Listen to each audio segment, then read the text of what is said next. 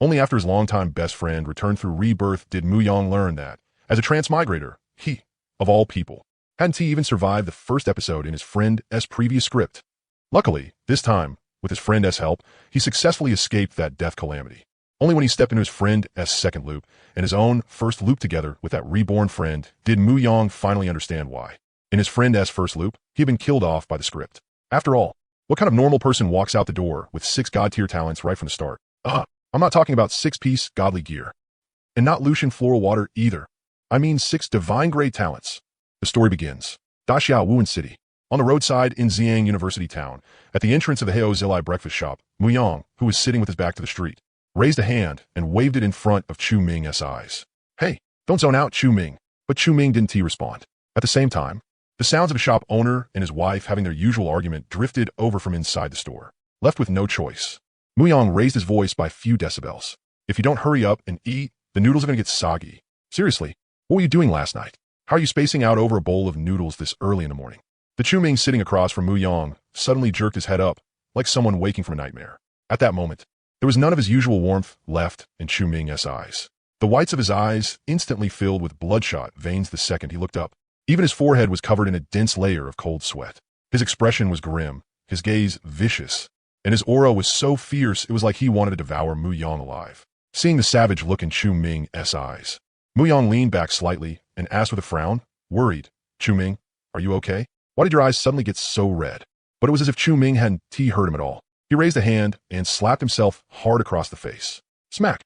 After feeling the pain, Chu Ming started muttering to himself. It hurts. I can feel pain.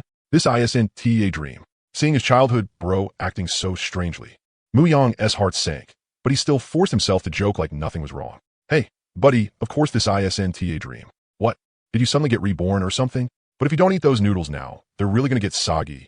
The moment those words left his mouth, it was like Chu Ming had extracted some crucial piece of information. With a serious expression, he muttered to himself, rebirth? That's right. I got reborn. What time is it now? As he spoke, Chu Ming swept his gaze around his surroundings, then looked back at Mu Yang in front of him and continued muttering. Small restaurant, noodles, Mu Yang. Looking at Chu Ming, who kept muttering to himself while his eyes grew brighter and brighter. The unease in Mu Yang's heart only grew heavier. Don't mess with me, bro. You might just had a nightmare. Fake rebirth. But I, Mu Yang, am a real transmigrator. And Mu Yang had over 20 years of proof to back that up. He was even the kind with a tiny cheat. Every time he fell into deep sleep, his consciousness would wake up again inside his own body. Although he couldn't control his body, he could access the memories in his mind and think things through, replaying everything. And in that state, not only was Mu Yang's thinking sharper than usual, he could also access 100% of the memories in his head. The only problem was that this state consumed a huge amount of energy from his body at night, which had made his appetite unusual ever since he was little. The amount of food for 3 to 5 people was only enough for one meal for Mu Yang. His parents had even thought he was sick and taken him to the hospital several times for examinations, only to stop after every test result came back normal. By now, relying on the accumulation from his previous life and this little cheat, Mu Yang had been living a pretty decent life. But now, looking at Chu Ming, who had been perfectly normal just moments ago, at the bloodshot eyes that had suddenly filled up and the drastic change in his temperament, Mu Yang's heart finally leaned toward the truth he least wanted to believe. But, crap, if Chu Ming's rebirth was real, then something bad had to be about to happen. Seeing that Chu Ming was still immersed in his own world, Mu Yang sighed, picked up some noodles from his bowl with his chopsticks, and started eating in big mouthfuls. No matter how huge the secret or change was, he could wait until after he filled his stomach. But before Mu Yang could even take a few bites, it seemed Chu Ming had already finished loading all his memories and sorted out reality from the future. He suddenly shot out his right hand and grabbed Mu Yang. Mu Yang, do you trust me? Even though Mu Yang's mind was already in chaos, he still tried his best to act normal.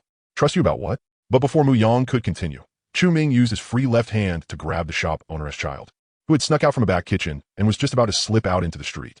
Just like that, with one hand gripping Mu Yang and the other holding the owner's child, Chu Ming said with a grave expression, in my previous life, you tried to play the good guy and help the owner drag this kid back. But the moment you stepped outside, a flower pot fell from the rooftop and hit you. The hospital couldn't save you. You died on the spot. This development feels kind of wrong. Me, Mu Yang, a dignified transmigrator, and in reborn Chu Ming's script, I didn't even survive the first episode. Boom! A huge muffled crash sounded from behind Mu Yang. One of the shattered ceramic fragments that exploded outward hit him squarely in the calf. The sudden falling object from above caused a slight wave of panic among the diners in the little shop and the pedestrians on the street. Fortunately, no one was hurt, and the people in the shop and on the street quickly returned to normal. At the same time, the last trace of doubt in Mu Yang's heart about Chu Ming being a reborn person was shattered by that fragment that had flown into his leg. Staring at the child in Chu Ming's left hand and the unending pain in his calf, Mu Yang instantly chose to believe Chu Ming. After the shop owner came out, thanked them repeatedly, and dragged the child back into the kitchen, Mu Yang grabbed Chu Ming's hand before Chu Ming could say anything else to prove that he was a reborn person. Bro, say no more. I believe you. I believe everything you said is true. So tell me, what changes are coming in the future? Is spiritual energy going to revive? Are aliens invading Blue Planet? Or is it something else? Mu Yang's sudden reversal in attitude actually made Chu Ming lose confidence instead. You accepted this that fast. Mu Yang Dog, I've already been a transmigrator for more than 20 years. The appearance of a reborn person in this world really doesn't seem strange to me at all. But in order not to reveal anything, Mu Yang still put on a serious face and explained to Chu Ming, you already said that in the previous life, I tried to be a good guy and died the moment I stepped outside. What has happened proved you were right. And even if what you said wasn't true and you were just messing with me, that still means you saved my life. So why would I have any reason not to believe you? After hearing Mu Yang's explanation, Chu Ming also calmed down from the urgent state he had been in right after being reborn, when he had been desperate to prove himself. Although he still wasn't completely sure whether Mu Yang truly believed him, he lowered his voice and said, I know you still don't fully believe me, but unimaginable changes are about to happen to the whole world. It's not convenient for me to say too much here. Let us go back to the dorm and talk. Okay, we'll head back to the dorm after we finish eating, Mu Yang replied. After finishing breakfast, the two returned to their university dorm. Mu Yang and Chu Ming's other two roommates were already gone before this. One had taken a leave of absence and gone home, while the other had moved out to live with his girlfriend. The school hadn't assigned any new roommates either. So now only Mu Yang and Chu Ming were living in the entire dorm. After closing the dorm door, Chu Ming began telling Mu Yang about everything he had gone through before his rebirth. Only after 2 hours did Mu Yang finally close the notebook he had been using to record some key information, under Chu Ming's somewhat ambitious gaze. After taking a deep breath, Mu Yang finally understood the various changes that would happen in the near future. According to Chu Ming, on the very night, Mu Yang had been unfortunately killed by a falling flower pot in his previous life. The entire blue star was met with a meteor shower that had remained outside all observation. Hidden inside the falling meteors were spatial coordinates that the star realm had planted in advance. Using those spatial coordinates, the star realm began releasing spirit energy particles into Blue Star. And on the morning after the meteor shower, once there was a sufficient concentration of spirit energy particles to support it, the hyperdimensional game officially began operating on Blue Star. No equipment was needed. The living beings of Blue Star could log into the hyperdimensional game through consciousness alone. Moreover, while playing the game, the player's physical body would enter an unknown space and be protected there. Logging into the hyperdimensional game would grant all kinds of powerful talents gifted by the system, and it would also allow players to quickly master various extraordinary classes and skills from the Star Realm. More importantly, once a player's level in the hyperdimensional game reached level 10, the strength and talents they possessed in the game could be manifested into their real-world bodies. It would take much time at all to turn an ordinary, unarmed person into an extraordinary class user with skilled techniques and astonishing power. For quite a long time, the people of every nation on Blue Star were immersed in the beauty brought by the hyperdimensional game. However, the sweetness brought by the game only lasted for half a year. Half a year later, the claws of the abyss also found their way to Blue Star. An endless stream of abyss monsters invaded Blue Star through spatial passages, turning the entire planet into a bloody meat grinder woven from blood and tears. In his previous life, Chu Ming had died surrounded by a horde of abyss monsters, although he didn't know why. Thankfully, the heavens had given Chu Ming a chance to start over. It had allowed him to be reborn to this period before the game descended, and it had even let him personally change the tragedy of Mu Yang's accidental death from his previous life. After closing the notebook, Mu Yang didn't speak to Chu Ming right away. Instead, he closed his eyes and took a few deep breaths first. Only after digesting the shock brought by Chu Ming's words did he finally ask, so before the hyperdimensional game starts, is there anything we can do in advance? Hearing Mu Yang's question, Chu Ming first thought for a moment, then lifted his chin and put on airs. A reborn man should act like a reborn man. Just listen to my arrangements. Noon is almost here. Order takeout first. Then after we eat, go prepare the carriage and horses. Once the two of us are full, hydrated, and well-rested, tonight we set out to chase that falling star. Ignoring Chu Ming's affected act, Mu Yang directly asked, you mean tonight we're going to look for those meteors you just mentioned? The ones that brought spirit energy particles to Blue Star? Exactly. Tonight, we're going to watch the meteor shower together. Chu Ming's answer was still anything but serious, but Mu Yang immediately figured out the key point. Tonight, Chu Ming wanted to use the spirit energy channel or the spirit energy particles to do something ahead of time. You want to come into contact with those spirit energy particles early? Hearing Mu Yang grasp his meaning right away, Chu Ming immediately said excitedly, "That's right. As expected of you. You actually saw through my plan that fast." Then Chu Ming stood up and began pacing back and forth in the dorm, as if he were answering Mu Yang's doubts, and also as if he were strengthening his own resolve. Right now, only through those meteors that are about to fall can we come into contact with a large, dense amount of spirit energy particles.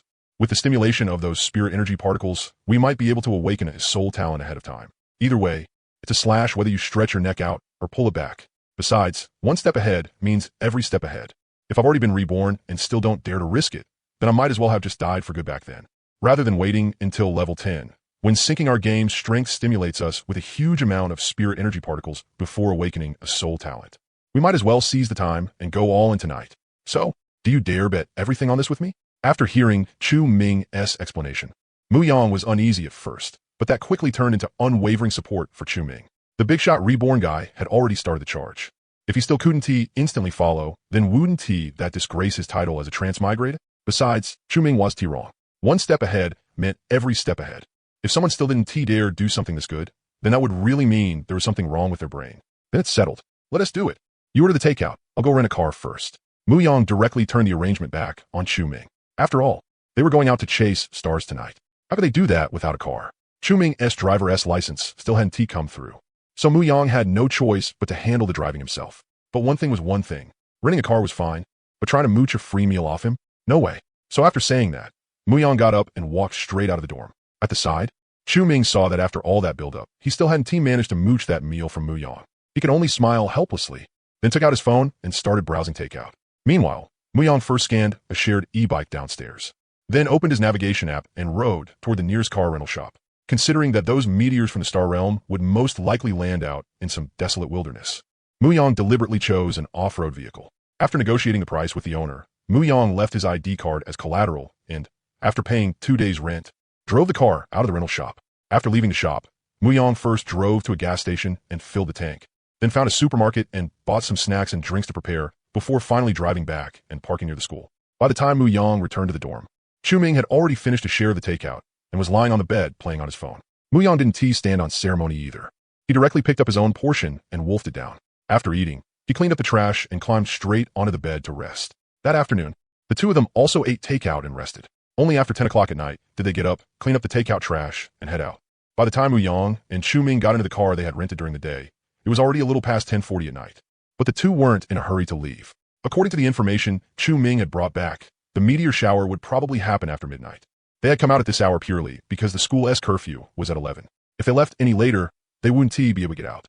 So the two sat in the car, eating snacks while waiting for the meteor shower to arrive. They waited until a little after 12 at night, when the originally pitch-black night sky suddenly turned bright. Countless meteors streaked across the sky, scattering toward the earth. The entire blue star was shrouded in an atmosphere that was both beautiful and eerie. But Mu Yang and Chu Ming had no mind to admire such a spectacle right now. After some patient observation, the two finally spotted the meteor that belonged to Wuhan City rapidly flying toward the northern outskirts beyond the city. The two tossed the unfinished snacks in their hands into a plastic bag, fastened their seatbelts, and started the car, heading toward the northern suburbs outside the city. After searching the outskirts of the city for more than an hour, the two were drawn by a flash of reflected light. They drove over and finally found a prismatic crystal stuck in the ground, about 3 meters tall and 1 meter wide. No need to doubt it. This was the spatial coordinate marker the star realm used to send spirit energy particles to Blue Star. The moment he saw the miraculous crystal pillar, Mu Yang quietly let out a sigh of relief. He got out of the car, walked up to it, patted it, and asked Chu Ming, "We found the thing, but how do we use it?" "Sit down against the pillar." Mu Yang immediately did as told, afraid the effect wouldn't be obvious enough. He even put in the effort to cross his legs, then looked at Chu Ming with anticipation. And then? Chu Ming didn't answer right away. Instead, he walked around to the other side of the crystal pillar and casually sat down before speaking. "And we just wait here. After all, I don't know when the star realm will start releasing spirit energy particles either. Sitting against the pillar is just so we can receive the baptism of the spirit energy particles to the greatest extent possible." Mu Yang scratched his head awkwardly. "So that is how it is. I thought there had to be some special procedure to awaken a talent." "What special procedure would there be for awakening a soul talent? Just like breathing?" "The awakening of a soul talent is the deepest underlying code this universe has written into every living being. It's the instinct of life itself. In worlds with spirit energy particles, living beings breathe air infused with them every day, so they naturally awaken soul talents. Of course, for living beings like us from a world without spirit energy particles, suddenly being hit by them gives a higher chance of awakening a stronger soul talent. That is why I brought you here to find this spatial coordinate marker. On one hand, I didn't want to waste time waiting for the spirit energy particles to spread through this world. On the other hand, I wanted to see whether we could gamble on getting a powerful soul talent in a stream of spirit energy particles with higher concentration and greater flow speed. After hearing Chu Ming's explanation, Mu Yang became a little uneasy and asked weakly, "So can I understand it as? What we're doing is basically asking for death." Asking for death? No, you want to die. The reason they're called spirit energy particles is because they're gentle. If you fail to awaken a soul talent this time, at most you just want to be able to endure the impact of the spirit energy particles and will pass out. Then the difficulty of awakening a talent later will increase by several dozen times. That's all. It won't be a big problem. Hearing Chu Ming's explanation, Mu Yang suddenly felt too drained to even complain. Haha, what kind of dark joke was this? But, since they were already here, good or bad, he had to take something back with him, right? Mu Yang took out his phone and checked the time. It was already 1:50 in the morning. The temperature around them was getting lower and lower, and the cold made Mu Yang pull his clothes tighter around himself as he leaned sideways against the crystal pillar. He stretched out the legs he had originally crossed, casually resting his left leg over his right. Crossing his arms, he closed his eyes to rest. In his half-dazed state, Mu Yang gradually fell asleep like that.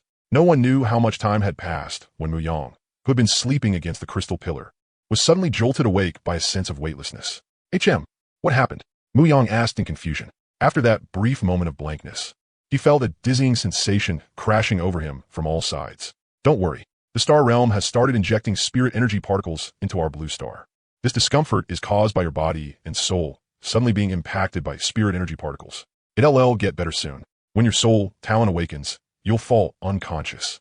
It won't last long, at most 1 or 2 hours. Don't worry, this is normal. Chu Ming was still patiently explaining on his side, but Mu Yang could no longer hear him. The moment he finished asking his question, the dizziness swept Mu Yang away, and he collapsed to the ground and fell unconscious. But at this moment, Chu Ming also felt himself getting dizzy. He followed suit and passed out as well, beginning the awakening of his own soul talent. About 2 hours later, Mu Yang slowly woke from his unconscious state.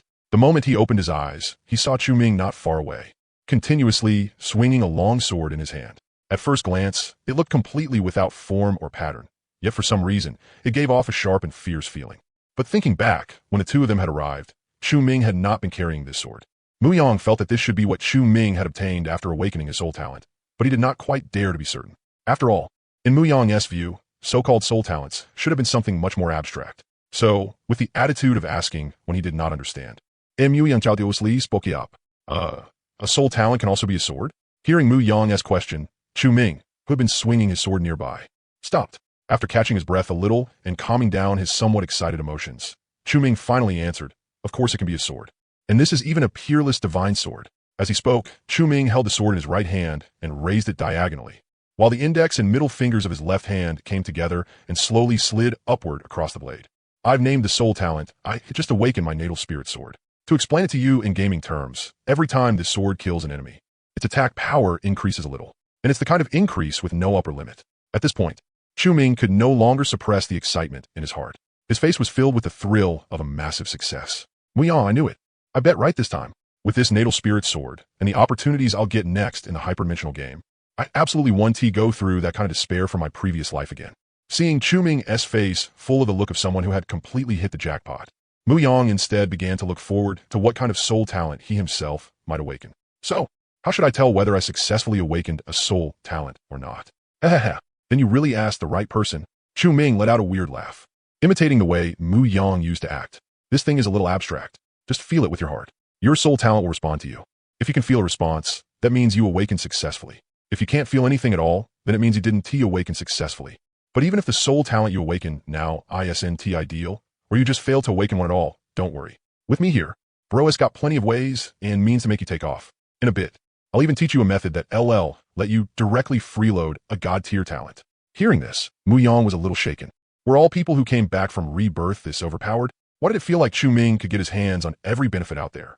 Then what did that make someone like him, who had transmigrated here? What, nothing? Even though his heart was surging with emotion, Mu Yang still closed his eyes and began trying to sense his own soul talent. Fortunately, before long, Mu Yang felt it. deep within his soul. He sensed soul talents that were tightly bound to him. But the soul talents Mu Yang sensed were not just one. He had actually awakened two soul talents at once.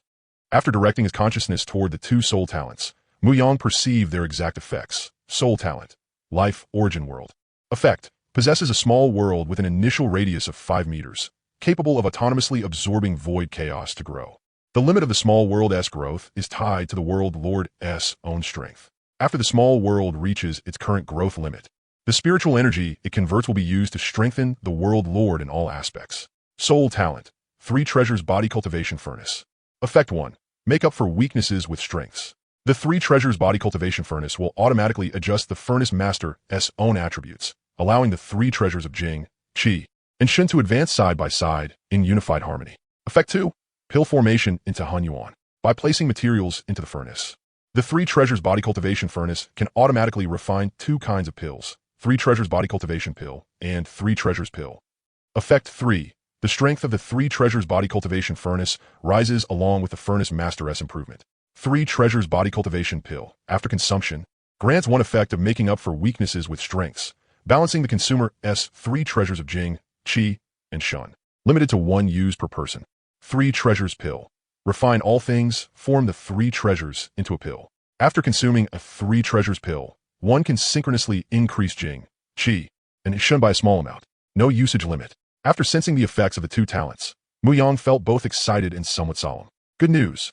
We transmigrators do not fall behind anyone in this life. One was a small world, and the other was a pill furnace. No matter where they were placed, both were absurdly powerful, enough to be called God tier. Bad news. The farming genes etched into his bones had started kicking in. Both were late-game type talents. They could not provide him with combat power right now the way Chu Ming's natal spirit sword could. Seeing Mu Yang's solemn expression, Chu Ming asked, "What's wrong? Don't tell me the talent you just awakened really isn't ideal?" After thinking for a moment, Mu Yang manifested the 3 treasures body cultivation furnace in front of himself and pointed at the miraculous furnace on the ground as he said to Chu Ming, "The soul talent I awakened is this furnace. It's called a 3 treasures body cultivation furnace." After Mu Yang's explanation, Chu Ming also came to understand the powerful aspects of Mu Yang's soul talent, especially the 3 treasures body cultivation pill that could let people respec their stats. For many powerful superhumans, such a miraculous ability was practically a supreme divine medicine. The effects of your soul talent are truly heaven-defying, but this is still far from enough. Not enough. Still not enough. I came back from rebirth, after all. How could I be satisfied with just this little bit of benefit? Huh, there are more benefits? Hearing Chu Ming's words, Mu Yang immediately asked, "That's right. Wait a moment. I'll send this to you on my phone." After saying that, Chu Ming took out his phone and began typing. Not long after, Mu Yang received a message from Chu Ming on his phone. It contained some codes and talent names. S001, Eye of Omniscience. S002, Holy Word. S003, Crystal Brain. S004, Life Origin Blood. S005, Starsea Spirit Abyss. S006, Elemental Dominion. S007, Hundredfold Amplification. S008, Spirit Devour. S009, Sublimation. S010, Sever. So the talents listed here are all ones we could get our hands on? After reading the codes and talent names, Mu Yang asked directly, "How can we possibly get all of them?" You're overthinking it. It's just that when the hyperdimensional game descends, you can use the code to exchange for the corresponding talent inside it. But each person is limited to one, first come, first served. And after exchanging for one of these talents, when the game system assigns random talents, your weight in the blue star server of the hyperdimensional game will increase, making it easier for you to obtain powerful talents. That way, all 3 of your soul talents will have guaranteed strength. Here, Mu Yang learned another new term from Chu Ming, weight, and also that the upper limit of soul talents a person could awaken should be 3. But before Mu Yang could ask more, Chu Ming immediately continued, "The soul talent I just awakened, the natal spirit sword, can increase attack power without limit. And in my previous life, I played as a warrior, so among these 10 talents, I plan to choose talent code S004, Life Origin Blood. It's a talent that can infinitely stack my physique. I'm telling you in advance. Don't let it happen that we pick the same one and end up handing this precious opportunity to someone else instead."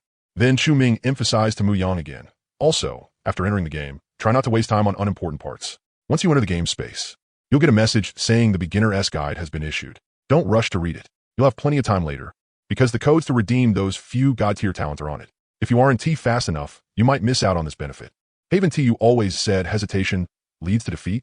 Don't end up wasting such a great opportunity because of hesitation. That would be truly ridiculous. Hearing Chu Ming stress it over and over, Mu Yang understood that he was not joking with him. So Mu Yang did not dare lower his guard. Got it. Nothing will go wrong when the time comes. Good. Then I'll get some rest first. Once daybreak comes, the hyperdimensional game 1TB far off. Seeing that Mu Yang had taken it seriously, Chu Ming finally let out a sigh of relief. Then he walked back to the car, reclined the passenger seat, and went asleep.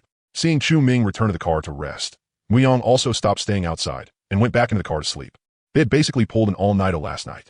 Luckily, neither of them had class today. Otherwise, it really would have been miserable. Early the next morning, what woke Mu Yang and Chu Ming was not an alarm clock or ideals, but the commotion of the hyperdimensional game descending. Still half asleep, the two were jolted awake by a system voice forcefully poured into their minds without discrimination. Ding. Language and script collection for planet number in 5946278323857851 completed. Spiritual energy particle deployment on the target planet has been completed. Detected concentration has reached the minimum operating standard for the hyperdimensional game. Constructing hyperdimensional game new server. Number in 5946278323857851. Server construction complete. Hyperdimensional game deployment complete. The cold mechanical voice exploded in the minds of every living being on Blue Star without exception. That transcendent power from an unknown world directly stirred up mountain collapsing, sea overturning waves in the hearts of Blue Star's living beings. Mu Yang and Chu Ming exchanged a glance in the car. Unlike everyone else's fear, their eyes were full of delight. It's here. The hyperdimensional game has descended. Players may log in by silently reciting intergame in their hearts. Welcome. Players of civilization number in 5946278323857851. Log into the game and evolve beyond the ordinary. The moment the mechanical voice in their minds finished speaking, Mu Yang and Chu Ming followed its instructions and began logging into the hyperdimensional game. After Mu Yang finished silently reciting it in his heart, he discovered that his consciousness had arrived in an unfamiliar space, with a system screen floating in front of him. Player has logged into the hyperdimensional game. Please enter your nickname. She. Nickname confirmed. Honored player. She. Would you like to adjust your appearance? No. Beginning real-world scan of player She. Your system panel will be generated shortly. Please wait patiently. Not long after, another notification sounded. Ding. Detected that player She possesses a special soul aptitude. 1 body, 2 souls. Upgrading your panel system. You will receive an exclusive panel for special aptitudes. Player panel generated. Hyperdimensional game beginner's guide has been issued. System guidance work completed. Wish you a pleasant game. Hearing the notifications continue to ring out, Mu Yang's thoughts instantly became active. Looks like that ability I had before, where my consciousness could still stay awake and move around after my body had fallen asleep, was probably the effect of this 1 body, 2 souls. If that was the case, then Mu Yang's room for maneuver was huge. According to Chu Ming's earlier, somewhat vague explanation, 1 person could carry 3 soul talents. That meant 1 soul could carry 3 soul talents. But now the hyperdimensional game system had detected that Mu Yang belonged to the special soul aptitude of 1 body, 2 souls. In other words, Mu Yang could carry 6 soul talents. Huh. Chu Ming, Olhat Chu Ming, even if you've returned through rebirth, you probably still never expected your big brother here to have a little cheat on him. Since the game system has already caught me red-handed, then I can only reluctantly admit it. No problem. The cheat is on. After the notification ended, the words player panel appeared on the system screen before Mu Yang. Mu Yang directly opened his system panel and found that at the very bottom of the panel, there really were 2 redeem code options. After clicking them, 2 dialog boxes popped up before him, one on the left and one on the right. Please enter redeem code. Please enter redeem code. Mu Yang got both hands working at the same time and, following the thought deep in his heart, entered different talent redeem codes into the 2 dialog boxes. S003, S005. Although he had not seen their specific effect descriptions, judging by the literal meaning, these 2 talents should be in the same series as the talents Chu Ming had chosen. They should both be soul talents of the type that could let one of his attributes grow without limit. Although Mu Yang had also lived through 2 lives, he did not think he had any talent for combat. So compared to those players who pulled off extreme maneuvers and fought hot-bloodedly in both the game and reality, Mu Yang chose to stack his stats to the limit, using overwhelming numerical superiority to crush his enemies. Congratulations, player She, for successfully using redeem codes. Redeem codes S003 and S005 have become invalid on the server planet number in 5946278323857851. Would the player like to begin drawing random talents? What was there to hesitate about? Mu Yang directly chose yes. Ding. Talent draw successful. Player may check through the personal panel. After returning to the personal panel, Mu Yang saw that 6 talents were already fully listed on his attribute panel. The two soul talents he had awakened before the game descended had also undergone adaptive adjustments for the game world. Player nickname, She, number, 857851103002. Class, none. Talents, 1. Life source realm, quality, mythical. Gamified effect. The player possesses an exclusive, unlimited storage space in the game. All kinds of recovery effects are increased by 10 times. When the player's level cannot increase due to class restrictions, the 5-dimensional attributes will automatically increase by current level 001 points per second.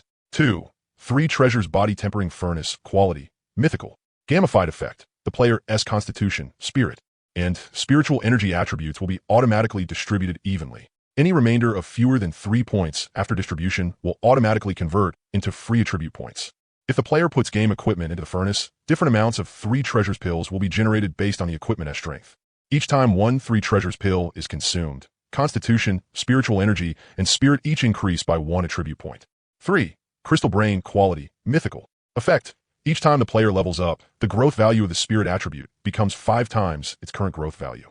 Each time the player kills a monster not lower in level than himself, he gains 1 point of spirit. After completing the class trial, this talent will transform into a soul talent. 4. Starsea Spirit Abyss, quality, mythical. Effect.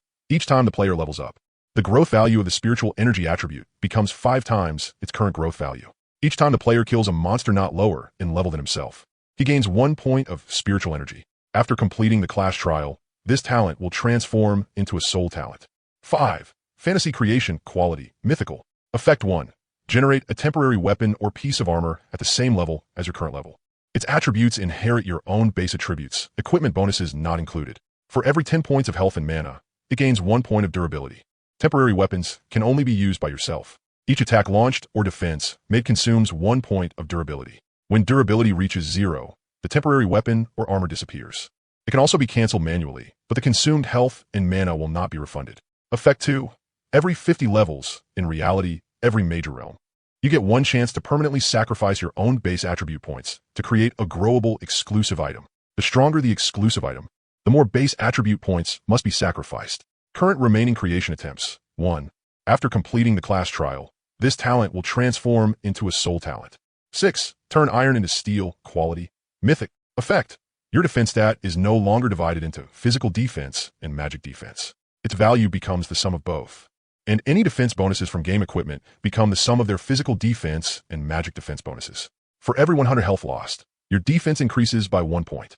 After completing the class trial, this talent will transform into a soul talent. Talent, skill, weapon equipment, and potion qualities are uniformly ranked as black iron, bronze, silver, gold, platinum, diamond, epic, legendary, mythic. Through the exchange code, Muyang chose 2 talents that could increase attributes without limit. The randomly rolled talents were also all extremely powerful. One could create exclusive equipment by sacrificing base attributes, and one could continuously stack up his defense. Very good. This was exactly what numbers were all about. This opening was basically starting the game with 6 gods gear. No, it was starting with 6 god tier talents. With the talent part settled, the next step was choosing an initial class. After that, he could officially enter the world of the hyperdimensional game and start fighting for his future. Then Muyang opened the list of initial classes and started reading through it. The hyperdimensional game provided 11 starting class templates: warrior, knight, assassin, archer, shield guard, psychic, mage, arcanist, priest, ritualist, and paladin. Aside from priest, ritualist, and paladin, whose level 0 starting attributes were 12 points, every other class started with 10 points at level 0. But if Muyang wanted to choose priest, ritualist, or paladin, he would need to offer faith to the gods of the astral realm. As a staunch warrior of materialism, and a faithless man flexible enough to adjust his bottom line, Muyang naturally had no intention of considering those 3 classes. What was more, because of his special soul aptitude, one body, twin souls, when choosing a class template, he could choose 2 class templates, and the system would automatically stack their attributes onto a single status panel. In other words, his starting stats would be far higher than other people's. After weighing the traits of each class along with his own talents, Muyang chose Arcanist and Psychic, the 2 classes with the highest starting spirit power and mind among the 5 attributes of strength, constitution, agility, spirit power, and mind. Psychic. Health, 150, 100 constitution, 50. Mana, 150, 100 spirit power, 50. Physical damage, 4, strength 3, constitution 1. Magic damage, 14, spirit power 2. Mind 2, physical defense, 3, constitution 3. Magic defense, 8, spirit power 2, mind 1. Strength 1, constitution 1. Agility 1. Spirit power 1. Mind 6. Arcanist. Health, 150, 100 Constitution, 50. Mana, 400, 100 Spirit Power, 50. Physical damage, 4, Strength 3, Constitution 1. Magic damage, 14, Spirit Power 2. Mind 2, Physical defense, 3, Constitution 3. Magic defense, 13, Spirit Power 2, Mind 1. Strength 1, Constitution 1. Agility 1. Spirit Power 6. Mind 1. After choosing his initial class, Muyong's status panel changed again. Game nickname, Sheet ID, 8578511030007. Class, Arcanist. Psychic. Level, 0, 0, 200. Health, 450, 100, 100 Constitution, 50. Mana, 450, 100, 100 Spirit Power, 50. Physical attack, 11, Strength 3, Constitution 1. Magic attack, 20, Spirit Power 2, Mind 2. Defense, 30, Physical defense Constitution 3. Magic defense Spirit Power 2. Mind 1. Strength 2. Constitution 5. Agility 2. Spirit Power 5. Mind 5. Soul talents, Life Origin Realm, 3 treasures Body Tempering Furnace, Crystal Brain, Starsea Spirit Abyss, Fantasy Creation. Turn iron into steel. Free attributes, 1. After locking his classes, the attributes from Muyong's 2 classes were automatically merged on the panel as well. The experience required for each level became double the original amount. With a quick calculation, that extra 1 free attribute point was the result of the 3 treasures Body Tempering Furnace after integrating Constitution, Mind, and Spirit Power. The personal panel produced by combining the 2 class templates let Muyong take a solid first step down the path of high damage in the left hand and high damage in the right hand. Muyong was very satisfied with this. After all, the most basic logic applied everywhere. Only those who could stay standing had the right to talk about damage output. What was more, with the support of the 3 treasures Body Tempering Furnace, Crystal Brain, and Starsea Spirit Abyss, Muyong's offensive power would rise very quickly. Ding! Congratulations, player Shi, on successfully unlocking your initial class template. A beginner village will now be randomly assigned to you. Notice, each beginner village has a player cap of 1,000 people. The first 10 players to break through level 10 will receive beginner rewards. Go find the village chief to learn skills and begin your adventure. After another round of notification sounds, Muyong suddenly saw everything brighten before his eyes. The harsh light made him shut them reflexively. When Muyong opened his eyes again, he found himself standing in front of a small courtyard. A sign was planted in front of the courtyard, and written on it was LX000049. It was not hard to tell from the sign that the beginner village Muyong had been assigned to was beginner village number 49, a very early number. Looking in through the entrance, there was an unknown large tree growing in the center of the yard, and beneath it stood an old man with white hair and beard, leaning on a cane. Muyong looked around. He was the only one here so far. No other players had arrived yet, but they probably would soon. Not daring to waste time, Muyong immediately stepped into the small courtyard in front of him. But the moment he entered the village chief's courtyard, the old man inside, who had originally been dozing off, sensed Muyong's presence. Without even waiting for Muyong to speak, the beginner village chief waved his hand and teleported Muyong to a patch of grass in front of a stretch of farmland. That efficient? But old man, why are you not following the script at all? Shouldn't the normal routine be you grabbing my hand excitedly, telling me all about how hard life is in the little village, and then begging this brave outsider to help you resolve your disasters and troubles? How come this old man didn't say a single word before sending me away? Where the hell did this dump me?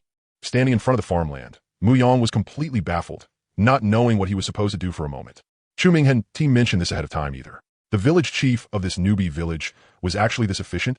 Not even a single line of dialogue, just straight to work? Fortunately, Muyong had read plenty of novels and played plenty of games. When you run into a situation like this, don't panic. Open the character panel first. So Muyong opened his character panel and saw 3 message prompts on it. One was a notice that the newbie village chief had given him beginner equipment. Another gave him the chance to pick 2 starting skills from the skill shop. The last was his first beginner quest: clear out 20 wild rabbits that are damaging the village crops. Sure enough, even if the NPC didn't say a single word, this was still the classic game opening with killing rabbits.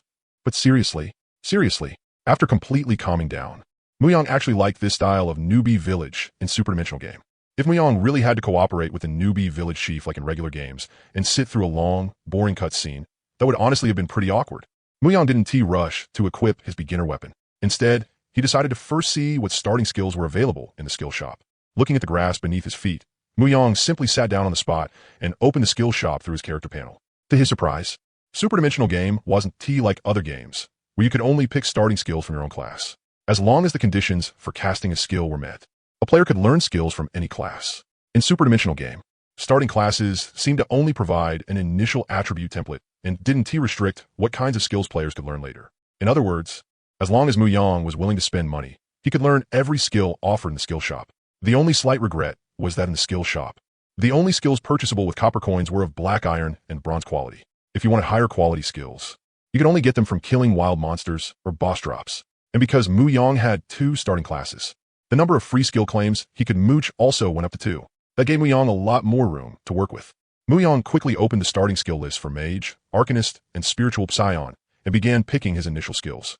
After careful consideration, Mu Yang used his exchange qualifications and chose Skeleton Summoning Swarm, Bronze, from the Mage system and Arcane Healing, Bronze, from the Arcanist system. After clicking Learn, Mu Yang saw the detailed effects of the 2 skills on his attribute panel. Skeleton Summoning Swarm, Bronze, skill level 1. 0-100 consumes 200 mana points to summon 5 little skeletons to fight for you. The little skeletons inherit 60% of your basic attributes, excluding equipment bonuses. Their activity range is 5 plus 20 times spirit attribute, meters, and at most 5 little skeletons can exist at the same time. Arcane Healing, Bronze, skill level 1. 0-100 consumes 100 mana points to fire a healing ray at a target, restoring 50 health points. Skill casting speed is 1 plus agility 10 times per second. These 2 skills were carefully selected by Mu Yang. In the skill shop, they were among the very few skills that had no cooldown restriction. In other words, as long as Mu Yang had enough mana, he could cast these 2 skills anytime. They were definitely top tier, even among excellent skills. Then Mu Yang looked at the equipment the village chief had given him. A 3-piece set of beginner staff, beginner robe, and beginner shoes. Beginner staff, level 0, quality, black iron, class, mage, arcanist, effect, spell attack +1. Beginner robe, level 0, quality, black iron, class, mage, arcanist, effect, spell defense +1. Beginner shoes, level 0, quality, black iron, class, mage, arcanist, effect, agility +1. After reading the equipment stats, Mu Yang changed into the beginner robe and beginner shoes. Skeleton Summoning Swarm didn't benefit from the staff bonus, and Arcane Healing was fixed cost fixed recovery anyway, so there was no need to waste effort carrying the staff. Then Mu Yang raised his hand and summoned 5 little skeletons in front of himself, directing them toward the fields. Time to complete the beginner quest. They're just wild rabbits. With my skeleton generals here, once you come, don't even think about leaving alive. As soon as Mu Yang stepped into the farmland, the previously empty fields automatically spawned dense clusters of wild rabbits. Why choose a summoning skill if there's machinery to do the work? Who do still want to suffer personally? So Mu Yang stopped at the edge of the farmland near the grass and had the 5 skeletons attack a nearby wild rabbit together. Because these guys were his summons, Mu Yang could see their basic attributes through his character panel. Little skeleton. Quality, black iron. Level, 0. Health, 270. Mana, 270. Physical attack, 7. Spell attack, 12. Defense, 15. But Mu Yang didn't have an appraisal skill yet, so he couldn't see the wild rabbit's exact stats. He could only estimate its basic attributes through the combat log while the 5 skeletons surrounded and attacked it. Your summon attacked the wild rabbit. Wild rabbit health -2, 5. Your summon was attacked by the wild rabbit. Health -5. After the same combat record refreshed 10 times, Mu Yang saw the battle result. Your summon killed wild rabbit 1. You gained experience 2, copper coins 5, rabbit meat 1, damaged inferior fur 1. You killed level 0 wild rabbit 1. Crystal brain effect triggered. Your spirit +1. You killed level 0 wild rabbit 1. Starsea spirit abyss effect triggered. Your psionic power +1. 3 treasures body cultivation furnace effect triggered. Your free attributes +2. Seeing that just a single wild rabbit had brought him such huge gains, Mu Yang couldn't help sighing. No wonder so many people like using cheats in games. Now he understood. Cheating really was awesome. And from the combat log, it was easy to tell that the wild rabbit had 100 health, 20 attack, and 5 defense. If all 5 little skeletons attacked together, they could kill one in less than half a minute. And with the support of those 2 talents that could stack attributes infinitely, the little skeletons would only kill wild rabbits faster and faster. After casting an arcane healing on the badly injured little skeleton to restore its health, Mu Yang directed them to continue slaughtering wild rabbits.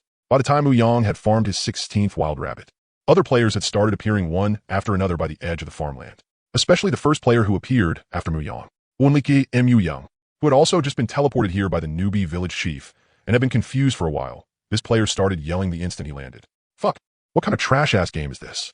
No prompt at all, and it just dumped me over here? Is this even still in the country? The fuck are you talking about? Of course this isn't in the country. We're in the damn game. At the same time, new players kept appearing around him. Some looked delighted, some were full of worry, and some were completely dumbfounded. A Aside from a small number of people who opened their personal panels after a brief adjustment, most of them hadn't received enough guidance from the novice village chief. So when they saw some players throwing their heads back and shouting at the sky, they all started chiming in too, turning the whole lawn into a chaotic mess. In the middle of the chaos, someone suddenly shouted, "Look, there are actually skeleton monsters in the farmland hunting wild rabbits. Someone must have come before us. Everyone, stop for a second. Find that person first. He definitely knows something." Those words made Muyang a little unhappy. He had just been lying leisurely among the crops, happily waiting for his little skeletons to farm monsters. But with the spirit of everybody wins, Muyang slowly stood up from the field and shouted to the crowd in the open area, "If you don't know what to do next, just open your own status panel. There are novice rewards and quest prompts on it. Those who came earlier, remember to explain things to the ones who came later. Help each other out." "Really? Holy shit. Thank you, big bro." After briefly telling the people by the field what to do, Muyang had no intention of talking with them any further. He lay back down where he was and continued controlling the little skeletons in the distance as they worked hard on his great rabbit farming cause. When the little skeletons Muyang had summoned finished off 20 wild rabbits, the familiar mechanical voice rang out by his ear.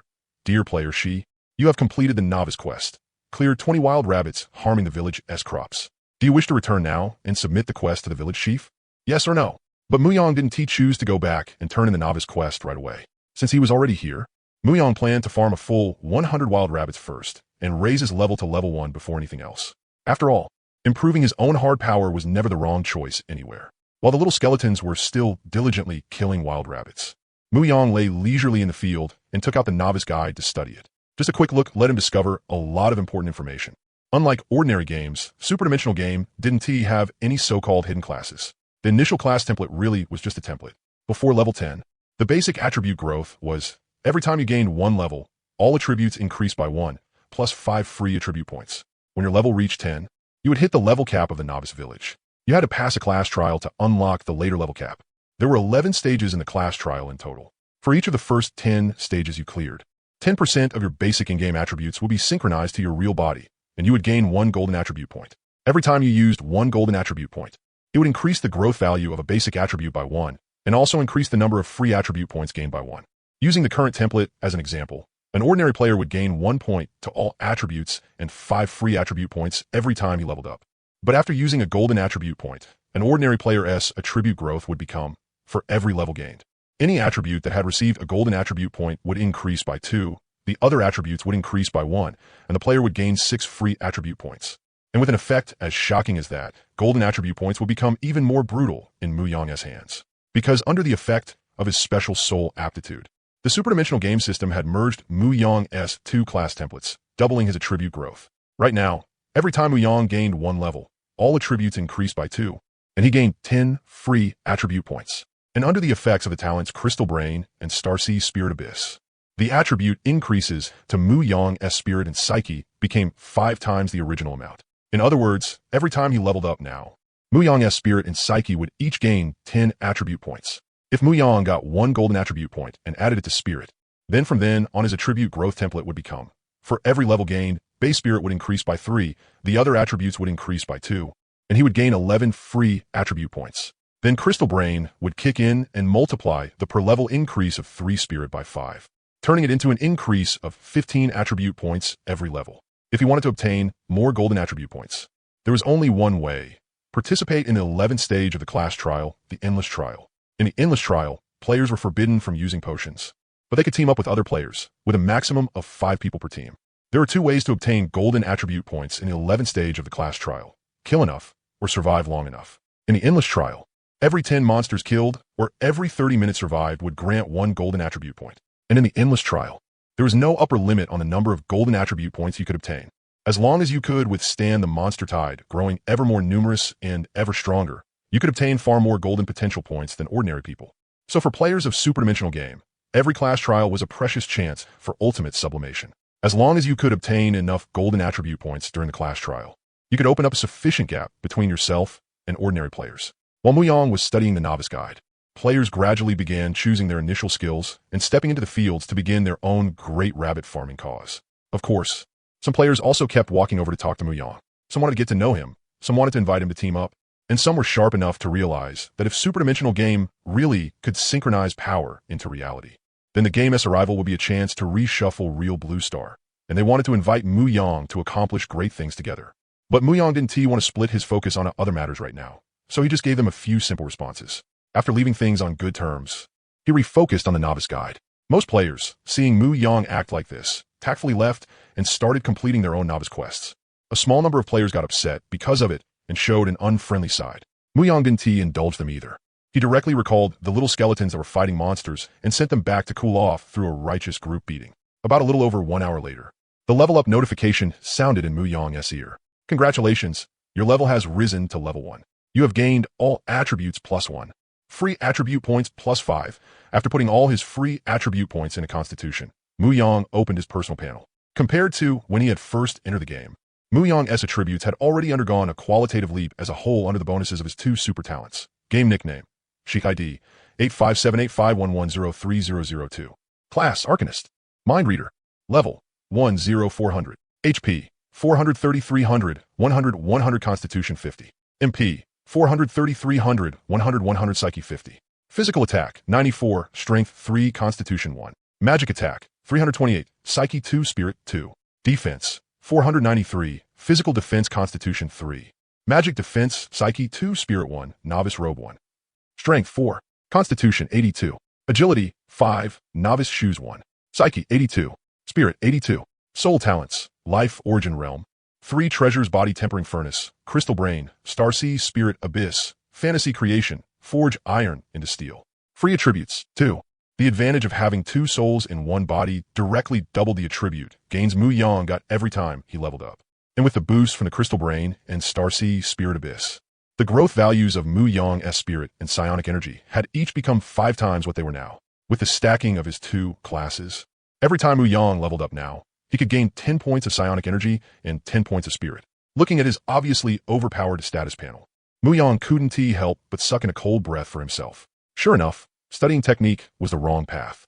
He had to firmly walk the route of stat inflation. It had been less than 2 hours since the hyperdimensional game descended, and Muyang's HP and mana had already reached a terrifying 4,200. And under the coordination of cast iron into steel, Muyang's defense had directly risen to over 400. Looking at these absurdly excessive stats of his, Muyang wasn't even sure anymore whether there were any low-level monsters left that could break his defense and injure him. For Muyang, after reaching level 1, continuing to kill wild rabbits no longer had any meaning.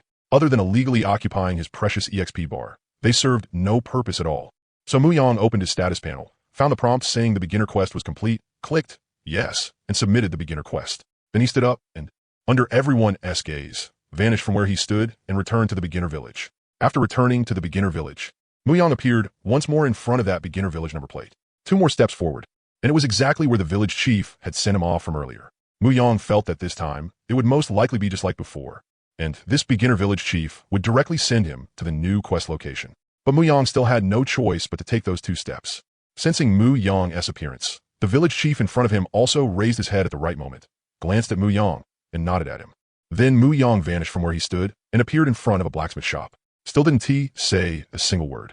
Still this efficient. But Muyang was no longer that confused kid from before. At a time like this, if someone still didn't know to proactively open their personal panel and check the quest changes, that would really be a little rude. Sure enough, the moment Muyang opened his personal panel, he saw a whole string of notifications on it. Congratulations, player, she has completed the beginner quest and obtained rewards. 60 XP, 200 copper coins. Congratulations, player, she has successfully unlocked the beginner village map. Congratulations, player, she has successfully activated the friend system. Congratulations, player, she has successfully activated the game forum. Congratulations, player, she has successfully activated the trading system. Congratulations, player, she has successfully unlocked the skill shop. Congratulations, player, she has successfully unlocked the system shop. Oh, the beginner quest actually rewarded EXP? Wasn't this just pure trouble? Among that long string of system notifications, the 60 EXP rewarded by the beginner quest really made Muyang feel awful. Although he didn't know how much EXP a level 1 wild monster was worth, those 60 points of EXP directly cost Muyang at least 40 points of attributes. Fortunately, when the quest had first been completed, Muyang hadn't chosen to immediately come back and turn it in. Instead, he patiently raised his level to 1 first. Only after continuing to kill wild rabbits, no longer gave attribute bonuses, did he come back. Otherwise, the loss would been huge. So Muyang took a few steps back. After carefully sizing up the blacksmith shop in front of him, he turned around and left directly. At the same time, Muyang secretly made up his mind. Before level 10, He wouldn't be taking any of the various quests in this hyperdimensional game, and he would also avoid fighting bosses whenever possible. After all, not only did bosses give high EXP, but their attribute rewards were also lower. The EXP from killing one boss was enough for Mu Yang to kill a whole bunch of small monsters. What was the point of fighting bosses? Was it going to give you a few extra attribute points? From now on, he had to resolutely avoid getting hooked on bosses and completing game quests. Unless his EXP was completely capped, Mu Yang wouldn't touch a single bite of that poisonous cake called bosses. Still, it was only after Mu Yang completed the first beginner quest that more than half of the hyperdimensional game S functions were officially unlocked. As for the follow-up quest, solve the blacksmith S troubles. It would trigger as long as Mu Yang stepped into the blacksmith shop. But Mu Yang had absolutely no intention of doing that quest. He opened the beginner village map and followed its directions toward the spawn point of the level 1 wild monsters outside the village. After all, doing quests would only squeeze the room his talent had to perform. Massive numbers of same-level small monsters were the real key to his growth. Looking at the beginner village map provided by the system, Mu Yang thought it was pretty interesting. It was like a shooting target. The beginner village was surrounded on all sides by 10 monster zones. The closer to the beginner village, the lower the monsters' levels. The farther outward, the higher the monsters' levels. Mu Yang looked at the level 1 wild monsters nearby and thought the beach by the sea near the village entrance looked pretty good. When Mu Yang stepped onto the beach, just like wild rabbits spawning in the fields, monsters started appearing on the beach in an endless stream. Unlike the farmland area where only wild rabbits spawned, the beach spawned 3 kinds of monsters: sea turtles, crabs, and lobsters. After using his skill to summon 5 little skeletons that inherited his terrifying level, Mu Yang arranged for them to continue farming monsters on the beach just like before. Just as they had previously, the 5 little skeletons surrounded a crab and started crazily outputting damage. Occasionally, when a small monster managed to hit one of the little skeletons, Mu Yang would quickly cast arcane healing on the injured skeleton that let the little skeletons stay in combat condition at all times. In just a few short seconds, a string of records appeared on the panel. Your summon has killed Crab 1. You have gained 3 EXP and 7 copper coins. You have killed level 1 Crab 1. Crystal Brain effect triggered. Your spirit +1. You have killed level 1 Crab 1. Starsea Spirit Abyss effect triggered. Your psionic energy +1. 3 Treasures Body Cultivation Furnace effect triggered. Your free attributes +2. The EXP gained from killing level 1 wild monsters hadn't increased by much. It was only 1 point more than what killing level 0 wild monsters gave. Watching the little skeletons head toward another monster, Mu Yang sat down on the spot and began calculating on the beach. After scribbling on the sand for a while, Mu Yang quickly got the result, counting the previous 60 EXP reward and the current 3 EXP. Before reaching level 2, he could still kill another 113 level 1 wild monsters. While the little skeletons entered their immersive monster farming mode, Mu Yang opened the newly unlocked skill shop. Having the little skeletons farm monsters really did feel great, but the one flaw was that the little skeletons could only deal physical damage. So the little skeletons summoned after using the skill also inherited Mu Yang's physical attack. And that just happened to be what Mu Yang wasn't good at. Right now, Mu Yang's physical damage was only 92 points. The little skeletons could inherit 60% of his attributes, which meant they had 55 points of physical damage. Although that was far higher than other players of the same level, compared to Mu Yang's spell attack, it really was a bit lacking. He couldn't just let all the stats these little skeletons worked so hard to farm go to waste. Could he? So Mu Yang left the little skeletons to AFK farm wild monsters while he opened a skill shop and started studying it. The method for obtaining skills from the skill shop was very simple. Just spend copper coins to buy them directly. At the current stage, among the skills Mu Yang could buy, the cheap ones only cost 1 or 200 copper coins, while the strongest ones were the 5 basic beginner passive attribute skills, each priced at 10,000 copper coins. Mu Yang clicked in and took a look. Every one of them could provide 10 points of base attributes. The 3 beginner attribute passive skills for Constitution, Spirit Power, and Mind could also increase health, mana, and spirit recovery by 10. The beginner attribute passive skills for Strength and Agility increased attack power and speed. What made Mu Yang click his tongue even more was that these basic passive attributes could not level up through repeated use like active skills could. If he wanted to raise the level of these skills, he had to buy duplicate skill books from the skill shop to upgrade them. Trying to max out these passive skills was basically like pouring money into a bottomless pit. Mu Yang instantly lost the desire to buy them. Of course, aside from that, the skill shop had plenty of other skills that gave Mu Yang a powerful urge to splurge. Thankfully, every time Mu Yang clicked purchase, the system would gently remind him that his copper coin balance was insufficient and he could not buy that skill. In the end, from the basic skills of the Mind 9 Masterclass, Mu Yang chose a skill worth 500 copper coins. Beginner Object Control. Beginner Object Control, Black Iron, can simultaneously control 3 telekinetic weapons with mental power to launch attacks. Each attack deals Mind 0.3 plus telekinetic weapon attack attribute, damage. Attack radius, Mind 0.4 meters. Skill release speed. 1 plus agility divided by 10 times per second. The reason he chose this skill was because Mu Yang wanted to explore the pair of slacker brothers he had randomly obtained for the hyperdimensional game system: the soul talent, fantasy creation, and cast iron into steel. The talent, fantasy creation, had two abilities. One was creating temporary equipment that inherited his base attributes, but this required consuming health or mana as the durability of the temporary weapon. Every 10 points of health or mana consumed could provide 1 point of durability to a temporary weapon. The other ability was permanently sacrificing his own base attribute points to freely create a growth-type exclusive item. The more attribute points sacrificed, the stronger the exclusive item created would be. After completing the class trial, this talent would transform into a soul talent, and the exclusive item would also sink into reality. As for cast iron into steel, its effect was every time Mu Yang lost 100 points of health, his defense attribute would increase by 1. That was why, after careful thought, Mu Yang chose the skill Beginner Object Control. On one hand, he wanted to use fantasy creation to continuously produce telekinetic weapons for himself. On the other hand, Mu Yang wanted to see if he could use this to create synergy between fantasy creation and cast iron into steel. By using fantasy creation to consume health and create disposable telekinetic weapons, he could stack the passive effect of cast iron into steel and raise his defense attribute. Then he could freeload off the newbie village's high automatic recovery bonus and quickly restore the health consumed in making those disposable weapons. More importantly, the soul talent, life source world, that Mu Yang had awakened before entering the game could provide him with infinitely large storage space in the game. That meant Mu Yang did not need to worry about having nowhere to store all these temporary weapons. This way, he could create a happy cycle of hyperdimensional game support, absurdly high defense, and a warehouse full of weapons. In short, stepping on his left foot with his right foot and ascending on the spot. Then, through the skill Beginner Object Control, he could fire out all those temporary weapons and brutally dump his huge damage onto those wild monsters, winning once again. If this line of logic really worked, then Mu Yang would truly be Qin Shi Huang touching a power line, winning so hard it would go numb. So after exchanging for and learning Beginner Object Control, Mu Yang immediately began testing it. The activation of fantasy creation was magical, like having every wish fulfilled. Mu Yang merely thought about generating a treasured sword in his mind, and a treasured sword really did slowly appear in front of him. Moreover, the sword in front of him kept changing along with Mu Yang's thoughts. At times it became a massive, steady greatsword, and at times it turned into a majestic 8-sided Han sword. The material of the sword also kept changing with Mu Yang's thoughts, at times becoming crystal clear like a high-grade gemstone crystal, and at times becoming dark and heavy like cold iron from the deep sea. Then Mu Yang dispersed the sword before him and tried generating multiple weapons at once. The result also left Mu Yang satisfied. With a shift of his thoughts, 10 metal spears gleaming with cold light slowly appeared in front of him.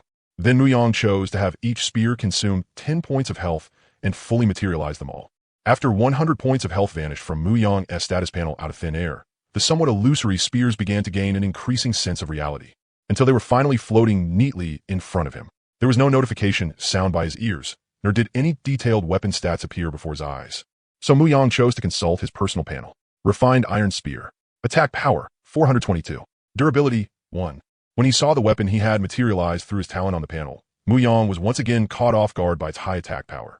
Mu Yang had originally thought that weapons made through fantasy creation would only inherit his physical attack value. He had not expected that its attack calculation method would actually add together his physical and magic attack values. This unexpected surprise instantly made Mu Yang extremely excited. Wasn't he that sweet one-shot kill about to arrive? And the other talent, cast iron into steel, also brought good news on Mu Yang's panel. Your health has decreased by 100, triggering the effect of cast iron into steel. Your defense attribute, +1. It actually worked. While he was still delighted, Mu Yang casually cast 2 arcane healing spells on himself. After restoring the health he had consumed back to full, Mu Yang activated the skill Beginner Object Control and tried controlling the spears before him. There was not the slightest obstruction. Mu Yang easily controlled 3 of the spears and made them fly up. Mu Yang's current mind attribute was 82 points, and the attack radius of Beginner Object Control was -0.4 meters. In other words, Mu Yang could now control the spears to attack wild monsters within a radius of 32 meters around him. Of course, the beach was currently packed densely with wild monsters, so there was no need for Mu Yang to push the skill to its limit at all. Whoosh, whoosh, whoosh. After the sound of 3 spears slicing through the air, 3 crisp metallic shattering sounds soon came back from the distance. Yet only 1 kill record appeared on Mu Yang's panel. You used Beginner Object Control to kill Sea Turtle 1. You gained Experience 3, Copper Coin 6. Fragmented Turtle Shell 1. You killed Level 1 Sea Turtle 1. Crystal Brain effect triggered. Your mind +1. You killed level 1 Sea Turtle 1. Starsea Spirit Abyss effect triggered. Your spirit power +1. 3 Treasures Body Cultivation Furnace effect triggered. Your free attributes +2. The damage was enough, but the accuracy was still a bit lacking. Looks like he had to save up copper coins and buy beginner mental lock on too. Otherwise, it would be a bit of a waste for these weapons he made by spending his own health. After finishing his experiment, Muyang directly put away the remaining 7 spears in front of him. After recalling the little skeletons to keep farming monsters around him, Muyang began crafting weapons on the spot. With his previous experience making iron swords and spears, Muyang's ideas for disposable weapons became much bolder this time. This time, he designed the weapon as a crystal-clear stellar spear, with a galaxy seemingly flowing inside it.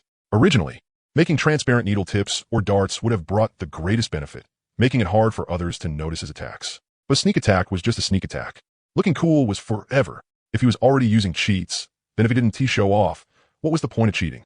After finalizing the design of the new spear, Muyang immediately began manufacturing ammunition reserves in groups of 100. After consuming 1,000 health points, Muyang's defense stat increased by another 10 points. Adding the 1 point from crafting refined iron spears, his defense directly rose to 504.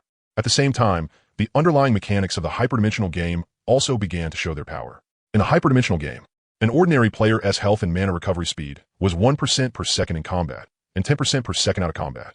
But with the blessing of his talent, Life Origin Realm, Muyang's recovery speed reached 10% per second in combat and 100% per second out of combat. Muyang didn't even need to cast Arcane Healing on himself. The chunk missing from his health bar visibly began filling back up. The speed was practically like having an engine installed. The 1,000 health points consumed to make 100 stellar short spears recovered completely in less than 3 seconds. But before Muyang could continue crafting the next batch of spears, he suddenly felt that he had leveled up again.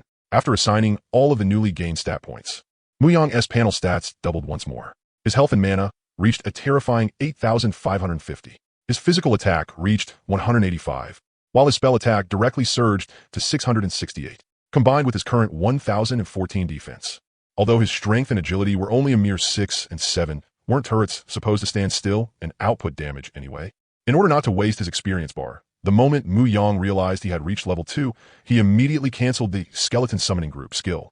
He firmly refused to give the little skeletons any chance to stab him in the back. After reaching level 2, Muyang looked at the now empty beach without any attachment and strode away from this level 1 monster spawn point. Next, he had to find a suitable level 2 monster spawn point. After all, his talent could only take effect when he killed monsters at a level not lower than his own. So only by hurrying to a level 2 monster spawn area and continuing to grind could he keep pushing the snowball of his stats. Meanwhile, the vast majority of players in Novice Village were farming materials at another level 2 monster spawn point, Abandoned Mine, carrying out the follow-up task for the Blacksmith Commission. During the time Muyang had been continuously killing mobs, most players had already raised their level to 3 through the main quest line. Muyang looked at the discussions on the game forum.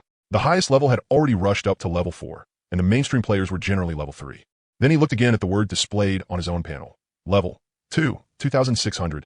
When he thought about how the first 10 players in each Novice Village to reach level 11 would receive a Novice reward, Muyang began to feel a little anxious and wanted to hop onto the express lane of leveling. But after looking again at his absurdly overpowered stat panel, Muyang ultimately chose not to wade into the muddy waters of the main quest line. After all, so many talents were still crying out to be fed. Where did he find the time to do any main quests? As a man, there were some things that couldn't be rushed. On the way to the next monster spawn point, Muyang opened the game forum and took a look. Based on the players' discussions, he confirmed that when farming level 2 monsters next, each level 2 monster could provide him with 4 experience points. And there was another piece of good news. Before level 5, no boss monsters would appear. By that calculation, during the process of going from level 2 to level 3, Muyang would be able to get stat bonuses from 150 monsters. That was a full 300 stat points. And in order to avoid other players, Muyang checked the game forum and deliberately headed in a direction different from maps tied to the hyperdimensional game's main quest line, such as Abandoned Mine, to look for a level 2 monster spawn area. Then, following the map guidance, Muyang arrived before a stretch of woodland. According to the novice map markings, level 2 bobcats and wild dogs would spawn inside this forest. Before entering the forest, Muyang checked his copper coins and found that after fully farming level 1 monsters, his copper coins had once again accumulated to 617. So Muyang immediately stopped, opened a skill shop, and painfully spent 500 copper coins. He purchased and learned Basic Spiritual Lock-On, which could work in coordination with Basic Object Control. Basic Spiritual Lock-On, Black Iron. After activating the skill, Perform one scan within a radius of spirit 0.5 meters and mark up to 3 targets within the scanned area. When attacking with object control type skills, marked targets will be prioritized. Then, taking advantage of the fact that he was currently out of combat, he consumed 8,000 health points to craft 800 stellar spears for himself. After that, Mu Yang stopped continuing to craft disposable weapons. It wasn't that Mu Yang didn't enjoy the happiness of watching his defense stat grow. It was that the snowball of his stats still hadn't truly gotten rolling. Besides, how much damage could mere level 2 or 3 monsters even deal? With Mu Yang's current defense, even if he stood there and let those monsters attack him for an entire day, he wouldn't take any damage at all. It wasn't that this defense stat shouldn't be stacked. It was that he needed to maintain the bottom line for leveling, and only stack it further while ensuring the high-quality development of both his game level and personal stats. It had to be stacked gradually, slowly, and in a planned way. As for now, after the increase from level and stats, the attributes of the Stellar Spear Mu Yang crafted also rose along with the tide. Stellar Spear. Attack power, 853. Durability, 1. And that didn't even include the spirit bonus from basic object control. If that were counted, one short spear from Mu Yang now could deal a full 903 damage. Among level 2 monsters, there was no existence that could tank damage this strong. As long as he hit accurately, it would be one shot, one kill. Because Mu Yang was still out of combat, under the boost of Life Origin Realm, his recovery speed was 100% per second. Almost the instant the Stellar Spears finished taking shape, the 8,000 health points that had been consumed had already fully recovered. At the same time, another 80 defense points were credited to him. This feeling of practically getting stat points for free was simply too enjoyable. After putting away the 800 spears, Mu Yang did not summon the little skeletons this time, and instead walked directly into the forest. Now that he had a sharp weapon in hand, Mu Yang wanted to try what fighting personally felt like. The moment Mu Yang entered the forest, a batch of level 2 bobcats and wild dogs rapidly spawned around him. The instant the monsters appeared, Mu Yang first used the skill, Basic Spiritual Lock-On. First, an invisible ripple rapidly swept outward from Mu Yang as the center, and then countless dense red dots appeared in his mind. These were all existences judged by the system skill to be hostile units. Mu Yang smoothly marked the 3 red dots closest to him, then took out his spears and immediately activated basic object control, controlling 3 of them inside and viciously sending them at the 3 monsters he had marked. Whoosh, whoosh, whoosh. 3 spears tore through the air and struck the 3 wild monsters with perfect accuracy. You used basic object control to kill 1 mountain cat. You gained 4 experience and 9 copper coins. You killed 1 level 2 mountain cat. Crystal Brain effect triggered. Your spirit +1. You killed 1 level 2 mountain cat. Starsea Spirit Abyss effect triggered. Your psychic energy +1. 3 Treasures Body Refining Furnace effect triggered. Your free attributes +2. Aside from the differing amount of copper coins obtained, 12 nearly identical records refreshed in Mu Yang's combat log. No wonder everyone liked playing roguelikes. The mowing down everything like warriors feeling was fucking awesome. After that sigh of admiration, Mu Yang directly repeated the same operation, instantly transforming into a ruthless harvesting machine as he entered full mowing mode against the small monsters in the forest. Just as Mu Yang's level rose to exactly level 6, a prompt suddenly sounded in his mind. Dear player Shi, you have been online for 6 hours today and have reached the maximum daily online duration for the hyperdimensional game. To ensure your health, the system will now forcibly log you out. Almost the moment the mechanical voice sounded, Mu Yang was already kicked out of the game by the system. Good lord, the transcendent game even had anti-addiction measures? Haji Chow, you bastard, you really are something else. After being forcibly logged out of the hyperdimensional game, Mu Yang's consciousness woke up once more inside the car. Then he subconsciously picked up his phone. One look at the notifications, and he found more than a dozen missed calls on it. Every single one was from his family. Mu Yang didn't rush to call home back right away. Instead, he opened his chat app. Sure enough, he found a message his parents had left him inside. Yang, your dad asked me to tell you too. Don't rush into that game first. Wait until the authorities release an official notice. But after calling you so many times and you still didn't answer, we figured you probably already went in. Once you come back and see this message, remember to contact us immediately and let us know you're safe. Don't make us worry for too long. Not wanting them to worry too much. Mu Yang immediately replied below it. Mom, I'm back. You don't need to worry. Good. That's good. The reply came instantly. It looked like they really had been worried sick this whole time. While Mu Yang was replying to messages here, Chu Ming beside him also woke up. His first reaction was the same as Mu Yang's. He opened his phone first to check the messages inside. After reading the messages on his phone, Chu Ming said to Mu Yang, let me tell my family I'm safe first. We can discuss the rest in a bit. Okay. Then Chu Ming opened the car door and started calling home. After 3 to 5 minutes of talking and confirming to his family that he was safe and sound, Chu Ming returned to the car. Old Chu, what do we do next? Chu Ming thought for a moment, then asked, what level are you now? Just hit level 6. Level 6? That fast? Seeing that Chu Ming looked a little surprised, Mu Yang asked back. Then what level are you? Not high. How high is not high? Chu Ming said with a bit of smugness. Just one level higher than you. I'm level 7. Huh. Mu Yang responded with a cold laugh. Without giving Mu Yang a chance to make some sarcastic jab, Chu Ming directly said, that's it for today. Let's head back to school first. We'll hole up at school for a while and not rush into starting the class trial yet. So Mu Yang fastened his seatbelt and started the car, driving back toward the city. On the way, Mu Yang asked Chu Ming, since the future is going to change so much, what about our families? What else can we do? Right now, what we should do is take care of ourselves first. Didn't you always say before that all our fear comes from insufficient firepower? You're just panicking because you care too much. Focus on developing ourselves first. When the time comes, bringing them along will be simple.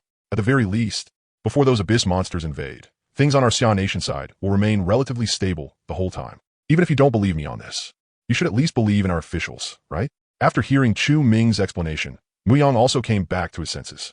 Right now, he really was just flustered because he cared too much. But generally speaking, when you want everything, it's actually easier to end up with nothing at all. Then, it's decided. You're the one. My future self. I'll leave all of this, every last bit of it, to you to deal with. Right now, all I need to do is figure out a way to make my future self a little stronger. After sorting out his current situation, Mu Yang immediately changed his train of thought. Then should we lie low for a while first and level cap ourselves? I saw in a beginner's guide that once you reach perfect level 10, killing monsters won't give you experience anymore. You can only keep leveling after passing the class trial. Chu Ming didn't answer Mu Yang's question immediately. Instead, he turned his head and looked at the scenery retreating outside the window. Only after thinking for a long time did he reply, we can stay level capped and farm attribute points for a while, but the time can't be too short. And it can't be too long either. If it's too short, there's no real point. If it's too long, it'll drag down our leveling pace.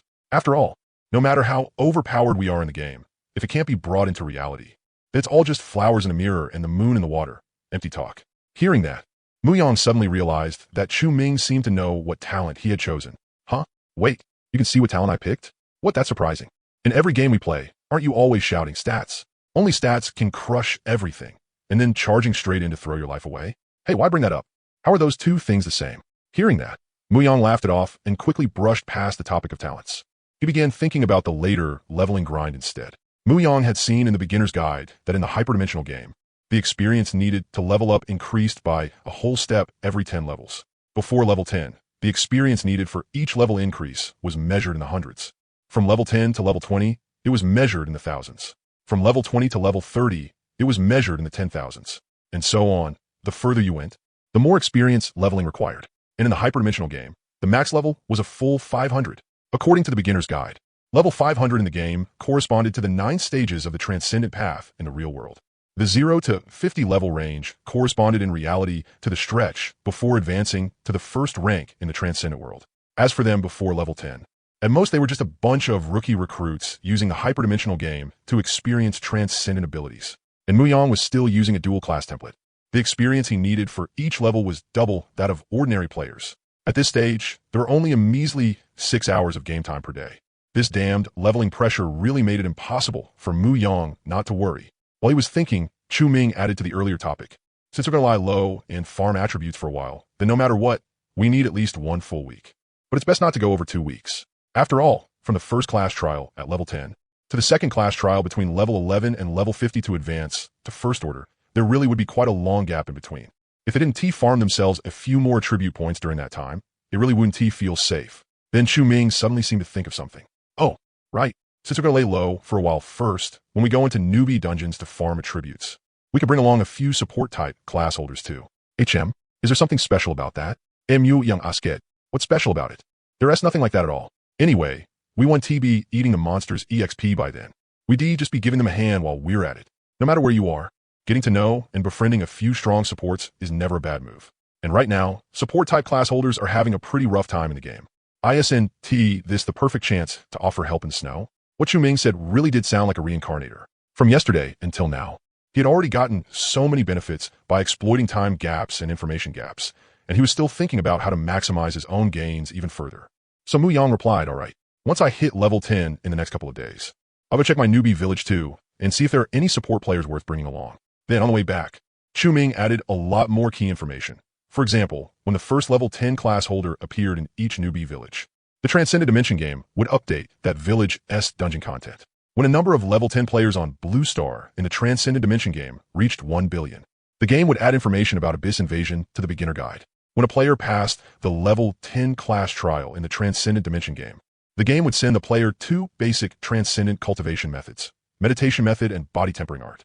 These would allow players to increase their personal attributes in the real world through self-training. By the time Muyang and Chu Ming returned the car, finished eating, and got back to school, they could clearly feel that the atmosphere across the whole campus had changed.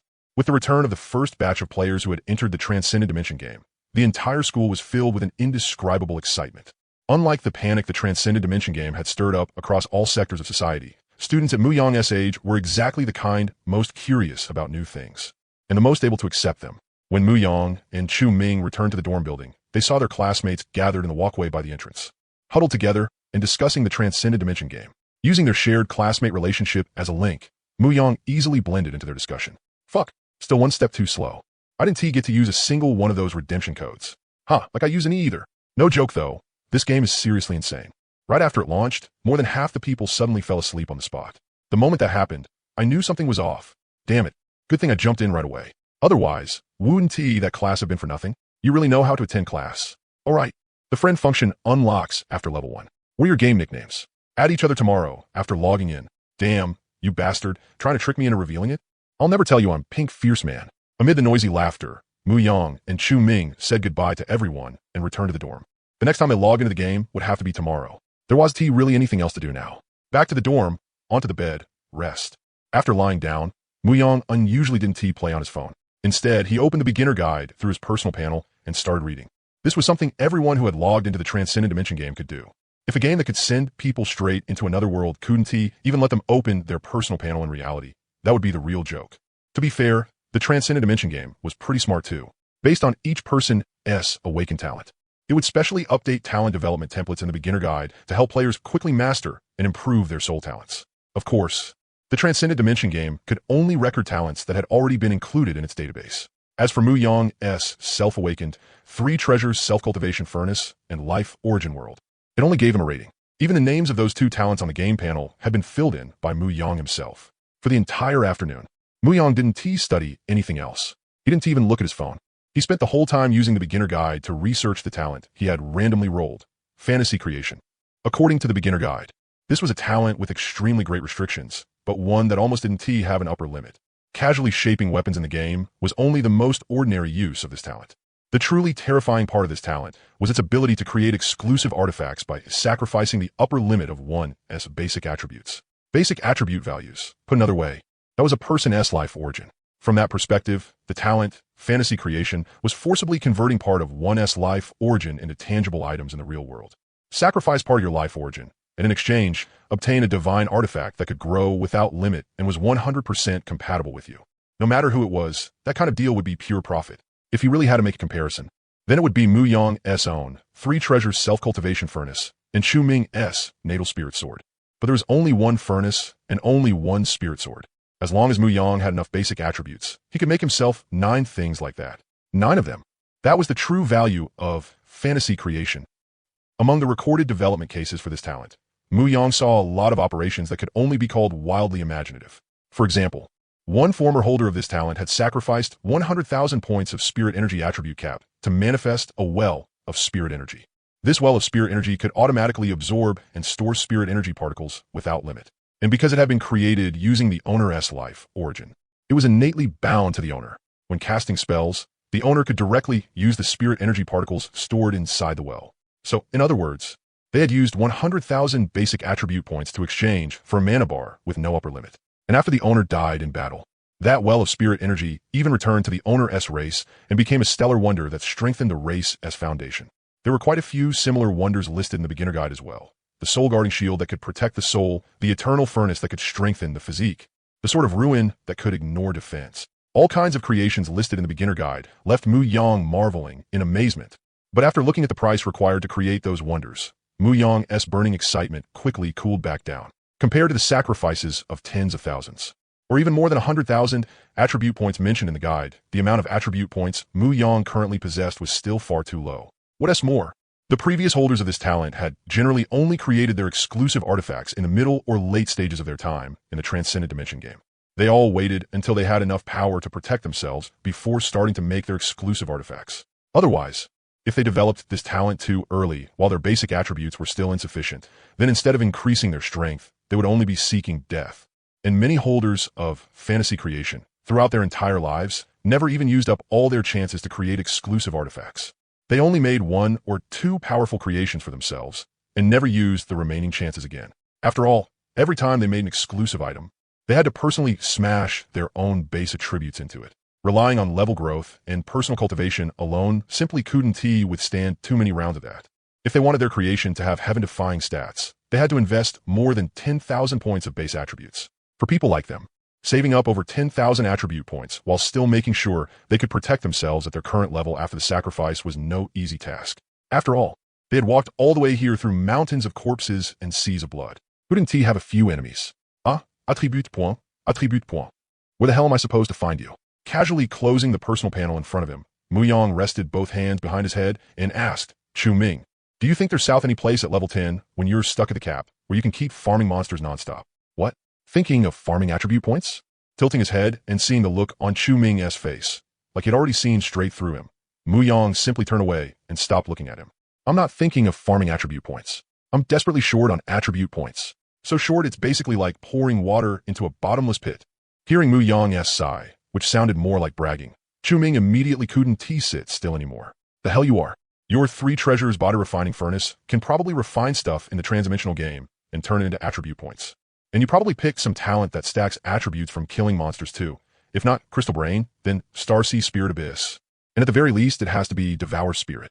And now you're telling me you're short on attribute points? Chu Ming looked utterly incredulous, like he was one step away from jumping onto Muyang's bed, grabbing his collar and roaring in his face. Sigh. At first, I thought I wouldn't be short either. But life, man, full of twists and turns. 1 minute sausage, next minute intestines wrapped around it. Let me put it this way. The last talent I randomly got is called Fantasy Creation. What? Fantasy Creation. That. Yeah, you really are short on attribute points. After hearing that Muyang's randomly rolled talent was Fantasy Creation, Chu Ming rubbed his head with a pained look. I honestly don't even know what to say to you. You already had 2 talents that can stack attributes endlessly. And then you somehow randomly got another one that needs a massive amount of attribute points. Muyang had wanted to say that the talents he had for stacking attributes weren't 2, but 4. And one more that was kind of borderline, stacking defense instead. But then he thought about it. Chu Ming was a reborn regressor, and he himself was a transmigrator, with so many cards already on the table. They ought to have plenty of hidden cards to match the weight of those identities. In the end, he held back the urge to show off a little in front of Chu Ming.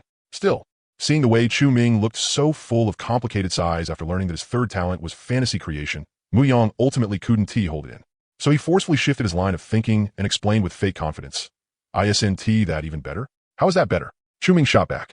With 2 talents that can stack attributes without limit backing it up, Fantasy Creation in my hands will definitely shine brighter than it ever did with any of its previous owners. Sigh. When you put it that way, it's not completely unreasonable, but it's still a pain. A huge pain? After saying that, Chu Ming fell silent for a while, then spoke again. Level 10 is the first time we can synchronize our game strength into reality. So I'm guessing you want to take the opportunity to craft yourself some crazy treasure, right? Actually, you don't need to rush. In the new beginner dungeons unlocked after level 10, you can farm monsters infinitely by challenging Abyss mode. And challenging beginner dungeons can also get you attribute potions that directly raise the corresponding base attribute values. It's just that every time you challenge Abyss mode, you have to kill a full 1,000 Abyss demons in there before you can leave. Normal people don't even dare try it casually. You'd find all this out once the dungeons open anyway, but since you're in such a hurry to know, I'll tell you early. As he spoke, Chu Ming scooted over again with an excited look on his face. All right, what kind of thing are you planning to make for yourself with Fantasy Creation? Got any ideas yet? Want your bro here to help you think it through? Chu Ming rolled over in Muyang's direction and looked at him expectantly. I do have a not-so-mature idea, but it needs enough attribute points. If I don't have enough, I'm afraid I won't be able to pull it off. Oh, what is so mysterious? Chu Ming asked. This time, Muyang didn't immediately answer. Instead, he asked a different question. Didn't you say yesterday that when the Abyss invades, it's because Blue Star's concentration of spirit energy particles reaches a certain level? That is half true. Chu Ming said. The Abyss's lackeys are pushing it from one side, and the transdimensional game is nudging it from the shadows too. But yes, once Blue Star's concentration of spirit energy particles reaches the peak completion of the 1st rank, the invasion from the Abyss will begin. But that is not something that happens in just a day or 2. The spirit energy particles sent over by the transdimensional game are first used to supply Blue Star itself. Only after Blue Star's own strength is sufficient do they start spilling out into the surrounding environment. Then there is also absorption by all living things on Blue Star. Without at least half a year, Blue Star's spirit energy particle concentration 1T rise that high. Besides, what does that have to do with developing fantasy creation? And anyway, both you and I awaken strong enough soul talents. With that kind of condition, we really don't need to worry too much about the Abyss invasion. With the transdimensional game keeping it in check, the rank of the monsters coming over from the Abyss 1T exceed the strongest transcendent on Blue Star. Unfortunately, Chu Ming's attempt at reassurance missed the mark. Muyang wasn't all that worried about the Abyss invasion in the first place. Same old line, professional matters should be handled by professionals. The calamities of the future should be faced by his future self. Right now, Muyang was focused on only one thing, making future Muyang just a little stronger and then even stronger than that. So what Muyang really wanted to do was use fantasy creation to buy his current self some time, to give his 5 talents that could directly raise his base stats some stable time to develop. Since one of the key factors that triggered the Abyss invasion was Blue Star's spirit energy particle concentration reaching a certain threshold, Muyang was wondering if he could use fantasy creation to make something that would absorb the spirit energy particles covering Blue Star. If he could keep that concentration from reaching the Abyss invasion standard for a short period of time, then wouldn't that mean he could gain more time to grow? I have a bold idea. I want to make an exclusive item that can actively absorb huge amounts of spirit energy particles. If I can pull it off, then as long as I can keep Blue Star's spirit energy particle concentration below the standard needed for the Abyss invasion, then tell me, would the Abyss invasion still start that early? Even if the transdimensional game and the Abyss notice something off by then, it should still buy us time, right? With talents like ours, every extra day of development time means our strength can swell that much more. After all, under normal circumstances, if both are at the first rank, a first-rank ant definitely can't compare to a first-rank elephant. And enough time is the key for us to swell from a first-rank ant into a first-rank elephant, or even a starry sky behemoth. ISNT that right? After hearing Muyang's words, Chu Ming fell into silence for once. No way. I remember that I'm supposed to be the reborn one. So why does it feel like Muyang is the real reborn one? But that was impossible. Him, a guy who, in his previous life, didn't he even survive past episode 1? A guy who logged off before the arrival of the hyperdimensional game? Even if he really had been reborn, what use would that be? But on second thought, Chu Ming felt a little conflicted. As for Muyang's somewhat fanciful idea, he didn't know whether he should talk him out of it or not. If he told Muyang to give up on the idea and focus on properly improving himself, then again, it wasn't like Chu Ming had to pay any attribute points for it. On the contrary, if Muyang actually pulled it off, Chu Ming himself would be one of the biggest beneficiaries. But if it didn't try to stop him, it felt like he'd be betraying his conscience a little. How could he just stand there and watch his good brother excitedly go do something so thankless and exhausting? After all, this was his good doggo, the one he had personally dragged back from the edge of death, not even afraid of the butterfly effect. Sigh, you've really got some guts. If you really want to do it, then go give it a try. If it really doesn't work out, I'll cover for you when the time comes. It's just level 50. Even if by then I, Emperor Chu, have to hold a sword in one hand and carry you in the other, it'll still be over in an instant. But Chu Ming as king of posturing aura didn't last long. Damn, a party needed at least 5 people, and it also needed 3 tagalongs. Damn, and he actually pulled off the flex. Shield counterattack. Huh, can you even do it, skinny dog? It was just trash talk. The one who provoked you was the old Muyang. What does that have to do with the current Muyang? If you want to settle the score, then go find the old Muyang. What is the point of looking for me? After a brief exchange of what was on their minds, silence fell between the two again, and they went back to doing their own things. Muyang opened his personal status panel again and admired his attribute values. Game nickname, Shi, ID, 8578-5110-3002. Class, Arcanist. Spirit Psychic. Level, 6, 11400. HP, 32400. MP, 32400. Physical attack, 686. Magic attack, 2576. Defense, 3864. Attribute calculation, 91. Talent bonus, 1. Novice robe, 3956. Strength, 14. Constitution, 644. Agility, 15. Novice shoes, 1. Psionic power, 644. Spirit, 644. Soul talents, life, origin world, 3 treasures body, cultivation furnace. Crystal brain, Starseas spirit abyss, fantasy creation, temper, iron into steel. Free attributes, 0. Sure enough, only numbers could give me enough sense of security. This was only the first day of the hyperdimensional game's arrival. Yet Muyang had already used several heaven-defying talents to grind his base attributes to their current level. After settling on the development direction for fantasy creation, Muyang summoned the 3 treasures body cultivation furnace out of thin air again. He controlled the furnace to shrink and held it in his palm. The three treasures body cultivation furnace's function in the game was to refine weapons and equipment to produce three treasures pills. So Muyang threw all the equipment he had obtained earlier into the furnace, including the novice staff the village chief had given him. Now Muyang wanted to see whether he could abuse a bug in the hyperdimensional game in reality, making use of the fact that the furnace could manifest both in the game and in the real world to take out the three treasures pills refined from in-game equipment. Unfortunately, although Muyang really could clearly sense that the furnace already contained a whole pile of refined three treasures pills, the moment he tried to control the furnace and take the pills out, he ran into resistance. Some unknown layer of something appeared just as Muyang was about to retrieve the contents from the furnace, stopping him from taking out the three treasures pills. Muyang didn't want to give up, so he tried several more times. The result, beat-set-set-set-t, beat-set-set-set-t, beat-set-set-set-t. The thing that had originally only stopped Muyang from taking the medicine actually released a burst of electricity. Muyang was instantly shocked stiff on the spot. Sigh. Muyang could only give up on that idea for now. Looks like there weren't just one or two seniors before me who tried exploiting loopholes in the hyperdimensional game. Otherwise, why would there be a precaution specifically against me? I've lived my whole life upright and honest, and today I actually ended up suffering an undeserved disaster on behalf of those shameless villains. This pain truly kills me. So far, Muyang already had a rough understanding in his heart of 5 out of his 6 god-tier talents. Before reaching level 10, the bonuses Crystal Brain and Starsea Spirit Abyss could gain from each level up both had an upper limit. So all he had to do was level up by killing normal mobs of the same level. That was also why Muyang chose not to touch the main quest or kill higher quality wild monsters. After all, judging from what Muyang had seen while lurking on the system forum today, other players weren't actually leveling that much faster than him through completing newbie quests. What was more, Muyang needed twice as much experience to level up as ordinary players. So there was really no need for Muyang to go out of his way to grind newbie quests. For Muyang, that would not only waste time, but also take up space on his experience bar.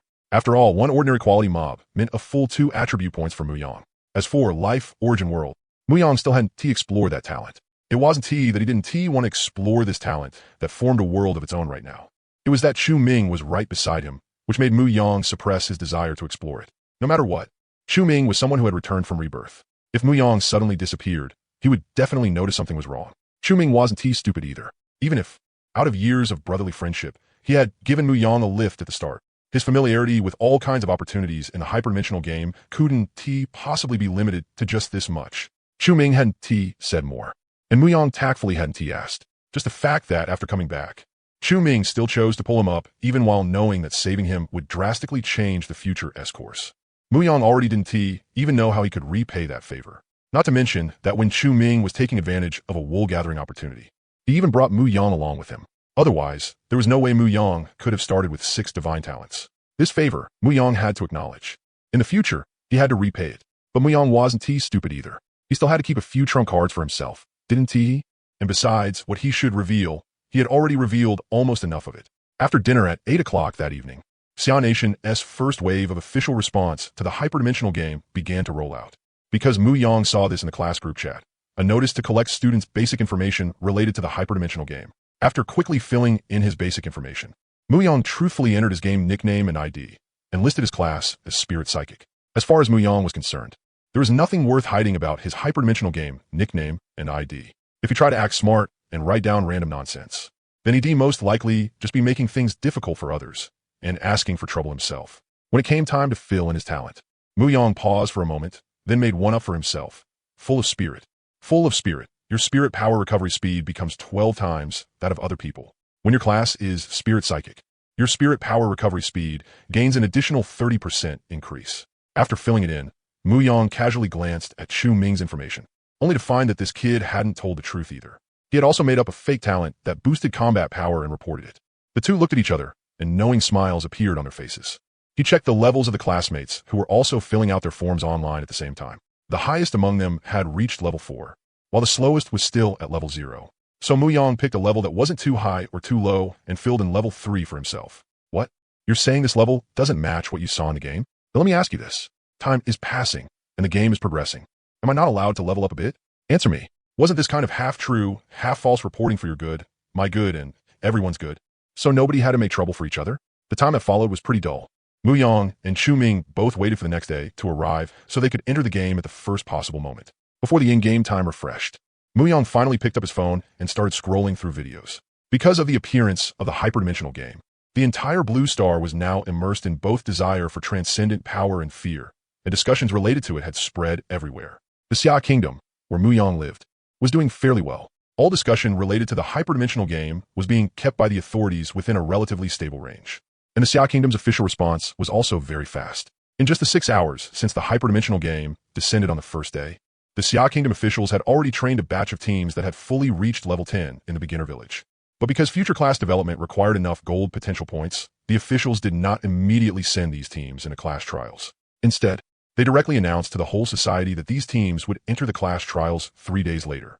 The Xia Kingdom officials also hoped that during these 3 days of preparation, civilian organizations and ordinary players would actively participate and help support the first batch of people entering the class trials as they explored the future together.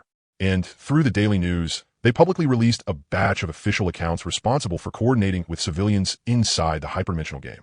Behind each of these accounts, their respective online hours were marked, ensuring that during all 24 hours of the day, there would always be specialists responsible for connecting with ordinary civilian players.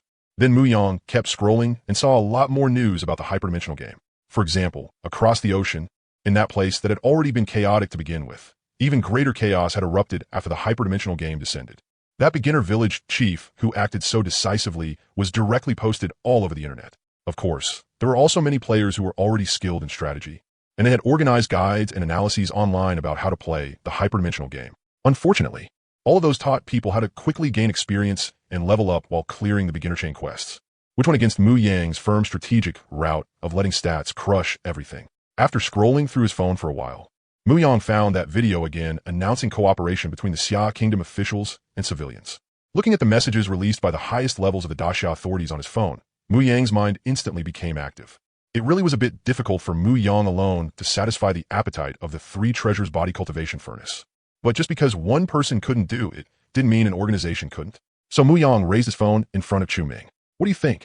Do you think this is reliable? After seeing the video on Muyang's phone, Chuming immediately understood what Muyang was thinking. It was true.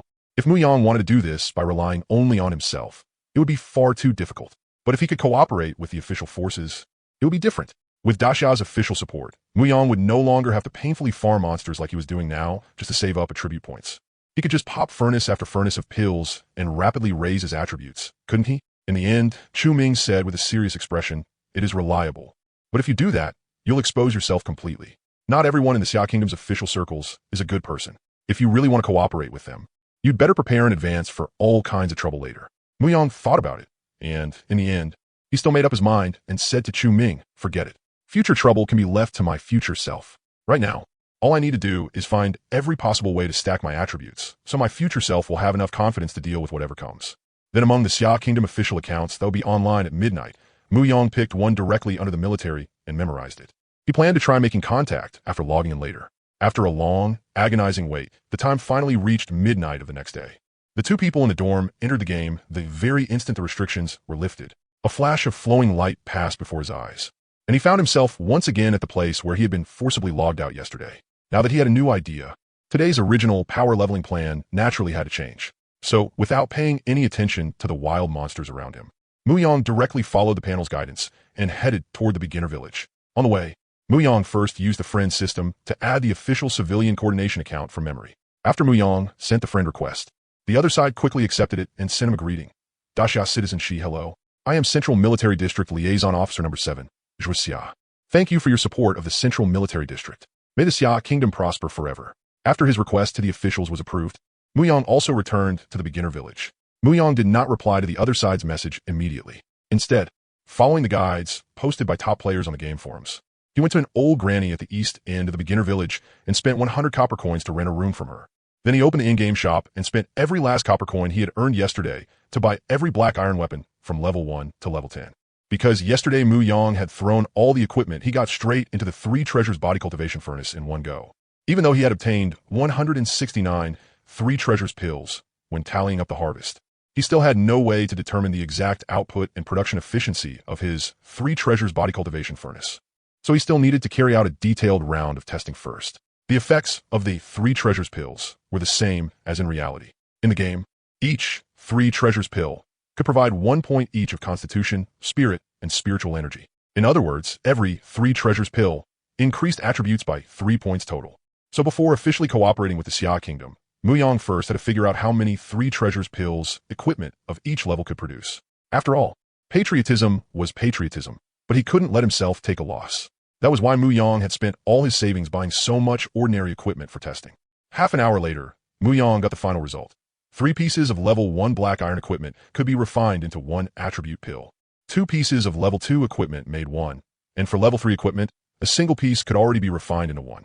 The higher an equipment's level, the more attribute pills it could be refined into. Level 3, level 6, and level 9 equipment could all be fully converted into attribute pills. The output for level 3 was 1 pill, level 6 gave 2 pills, and level 9 gave 3 pills. And this was only the output for black iron grade weapons. As for bronze grade, Muyang was out of copper coins, so there was no way to test it. After roughly testing the output of black iron quality equipment, Muyang directly used the friend system. He sent 1 3 treasures attribute pill to the liaison he had just added and noted that it was a product of his talent. He laid his cards on the table with the officials. Then he also included an exchange list for black iron equipment of each level. Level 1 equipment, 6 pieces for 1 pill. Level 2 equipment, 4 pieces for 1 pill. Level 3 equipment, 2 pieces for 1 pill. Level 4 equipment, 6 pieces for 2 pills. Level 5 equipment, 4 pieces for 2 pills. Level 6 equipment, 2 pieces for 2 pills. Level 7 equipment, 6 pieces for 3 pills. Level 8 equipment, 4 pieces for 3 pills. Level 9 equipment, 2 pieces for 3 pills. Level 10 equipment, 6 pieces for 4 pills. Muyang wasn't greedy. He kept the exchange ratio at 1-to-1 between the military and himself. If the military was willing to accept this trade ratio, then every time they got 1 attribute pill from Muyang, Muyang would also profit by 1 pill. That way, even if someone later wanted to interfere or use some method to threaten him, Muyang wouldn't need to worry at all. At worst, he just wouldn't craft that exclusive weapon anymore and would go straight into the class trial. It was precisely because Muyang was obsessed with the exclusive weapon that he was willing to take the risk and expose himself to cooperate with Xia Nation's officials. Of course, this was also a path that benefited both sides. But if someone didn't want him to have it good, Muyang could also let go of that obsession and go take a look in reality, see just how many attribute points they had, and whether they could withstand a few punches from him, a spirit psychic. Then Muyang checked today's online time. There was still more than 4 hours left. But in order to coordinate with the military as soon as possible, Muyang decided not to go level up today. After swallowing the remaining 168 3 treasures pills, one by one, Muyang's overall attributes surged once again. After this round of stat growth, Muyang's HP had now broken through 40,000. Since he had nothing better to do, Muyang planned to do nothing else today. While waiting, he would use fantasy creation to condense some disposable weapons and grind up his defense. Muyang had temporarily gone idle, but in another novice village, Xia, who should have been focusing on processing messages in the friend system, was completely stunned by Muyang's message. Looking at the 3 treasures pill and the exchange list in her hand, Xia felt her whole head buzzing. Ever since the officials released these liaison accounts last night, they had received a massive number of friend requests. Some were genuinely willing to contribute to Daxia, while others were just bored and came to harass the official organization. Among all those willing to contribute to Daxia, most wanted to sell rare weapons and high-quality skills to the officials. There were also a small number who had awakened powerful talents and volunteered themselves, hoping to board the official ship. But someone like Muyang, who directly gave a clear price, provided the actual item, and even handed over an exchange list, was the first. So Xia put away the attribute pill in her hand, immediately chose to log off, and prepared to report the matter to her superior. With Xia's judgment, it wasn't hard to see that if the exchange list Muyang provided was real, then this was a treasure production line that could allow the central military district, or even all of Daxia, to rise rapidly. Although she didn't know whether this 3 treasures pill had a usage cap like attribute potions. Even if 3 treasures pills had a consumption limit, they were still far stronger than attribute potions. You still had to run dungeons for attribute potions. As for 3 treasures pills, they could just buy them directly from the player called Shi. Anyone could tell at a glance which was better. Back in reality, Xia didn't dare waste any time and went straight to a concealed room in the central military district. The room was huge, packed densely with camp beds.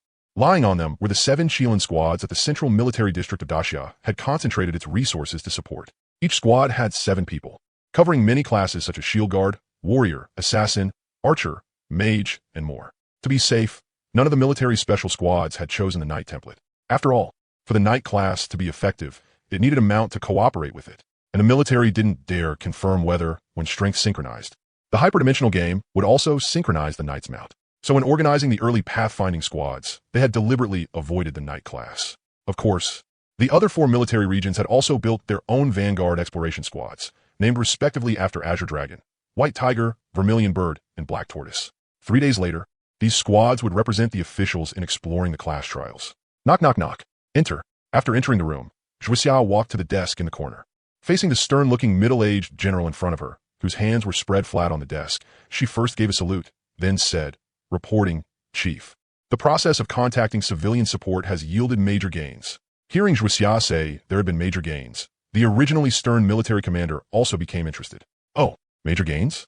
Speak." It's like this. While coordinating with civilian players today, after Zhuxia explained one by one the effects of the 3 treasures pill in her hand and the exchange list Mu Yang had given her, ripples finally rose in by Hong Yuan's originally calm heart. "If everything you said is true, then we really have discovered an incredible treasure." After thinking for a moment, Bai Hongyuan lightly tapped the desk with his finger as he gave orders. "Do this. Go back first and enter the game. I'll be there in 5 minutes. I want to personally confirm whether this is real." "Yes, Chief." Zhuxia straightened up and gave a military salute, then turned and left the room. After returning to her station, Zhuxia entered the game at once, then stayed by the friends list. The moment she saw Bai Hongyuan come online, she immediately sent him the 3 treasures pill in her hand. After getting the 3 treasures pill, Bai Hongyuan didn't hesitate and directly consumed it in the game. When he truly saw on his personal attribute panel that his physique, spirit, and spiritual energy had all risen by 1 point compared to before, this originally stern middle-aged man suddenly burst into hearty laughter. "Ha ha ha ha ha! Good! What a 3 treasures pill! This pill came at just the right time." Then Bai Hongyuan immediately contacted Zhuxia. "I'm going to find a way to allocate copper coins for 6,000 level 1 black iron equipment to you.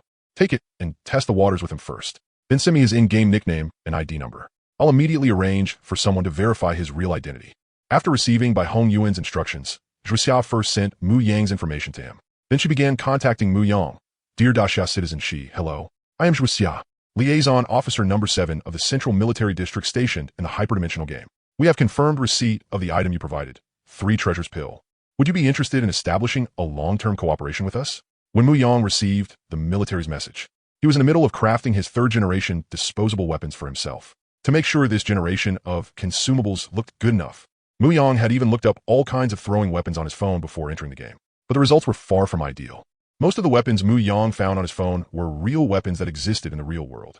While they did have genuine killing power in actual combat, their looks just weren't that impressive, and their designs weren't domineering enough either.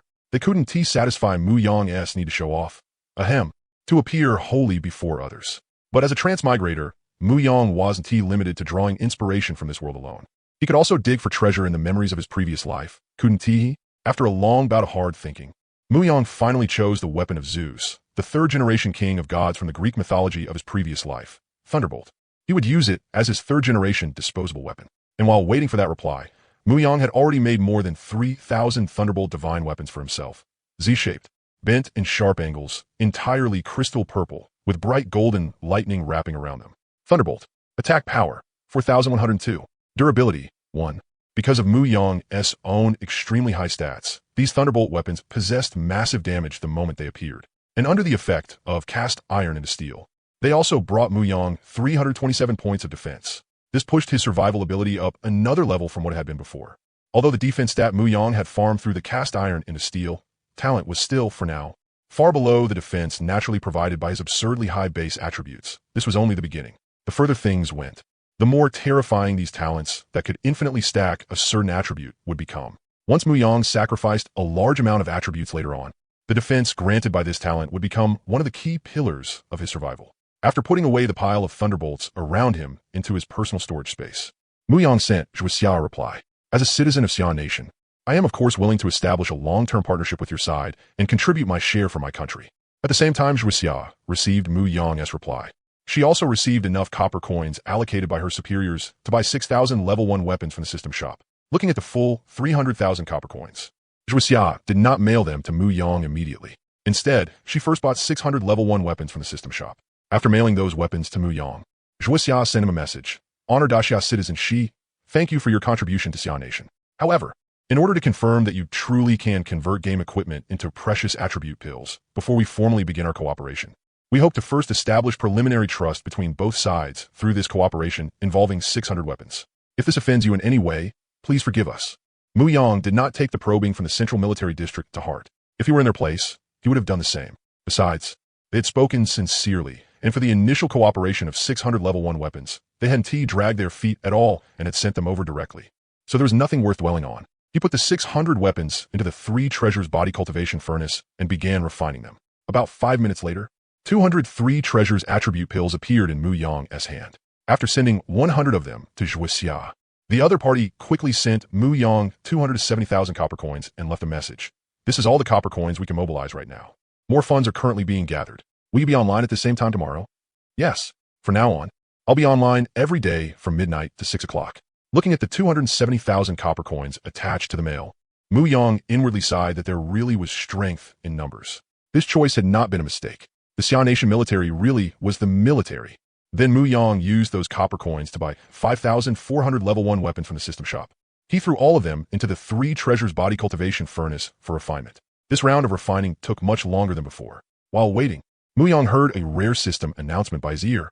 Ding! Congratulations to beginner village LX00000049 by CB Dekaji for reaching level 10 and fulfilling the conditions to unlock the beginner instance.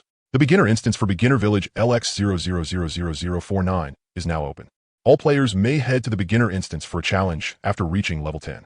Zulfust, already level 10, but looking at the 3 treasures pills in the furnace that were about to be completed, Mu Yang wasn't too anxious at all. Level? It was nothing more than a byproduct of the inflation of his stats. About an hour later, this batch of 3 treasures pills was successfully refined as well. After keeping his own 900 attribute pills, Mu Yang mailed the remaining 900 to Zhuixia. Once that was done, Mu Yang left Zhuixia another message. For the next cooperation, can you mail me the exchange weapons directly? That way I won't have to waste time redeeming weapons in the system shop myself. The other side quickly replied, okay. Meanwhile, after waiting for a little over an hour, Zhuixia submitted the 1,000 attribute pills in her possession to Bai Hanyuan through the mail. Then she reported to him, reporting, sir, today I conducted 2 transactions with a civilian player Shi, one using 600 pieces of level 1 equipment as capital, exchanged for 100 attribute pills. Afterward, using 270,000 copper coins as capital, exchanged for 900 attribute pills. After the second transaction, the other party left a message requesting that future transactions use equipment directly. It can therefore be determined that the material player Shi uses to produce 3 treasures pills is transcendent game equipment. Judging by the duration of the 2 transactions, the other party takes at most 5 minutes to produce each 100 tribute pills. I suggest using 172,800 pieces of level 1 equipment tomorrow to test whether the other party's talent possesses an offline operating mechanism. Bai Hanyuan, who was waiting for news in another beginner village, first carefully put away the 1,000 attribute pills in his hand. Then he carefully read through the report Zhuixia had sent. Very good. Your analysis is quite reasonable. As long as you ensure a good relationship with the other party, act boldly without worry. I'll handle the equipment. On the other side, Mu Yang had no idea about the conversation that had taken place between Bai Hanyuan and Zhuixia, because at this moment, he was troubled by a happy problem. That was how to quickly eat all 1,003 treasures pills he had just obtained. Originally, Mu Yang had wanted to see if he could combine the 3 treasures pills in his hand like item synthesis in games, producing pills that could increase even more attributes for him in one go. But after some attempts, Mu Yang discovered that he had been overthinking things. This 3 treasures body cultivation furnace really had its own personality. 3 treasures pills could only be swallowed one by one. Fortunately, this was inside the game. After entering the body, the 3 treasures pills would quickly turn into attribute values on the status panel. If this had been in reality, Mu Yang had no idea how much time it would take to digest all these pills. It took him more than another hour to finish swallowing all the 3 treasures pills in his hand. Mu Yang looked at the little game time he had left, his expression turning somewhat grave. Right now, this was only a tentative cooperation with the officials. But just consuming a mere 1,000 plus 3 treasures pills already took this much time. Then once the cooperation truly expanded in the future, and the production capacity of the 3 treasures body cultivation furnace was pushed to the limit, what was he supposed to do? To get a few more 3 treasures pills. Mu Yang had even exposed one of his own talents. If he ended up with gains but couldn't digest them all in a short time, then this whole trip of his would meant nothing other than increasing his own risk. With his thoughts churning, Mu Yang ended the second day of the hyperdimensional game. After returning to reality from a game, Mu Yang first took out his phone to check the time. 6:01. Still early. Then he opened up his class schedule and took a look. No classes this morning. But the afternoon and evening were packed. So what was there to say? Sleep. Sleep. Keeping his dog life was what mattered. Mu Yang was comfortable enough after pulling up the blanket and going to sleep. What he didn't know was that the 1,003 treasures pills he had traded to the Central Military District had stirred up no small wave throughout the entire military system. The reason was that after receiving the 3 treasures pills, Bai Hanyuan had prioritized 700 of them for Qilin Squad No. 1 under the Central Military District. And just so happened, Chelan Squad number 1 was currently competing with Northern Xuanwu Squad number 6 for a level 10 boss, the Rock Giant. Originally, before the Chelan Squad got the pills, the two squads had been fairly evenly matched. So both sides were still fighting pretty normally, drawing aggro and dealing damage, preparing to grind the boss down to low health before really fighting over it. But right in the middle of the two squads' tacit cooperation, the members of the Chelan Squad suddenly withdrew from the battlefield. Then the Xuanwu Squad saw the Chelan Squad members pulling out huge handfuls of pills from their bags and swallowing them on the spot. After the Chelan Squad finished taking those pills and returned to the battlefield to attack the Rock Giant again, something bizarre happened. The Rock Giant, whose health and defense stats had originally been absurdly high, actually failed to last even 3 minutes after the Chelan Squad rejoined the fight and was killed on the spot. One had to know, the Rock Giant was a wild boss, a level 10 boss monster. Its health alone exceeded 500,000, and its defense was even more terrifying. Just yesterday, they had also killed this boss through the coordination of two squads. And even like that, it had still taken nearly 40 minutes to grind it to death. Even if the two squads had already been fighting it for a while before that today, there was no way they should have been able to kill it that fast. Something was off. 100% off. Those pills they had just taken definitely had something special going on, and it was certain those hadn't been bought from the system shop, because up to this point, they had never seen any kind of medicine in the system shop that existed in a form other than liquid. So they immediately reported the abnormal performance of the Central Military District Chelan Squad to their superiors. Thus, with the joint efforts of the people in charge of the hyperdimensional game across the 5 major military districts, news regarding 3 treasures pills gradually began spreading among the official forces. It was said that early in the morning, several of the people in charge had held an extremely long video call. They only hung up around lunchtime, each of them sounding satisfied. As for Muyang, he slept all the way until almost noon when it was time to eat. After finishing today's classes and returning to the dorm again, Muyang chatted casually with Chu Ming about how he had already established a preliminary cooperative relationship with the military. After hearing it, Chu Ming's expression turned a little unnatural, but he still congratulated him. Then Chu Ming earnestly reminded Muyang that more and more people were reaching level 10 every day, and afterward, more and more people around them would pass the class trial. It wasn't too strange for Muyang to want to use a large number of attribute points to test his plan, but Chu Ming wanted him to keep enough attribute points for himself. At the very least, he had to make sure he could still protect himself after level 10. After all, the real power of this world would gradually shift into the hands of those who possessed ultimate personal might. If Muyang became fixated on a single item and turned himself into the weak point instead, that would be more loss than gain. Although Muyang was a little puzzled as to why Chu Ming had suddenly become a bit hesitant and soft today, he still said that he would arrange things properly. After all, he had already begun cooperating with the military, and that was something beneficial to both sides. Compared to the attribute potions obtained from passing the level 10 newbie dungeon, Muyang's 3 treasures pills clearly had the advantage. After all, attribute potions had usage limits, while Muyang's 3 treasures pills did not.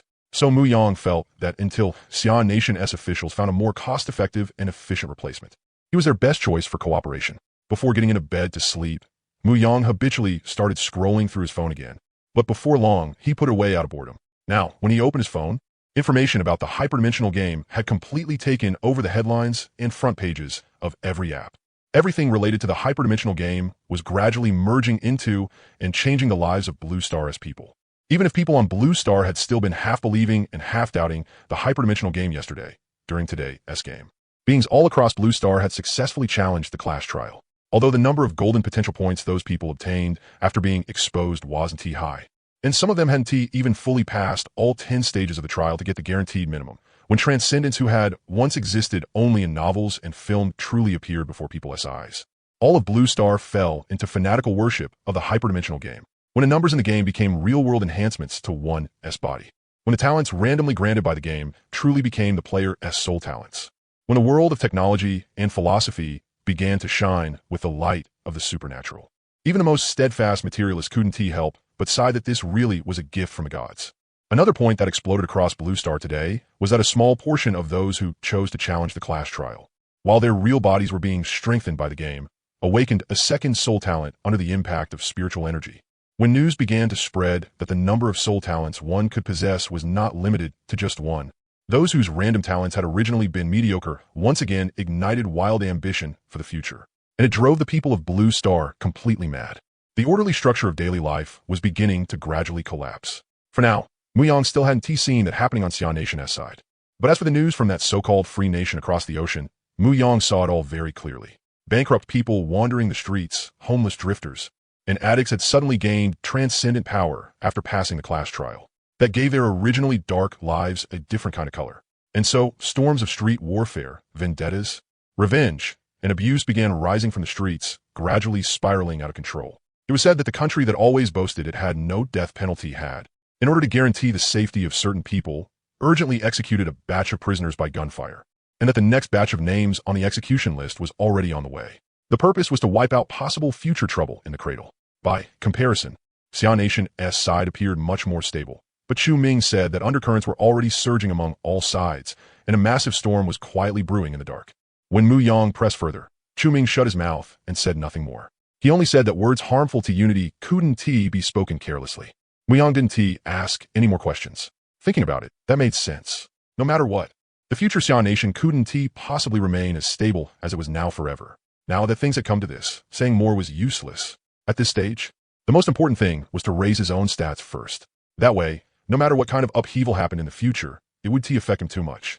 Looking at Blue Star on his phone, which was gradually becoming more and more fantastical, Mu Yang felt a strange sense of detachment. In his previous life, he had only been an ordinary person obsessed with novels and games. At first, he had already felt that transmigrating to the world of Blue Star was ridiculous enough. But now you were telling him that after more than 20 years of peaceful life on Blue Star, this world was actually starting to develop in the direction of high martial arts, or even something more outrageous.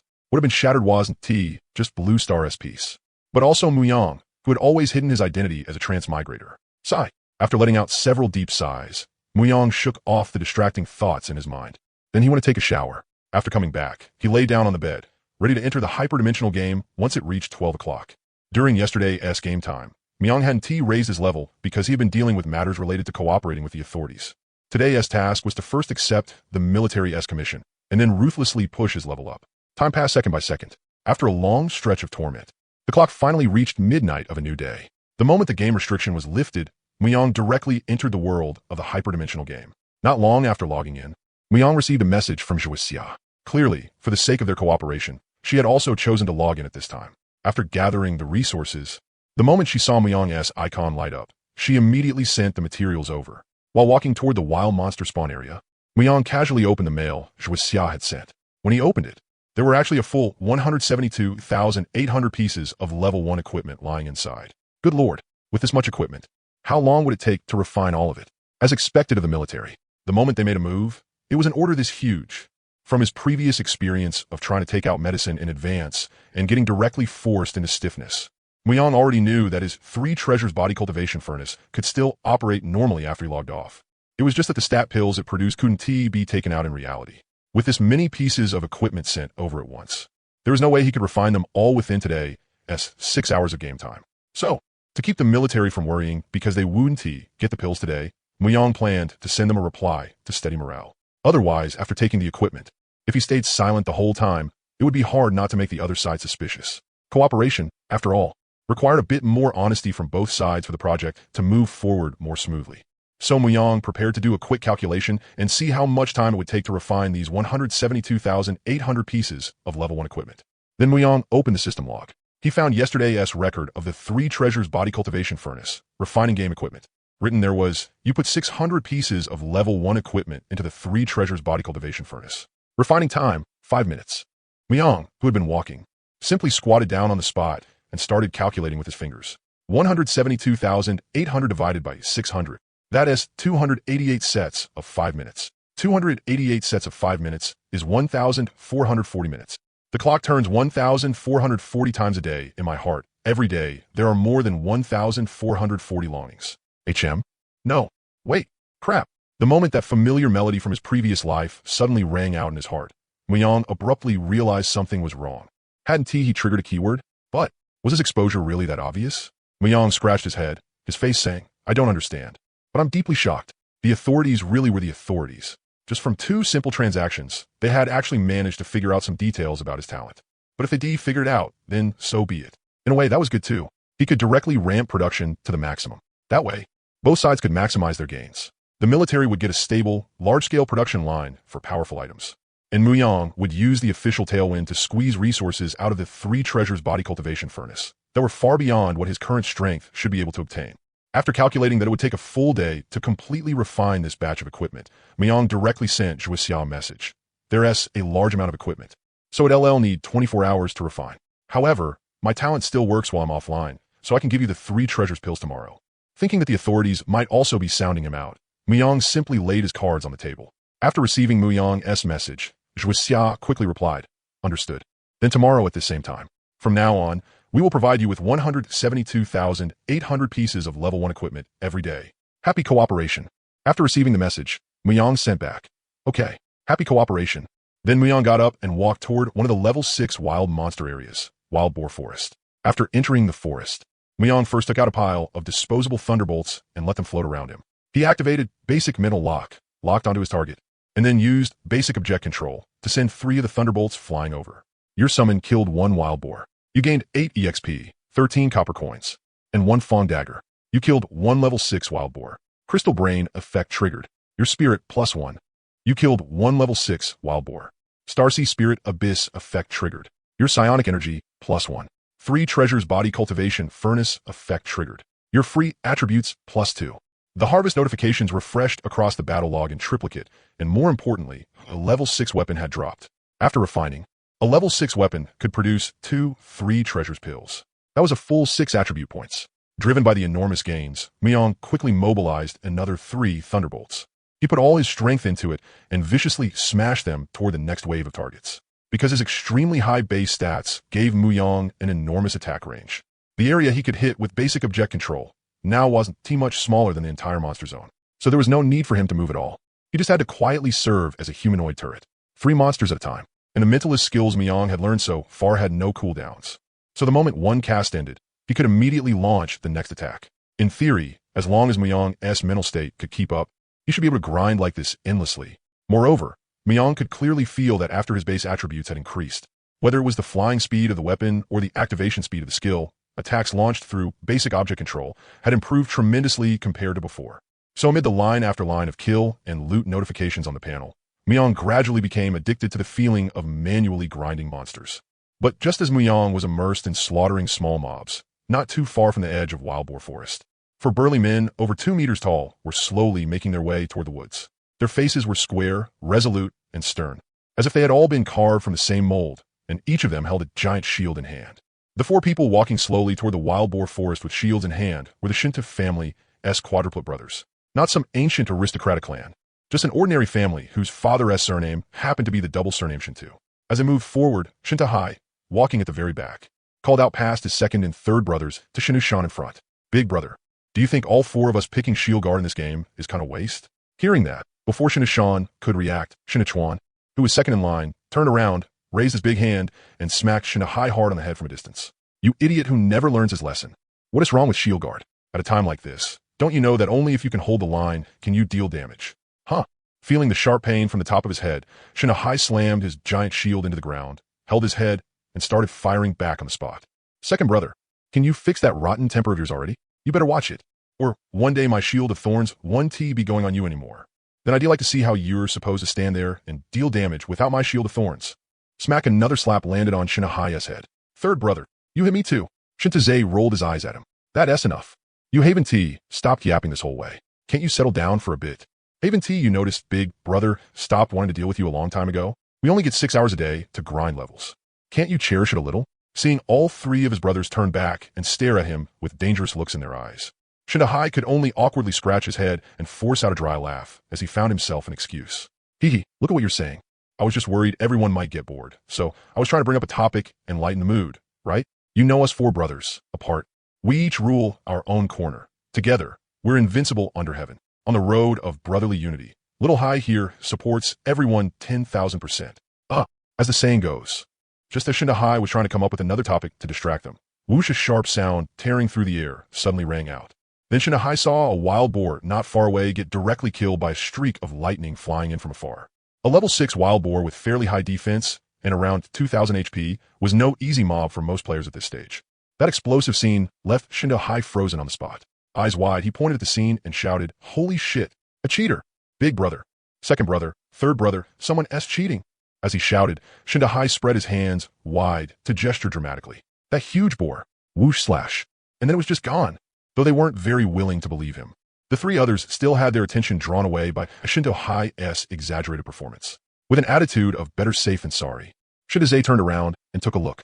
That one glance let him see the scene of the wild boar being killed by Muyang's lightning. After confirming that Shinta wasn't lying this time, Shinta quickly patted Shinta, Shan, and Shinta Chuan. Big brother, second brother, fourth brother telling the truth this time. There really is an expert here who can instantly kill a level 6 wild boar. Shinta Shan and Shinta Chuan might not trust fourth brother, but they did trust third brother, so they both turned around and confirmed it for themselves. Then, after personally witnessing the entire killing process, the four brothers couldn't help but get excited. Shinta Shan, the eldest, even fell into deep thought as he looked at the few skill books in his storage space.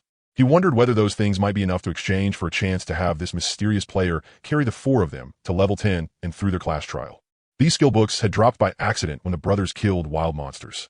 They weren't the common stuff you could buy from the skill shop.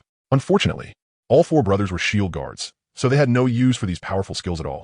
Although farming experience wasn't exactly hard for the four of them right now, a shield guard was still a shield guard. Their monster clearing speed was just too slow. On top of that, with the appearance of the hyperdimensional game, huge changes were about to sweep across Blue Star. The four brothers didn't want to fall too far behind everyone else. So after seeing Muyang's terrifying damage, the thought of taking a gamble rose in Shinta Shan's heart. Because truth be told, Shinta Shan was feeling a bit panicked too. He had never expected all four brothers to choose the shield guard class. After all, the fact that shield guard had basically no offensive ability had always been laid out in plain sight. But man proposes, heaven disposes. In the end, all four brothers had chosen shield guard as their starting class. If not for fourth brother's randomly rolled talent, Shield of Thorns, which could convert 25% of the damage from enemy attacks into true damage and reflect it back, the four of them might still be stuck in the beginner village.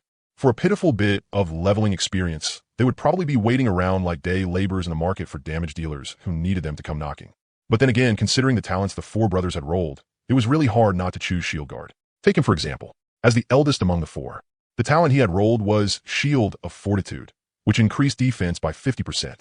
Second brother, Shinta Chuan, had rolled Shield of Recovery, whose effect was restoring 5% of max HP every second. Third brother, Shinta had rolled Shield of Tenacity, which could negate 50% of control effects. And together with fourth brother's Shield of Thorns, by complete accident, the four brothers had all raised 4 shields at the same time. But that scene just now, of Muyang instantly killing the wild boar, made the four brothers see a shining golden thigh. They saw their future.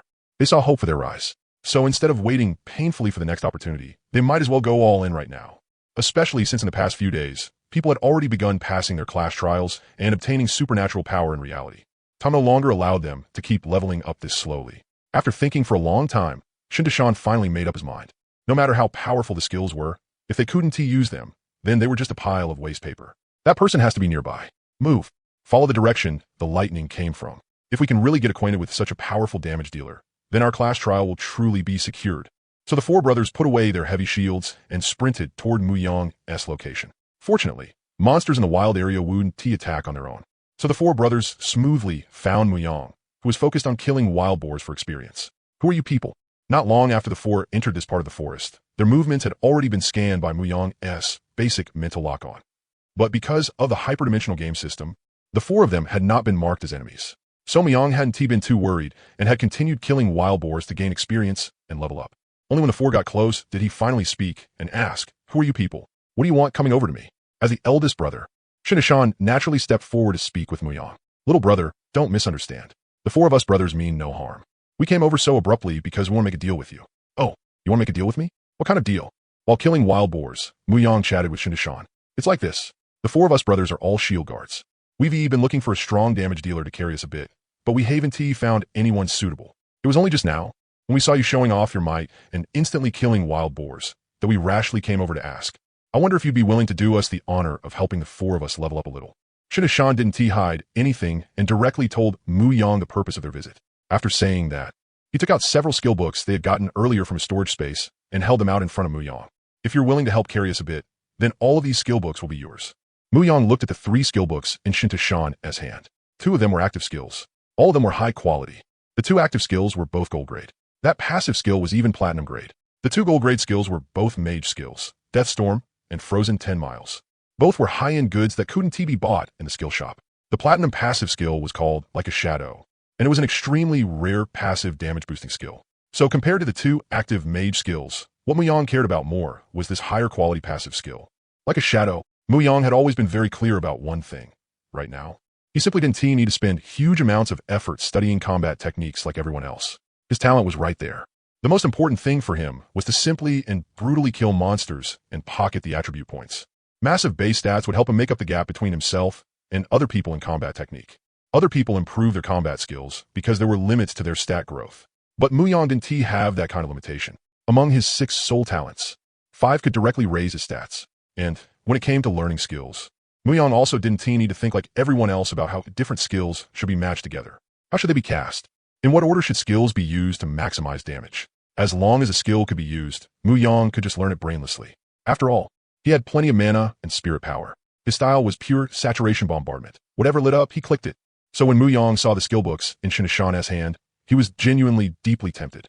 Through the system shop, one could only buy equipment and skills of bronze grade and below. High-quality equipment and skills had to be obtained through killing wild monsters and boss drops. And the awkward part was exactly this. The drop rate from killing regular monsters alone was too low. Even now, Muyang still hadn't picked up a single skill book. As for killing bosses, that was the least cost-effective playstyle for Muyang. Every boss kill gave a massive amount of experience, which would squeeze out a large amount of his regular monster killing space. That would reduce the degree to which his base stats could swell. But once Muyang's level rose to the current cap, going to kill bosses would still be less rewarding than entering a dungeon and endlessly farming monsters. After all, the daily game time limit was right there. And it wasn't just 1 or 2 people keeping an eye on those boss spawn points that had already been discovered every day. Rather than spending a ton of time with other people searching for and killing bosses, it was better to dive straight into a dungeon and farm monsters to raise his stats. Now, the skills brought by the 4 brothers were an opportunity. But if he agreed right away, it would disrupt Muyang's own leveling plan. So he was in a bit of a dilemma. Among the 4 brothers, the third, Shinta was the most detail-oriented.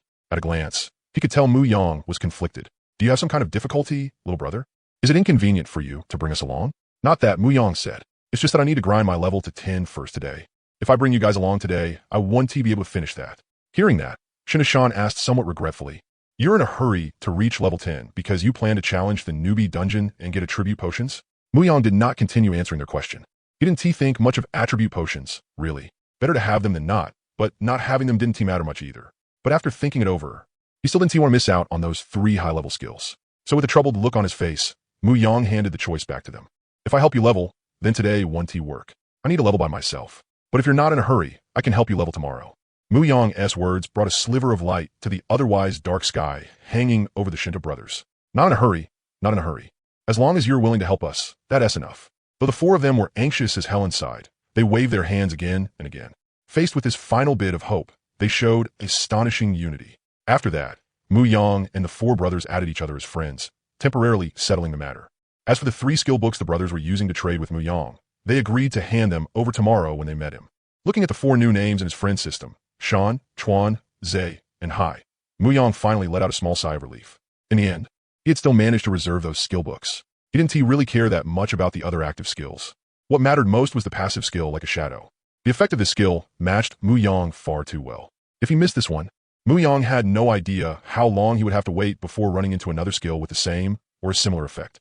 Then let us meet tomorrow in Novice Village. I'll send you my location then. After we meet, you give me the skills, and I'll take you into the dungeon to farm monsters and level up. Take us in the newbie dungeon to level up. The 4 brothers felt Muyang's arrangement was a little outrageous. Ever since the newbie dungeon had opened, which team that entered it hadn't been careful.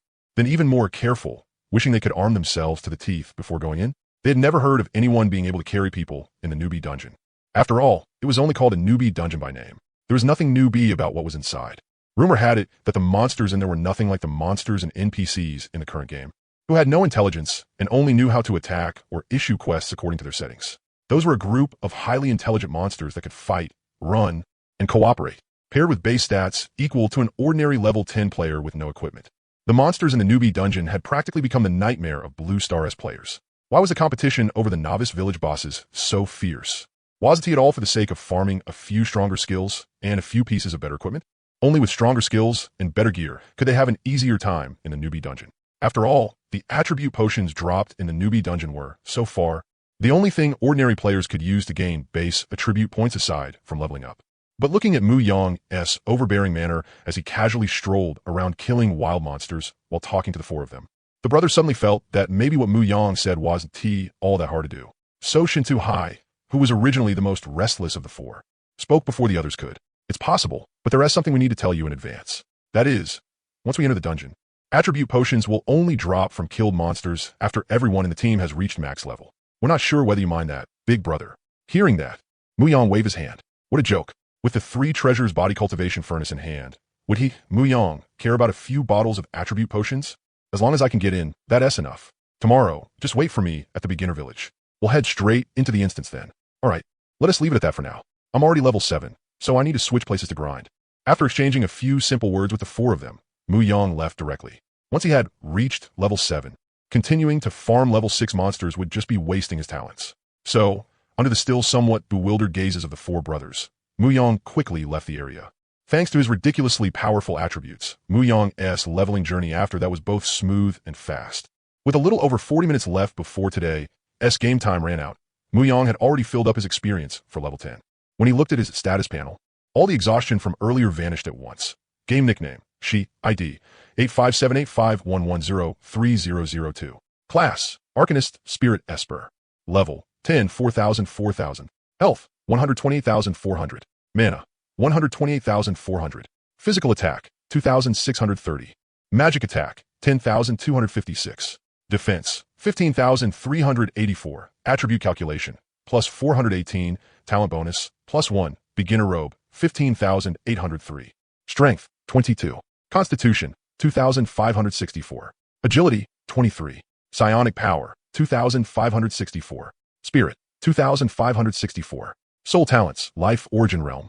3 treasures body cultivation furnace, crystal brain, starseed spirit abyss, fantasy creation, temper iron into steel. Free attributes, 0. Under the selfless contributions of multiple talents, system weapons, and wild monsters, Muyang's personal attributes had reached a level that was enough to terrify anyone. He was only level 10, yet his total attributes were already close to breaking 10,000. Defense above 10,000, and health above 100,000. Even if Muyang were thrown into a group of bosses of the same level, he would still rank among the top tier. After filling his experience bar, Muyang had no intention of continuing to hunt level 10 wild monsters with the remaining time. If a worker wants to do his job well, he must first sharpen his tools. Tomorrow, he still had to bring the Shinto 4 brothers into the beginner instance to farm experience. And unlike the 4 brothers, who only wanted to enter the beginner instance on normal mode, Muyang planned to take them straight into abyss mode. Compared to the endless waves of monsters inside abyss mode, the amount of thunder he had prepared earlier was seriously insufficient. Now that his level, health, and attack had all gone up, it was the perfect time to use the remaining time to make a new batch of thunder. That way, he could farm even more attribute points tomorrow. Before this, because his health pool still had not been stacked high enough, Muyang had not put too much thought into making one-time use weapons. Most of the time, he only made them when he needed them. But now, Muyang's health had already been pushed to 120,000. With that much health, he could finally afford to splurge a little. So Muyang decided to go big this time. After rushing back to the small house he had rented in Beginner Village, Muyang began making a new batch of thunder. He no longer continued with his previous small-scale style. This time, Muyang directly used 100,000 health per batch to prepare thunder weapons. Under the power of fantasy creation, countless thunder spears began appearing around Muyang. It was unknown whether this little house had been enhanced with spatial attributes or not. Even when Muyang created 10,000 thunder spears out of thin air, it could still contain them all. After Muyang infused 100,000 health into them, the somewhat illusory thunder spears around him quickly solidified. And with Muyang's powerful base attributes supporting them, the stat panel of thunder was filled with the beauty of numbers. Thunder. Attack power, 12,886. Durability, 1. On top of that, with the bonus from basic object control, Muyang could deal more than 13,000 damage with this version of thunder. Now that he had a better option, Muyang simply canceled all the leftover thunder from before. He chose to keep only this version of thunder. After all, now that he already had the flagship version of thunder, who would still use the youth version? What happened next proved just how terrifying the spiral ascension system Muyang had studied before really was. After fantasy creation extracted 100,000 health from Muyang, temper iron into steel began to show its power. Your health has decreased by 100,000 points. Talent temper iron into steel has been triggered. Your defense is increased by 1,000 points. Temper iron into steel said nothing. It merely used actions to prove itself to Muyang. The time that followed belonged to it, and fantasy creation. As for the health Muyang lost in the process, it was nothing more than a bit of health. On the land of Beginner Village, with the support of his talents and the game system, would he, Muyang, be afraid of losing health? Even ordinary players, under the blessing of the game system in Beginner Village, could recover 10 health per second. With the bonus from Life Origin Realm, Muyang's various recovery speeds in Beginner Village were 10 times that of ordinary players. In other words, standing on the land of Beginner Village, Muyang could recover 100 health per second. Muyang dared say that when it came to recovering health, even a water pump was not faster than him. Under the double enhancement of his talents and the game system, the 100,000 health Muyang had just lost was already fully restored before the new version of Thunder had completely solidified.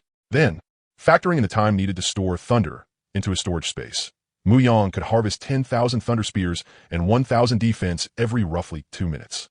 This continued all the way until today, as game time ran out. By the end, Muyang had stored 200,000 of the newest model Thunder in a storage space for tomorrow's beginner instance run. At the same time, because making those Thunder had consumed so much health, his defense had directly increased by 20,000 points. That was more than 4,000 higher than the defense he had stacked through attribute increases over the past 2 or 3 days. He would not dare say much else. But when it came to defense, with the coordination of fantasy creation and temper iron into steel, along with the boost from Life Origin Realm, Muyang had truly managed to fleece the system. If defense counted as a basic attribute, Muyang would have wanted to keep fleecing it like this forever. After all, the feeling of getting something for free was just too satisfying. When the remaining time hit 0, Muyang returned from the game world to reality once again. After several days of getting used to it, Muyang had already begun adapting to this kind of life, going back and forth between 2 worlds. But unlike usual, when he returned to reality today, he did not see Chu Ming anywhere. Even the bed across from his had been tidied up neatly, which absolutely did not seem like something Chu Ming would do. Then, recalling Chu Ming's somewhat overly cautious attitude earlier when the two of them had talked about contacting the officials, Muyang seemed to realize something. He took out his phone and checked. Sure enough, Chu Ming had sent him a message telling him to clean up the desk. Good grief, pretty cautious, huh? Muyang got out of bed and walked over to the desk for a look. As expected, it confirmed his guess. Chu Ming had run off, and he had run overnight. Not only had he not mentioned a single word, he did not even want his bedding anymore. Before leaving, Chu Ming had even handwritten a message for Muyang and left on the desk. Brother, with your talent, cooperating with the officials really is the best choice for you right now. But if I'm doing this all over again, I don't want to come into contact with them too early. The school already collected our game information. If you count the time, the officials should contact you as early as today and tomorrow at the latest. To avoid exposing myself in front of them, I'm slipping out first. It just so happens I can leave school during this wave of students taking temporary leave over the next couple of days. After I enter the game today, I'll add you as a friend. From now on, we'll stay in touch through the game. Please burn this after reading. After reading the message Chu Ming had left for him, Muyang finally let out a long sigh. Then, as Chu Ming had requested, he used the lighter Chu Ming had left behind to ignite the letter in his hand. Watching the paper slowly get devoured by the flames, Muyang rubbed his forehead and smoothed out his tightly furrowed brows. Muyang could understand why Chu Ming had made this choice. Actually, ever since Chu Ming had helped him awaken his soul talents before the descent of the hyperdimensional game, and after they had both learned what their talents did, Muyang should have already seen this coming. Chu Ming's talent was Natal Spirit Sword, representing the ultimate in personal combat power. But the 2 soul talents Muyang had awakened at the time, Life Origin World and 3 Treasures Body Cultivation Furnace, were both existences capable of supporting the development of an entire force. No matter where you were, only by choosing the right path could you walk farther, smoother, and faster. Although Chu Ming could have chosen, like Muyang, to cooperate with the officials for the time being, no organization could guarantee that everyone under its banner was a good person. In his previous life, Chu Ming had probably suffered greatly at the hands of certain people. That was why, after starting over this time, he was so determined to keep his distance from the officials. So after Muyang ultimately chose to cooperate with the officials, Chu Ming silently chose to become a lone wolf once more. Faced with Chu Ming's sudden departure, Muyang felt both reluctant to part and deeply guilty. Muyang could understand Chu Ming, but that didn't mean he would choose the same road. At least, not for now. This had nothing to do with personal feelings. It was simply the optimal choice Muyang could make based on his soul talents. After all, if Muyang were on his own, who knew how long it would take him to earn enough money to buy 172,800 pieces of level 1 equipment? What kind of concept was 172,800 black iron grade level 1 equipment? In the equipment shop, each black iron grade level 1 item sold for 50 copper coins. 172,800 pieces of level 1 equipment meant 8,640,000 copper coins. Even if copper coins were guaranteed to drop as long as there was a kill, judging by the current drop rate of 5 to 20 copper coins per wild monster below level 10, if he estimated 20 copper coins per drop, he would still need to kill 432,000 wild monsters to gather enough. If he didn't choose to cooperate with the Xia Nation officials and rely on their powerful organizational and mobilization capabilities. Where was Muyang supposed to find that many resources to supply the 3 Treasures Body Cultivation Furnace? So regarding Chu Ming running off overnight, Mu Yang found it somewhat unexpected, yet still perfectly understandable. There was no need to feel too sad about it. After all, they were only temporarily not staying in touch in the real world. It didn't mean they would completely lose contact. Didn't they still have the hyperdimensional game? A real man shouldn't get hung up over such minor details. Things developed exactly as Chu Ming had predicted. That very afternoon, a staff member from the Xia Nation officials contacted Mu Yang through his private phone number. They then arranged to meet that evening at a tea house near the school.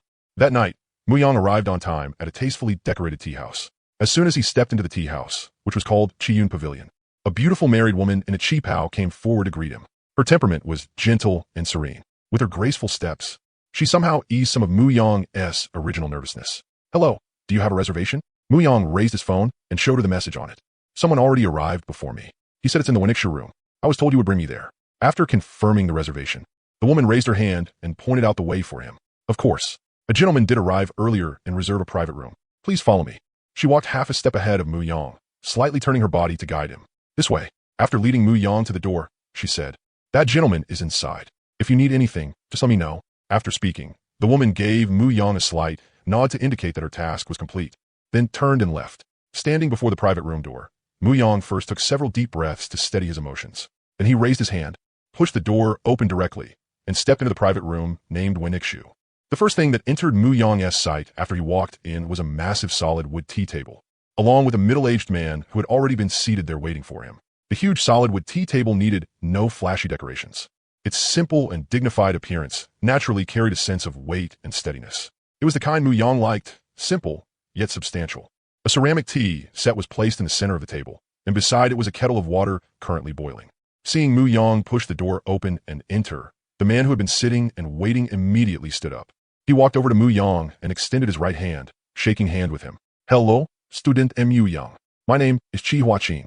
I am currently the special liaison assigned to you by our Xia Nation Central Military District. Like comrade Zhu Xia, who contacted you in the hyperdimensional game, I am responsible for coordinating work with you. The difference is that she carries out her work inside the hyperdimensional game, while I carry out mine in the real world.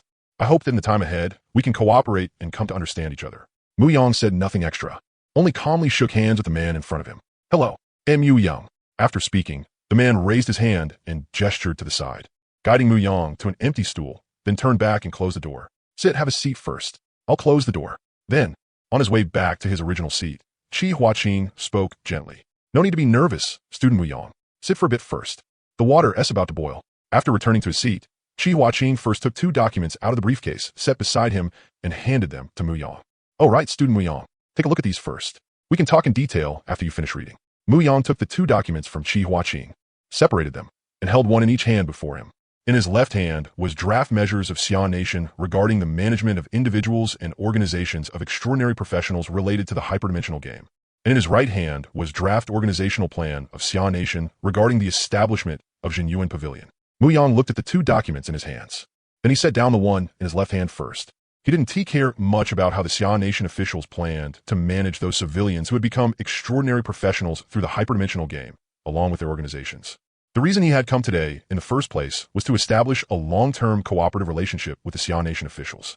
So naturally, he would first read the material that might be related to his own interests. Mu Yang raised draft organizational plan of Xia Nation regarding the establishment of Jinyuan Pavilion before him and quietly read through its contents with great care. Chi Huaqing was in no rush. He calmly brewed the tea on his own. He first poured a cup and pushed it in front of Mu Yang. Then only after that poured one for himself. About half an hour later, Mu Yang finally finished reading the documents in his hands. Jinyuan Pavilion was a new organization the government was preparing to establish. Its purpose was to recruit powerful civilian players with strong talents after the arrival of the hyperdimensional game, so they could contribute to the nation. It was divided into 2 parts. One was Jinyuan, mainly made up of powerful combat-oriented class holders. The other was Hanxing, mainly made up of support-oriented class holders. And the way Jinyuan Pavilion existed was not like Mu Yang had imagined before coming here, where he would need to leave school and be placed under unified government management. He only needed to register through a specialized mobile app. Moreover, for people like Mu Yang, who possessed a talent capable of changing the game's overall landscape, the government would give them special attention, without disturbing other forces or disrupting the order of civilian life. The government would send out specialized action teams to secretly protect their relatives. Of course, there were other benefits as well, but to Mu Yang, those were not especially important. Put into simple terms, this so-called Jinyuan Pavilion was basically like the guest elder hall in novels, where sects and major organizations recruited wandering cultivators. Seeing that Mu Yang had finished reading the information about Jinyuan Pavilion and had gone still, Qi Huaqing knew that the young man in front of him had already made his choice. So he gently set the teacup in his hand on the table, leaned forward slightly, and looked into Mu Yang's eyes as he explained seriously. As for the two divisions of Jinyuan Pavilion, Jinyuan and Hanxing, the higher-ups gave special instructions regarding them. Considering student Mu Yang's special talent, you may freely choose to join either department or join both at the same time. Of course, even if student Mu Yang is unwilling to join Jinyuan Pavilion right now, that is also fine. We are still willing to maintain a good cooperative relationship with you. The terms the other side offered were sincere and practical. Oh, since cooperation won't be affected no matter how I choose, then doesn't that mean there's basically no difference between me joining and not joining? Mu Yang asked curiously. There's still a big difference between one kind of cooperation and another. If student Mu Yang chooses to join, you'll be able to enjoy certain resources and support we provide with priority, and the people above will also feel more at ease. If you choose not to join, the impact won't be too great. The higher-ups still hope that the cooperation between us can continue in a friendly way. But considering your special talent, we would need to conduct a certain level of tracking and management on you. Of course, this also counts as ensuring your safety. And all of this would be carried out without affecting your normal life. When Mu Yang heard that if he chose not to join the official organization, he would be monitored by the government, he didn't think there was anything wrong with that. Just think about it. If a large organization, after learning that Mu Yang could provide a resource capable of infinitely increasing attribute points, could still remain unmoved, then either it had something even better and didn't care about what Mu Yang had, or something else was tying it down so badly that it had no spare attention. Otherwise, there was no way it would simply ignore Mu Yang. This wasn't Mu Yang being arrogant. It was the conclusion he had reached after learning about the attribute potions that dropped from beginner dungeons. The attribute potions that could drop from beginner dungeons came in 3 qualities: inferior, basic, and intermediate. There were potions that increased strength, constitution, agility, spiritual power, and spirit. But for every type of attribute potion, the usage limit for each quality was 3 bottles. However, the 3 treasures pill he could provide was different. Purely in terms of effect, the 3 treasures pill could only be placed at the same level as inferior attribute potions. But the 3 treasures pill had a trait they did not. It could be consumed infinitely. And it just so happened that this trait of the 3 treasures pill, the ability to be consumed without limit, could not be replaced by any other attribute increasing item. And, subjectively speaking, Mu Yang was still willing to cooperate with Xia Nation's official organizations. Even though Chu Ming had once said that after the Abyss invaded, the entire blue planet would fall into a state of disorder. But hadn't the Abyss still not arrived yet? Mu Yang refused to believe that with his 3 treasures pill around, even if they really couldn't delay the timing of the Abyss' invasion, Xia Nation's government still wouldn't be able to easily cultivate a batch of outrageously powerful class holders through the 3 treasures pill he provided. With such a group of formidable class holders around, Blue Planet, or at the very least Xia Nation, should still be able to maintain a certain degree of stability at that time. As for what to do in the even farther future, same answer as before. Future matters could be left to his future self. His current self only needed to think about how to make that future self as strong as possible. Very clearly, establishing a long-term and friendly cooperative relationship with Xia Nation's government right now was the optimal solution for making his future self stronger on the path of maximizing the development of the 3 treasures body tempering furnace. And this was also Mu Yang's greatest expression of goodwill towards Xia Nation's government on Blue Planet. After all, Mu Yang was genuinely giving them half the profits. Otherwise, even if he only gave them 1/10 of the 3 treasures pill each time, they would still agree to cooperate. They would probably even have to thank him for his generosity. After all, the 3 treasures pill was not some flashy commodity like weapons or equipment. This was a true divine-level resource that could infinitely increase basic attributes. Although Mu Yang could still maintain cooperation with the government, even if he chose not to join this so-called Jinyuan Pavilion, if that happened, it was inevitable that both sides would develop misgivings in future cooperation. So going along with the flow and joining this Jinyuan Pavilion, which was still in the preparation stage, was not only a way for both sides to maintain pleasant cooperation, it could also earn Mu Yang a reputation for seeing the bigger picture. After all, adding flowers to brocade was easy, but sending charcoal in snowy weather was hard. Was it not said that Pavel Korchagin had comrades in every office? And Mu Yang believed that no matter what the future looked like elsewhere, this land of Xia Nation definitely would not turn out too badly. This wasn't because of anyone else. It was because Mu Yang believed in Chu Ming and believed even more in himself. Having read countless web novels, Mu Yang had always known very clearly that in a transcendent world, absolute personal strength was the foundation for a civilization's survival. My Xia Nation actually has both Chu Ming, a reborn one, and me, a transmigrator, this pair of crouching dragon and fledgling phoenix. Once we make it through our growth phase, it'll be hard not to take off. So after thinking it over, Muyang did not ask any more questions and directly made his decision with refreshing decisiveness. Then I'll join the haunching department for now. What procedures do I need to go through? Seeing Muyang readily agree to join Jin Yuan Pavilion, Chi Huaqing did not waste words. He directly took out a brand new phone from the bag behind him. After turning it on, Chi Huaqing operated it for a moment in his hand, then passed it to Muyang. Muyang took the phone and saw that it was prompting him to complete facial identity verification. He found a spot away from the backlight and briskly completed the verification. The page then jumped to the department selection step. After pressing the haunching department option, the next step was editing a codename nickname. Based on the project of cooperation between himself and Xi'an Nation's government, Muyang gave himself the codename Pill Master. Since Jin Yuan Pavilion had only just begun being established, Muyang's number inside it was in 00000000009, placing him in a very early position. After Muyang completed the registration, Chi Huaqing stood up and solemnly shook hands with him. Xi'an Nation Jin Yuan Pavilion welcomes your joining. From now on, we're partners fighting side by side. After completing the task of guiding Muyang into joining Xi'an Nation's organization, Chi Huaqing didn't stay long. He frankly said that he needed to head back and handle the follow-up procedures for Muyang. Let us call it here for today. From now on, I'll be your liaison in the real world, student Muyang. My contact information is in the new phone I gave you. If you need anything, you can contact me directly. If it's something we can handle, we'll definitely help you resolve it. As for the follow-up procedures, I'll take care of them as soon as I get back. I've already paid for the tea room. The tea here is pretty good, so, student Muyang, you can stay and have a taste yourself. After saying that, Chi Huaqing shook hands with Muyang again, then left, leaving Muyang alone in the private room to rest. Originally, Muyang had wanted to brew himself a pot of tea and take a look, but in the end, he didn't stay long either. Not long after Chi Huaqing left, Muyang took the phone he had given him and headed back to the dorm. After lying down on his bed, Muyang opened the special Jin Yuan Pavilion app and found a section related to weapon skill rewards, then started looking through it. Since Chi Huaqing had said that he could bring up any request, Muyang had no intention of being polite with him. The one who would have to repay the favor was future Muyang. What did that have to do with the current Muyang? After a round of searching, Muyang really did find several skills in Jin Yuan Pavilion's exchange list that suited him especially well. One was an epic quality passive skill, effective damage. One was an epic quality summoning skill, skeleton summon, immortal shield guard, and one was a gold quality arcane skill, arcane missile barrage. Effective damage, epic, within a range of spirit 0.5 meters after you kill a monster. Any excess damage will be randomly applied to another monster until the damage from that attack has been fully used up. Skeleton summon, immortal shield guard, epic. Consumes 1,000 mana points to summon a skeleton shield guard that inherits 3 times your HP and 2 times your defense.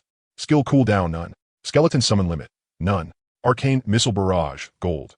After entering combat, for every 100 mana points consumed, you may fire 1 arcane missile forward, dealing 12 points of magic damage. The missile automatically locks onto enemies within a range of 0.6 spirit meters. Maximum rate of fire, 10 shots per second. The skill automatically stops once mana is depleted. Skill cooldown, 6 hours. Jin Yuan Pavilion might still only be in its early stages, but the fact that they could already bring out so many powerful skills really surprised Muyang. Even Arcane Missile Barrage, the lowest quality skill among them, matched Muyang's build unexpectedly well. With Muyang's current mana pool of over 100,000, even if he recovered mana at the same rate as other players, 1% per second, it would still be enough to easily cover the maximum rate of fire cost of Arcane Missile Barrage. Not to mention that all of Muyang's various recovery speeds were 10 times that of ordinary players. In other words, as long as Muyang could get this skill, then as long as there were enough wild monsters around, he could keep using it until that day as game time ran out. And with the passive, effective damage, epic, on top of that, all the damage Muyang dealt would achieve 100% effectiveness until every enemy in front of him was dead. Moreover, once he had these 3 skills, Muyang would be able to create excellent synergy through them. After learning all 3 of them, when Muyang entered the newbie dungeon again, he could first summon dozens of skeleton shield guards to tightly protect the area around him. Then he could directly activate Arcane Missile Barrage and turn into a humanoid walking Gatling gun, continuously sweeping monsters with endless fire. At the same time, Muyang could also keep launching thunder through the methods of a spiritual mind master for precise strikes. That way, unless the enemy could both withstand Muyang's arcane missile bombardment and break through the protection of the skeleton shield guards, which possessed double Muyang's defense attribute, they wouldn't even be able to walk up to him. What was more, the hyperdimensional game system had even thoughtfully equipped players with an auto-loot function. As long as you were the killer or a damage contributor, then after a monster died, the spoils would automatically be collected into your personal storage space. From now on, Mu Yang would truly be the kind of person who could make money just by standing there. Looking at the prices of the skills, the epic quality passive skill was marked at 70 million contribution points, while the gold quality skill cost 500,000. Obviously, it was impossible to buy all three skills outright. Mu Yang didn't have that many contribution points right now. But not having contribution points didn't mean Mu Yang couldn't ask for them. What was there to be embarrassed about? The more he asked at a time like this, the more reassured the people above would be, wouldn't they? So, when it was time to hold out his hand, he held it out. So Mu Yang pulled up Chi Huaqing's contact information on the phone provided by the Xia Nation officials. He took screenshots of the information for the three skills, sent them to Chi Huaqing, and left a message. I want these three skills. See if you can let me advance them first. As for the contribution points they cost, you can deduct them later from the portion of the three treasures pill that I provide. Chi Huaqing quickly replied, in principle, your current request has no chance of being approved, but I can ask for instructions first. Whether it's approved or not will need to be reviewed by my superior. Very quickly, the matter of Mu Yang wanting to advance contribution points to exchange for skills was reported by Chi Huaqing to Bai Hanyuan. After receiving the message, Bai Hanyuan did not fly into a rage because of Mu Yang's request. Instead, he first pulled up the internal skill encyclopedia and opened the three skills Mu Yang wanted to exchange for. After carefully studying the skills, Bai Hanyuan even felt somewhat relieved. Relieved that Mu Yang's choice still leaned towards Xia Nation's official side. Because for Mu Yang's choice of the skill Arcane Missile Barrage, Bai Hanyuan saw a terrifying possibility. That was that Mu Yang's spiritual energy attribute was at least above 2,000. After all, if Mu Yang wanted to maximize the damage of this skill, then his own mana recovery speed would have to reach 1,000 points per second. And right now, almost all hyperdimensional game players recovered 1 point of mana per second while in combat. If Bai Hanyuan still couldn't do the math after seeing this, then he had no business being the person in charge. Then, thinking about the three treasures pill Mu Yang had brought out, Mu Yang's total attributes had to be at least above 6,000. If someone like this wasn't properly won over, then wouldn't he become a sinner of great Xia? And besides, with the skills Mu Yang had chosen, basically no one would be able to make good use of them in the short term. So Bai Hanyuan readily gave Chi Huaqing his approval. They're just a few skills. If we don't use them now, then what are we supposed to keep them for? You handle the handoff with logistics. Have Zhuo Xia deliver them directly to him tomorrow when she trades with him. Don't think this means we're taking a loss. It's time to change the way we think. The higher-ups spend so much effort and money every year on maintaining stability, so why start being stingy here? Under Bai Hanyuan's instruction, Mu Yang quickly received Chi Huaqing's reply. The higher-ups have agreed to your request. These three skills will be handed to you tomorrow by Zhuo Xia when she trades with you. When he heard that the Xia Nation officials had really agreed to give him these skills in advance, Mu Yang's mood improved by several more points. After all, when he reached out, he was only thinking of taking shot in the dark and seeing if anything came of it. If the Xia Nation officials were really willing to give it to him, then that was pretty amazing. Then Mu Yang started calculating the gains he could clearly see waiting for him the next time he entered the game. The first was the first full attribute settlement from Life Source Realm. Every time Mu Yang reached the level cap, Life Source Realm boosted the growth speed of all attributes by current level 001 points per second. Starting from yesterday, when Mu Yang had farmed his level to the full level 10, a total of 47 minutes of in-game time had passed, plus Mu Yang's 18 hours offline. Mu Yang's current level was 10, so Life Source Realm could now provide him with 0.1 points of growth to all attributes every second. In other words, after Mu Yang logged in this time, he would receive 6,762 points in each of his 5-dimensional attributes, for a total of 33,810 attribute points. The second gain was the 3 treasures pill from cooperating with the officials. 172,800 pieces of level 1 equipment would let both the military and Mu Yang each gain 28,800 3 treasures pills. Each 3 treasures pill could provide 1 point each to physique, spirit energy, and spirit. In other words, Mu Yang could obtain 86,400 attribute points from these 3 treasures pills. Just the settlement from these 2 talents alone could easily provide Mu Yang with 120,210 attribute points. As long as he endured this period before logging in, Mu Yang was about to welcome a massive leap forward on the road of numerical growth. And that also brought Mu Yang one step closer to crafting his first exclusive artifact. The only flaw was that 28,800 3 treasures pills was simply too many. If he still had to eat them one by one like before, Mu Yang had no idea how long it would take him. Looks like he had to think of a way. Otherwise, what was the point of getting so many 3 treasures pills? If he got them, and then couldn't he finish eating them? What was the point of getting them in the first place? As Mu Yang waited with countless thoughts in his mind, a new day quietly began. The happy time had arrived again.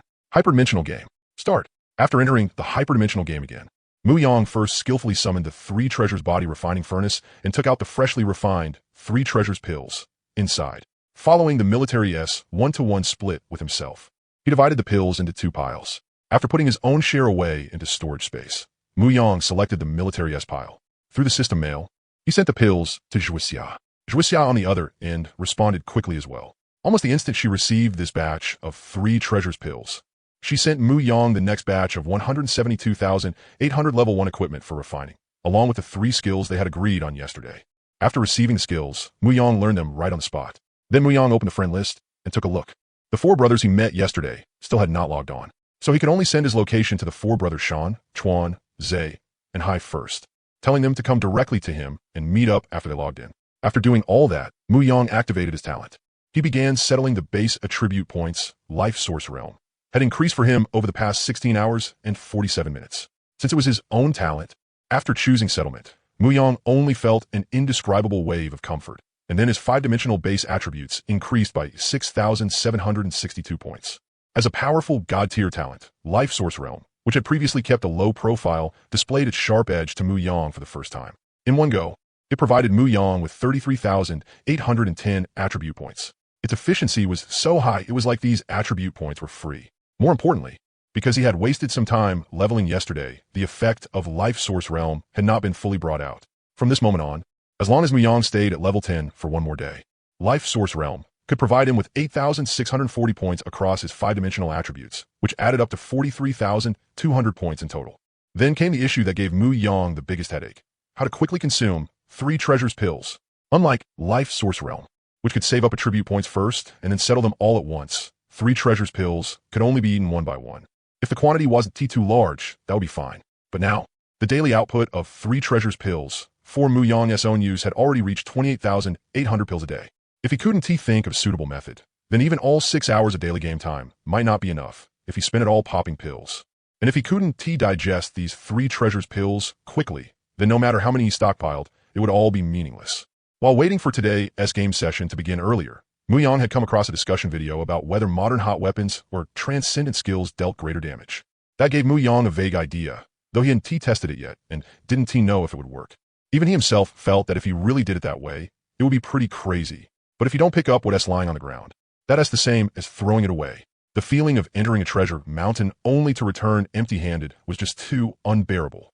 Mu Yang simply steeled himself. Fuck it, I'm doing it. But whether it would work or not would depend on just how good fantasy creation really was. As for what Mu Yang wanted to do, why would swallowing 3 treasures pills require fantasy creation at all? Simple. He wanted to make himself a bomb with a huge internal space, then load the 3 treasures pills into it, and then eat the bomb. Once the bomb exploded, wouldn't the 3 treasures pills naturally be eaten by him? Honestly, if this were the real world, Mu Yang really wouldn't dare do something like this. But where was this? This was the world of the hyperdimensional game. The datafied world gave Mu Yang the confidence to try. So whether the next step would work or not really depended on the quality of fantasy creation, didn't he it? Thus, Mu Yang immediately activated his talent and let his imagination unfold, wanting to create a bomb with storage space. Faced with Mu Yang's operation, fantasy creation was still as strong as ever. After consuming 10 points of health, a ping-pong ball-sized mini grenade appeared in front of Mu Yang. Mini attribute bomb. Attack power, 66,982. Durability, 1. Description: a bomb with enormous internal space. It couldn't be any bigger, and he wouldn't be able to swallow it. But Mu Yang didn't dare start the experiment right away. He was afraid that after the bomb's space burst open, the thing stored inside might get lost in some unknown place. After all, this was an object with spatial properties. No matter how careful he was, it still wouldn't be too much. So Mu Yang grabbed some gravel on the spot and used basic mental lock-on to lock onto 3 of the stones. Then he put the gravel in his hand into the bomb's storage space. Only after doing that did Mu Yang throw the mini attribute bomb not far away and detonate it. Boom! A thunderous explosion spread through Novice Village 49. The originally peaceful and harmonious Novice Village was blasted by Mu Yang's attribute bomb until dust filled the sky. Mu Yang immediately realized something was wrong. Relying on his absurdly high agility stat, he turned and ran without hesitation. Before the smoke from the explosion cleared, Mu Yang successfully evacuated the place where he had been standing. Luckily, Mu Yang's stats were high enough, and he ran fast enough. Otherwise, if other players saw it on the spot, or if it left behind any clues, it would still bring him quite a bit of trouble. After moving to a new location, Mu Yang sent the 4 brothers his new coordinates again. And there was another piece of good news. Through the basic mental lock he had been maintaining the whole time, Mu Yang could sense that after the bomb he made exploded, the stones inside had only been blasted far away. They had not been lost in some so-called alternate space. Since things placed inside the bomb space would not vanish into thin air, the heart Mu Yang had been holding up finally settled by more than half. So Mu Yang immediately spent HP again and made another pile of mini attribute bombs. Taking out a freshly made mini attribute bomb, Mu Yang started stuffing Sambao pills into it. Only after putting in a full 1,000 Sambao pills was the space inside the mini attribute bomb completely filled. Mu Yang weighed the bomb full of Sambao pills in his hand. He could not help sighing in his heart. After all, what normal person would ever study something like this? A bomb that, after eating it, could raise your attributes as long as you could withstand the damage? Could this be the legendary, swallow the bomb, then blow yourself up for stats? Before swallowing the bomb in his hand, Mu Yang thought with a heart full of wicked amusement. Then Mu Yang directly tossed the bomb in his hand into his mouth and swallowed it. After finally taking a deep breath to relax himself, Mu Yang detonated the bomb he had swallowed into his stomach in the game. Boom! A muffled sound came from Mu Yang's belly, much quieter than when he had tested it before, but it still echoed through the entire novice village. Although after calculating the bonus from Life Origin Realm, the damage of the bomb Mu Yang made had reached a terrifying 66,982 points. In front of Mu Yang's defense stat of as high as 70,000. However, that bit of damage was still far from enough.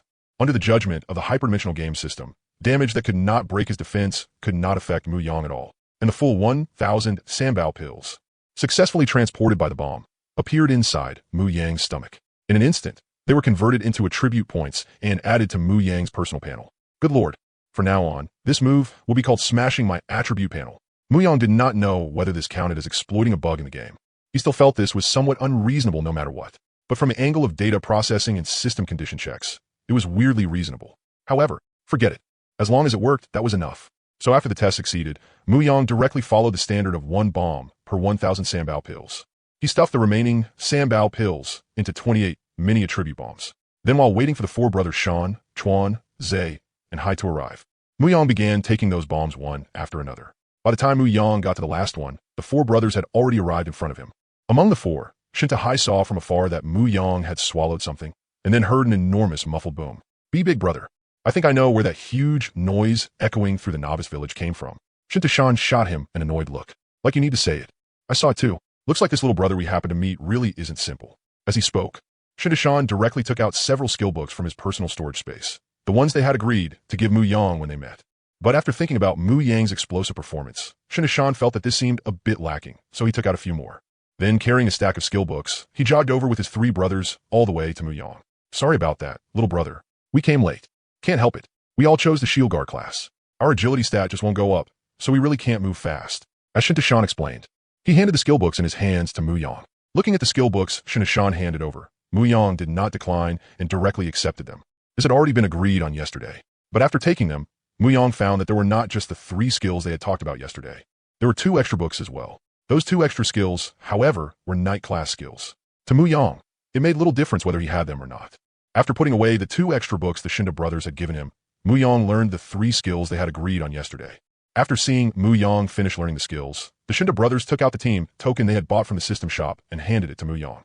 After using the team token, Mu Yang named his party Sunlit Mountains and Rivers. After pulling the Shinta brothers into the party, he led them toward the novice dungeon. After entering the area where the novice dungeon existed, the long-unheard mechanical voice of the hyperdimensional game system sounded by Mu Yang's ear. Ding!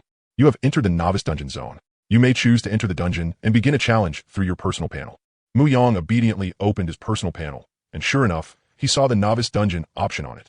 After clicking novice dungeon, Mu Yang directly chose party mode, abyss difficulty. After Mu Yang selected the challenge target, the personal panels of Shintu 4 brothers suddenly popped up. Sunlit Mountains and Rivers. Party member, do you agree to enter the novice dungeon in party mode and challenge abyss mode? Yes, no.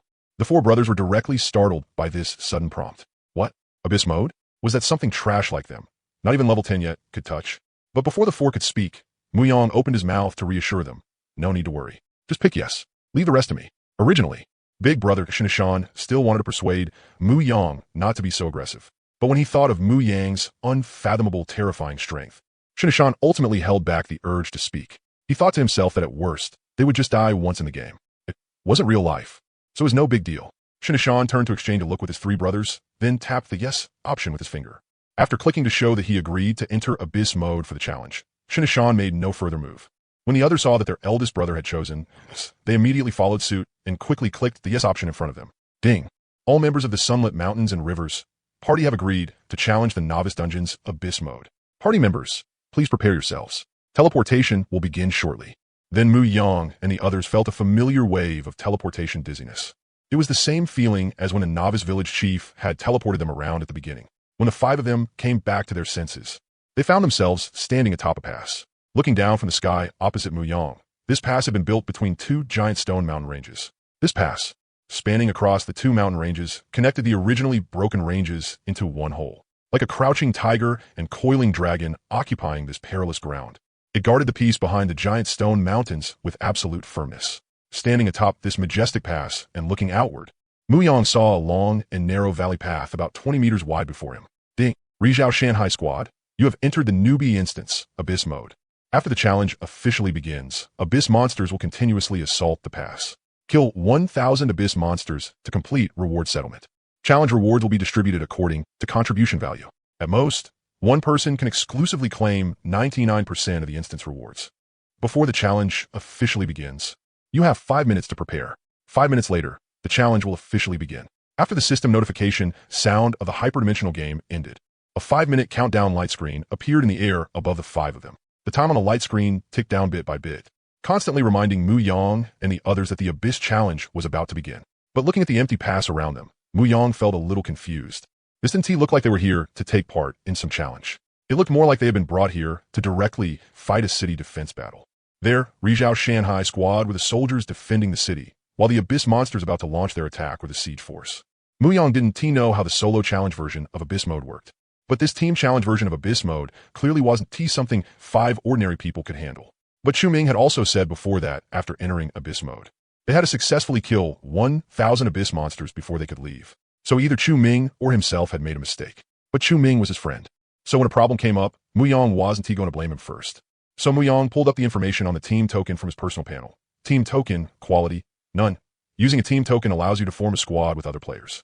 A squad requires a minimum of 5 people and can have a maximum of 200 people. After seeing that a squad could have up to 200 people, Mu Yang finally let out a long breath in his heart. Sure enough, the problem was on my side. I was too careless. I rushed in without looking more carefully before starting the challenge. But at the same time, Mu Yang also felt a little fortunate. Good thing I came in after taking the 3 treasures pill. And compared to yesterday, today Mu Yang had already achieved a leap in stats. Otherwise, with Mu Yang's stats from yesterday, trying to take on a Legion-style challenge by himself really would have been nearly impossible.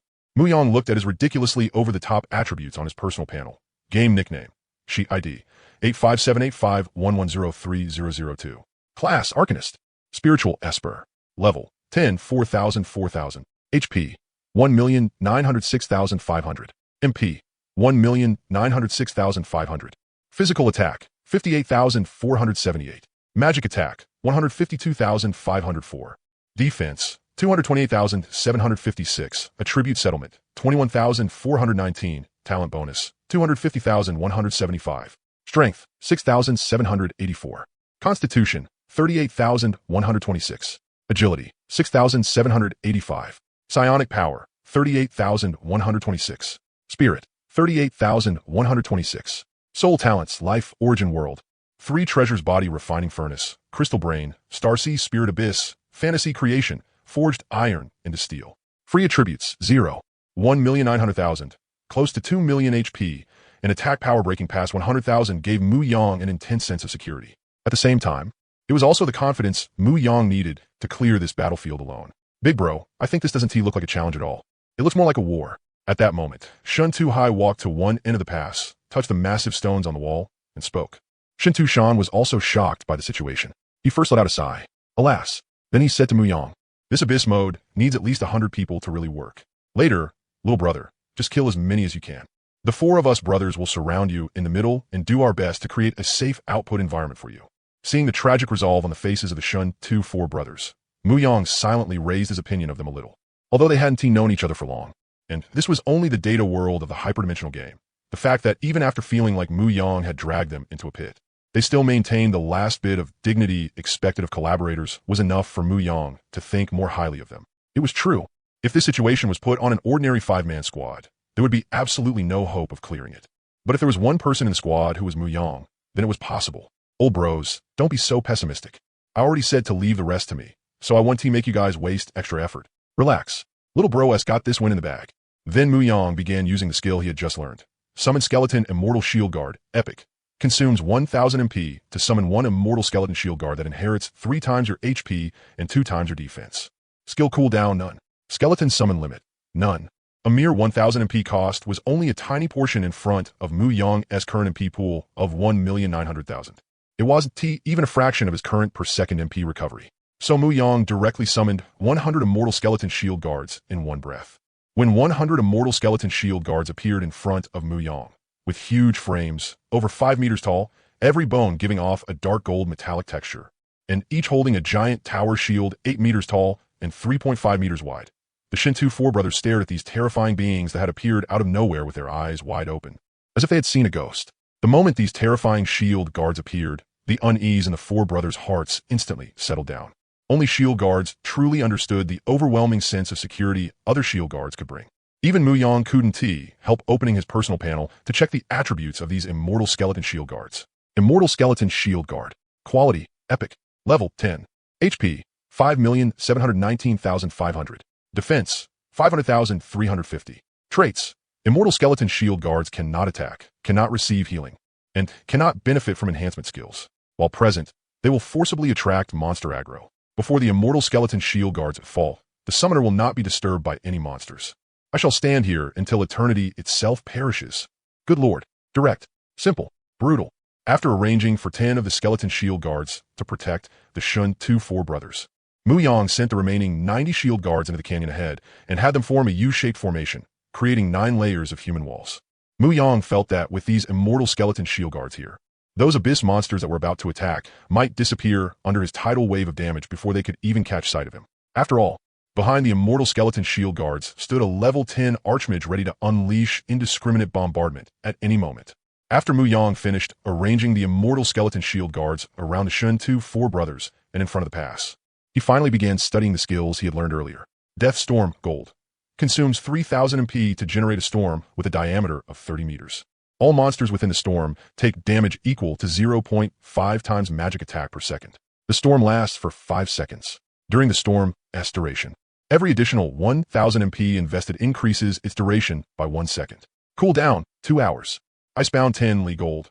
Consumes 1,500 mana points to freeze all enemies within a 20-meter radius around you for 2 seconds. Dealing damage equal to 0.3 spell attack. Cooldown, 2 hours. Like a shadow, platinum. Passive effect. After you launch an attack with a skill, a shadow will be generated at no cost, dealing damage equal to 80% of that skill attack and attacking simultaneously. Deathstorm was a field-type sustained damage skill, while Icebound Tenli was a control skill. But now that he had the Skeleton Shield Guards, Mu Yang had arranged the battlefield in front of the pass. So, Icebound Tenli had no use for the time being. Still, Mu Yang thought very highly of Deathstorm, because once the storm formed, as long as mana kept being fed into it, this skill could keep functioning continuously, just like Arcane Missile Barrage. For a mage like Mu Yang, who liked fighting group battles, that was what made a skill truly meaningful. How much was the mana cost to maintain a skill anyway? Continuous output was what really mattered. Not to mention that with the passive skill, like a shadow, every attack made by those continuously maintained skills would produce a shadow at 80% power. For people like Mu Yang and the others, who played around with numbers, even just 80% of the original damage was enough to make people despair. Very soon, the countdown in the sky entered its final few dozen seconds, but with the Immortal Skeleton Shield Guards there, Mu Yang and the others were not panicked at all. 3, 2, 1. Ding. Team Rizhao, Shanhe, please note, the pre-battle preparation time has ended. Abyss monsters are about to begin their assault. Just like when Mu Yang had previously left the safe zone and entered the wild monster spawn area.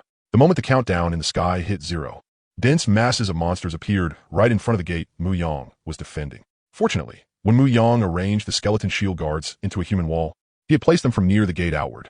So the instant the monsters appeared, they were immediately taunted by the Immortal Skeleton Shield Guards. Looking down from the top of Chengtu Mountain, Mu Yang even saw some monsters open their mouths, preparing to unleash a thunder roar at him, only to have their aggro forcibly pulled away by the Skeleton Shield Guards, turning the faces originally aimed at Mu Yang toward the Shield Guards instead. And because their bodies had been forcibly turned, the thunder roar ended up looking more like confused black-eye meme. This ridiculous scene made not only Mu Yang, but even the 4 Shinto brothers struggled to hold back their laughter.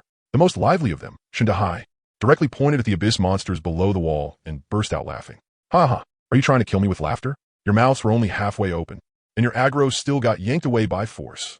Looking at the monsters besieging the skeleton shield guards below, Muyang could clearly see that there were monsters of 3 different sizes: large, medium, and small. These should correspond to the 3 qualities: ordinary, elite, and boss.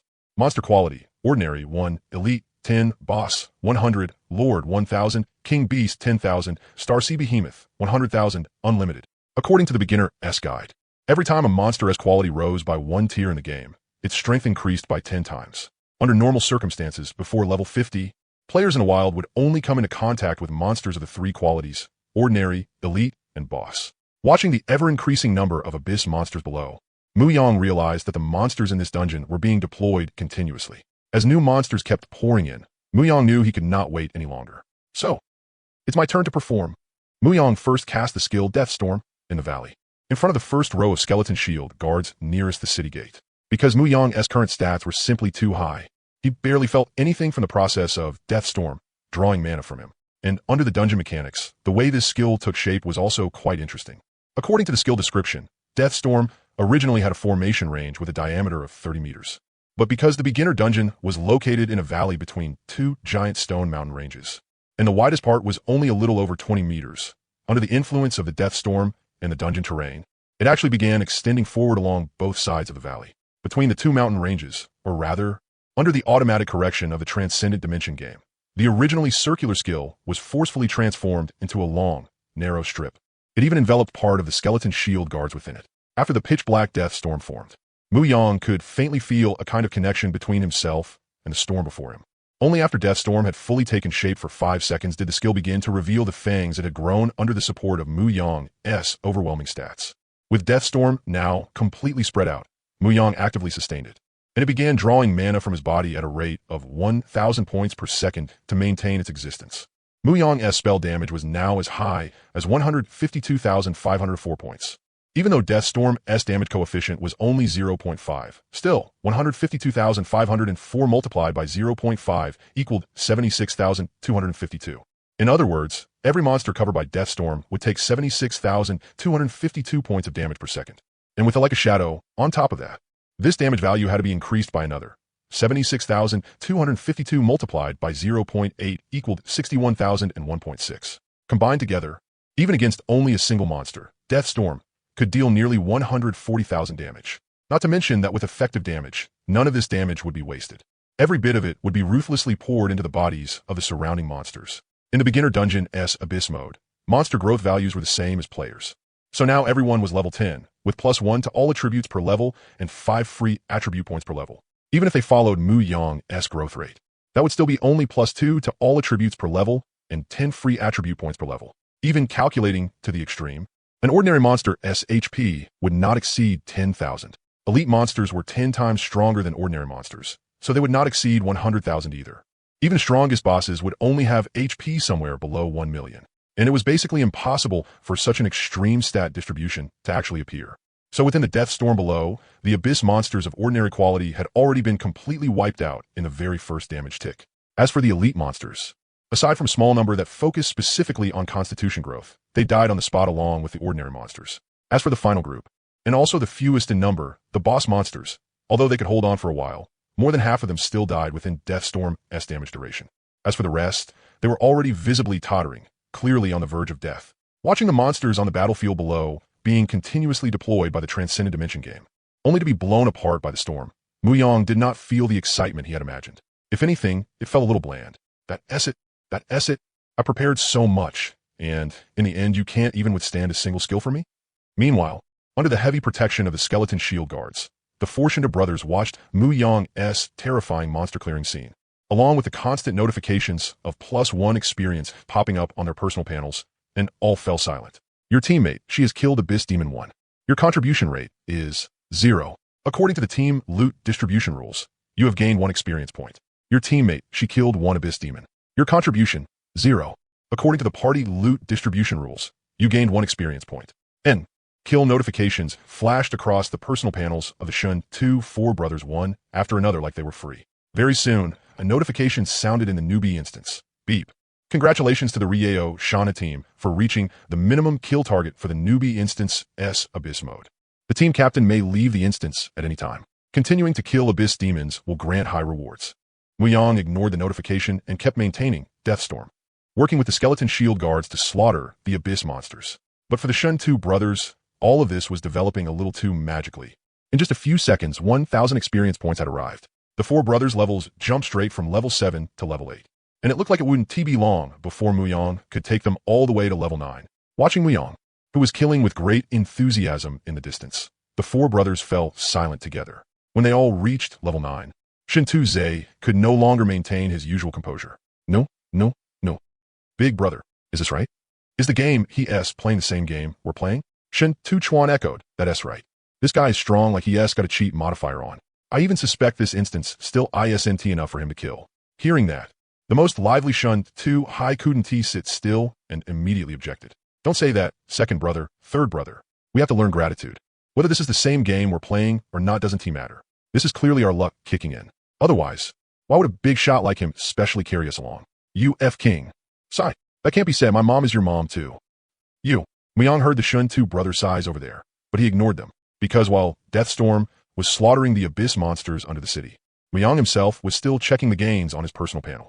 Yu's skill Deathstorm killed 1 level 10 Abyss demon, obtained 1 blank crystal. 2,937. Yu's skill Deathstorm killed 1 level 10 Abyss demon elite, obtained 10 blank crystals. 498. Yu's skill Deathstorm killed 1 level 10 Abyss demon boss, obtained 100 blank crystals, 1 silver skill chest. 39. You killed 1 level 10 Abyss demon. Crystal brain effect triggered. Your spirit +1. 3,474. You killed 1 level 10 Abyss demon. Star C spirit Abyss effect triggered. Your psychic energy +1. 3474. 3 treasures cultivation furnace effect triggered. Your free attribute points +2. 3474. In just a few seconds, with the boost of Muyang's freakish panel attributes, just one Deathstorm had netted him nearly 7,000 attribute points. And by killing a boss grade monster, it even dropped a skill chest. This was the first time Muyang had gotten a chest like this in the game. According to the Super Dimensional Game Newbie Guide, killing boss and higher grade monsters would drop skill chests of different rarities. After opening a silver grade skill chest, you were guaranteed to get at least 1 silver grade skill. Of course, if you were lucky, you could also get a higher grade skill. But the highest grade wound exceeds silver by 3 tiers. In other words, the best possible reward from a silver skill chest was a diamond grade skill. After taking his gaze off the battle log, Muyang took out 1 blank crystal from his storage space. After killing Abyss demons in the instance, the base reward no longer included copper coins. Obviously, blank crystals had replaced copper coins. And in terms of value alone, blank crystals should be more valuable than the copper coins dropped before. The blank crystal in Muyang's hand was octahedral, about the same size as a steel lighter, and fit perfectly in his hand. Once today's game time ended, he would have to take a good look at what this thing could do. He didn't know whether the newbie guide recorded it. If not, he'd have to ask Chu Ming about its specific use. Then Muyang checked the status of the skeleton shield guards on the panel. Most of them were still at full health, and only one had lost 2 HP. After pulling up the battle log for this damaged skeleton shield guard, Muyang found that it had been done by a boss monster with a slicing trait. The Abyss boss Dark Shadow attacked your summon. Immortal skeleton shield guard, dealing damage, 0. Dark Shadow's innate trait slice triggered, forcibly deducting 1 HP from Immortal skeleton shield guard. The Abyss boss Dark Shadow attacked your summon. Immortal skeleton shield guard, dealing damage, 0. Dark Shadow's innate trait slice triggered, forcibly deducting 1 HP from Immortal skeleton shield guard. The 2 battle records blatantly showed Muyang how terrifying the slice trait was. Fortunately, this boss had very low HP and had only attacked Muyang's skeleton shield guards twice before being killed by Deathstorm. S damage and the damage transfer from nearby mobs through effective damage. Still, this gave Muyang a reminder. In this world, soul talents were not exclusive to Muyang or players. All beings who walked the path of the extraordinary could awaken soul talents. Even the monsters in Super Dimensional Game were randomly assigned talents by the game. Although with his attribute values, he could tank most damage, talents like Slice existed that could ignore defense and directly force HP loss. There was no way Muyang could withstand that. He could only do as the logboard said, tank a few hits, then drown the enemy in massive damage. Muyang even felt that some talents might be able to kill enemies instantly. But talents were talents, and numbers were numbers. Even if someone could forcibly take away 1 point of his HP in a single hit, how many hits could they endure from Muyang? Not to mention, in combat right now, Muyang's HP recovery speed was 10 per second. If Muyang got hit by Slice once, he wouldn't even need 1 second to recover. Even if he later ran into ranged archers, mages, or the like with Slice, Muyang still wouldn't panic. As long as he stayed firmly on the path of boosting his numbers, what was there to fear? Were you really expecting an archer with 3,000 spirit to compete in range with Muyang, who had 300,000 spirit? As long as Muyang learned a few movement skills and opened distance the instant he was attacked, he could lock onto the enemy from far away and kill them with a single arcane bolt, so dead they wouldn't come back to life. The only slight disappointment was that after killing so many elite monsters and bosses, not a single piece of equipment had dropped from Muyang. The last equipment Muyang had gotten was still a level 6 ordinary item, Fong Dagger. Unusual. Too unusual. But after thinking it over and over, Muyang still couldn't figure out what he had done wrong. Could it be because he had fantasy creation, so the game system defaulted to there being no shortage of equipment here? Or was it because his 3 treasure cultivation furnace had melted down too many pieces of gear, and the system had blacklisted him? No way, right? No way, right? Surely a superdimensional game wouldn't be this petty, would it? Muyang took a deep breath and temporarily pushed aside the question of why he couldn't get game equipment. Then he put the blank crystal in his hand into a storage space and set it away properly. After that, Muyang actually didn't know what else he could do for a while. Under the interaction of shadow follow and effective damage, Muyang didn't even need to use any extra skills to control the battlefield. Although Deathstorm only dealt damage once per second, its mechanism was strong enough. As long as enemies were within the damage range, no matter how many Abyss demons there were, they would all take damage. With Deathstorm, Shadow Follow, and effective damage, Muyang could deal tons upon tons of damage every second. And this was damage that actually had real effect. Muyang even felt that effective damage, this passive skill, shouldn't be only epic quality, because under the effect of the passive effective damage, there would no longer be any situation where skill damage was wasted because monsters were too fragile. This passive skill directly destroyed the artistry of combat. It turned varied battle into boring data calculations. As long as there were enough enemies on the field, Muyang's damage would never go to waste. And in special mechanism skills like Deathstorm, this damage calculation logic became even more absurd in the face of a massive number of hostile units. Just like now, every ordinary mob was a settlement unit. Then every second, each ordinary mob would generate nearly 120,000 overflow damage. That overflow damage would all be poured into elite monsters and boss monsters in the end. So the more mobs there were around high-quality monsters, the more damage those monsters would ultimately have to endure. Just like now, almost every few seconds, several boss monsters would be killed by effective damage. They turned into Muyang's own attribute points, the blank crystal in his storage space, and silver skill chests. Who knew whether, after level 10, when the first power synchronization happened, these 2 passive skills would also synchronize over to reality. If they really could, then Muyang would truly not need to worry about any Abyss invasion by then. In the dungeon, after Muyang cleared the first wave of Abyss demons on the field, the rate at which the dungeon spawned Abyss monsters suddenly slowed down. As for the 4 Shantu brothers, although they hadn't contributed any value on the battlefield, they could only get the minimum experience split, and there weren't even any spoils for them. But in the face of the terrifying, endless one after another, they were still dragged up to level 10 perfection. After Muyang's team became all level 10, Muyang could receive one more type of drop. That was attribute potions. This time, Muyang wasn't in a hurry to take those potions out and look at them. He planned to sort them together at the end. About 40-odd minutes later, Abyss demons were no longer being spawned below. The 4 Shantu brothers were shouting in their hearts. Insane. Damn, did they just wipe out the Abyss dungeon like that? That was truly terrifying. But this kind of leg, it also made the 4 Shantu brothers want to follow Muyang for the long term. After all, seriously, they were crying to death. This big shot even sent shield warriors to protect them. Shield warriors. With a leg like this, how could they not love him? However, unlike the 4 brothers, who personally witnessed Muyang wipe out the Abyss dungeon and were surging with emotion, Muyang instead felt a tightening in his heart.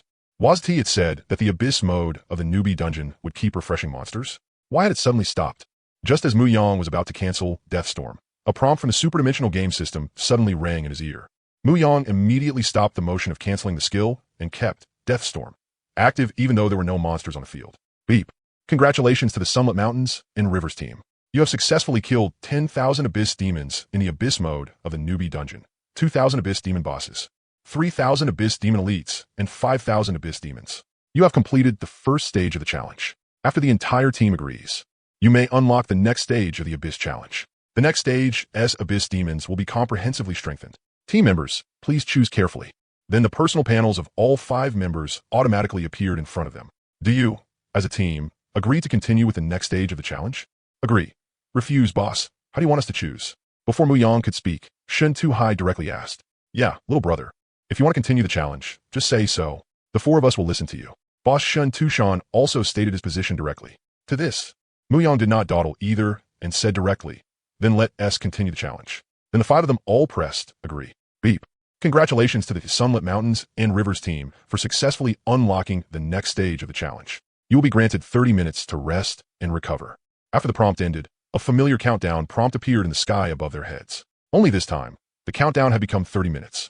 Taking advantage of those 30 minutes, Muyang evenly distributed the 20,000 free attribute points he had just obtained into physique, spirit, and spiritual energy. After adding 6,666 points to each of physique, spiritual energy, and spirit, Muyang's stats inflated further. Game nickname, Shi ID, 8578511030002. Class, Arcanist. Psychic Adept level, 10 4000 HP, 2,239,800 MP, 2,239,800 physical attack, 65,144 spell attack, 179,168 defense, 268,752 attribute settlement, 21,419 talent bonus, 290,000, 171 strength, 6,784 physique, 44,792 agility, 6,785 spiritual energy, 44,792 spirit, 44,792 soul talents, life source realm, 3 treasure cultivation furnace, crystal brain, sea of stars, spirit abyss, fantasy creation, forge iron into steel, free attributes. 2. Then Muyang canceled all the skeleton shield guards he had summoned earlier. He was preparing to summon a whole lot of new, sturdier skeleton shield guards based on his current panel, and to deal with the higher intensity abyss demons. Muyang directly summoned 200 new immortal skeleton shield guards this time. Immortal skeleton shield guard. Quality, epic. Level 10. HP, 6,719,400. Defense, 580,342. Traits, omitted.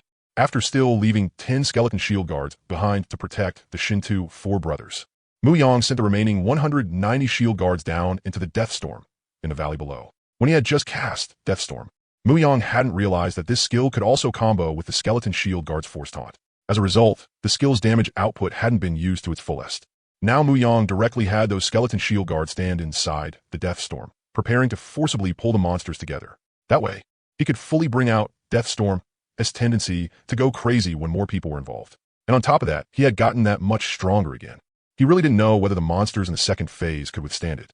Half an hour quickly passed. When the countdown above everyone's heads finally hit 0, over 1,000 abyss demons suddenly appeared before the checkpoint, signaling that Muyang and the other second phase challenge had begun. Unlike the first phase, the intensity of the second phase had risen by a visibly obvious margin.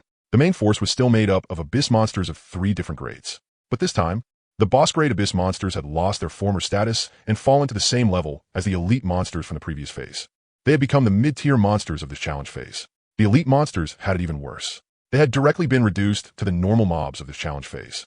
Looking at it that way, these newly appeared monsters had to be Lord-grade monsters, right? Abyss Lords?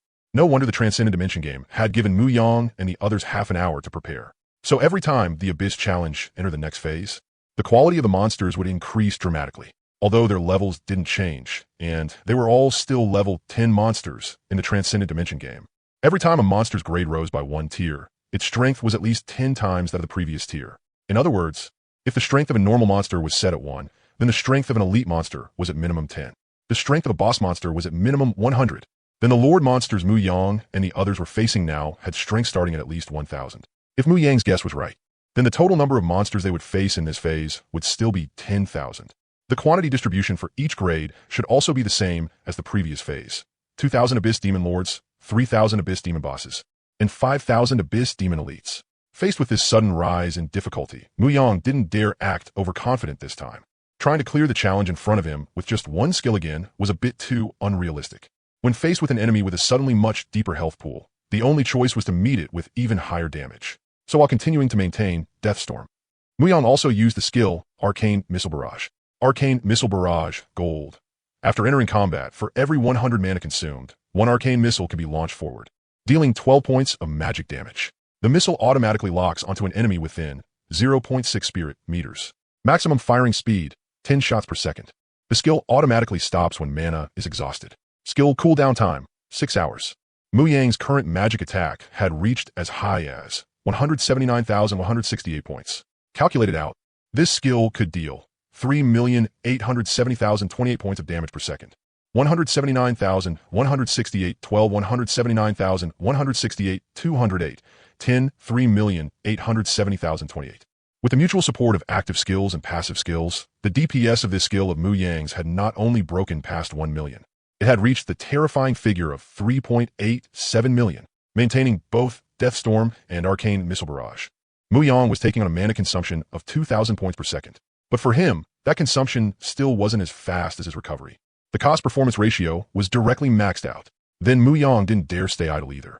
He took out the thunder he had made earlier from his storage space and used the methods of a spirit psychic to throw them into the monster horde. Unfortunately, when Mu Yang had made that batch of thunder, his base attributes had been far inferior to what they were now. Using them against elite monsters was fine, but against some of the tankier bosses, that batch of thunder couldn't even break the enemy's defense. Not to mention the Lord monsters, whose strength far surpassed bosses. And when he had made them, the defense attribute gained by consuming life value had already been added to his own panel. So even if he directly canceled those thunder, now, Mu Yang still wouldn't count it as a loss. After thinking for a moment, Mu Yang chose to directly give up those thunder that had already been made and stored in his storage space. With the skeleton shield guards present, those monsters basically had no chance of charging all the way to Mu Yang's side. So even if Mu Yang directly made new weapons on the spot, there was still enough time. Just as Mu Yang was about to make a new version of thunder, a better idea suddenly popped into his head. Since he had just developed the attribute bomb in order to swallow 3 treasures pill faster, then why couldn't that attribute bomb be used to blow up these abyss monsters too? At the current stage, no matter how strong a cold weapon was, it could only kill monsters one by one. How could that compare to hot weapons? One attribute bomb dropped in, and it would affect a whole large group of monsters at once. As soon as he thought of it, he acted. Mu Yang immediately made a bomb on the spot. Attribute bomb, attack power, 244,312. Durability, 1. Then, Mu Yang used intermediate object control to fire this bomb at a boss that had quite a few small monsters around it. Intermediate object control, bronze, can use mental power to simultaneously control 9 telekinetic weapons to attack. Each attack deals Spirit 0.6 telekinetic weapon attack attribute, points of damage. Attack radius, Spirit 0.6 meters. Boom. A huge explosion rang out across the field. Be big brother. This guy's even pulling out bombs now. And you still think he's playing the same game as us? Shidazay only felt like his entire worldview had once again been reshaped by the person in front of him. Originally, he had already thought the descent of this so-called transcendent dimension game was absurd enough. But now someone had actually made hot weapons in a game world. He couldn't understand it, and he was deeply shaken. Only this time, Shinta Shan didn't speak. Even the usually lively Shinta Hai rarely kept silent.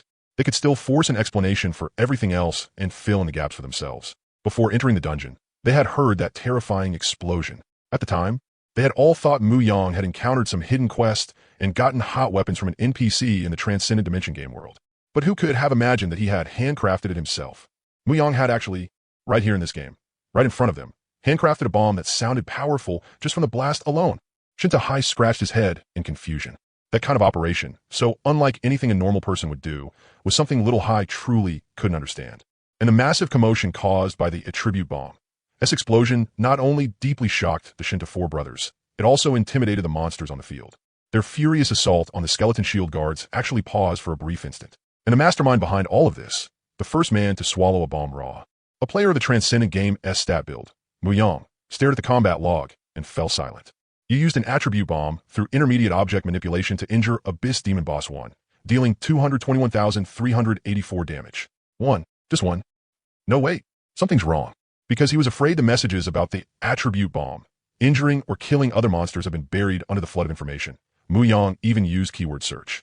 In the end, it showed that the damage dealt by the attribute bomb really was only this much. Sure enough, the Heavenly Tao's cycle comes around. A moment ago, the four Shinta brothers had been blown stupid. Now it was Mu Yang's turn to be dumbfounded by this absurd scene. No, seriously? Bro, you can only do single target blasting? Then if it's only single target blasting, there was no need for it to be this loud, right? So it was just for scaring people? Mu Yang began thinking about what exactly he had done wrong. What had caused the attribute bomb he made to only be capable of single target blasting. If the strength of fantasy creation was really only at this level, Mu Yang was unwilling to believe it. After all, this was an existence that the Transcendent Game had rated as a mythical talent. The power of fantasy creation had to be legit. And where was this? This was the Transcendent Game. Would a Transcendent Game capable of crossing the universe and time to descend upon Blue start not understand what a bomb was? So there had to be something he had done wrong. That was the only reason why an attribute bomb had turned into something with a lot of thunder but very little rain after going off. Come on, Even if Mu Yang thought with his toes, he knew this wasn't reasonable.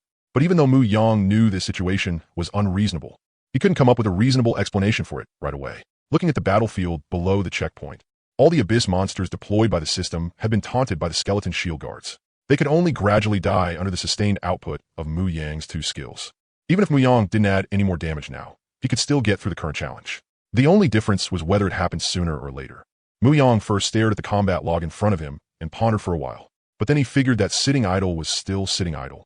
Even if one attribute bomb could only attack one abyss demon, it was still some damage, wasn't it? What's more, by consuming HP, he could also increase his own defense. This was a guaranteed profit with no loss whatsoever. So Mu Yang once again began continuously creating attribute bombs and throwing them into the mob pack. Boom, boom, boom.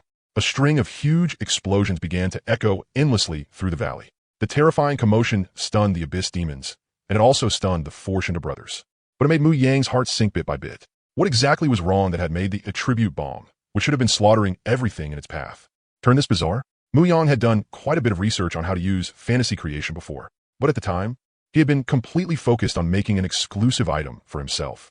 And the beginner's guide really didn't have any instructions on using fantasy creation to develop and produce firearms or other hot weapons. So now that he had run into a problem, Mu Yang really had turned into Louis XVI in an instant, completely a loss. Watching the search entries refresh non-stop with messages related to bombs, only doing single target blasts, Mu Yang felt worse and worse. In the end, still unwilling to give up, he pulled up the bomb's attribute panel and took another look. Attribute bomb. Attack power, 244,312. Durability, 1. The plain and unremarkable panel gave a short and forceful description of the attribute bomb. It's just, durability? The moment Mu Yang saw those three words, it was as if a bolt of lightning had split open his previously chaotic mind. The appearance of the three words durability gave Mu Yang sudden enlightenment, like being doused with clarity. Earlier, Mu Yang had trapped himself in a mental dead end. This was all the fault of habitual thinking. An attribute bomb with 1 point of durability was a bomb, and an attribute bomb with 10 points of durability was also a bomb. If 1 point of durability was put on a cold weapon, it meant it could launch one attack, but if 10 points of durability were put on an attribute bomb, it could still only perform one attack, right? Damn it.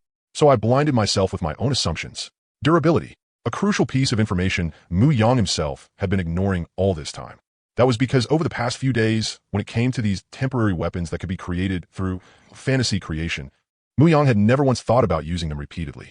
After all, weren't disposable items meant to be thrown away after one use? So, whenever Mu Yang made temporary weapons, he always spent the smallest possible price and only created things with a durability of 1. Because of that, Mu Yang truly had barely paid any attention to the existence of the durability setting. He had simply treated it as a prerequisite for activating the talent. After all, even in a transcendent world, nothing could escape the laws of energy. If you wanted to create something out of thin air, you naturally had to consume something first. So in the process of using fantasy creation, that bit of HP that could be used to increase durability had only been casually treated by Mu Yang as the price paid in exchange for a weapon. He had never thought more deeply about the meaning behind the existence of durability. If Mu Yang hadn't discovered now that the hot weapons he created only dealt single target damage after exploding, he wouldn't have thought this far even now. If for weapons, 1 point of durability represented the ability to launch one attack against the enemy. Then for weapons like the attribute bomb, which could only exert their effect once, did durability represent the basis for determining how their area damage was calculated? If not, then durability basically had no reason to exist, right? After all, a cold weapon could still launch multiple attacks through increased durability. But for a hot weapon, the meaning of its existence was that single instant of blooming. There was no way a hot weapon with high durability could explode once, then be recovered and exploded a few more times, right? So Mu Yang began experimenting. This time, Mu Yang didn't treat the bomb as a one-time consumable like before. Instead, during creation, he directly invested 100 points of HP and made a bomb with 10 points of durability. This time, looking at the freshly made bomb, Mu Yang's somewhat flustered heart finally settled down. Attribute bomb. Attack power, 244,312. Durability, 10. Description. After exploding, damage is calculated in sequence against units within a radius of 5 meters centered on the weapon's point of impact. Each point of durability triggers 1 damage calculation. If the number of units within the explosion range is less than the durability, then damage is calculated multiple times against the targets within the area. This newly appeared description confirmed Mu Yang's guess. The meaning behind the existence of durability was the number of damage calculations. For cold weapons, as long as the number of damage calculations hadn't been used up, they would continue to exist. But for firearms, the existence of durability was the upper limit of their instant damage output. The higher the durability, the more damage the firearms Mu Yang created through fantasy creation could deal at the moment of explosion.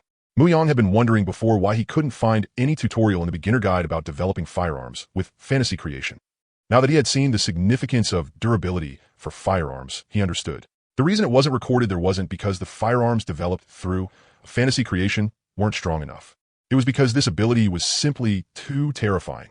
If it weren't restricted, who could handle it? And after unlocking the firearm-related side of fantasy creation, Mu Yang finally had a key trump card that could remain in his backpack for a long time. The significance of attribute bombs was no less than the charge-up abilities of archers and the sword-nurturing arts of swordsmen he had seen in novels. And the advantage of using fantasy creation to make firearms was that Mu Yang didn't need to spend a huge amount of time like those two class skills did to increase the damage multiplier. He only needed to pour a large amount of HP or MP into a bomb and stack up its durability. Of course, this method also had its shortcomings. That was because the damage calculation of attribute bombs would not directly increase the value of a single attack like a charge strike would.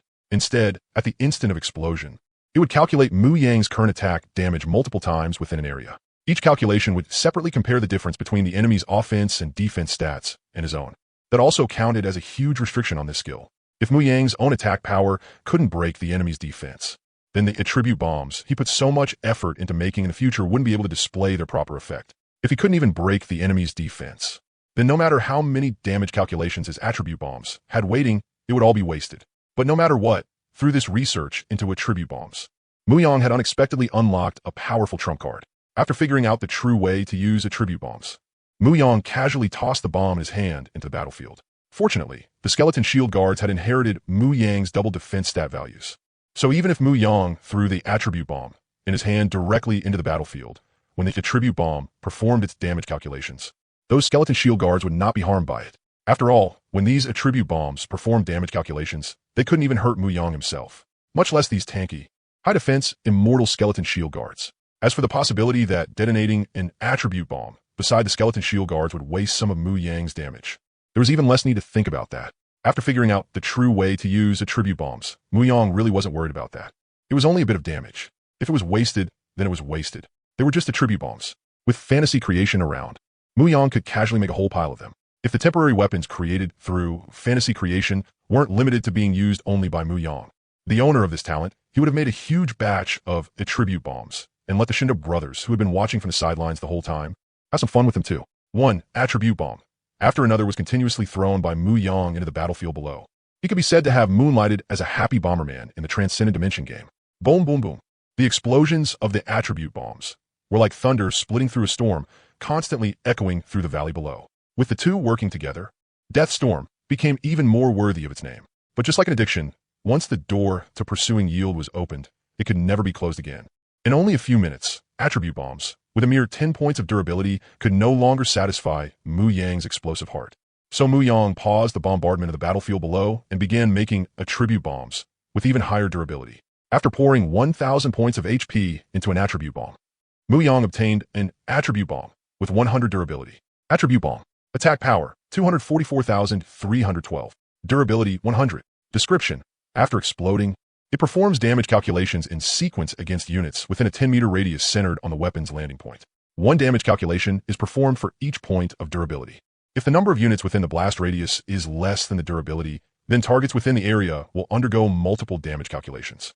Then Mu Yang saw that the blast radius of this attribute bomb with 100 durability had expanded to a 10-meter radius. So after durability increased, even the blast radius expanded along with it.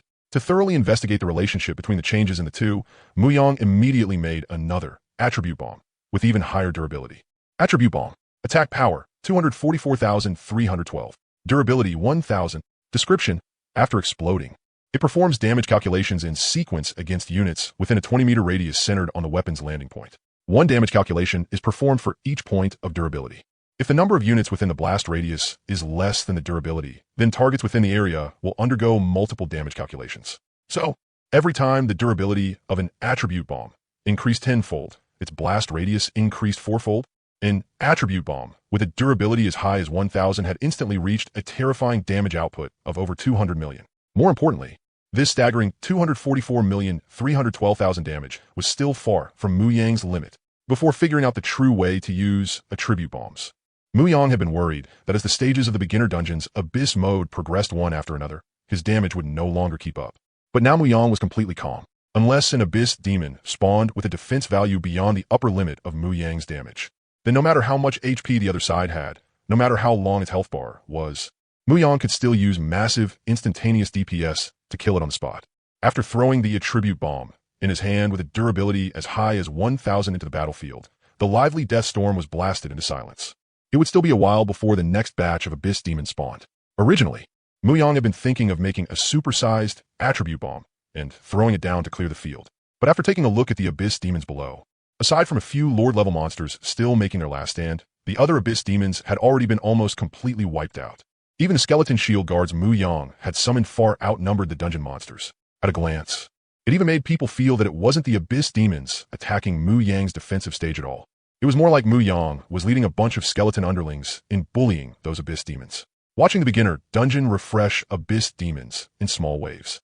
One after another, Mu Yang suddenly had the feeling that the Transcendent Dimension game was trying to train troops. For other players, standing atop towering city walls and leading their squads against wave after wave of enemy forces really could train their ability to wage war. But for Mu Yang, this method of refreshing monsters little by little like squeezing toothpaste was a bit too underwhelming. Still, it wasn't too bad. After all, the higher the quality of the monsters, the greater the rewards Mu Yang could get. While the players outside were still fighting so hard their heads were splitting open over one or two boss monsters, Mu Yang was already farming boss monsters by the hundreds and thousands in the newbie dungeon. Even higher quality lore monsters had already made it onto Mu Yang's menu. Mu Yang was even looking forward to finishing this stage of the trial and entering the next one. Maybe this newbie dungeon would refresh a legendary king grade Abyss monster for him. After a stretch of challenge time that felt relatively long to Mu Yang, the final Abyss Lord was blasted into the ground by Mu Yang's relentless bombardment, collapsing in resentment before turning to dust. Mu Yang had once again wiped out all the Abyss monsters that appeared in this stage. But judging from the current situation, Mu Yang wouldn't be able to wait for the third stage to open within today's game time. Still, Mu Yang wasn't worried at all. The 6 hours of daily game time had been set by the hyperdimensional game itself. As for how to deal with this kind of situation, the hyperdimensional game definitely had plenty of methods and means. But that was fine too. By tomorrow, Mu Yang would have another huge batch of attribute points coming in. If he raised his basic attributes a bit more, he would have much more confidence when challenging even higher quality monsters. After all, today's haul was already enough to make others green with envy. You killed one level 10 Abyss Demon Elite, obtained blank crystal x10, 5,000. You killed one level 10 Abyss Demon Boss, obtained blank crystal x100, 1 silver skill chest, 3,000. You killed one level 10 Abyss Demon Lord, obtained blank crystal x1000, 1 gold skill chest, 2,000. You killed one level 10 Abyss Demon, crystal brain effect triggered, spirit +1, 10,000. You killed one level 10 Abyss Demon, Star Sea Spirit Abyss effect triggered, psionic energy +1, 10,000. 3 treasures body tempering furnace effect triggered. Free attribute +2, 10,000. As a massive amount of resources flowed into Mu Yang's hands, the second stage of the challenge came to a complete end. Ding! Congratulations to Team Rizhao Shanha. In the second stage challenge of Newbie Dungeon Abyss mode, you successfully killed 10,000 Abyss Demons. Abyss Demon Lords 2,000. Abyss Demon Bosses 3,000. Abyss Demon Elites 5,000. Second stage challenge completed. After all team members agree, the next stage of the Abyss challenge may be opened. The next stage will be the final battle of this dungeon. Team members, please choose carefully. When a nearly identical notification sounded again after the end of the first stage challenge, the Fortunate brothers were much more practiced this time. Right in front of Mu Yang, they decisively chose to continue to the next stage of the challenge. They didn't care whether it was the final stage or not. They only want to know how many of those terrifying bombs the other side could withstand. Among themselves, they had already reached complete ideological unity. From now on, whether in the game or in real life, they had to cling tightly to the thigh in front of them. They absolutely couldn't let the luck of running into Mu Yang go to waste. Ding! Congratulations to Team Rizhao Shanha for successfully opening the next stage challenge. Detected that Team Rizhao Shanha does not have enough game time remaining today. Dungeon progress retention mechanism activated. After team members enter the game tomorrow, they may continue the challenge. Dungeon challenge progress will be retained for 3 days. If the preserved challenge progress is not continued within 3 days, it will become invalid. After choosing to preserve their current game progress, Mu Yang and the Fortunate brothers exited the newbie dungeon. After agreeing to run the dungeon again tomorrow, Mu Yang parted ways with them. Mu Yang returned to the east end of Newbie Village and rented a small room again. For the next period of time, Mu Yang didn't plan to do anything else. He just wanted to properly look into the matter of blank crystals. But when Muyang opened the newbie guide and found the introduction for blank crystals, he discovered that there was only one line: blank crystal, a precious and rare resource that can only be obtained in Dungeon Abyss mode. That statement was basically the same as saying nothing at all, and it left Muyang somewhat speechless. What kind of newbie guide was this? The more it guided, the more confusing it got. Luckily, I've got plenty of methods and means. I choose you. Zenggan da da Chu Ming. So Muyang took out a blank crystal, found Chu Ming's in-game nickname in his friend list, Spirit Sword Sovereign, and sent the blank crystal to Chu Ming by mail with a message attached. Do you know what this thing is used for? The newbie guide only says it's a precious resource, but it doesn't explain at all how this thing is supposed to be used. When Muyang sent the mail, Chu Ming was in a place similar to a duel arena, locked in fierce battle with an Abyss Demon Lord, Unliki Mu Young, who looked pitifully shabby with nothing but a newbie mage robe and a pair of newbie boots equipped. Describing Chu Ming in the game world as dripping with treasure was not even a slight exaggeration. Since the hyperdimensional game descended, only 4 days had passed at most. To ordinary players, gold-grade equipment was already as rare as phoenix feathers and Qilin horns. But on Chu Ming, gold-grade gear was already considered low quality. Platinum and diamond-grade gear were the norm for him, and the necklace around his neck was even an epic-grade item. He was the very definition of obscenely rich. When he received Muyang's mail, Chu Ming was wearing this absurdly overpowered set of gear and leisurely toying with the Abyss Demon Lord in front of him. After learning from the system prompt that Muyang had sent a mail, Chu Ming flashed to the side of the arena. Then he raised his right hand and released the natal spirit sword he had been holding. After Chu Ming let go, the natal spirit sword he had awakened before even entering the game actually rose into the air on its own and stabbed toward the Demon Lord ahead. As it spun and wheeled through the air, the natal spirit sword actually fought that Demon Lord to a deadlock. Such a powerful and effortless scene made Chu Ming look like a legendary sword immortal. Seeing that even his natal spirit sword alone could suppress the Demon Lord, Chu Ming nodded in satisfaction. Only then did he start replying to Muyang's message where he stood. ISNT, this a blank crystal? You entered newbie Dungeon Abyss mode too? How is it? I told you this newbie dungeon is no joke, right? You just can't kill them all. There's no end to them. So, have you made it to the 3rd stage in Abyss mode yet? But seeing Chu Ming's reply, Muyang figured it hadn't been long either way, so he started chatting with him. You've already entered the 3rd stage? I only just finished the 2nd stage challenge. Hey, then you'd better work harder.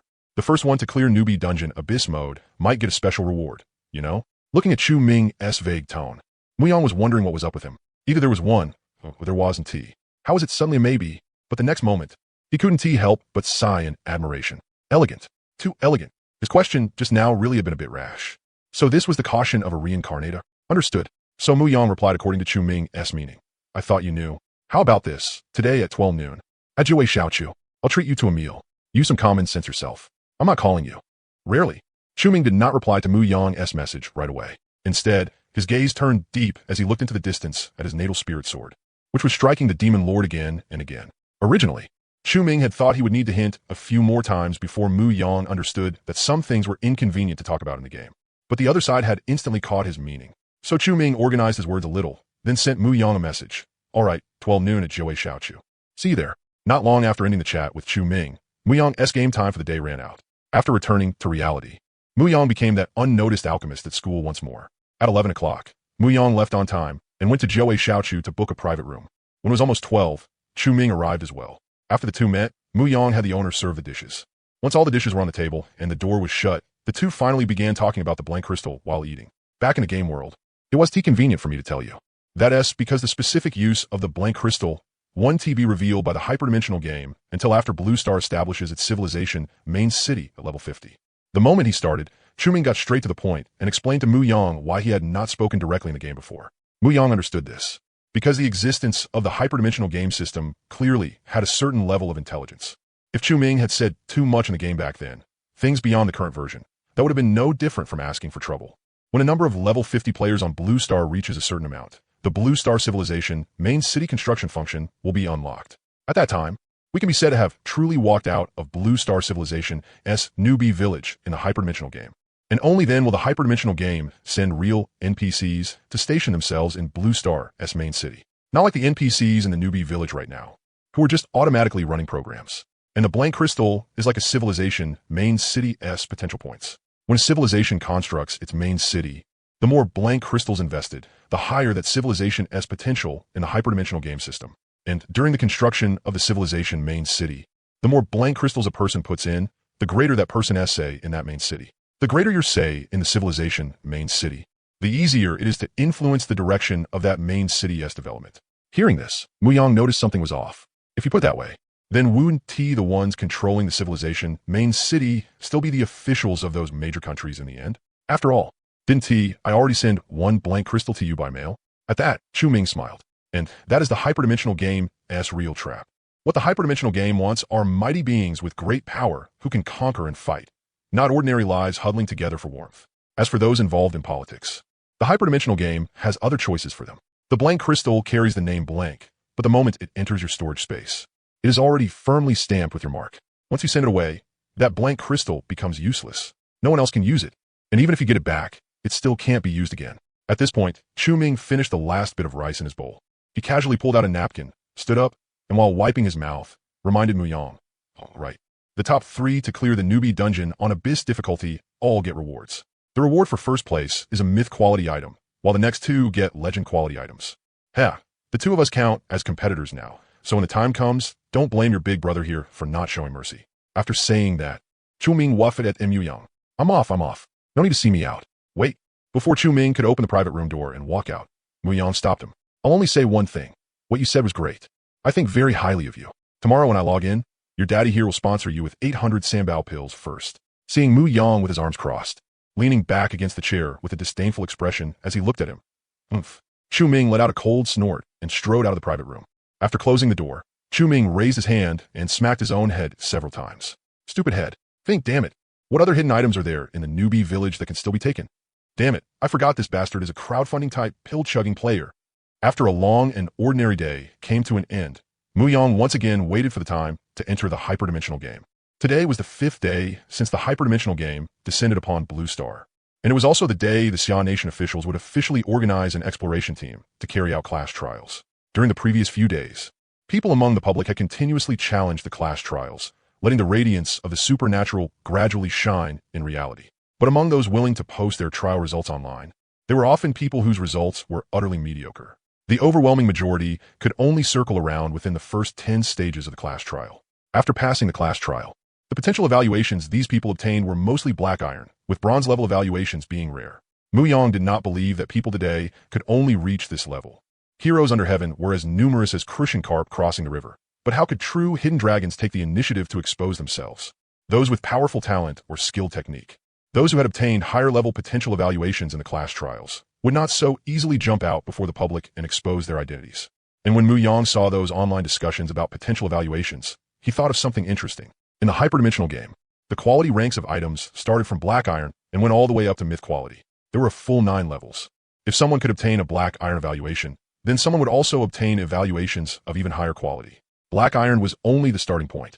But in Muyang's view, myth might not necessarily be the endpoint of the entire potential evaluation system. Even among myths, there were differences. Combined with what Chu Ming had said before, that what the hyperdimensional game needed was a group of mighty beings with great power who could conquer and fight.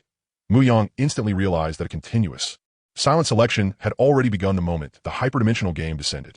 On the hyperdimensional game's chessboard, the lucky ones could obtain overwhelmingly strong talents right from the start, then crush their way forward all the way. As for the unlucky ones, they would rely on persistence and skill, using the class trials to gradually, step by step, open up their own upper limits. Stats. Stats still aren't enough. Muyang let out a faint sigh in his heart. The more Muyang knew about the hyperdimensional game and about the future, the more it intensified his desire for stats. Before the age of the supernatural descended, if you told me violence wasn't the only way to solve problems, I wouldn't argue with you. But after the age of the supernatural has descended, if you still refuse to admit that ultimate violence can solve every problem you encounter, then didn't the age of the supernatural descend for nothing? Need one not look at Muyang's charming old ancestor from his previous life, Great God Pangu, where he split heaven and earth apart? Didn't he also rely on ultimate violence? Among the 3,000 chaos fiends, which one of time, space, yin-yang, or 5 elements did not understand world creation better than he did. Wasn't it exactly because he had hefted a giant axe and hacked his way from the eastern reaches of chaos all the way to the western reaches of Hongming, completing the great feat of creation? Besides, Muyang's combat technique was already terrible enough. If his stats didn't keep up too, then what was he supposed to do?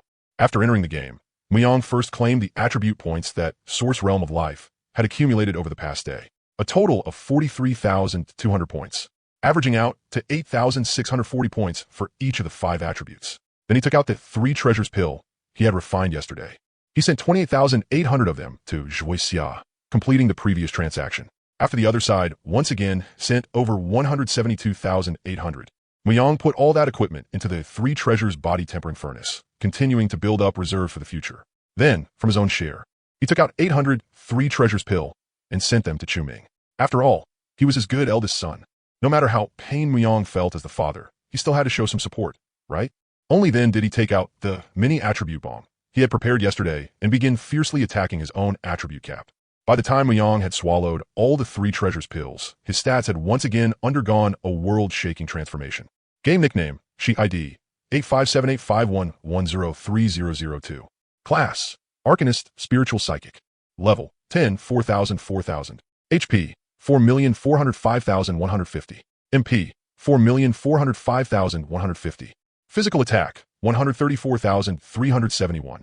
Magic attack, 352,396. Defense, 528,594. Attribute calculation, plus 22,537. Talent bonus, 551,131. Strength, 15,424. Constitution, 88,099. Agility, 15,425. Psionic power, 88,099. Spirit, 88,099. Soul talents, Source Realm of Life, 3 treasures body tempering furnace, Crystal Brain, Starsea Spirit Abyss, Fantasy Creation, Forge Iron into Steel. Free attributes, 1.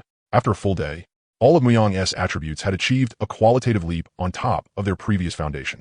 Compared to yesterday, his overall strength had directly doubled. At that moment, the Shinto brothers sent him a message. Bro, we're already at the newbie dungeon. Come over whenever you're ready. Seeing that the Shinto brothers were prepared, Muyang didn't waste any time. He headed to the newbie dungeon and entered the challenge with the 4 brothers. Ding, congratulations. The Rizhao Shanha squad has used progress retention permission and opened the next phase of the dungeon challenge. You will have 30 minutes to rest and prepare. The familiar 30-minute countdown appeared in the sky overhead. Muyang didn't waste words. He immediately opened with Summon Skeleton, Immortal Shield Guard. After consuming a large amount of mana, 500 Immortal Skeleton Shield Guards appeared in front of him.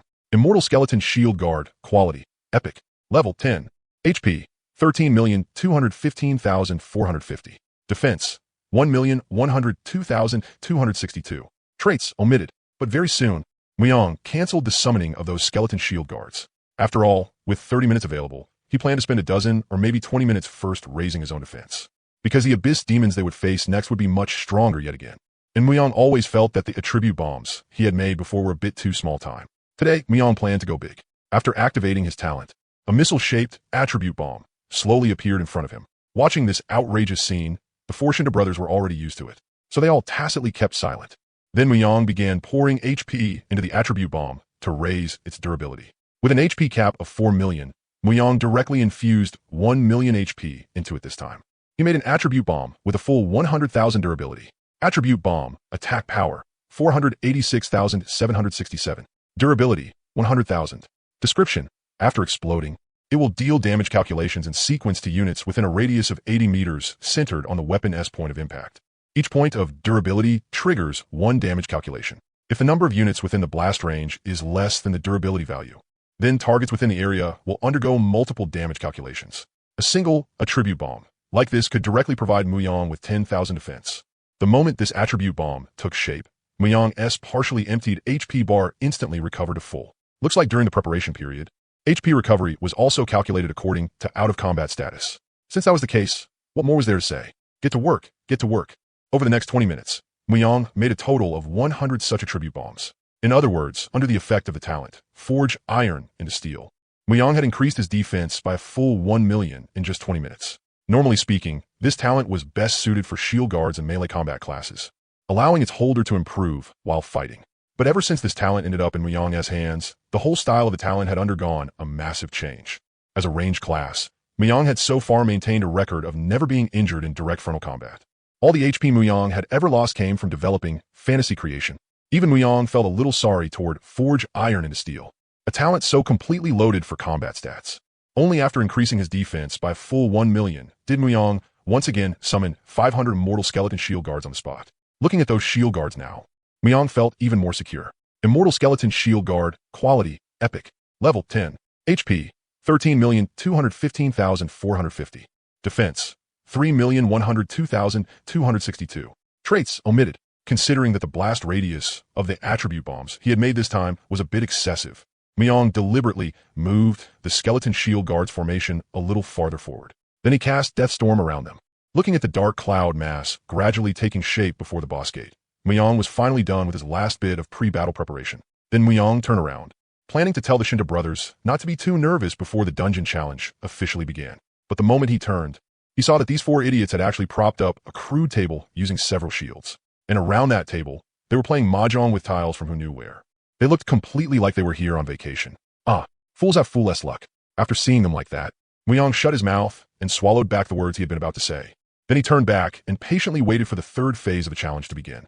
With the experience from the first two phases, when Myong truly started the third phase, he was clearly much more relaxed.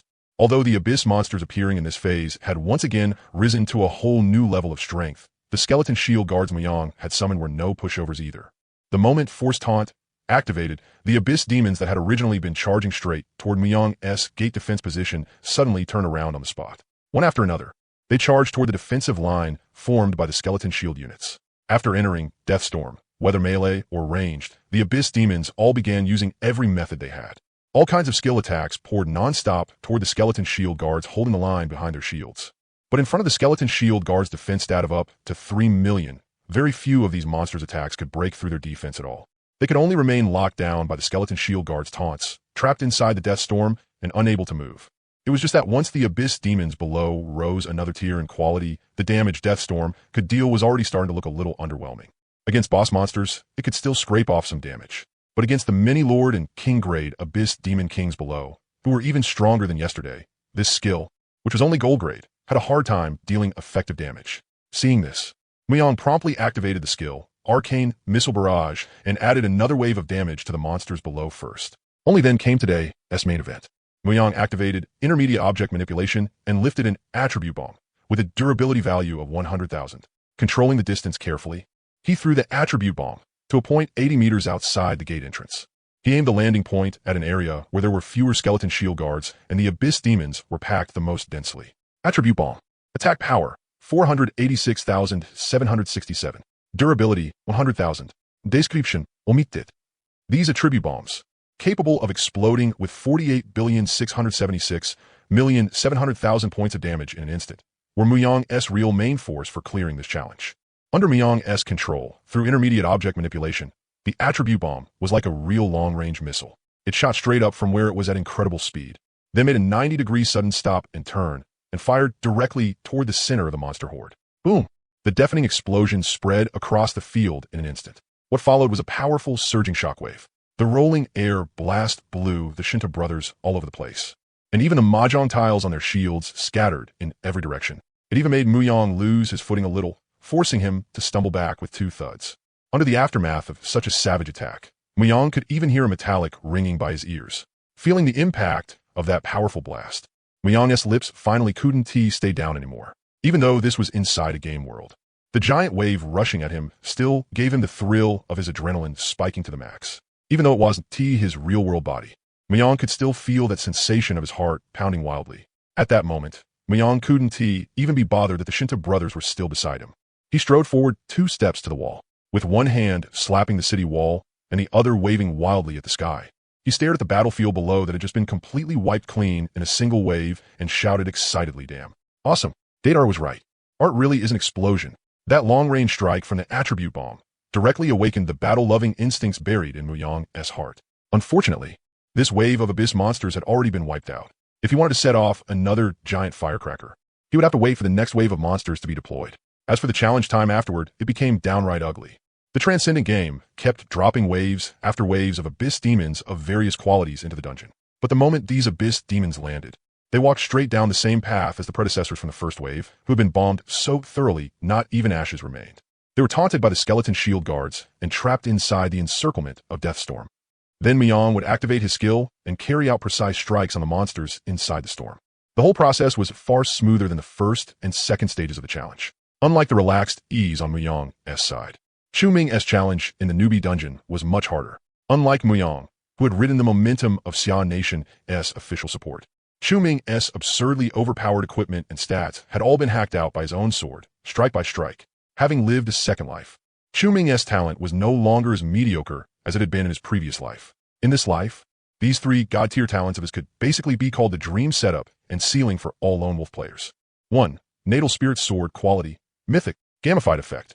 Each time the Spirit Sword kills an enemy whose level or rank is not weaker than yours, its attack power increases by 1, and the Spirit Sword's quality is raised. 2. Life Origin Blood Quality Mythic Effect. Each time you level up, the growth value of the Constitution stat becomes 5 times your current class growth value.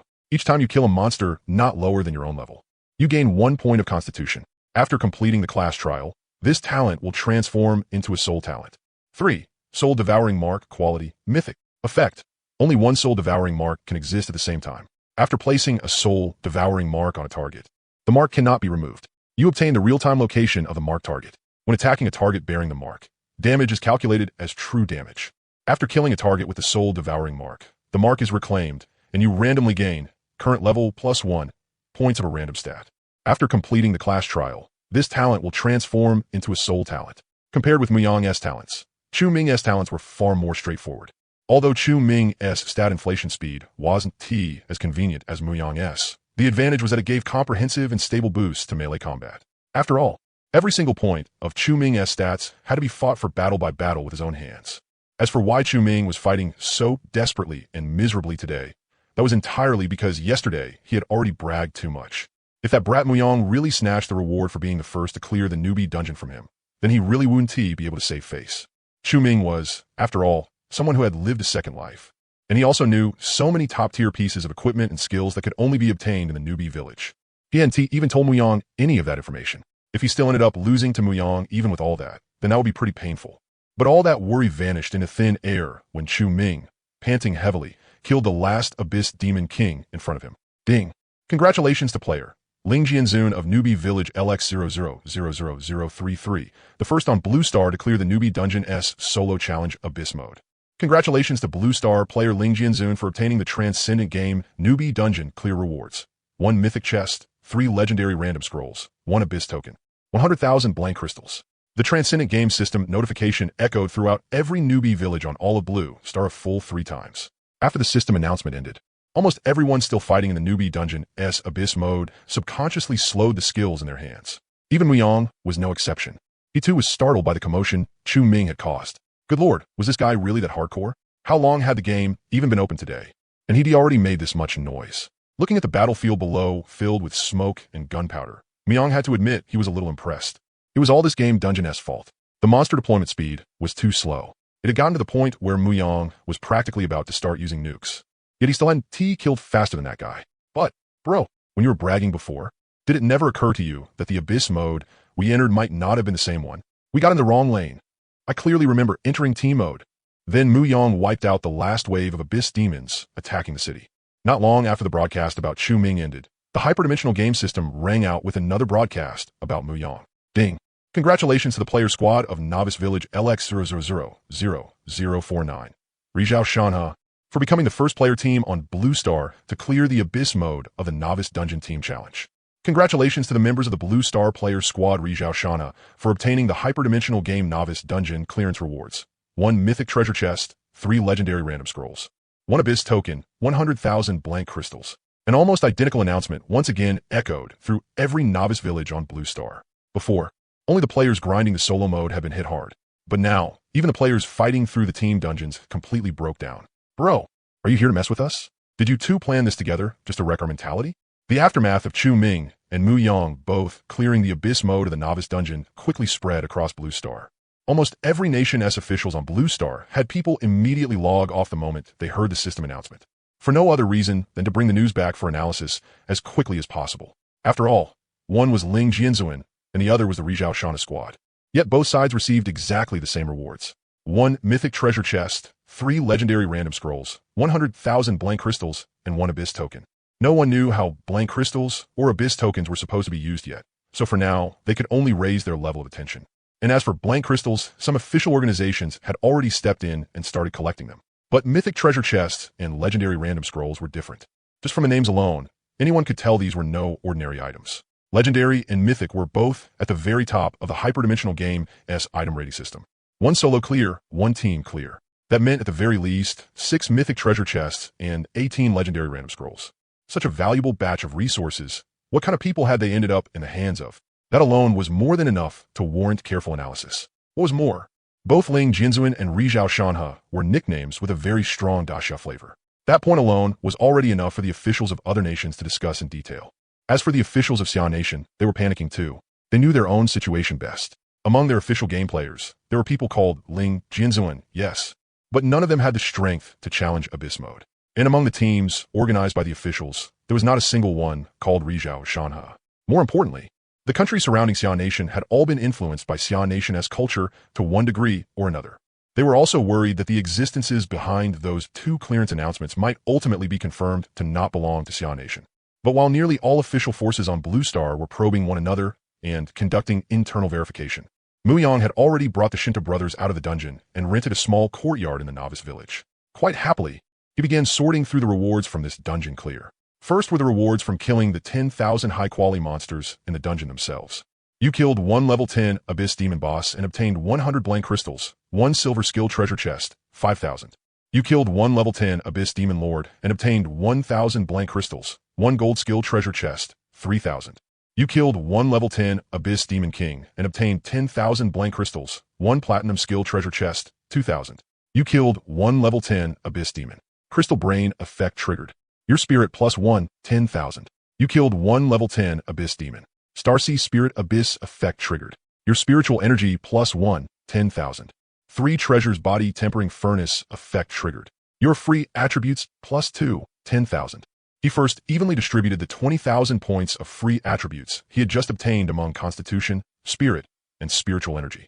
Adding in the 1 remaining point of free attributes from before, each of the 3 attributes increased by exactly 6,667 points. Then came the blank crystals. Subtracting the 1 he had sent to Chu Ming and wasted, Muyang had gained a total of 26,084,999 blank crystals from this novice dungeon challenge. Even though Muyang had no use for them right now, they would play a major role later, so he needed to store them properly. Then there were the skill treasure chests of various grades.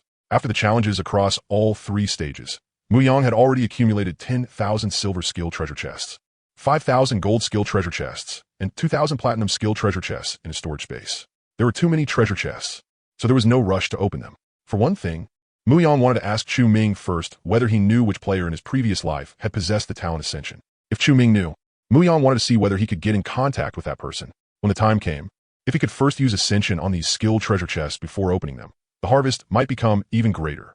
Then came the final goal of ordinary players who entered the novice dungeon, attribute potions. Muyang did not know whether it was because these dungeon monsters had not dropped any weapons or equipment for him, but when it came to attribute potion drops, the hyperdimensional game had truly shown him plenty of respect. After raising the levels of the 4 Shinto brothers to level 10, almost every monster Muyang killed would leave behind 1 bottle or even several bottles of attribute potions for him. At this adjustment, Muyang really wanted to laugh. If the dungeon had dropped equipment for him, Muyang could have converted it all into 3 treasures pills and eaten it with 100% efficiency. But giving him this many attribute potions really left him somewhat speechless. He could not consume attribute potions without limit. So what was he supposed to do with so many extras he could never finish? After all, for every type of attribute potion, the consumption limit for each quality tier was 3 bottles. Inferior, basic, and intermediate attribute potions corresponded respectively to black iron, bronze, and silver quality. But because Muyang had challenged the Abyss dungeon, the quality of his monsters was far higher than that of the monsters faced by other players in normal or hard mode. So among Muyang's spoils, there were also advanced and perfect attribute potions corresponding to gold and platinum quality. Each bottle of inferior attribute potion added 3 attribute points, basic added 10, intermediate added 50, advanced added 100, and perfect quality added 500. Muyang did the math. If he fully consumed all the potions in his possession, each of his 5-dimensional attributes could increase by 1,989 points, for a total increase of 9,945 attribute points. It did not look like too little, but this was a one-time deal. Muyang felt it was far less reliable than his own 3 treasures pills, though having them was still better than not. So Muyang organized the attribute potions in his storage space, where every quality had piled up like mountains. In the end, from inferior to perfect, he sorted out a total of 97 sets. Then Muyang immediately took out 4 of those sets and handed them to the Shinto brothers. After that, he sent 50 of the sets to Chu Ming for him to use as startup capital. Muyang figured that as a reincarnator, Ming definitely knew about some of the people who would rise to prominence in the future. With these attribute potions, it would be much easier for him to nurture and recruit people later on. As for the 3 treasures pill, Muyang still couldn't casually give it to Ming for now. In a few days, before taking on a class trial challenge, Muyang would still need to spend a huge amount of attribute points to create exclusive items through fantasy creation. So for Muyang, this 3 treasures pill was still in short supply for the time being. As for the remaining 40-some sets of attribute potions, Muyang was keeping them for his own family. Earlier, Muyang had already talked things through with his parents and told them to just enter the game normally. It didn't matter whether they could grind their way to level 10 or not. The main point was to enter the game and practice combat skills. Muyang would figure out the rest for them afterward. These complete sets of attribute potions were one part of the support Muyang had prepared for them. While Muyang was still sorting through the gains from this dungeon challenge, the Shinta brothers were already moved. Not even counting the dungeon rewards they had gotten by lying flat and riding Muyang all the way to victory. Just the complete sets of attribute potions Muyang had tossed to them were already enough to make them deeply touched. Each of the 4 stared at the 75 bottles in front of him, attribute potions ranging from inferior to perfect, and felt a little at a loss. Shinta Hai still hadn't changed his bad habit of talking too much. Big bro, do these potions and rewards count as money to buy our lives? Shinta Shan didn't speak, but his eyes were full of complicated emotion. Second brother Shinta Chuan, however, rare for him, responded to Shinta Hai, whether this counts as buying our lives or not. After going through this, us brothers are basically tied to him from here on out. We don't even need to worry about how to curry favor and cling to this golden thigh anymore. If you want to cut ties with him, then either you can make him believe we betray him after we get out, or after betraying him, you can withstand this man's retaliation. This hyperdimensional game is only called a game in name. Shinta Chuan had seriously analyzed the situation, but was that exactly what Shinta Hai had been waiting for? He immediately picked up where Shinta Chuan left off and started declaring his loyalty on the spot. Wherein we already the little bro as full-time lackeys? Just tell me this. Does this mythic chest smell good or not? The legendary scrolls smell good or not? The attribute potions smell good or not? With all this, how do you still have a mind to think about anything else? We didn't have to do a single bit of work and still got treated like this. Even if he told me to kneel right now and thank him for his grace, I'm telling you, if I little high hesitate for even 1 second, that be disrespecting my own character. Looking at the joking and laughing Shinta brothers in the distance, Muyang didn't bother with them for the moment. He continued sorting through the rewards he had gotten in this dungeon. Compared to the uncertainty of the mythic chest, Muyang wanted even more to see what use the Abyss token had. So he took out the Abyss token rewarded by the system and began checking its functions. Abyss token quality none. Effect 1. After binding the Abyss token, the player will unlock the merit system. Killing Abyss-type monsters in the game world will grant merit points. Using this token to spend in the hyperdimensional game merit shop will grant a 20% discount. Effect 2. After the player bound to the token reaches level 11, he may use this token to enter the Abyss world for challenges. Killing Abyss monsters in the Abyss world grants 10 times the merit value of killing monsters of the same level in the game world. Effect 3. When the player's true body enters the Abyss world for challenges, this token provides 1 death immunity protection. After the death immunity protection is consumed, if the player dies while challenging the Abyss world, that death will be real death. Please treat this with caution. Obviously, this was another item capable of creating a massive gap between its holder and ordinary players. The hyperdimensional game understood very clearly that the gap between players could be even greater than the gap between a person and a dog. So for players like Muyang, the hyperdimensional game could provide an even bigger stage, allowing their growth to go beyond the framework of the game world itself. But this kind of support came with conditions. The strength of the player himself, or of his united squad, had to reach the threshold set by the hyperdimensional game. Muyang knew this. Abyss token was honey-coated poison. 1 moment of carelessness and greed could get him killed by his own hand. But Muyang still chose to bind with it without the slightest hesitation. Does player she confirm binding with the Abyss token? Yes, no, yes. On the other side, the Shinto brothers, who had been observing Muyang's every move, all took out their own Abyss tokens and bound them as well after seeing Muyang do it. Their style was simple. The moment the group started, they followed instantly. Seeing this, how could Muyang not understand? These brothers were using their actions to prove that they were tied to him as well. But that was fine too. Just as Shinta Chuan had said, if the brothers didn't bind themselves to him, then could Muyang really feel at ease about the 4 of them? The answer was definitely no. Besides, this was already the age of the extraordinary. In the future, Muyang couldn't possibly handle everything personally by himself. It would never be wrong to cultivate a few loyal subordinates. What was more, the Shinta brothers were all big, tall shield guards. After raising these few properly, even if they couldn't keep up with his pace later on, they could still, when necessary, take responsibility for protecting his family. After binding the Abyss token, Muyang took out the 3 legendary random scrolls again. Before opening the mythic chest, he planned to use these scrolls first as padding. At a time like this, Muyang wasn't going to bother with any mystical luck rituals. He took out the 3 legendary scrolls and directly chose to use them. For Muyang, raw stats were his ultimate foundation. Skills and equipment were just icing on the cake for him. Better to have them, sure, but if he didn't he would feel regret. After using the 3 random scrolls, Muyang saw on the panel what scrolls he had rolled. Skill Sublimation Scroll, Quality, Legendary. After use, you may choose one active skill you have already learned of below Legendary Quality and sublimate that skill S quality to Legendary. Talent Enhancement Scroll, Quality, Legendary. After use, you may raise the quality of your talent by 1 grade, up to a maximum of Legendary. Attribute Reinforcement Scroll, Quality, Legendary. After use, among your 5-dimensional attributes, the weaker 4 dimensions will be filled up to match the highest one. I was only using these to pad the pulls. I didn't burn my lifespan for this. After seeing the effects of the 3 legendary scrolls, Muyang was filled with emotion. Among the 3 legendary scrolls, aside from the Talent Enhancement Scroll, which Muyang had no use for right now, the other 2 were practically perfect for him. There wasn't much to say about the Skill Sublimation Scroll. The moment he saw it, Muyang already knew how he was going to use it. Since it could only sublimate an active skill, then he would directly use it on Deathstorm. Muyang truly loved the powerful mechanism of this skill. Once released, as long as enemies were within the area covered by the skill, the more enemies there were, the higher the damage it could deal. In theory, if an infinite number of enemies could be stuffed into the area covered by Deathstorm, then the damage this skill dealt would be infinitely great. The reason Muyang hadn't been able to do much in Stage 2 and Stage 3 of the dungeon was entirely because the skill itself wasn't high enough in quality. Its damage multiplier simply couldn't keep up. Now that Muyang had a way to change that. Of course, he chose without hesitation to use this opportunity on Deathstorm. But the thing that mattered even more to Muyang was still the Attribute Restoration Scroll. Without exaggeration, if this scroll had appeared a little later, Muyang would have been able to use it to make the hyperdimensional game bleed losses. Who was Muyang? He was a man with the terrifying talent, fantasy creation.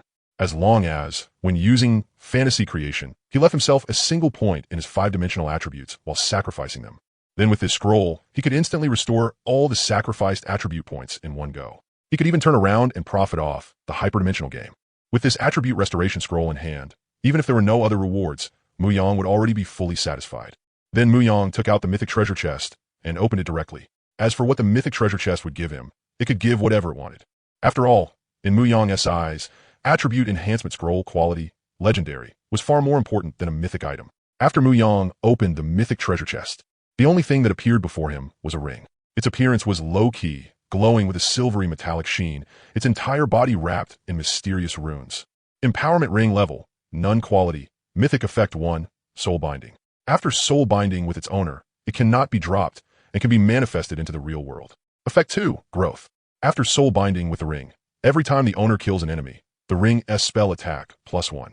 Effect 3, Spell Attack, scales with the owner's current spell attack. After reading the attributes of the ring he got from the mythic treasure chest, if Muyang hadn't always had a clear understanding of his own luck, he would be almost been unable to stop himself from thinking he was the reincarnation of some legendary luck emperor.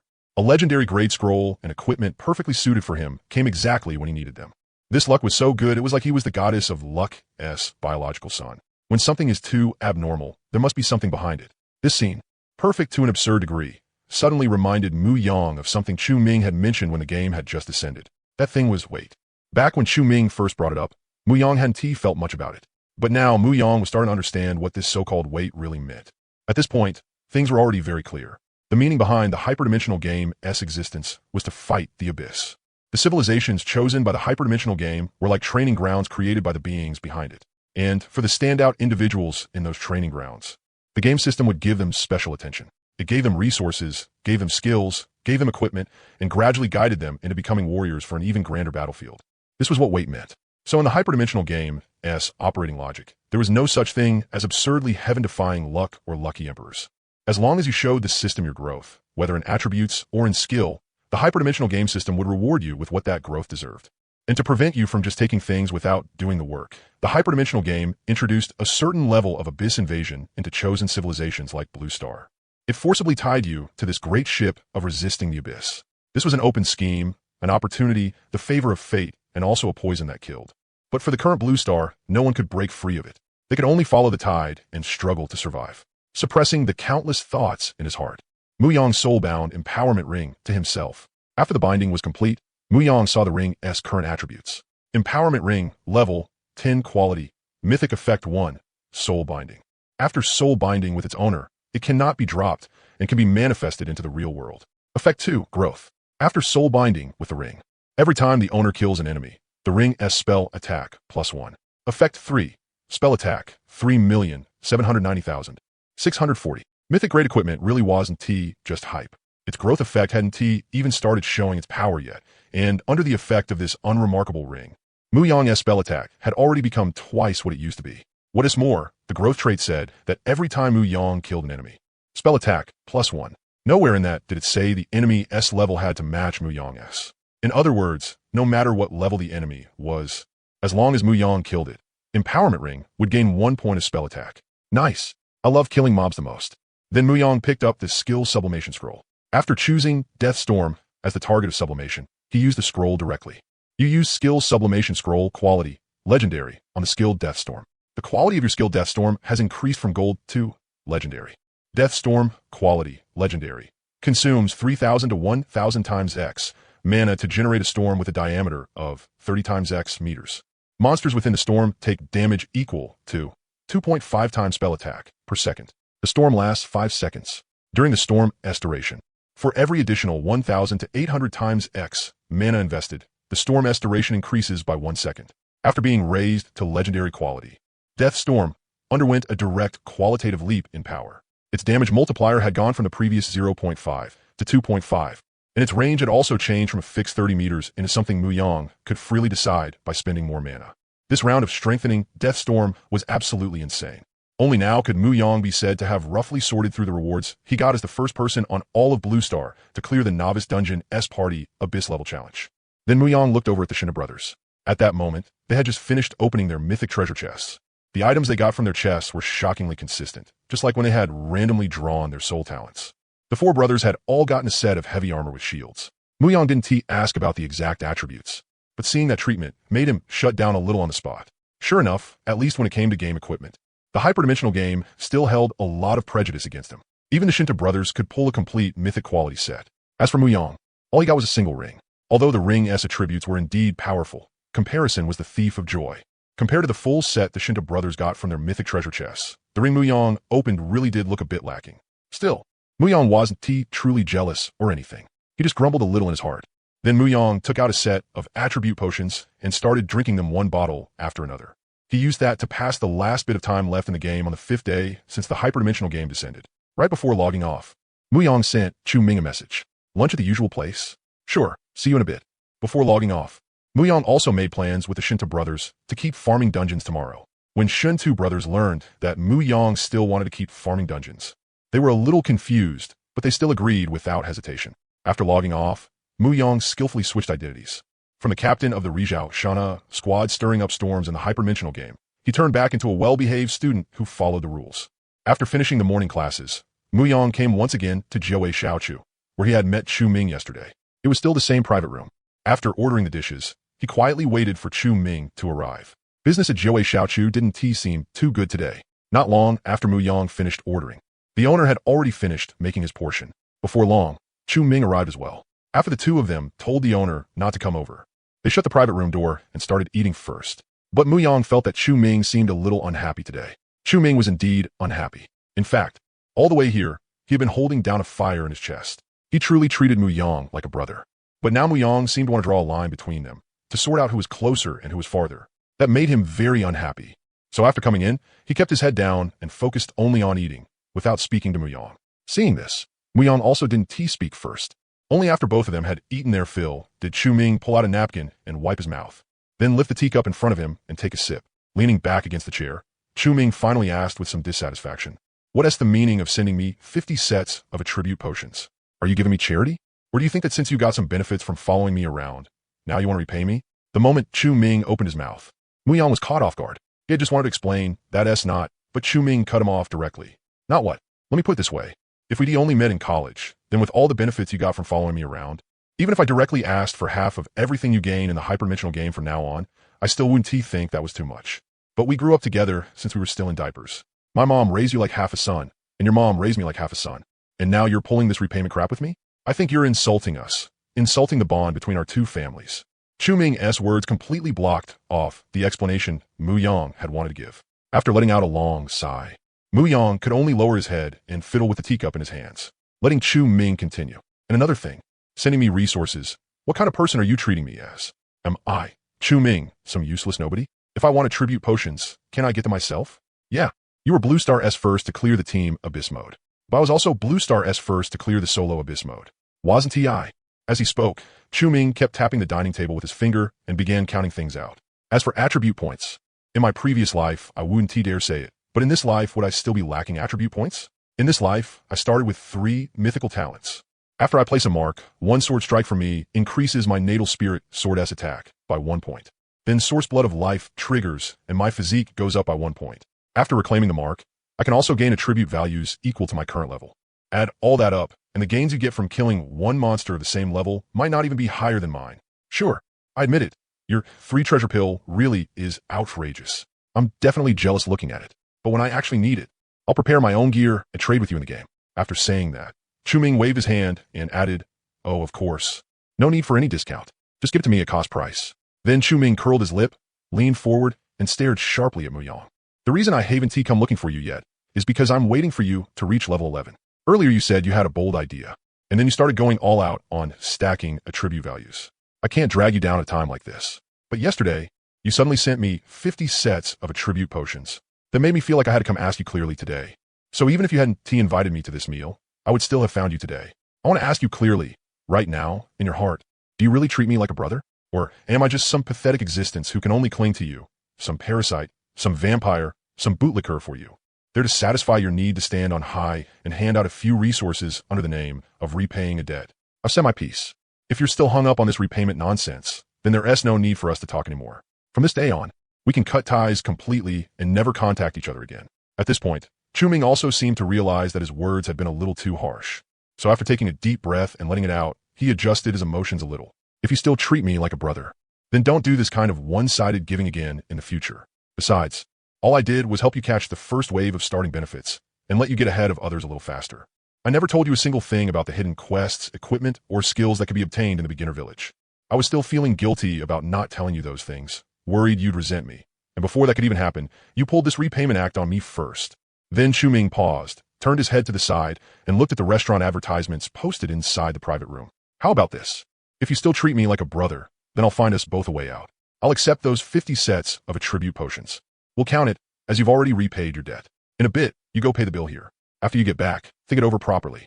At 8 o'clock tonight, I'll be waiting for you at Old Soldier Barbecue in the south of the city. If you come, then we're still brothers. If you don't, then you walk your sunny road. I'll cross my single log bridge. From then on, mountains and rivers apart, we'll never meet again." After lunch, Mu Yang returned to the dorm and stayed there the whole time without going out. As for the thing he had originally wanted to ask Chu Ming about, the holder of the sublimation talent, Mu Yang no longer felt good bringing it up. Mu Yang had not expected that sending Chu Ming 50 sets of attribute potions would provoke such a huge reaction from him. But after coming back, lying on the bed, and thinking everything through carefully from start to finish, Mu Yang realized that he really had mishandled this matter. Just as Chu Ming had said, if he wanted attribute potions or attribute values, he could get them himself. It was like Chu Ming had randomly gotten some trash talent. Mu Yang had started with 6 mythical talents, but Chu Ming wasn't weak either. He had also started with 3 mythical talents. Moreover, Chu Ming truly did treat Mu Yang like a brother.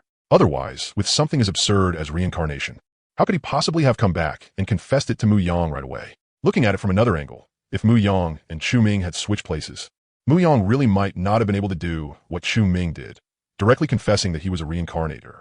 But the very first thing Chu Ming did after returning was tell Mu Yang directly that he was a reincarnator. In this matter, Chu Ming had shown absolute honesty toward Mu Yang. Then, Chu Ming had also led him to seize the first bite of profit, which was why Mu Yang had felt he should give something in return. But for someone like Chu Ming, who cherished brotherhood so much, Mu Yang's attempt to repay that kindness was precisely a kind of behavior that showed he didn't value their many years of friendship.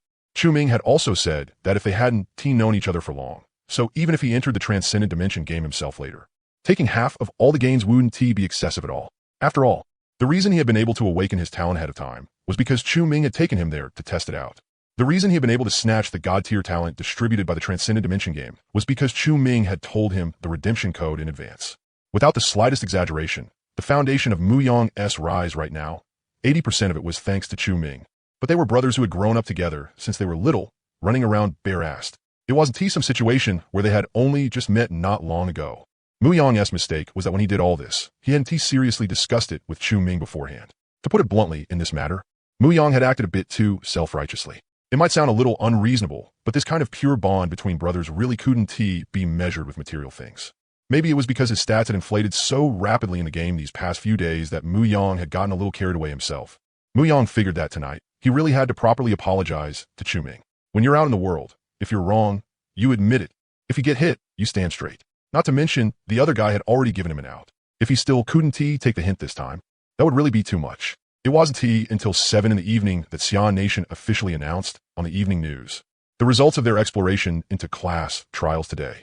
And they also included their preliminary findings on the Transcendent Dimension game as potential evaluation system. Player potential evaluation chart, black iron, 0 to 10 gold attribute points. Bronze, 11 to 25 gold attribute points. Silver, 26 to 50 gold attribute points. Gold, 51 to 100 gold attribute points. Platinum, 101 to 150 gold attribute points. Diamond, 151 to 200 gold attribute points. Epic, 201 to. The fact that they could announce potential evaluations all the way up to Epic in one go meant that Xian Nation S officials had at least someone who had reached Legendary, or even a higher Mythic rating. After all, Muyang knew very well that in the past few days, the officials had already taken over 50,000 free treasure pills from him. With that many pills, even if they just brute forced it, they could still pile up a few Mythic ratings. Still, publishing up to Epic was enough. Under normal circumstances, people who could break past the Epic rating were unwilling to expose their existence.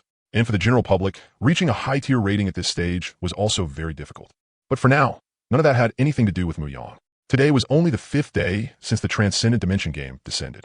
The attribute points Muyang had saved up were still not enough for what he wanted to do. He still needed to let them accumulate for a while longer. At 8 that evening, Muyang arrived on time at the South City Old Soldier Barbecue for the appointment. Chu Ming, who had already ordered the food and drinks, let out a relieved smile the moment he saw Muyang. If he came, that meant Muyang still regarded him, Chu Ming, as a brother, not as some partner of shared interests or a follower. To be honest, in his previous life, Chu Ming had struggled to survive on Blue Star under the Abyss invasion, and he had seen far too many cases of people turning on each other to the death over profit, if not forced by circumstances, who would be willing to freeze up their feelings and spend every day trapped in schemes and plots.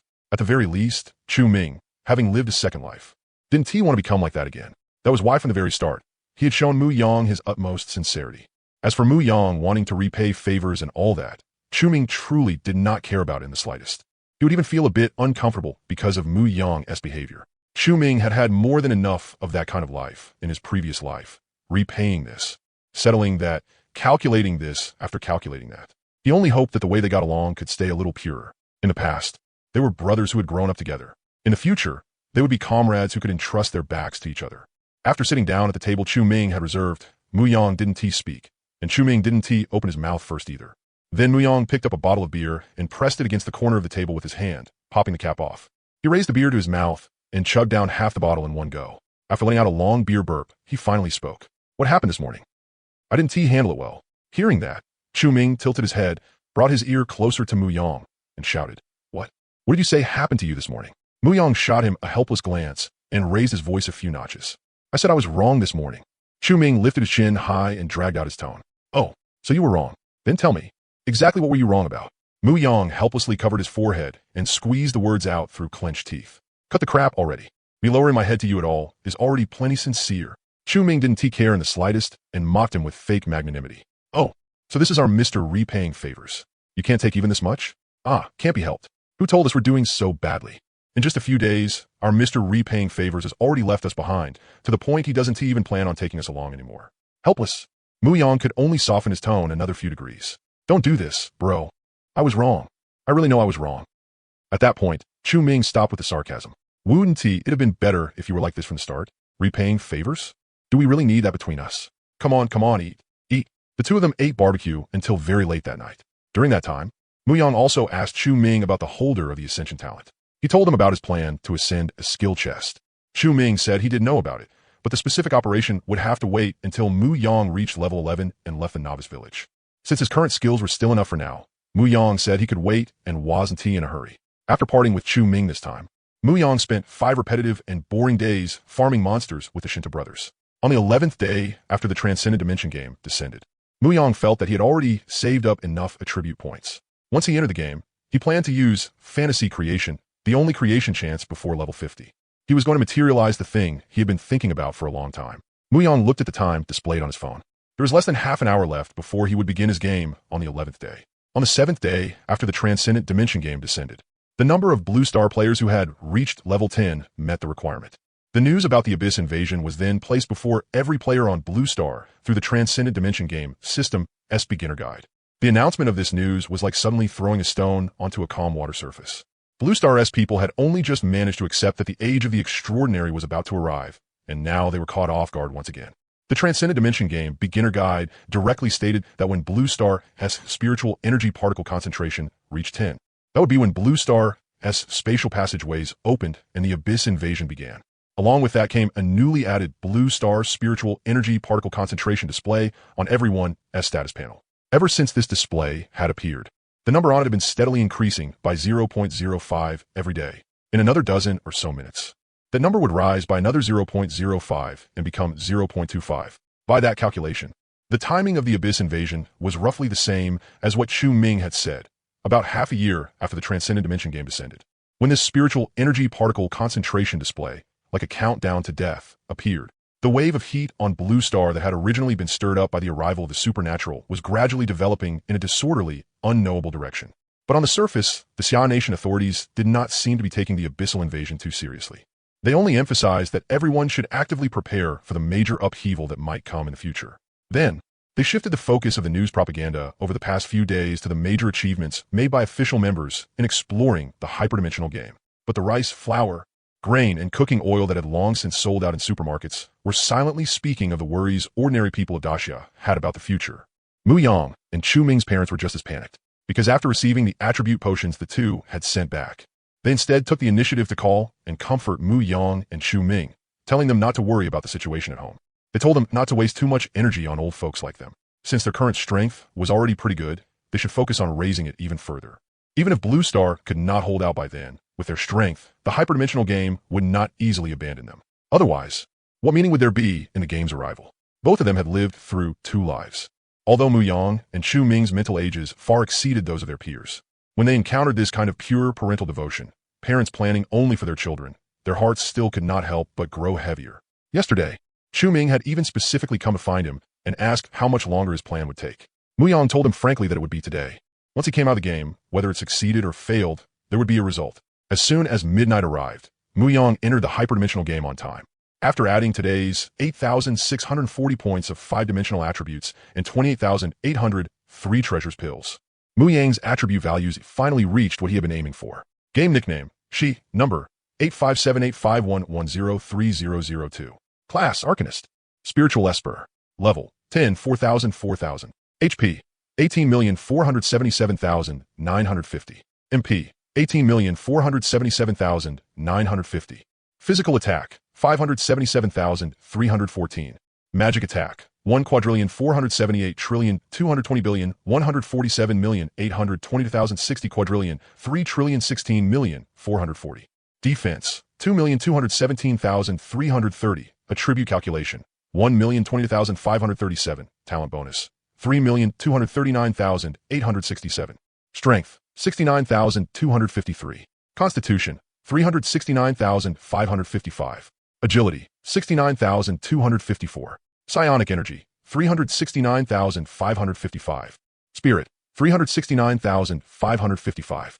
Soul Talents, Life Origin World, 3 Treasures Body Refining Furnace, Crystal Brain, Starsea Spirit Abyss, Fantasy Creation, Temper Iron into Steel. Free Attributes, 0. The extravagantly luxurious figures on the panel were the capital Muyang had accumulated in nearly 11 days since the hyperdimensional game descended. Other than the 1 point of agility added by his boots, there were 1,247,171 usable points here. This was all the hard work Muyang had put in over this period of time. Muyang did not know whether pouring in these attribute points would let him realize his idea, but things were already half prepared. So what was there left to hesitate about?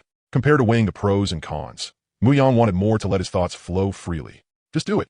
So Muyang immediately activated his talent, Fantasy Creation, preparing to use this one and only chance for true manifestation before level 50. The moment Muyang activated Fantasy Creation, His entire figure gradually twisted and vanished from where he stood. When Muyang appeared again, he discovered that he had arrived inside a chaotic space. After coming here, Muyang had the feeling that any thought could be manifested. Scattered around him were also 5 clouds of photons in different colors, 3 large ones and 2 small ones. Looking at the photon clouds drifting around him, Muyang quickly found what attributes each one represented. Among the 3 large clouds, the crystal-clear, blood-red points of light represented Muyang's constitution. The transparent one, with a silver-gray sheen, represented spirit. The one carrying a tranquil and profound blue represented psionic energy. Among the 2 small clouds, the one as lively and nimble as lightning was agility, while the one darker and more terrifying than the surrounding chaos was strength. These photon clouds were the manifestation of Muyang's life origin within this chaotic space, and also the materials for creating his exclusive item. Then Muyang began trying things out within this space. Very quickly, within this chaotic space, a starry sky stretching for countless hundreds of millions of li appeared, and one massive, illusory star after another gradually emerged. That's right, the exclusive item Muyang wanted to create for himself was a starry sky, or rather, the Jotian stars. Because Muyang did not have a very deep understanding of the Jotian stars from the legends of his previous life. Here he could only do it according to his own ideas. Muyang divided the Jotian stars he wanted to evolve into 4 tiers: main stars, giant stars, major stars, and ordinary stars. At the center of this vast star system were 365 main stars. Surrounding those main stars were 14,800 giant stars. Further out were 129,600 major stars. And beyond that, endless ordinary stars. Before deciding to forge these Jotian stars for himself, Muyang had also racked his brains, searching through all kinds of myths and legends from his previous life and Blue Star for suitable spirit treasures and divine weapons. Muyang did not ask to perfectly recreate the power those spirit treasures and divine weapons had in mythology. As long as they could help him get through this crisis for the time being, that would be enough. But after looking around, Muyang discovered that his ancestors were just too pure. So pure that the spirit treasures and divine weapons in the legends were either used to hit people, used to stop other people from beating you to death, or used to trap the enemy so you could beat him to death. It was only when Muyang went out for some air in frustration and saw the starlight twinkling in the sky that a shocking idea suddenly sprang from his mind. Since he could not, for the moment, find anything among spirit treasures and divine weapons that could solve his problem, then why should he keep focusing on them? And a single divine weapon or spirit treasure, when absorbing Blue Star's psionic particles, would definitely cause a huge commotion. With only one source absorbing psionic particles, it would also be very easy for others to lock onto it, bringing him some unnecessary trouble. At that time, as Muyang looked at the twinkling night sky, full of stars, the idea of forging his own Jotian stars firmly occupied his mind. Now, standing within this chaotic space, feeling the grandeur and splendor of the Jotian stars glittering within the chaos, beautiful. It was simply too beautiful. But Muyang took a deep breath and forcibly calmed himself down, because he knew very clearly that with only his current tiny bit of attributes, it was impossible for him to successfully manifest this starry sky. So unfolding the Jotian stars from his mind here was only so he could take a look in advance at what his future goal looked like, to see in advance just how beautiful the Jotian stars of his dreams could be. And it was precisely because he knew exactly what he was capable of that Muyang had come in this time with another idea in mind. Muyang moved his will, causing the starry sky that stretched for countless hundreds of millions of li within the chaos to return once more to chaos. Muyang activated his talent, fantasy creation, resonating it with his intention to begin creating an exclusive item of his own. Then within this chaotic space, a gigantic bronze scale appeared before Muyang. By Muyang's estimate, this scale was definitely over 10 meters tall, its entire body covered in mysterious relief carvings filled with an indescribable beauty. Standing before it, Muyang suddenly understood the true way to use fantasy creation. He stepped forward and pressed his hand against the vertical beam at the center of the bronze scale, transmitting his thoughts about his exclusive item into it. Very quickly, a miniature nebula appeared on the scale pan to the right. Each time Muyang transmitted another idea from his mind, the pan sank a little lower. At that moment, the photon cloud clusters that had originally been scattered around Muyang appeared in the sky above the scale pan on the left. Then Muyang controlled those photon cloud clusters, separating out specks of light and dropping them one by one onto the left pan, little by little leveling out the gap caused by the right side sinking. Even though this was inside the world of the hyperdimensional game, every single speck of light those photon cloud clusters dropped onto the pan below gave Muyang the feeling that a piece had been cut off from him.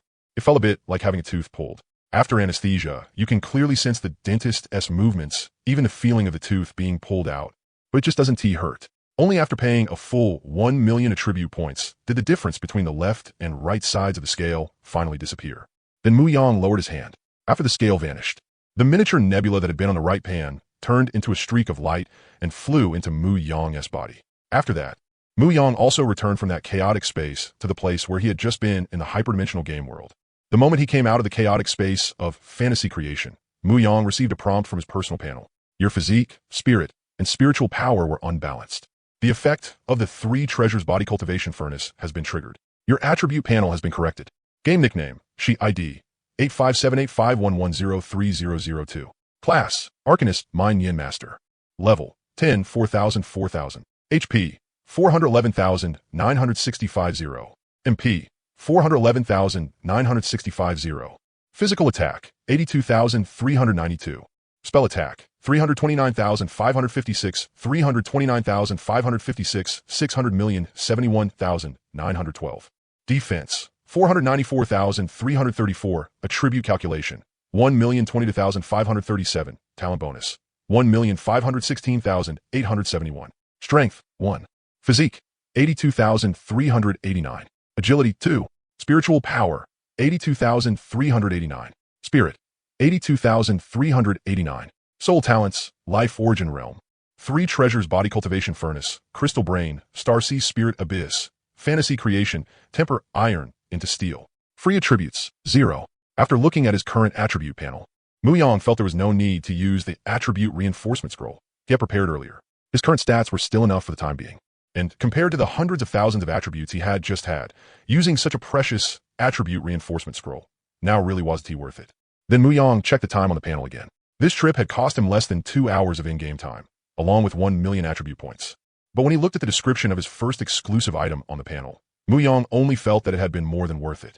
Zhodion Starry Heaven Star Core, incomplete. Quality Mythic. Current star cores, 365 main star cores, 3,650 giant star cores. Current spirit storage, reality, 0, game, 4,962,118,425 0. Burn soul. Forge stars. Consumes a certain amount of attribute points to condense a star core. Giant star core, 1,000 attribute points. Large star core, 100 attribute points. Normal star core, 10 attribute points. Absorb spirit. Transform into stars. Star cores will automatically absorb spiritual particles and transform them into star's oil to form stars. The speed and amount at which the star cores absorb spiritual particles will increase as their size increases. Reality. Gamified, regardless of level. Each star core provides you with storage equal to 3 times your current MP. Protection of the stars. The spiritual particles absorbed by the star cores can be converted into your MP or shields at a ratio of 1 to 10. Reality. Gamified. Consume stored MP to form a shield equal to the amount of MP consumed. Starlight Ray. Consumes the spiritual particles absorbed by the star cores. Within the range covered by the stars, it can launch a starlight strike on a target. Reality. Gamified. Consume stored MP to strike enemies within a range of 10 spirit meters, dealing damage equal to 3 MP consumed. Starlight Ripple. Consumes the spiritual particles absorbed by the star cores. Within the range covered by the stars, it can heal targets. Reality. Gamified. Consume stored MP within a range of 10 spirit meters, restoring health equal to 3 MP consumed. Starry Sky Evolution. After condensing 365 main stars, 14,800 giant stars, and 129,600 large star cores, Zhodion Starry Heaven Star Core, incomplete, can be completed.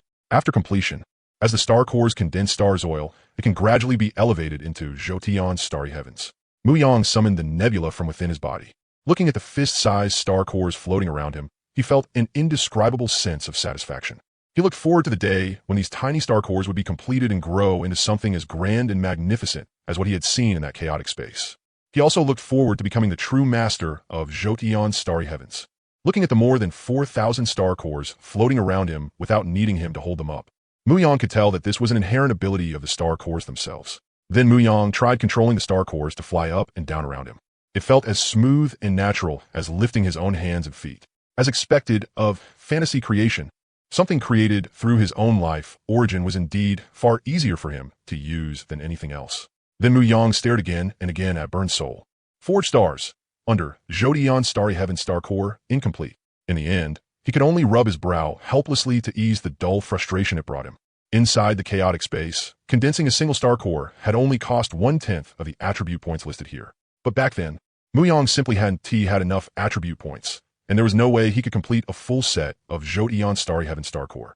That was why Mu Yang had come up with the idea of letting these star cores be completed later on, at the time in the chaotic space. In order to turn that idea into reality, Mu Yang had thrown at least 100,000 attribute points into the left side of the scale before finally making it work. The ability to keep forging star cores had indeed been preserved, but the cost had become a full 10 times higher than it had been in the chaotic space. Still, Mu Yang could accept it. At the very least, it preserved the possibility in his heart of Zhoutian's starry heavens descending into the world. He found Chu Ming's in-game account and sent him a message. The matter is done. The work is about to be completed. After sending the message to Chu Ming, Mu Yang called the Shinta brothers over and told them to get ready to enter the class trial with him. After receiving Mu Yang's message and location, the Shinta brothers replied almost instantly. Received. Over the past few days, Xia Nation's officials have been heavily promoting the class trial through all kinds of channels. He went over every key point related to solo trials and party trials. Because Mu Yang was going to bring the Shinta brothers with him for the class trial, everything he paid attention to was information about clearing class trials as a party. After entering the class trial, whether it was a solo trial or a party trial, there would be no HP or mana recovery during the challenge process. After each stage of battle ended, the system would automatically fully restore the challenger's consumed mana and health. However, skill cooldowns and equipment durability loss were not covered by the system's replenishment. The first 10 stages of a party challenge were arranged the same way as in the solo trial. They all involved fighting ordinary abyssal demons.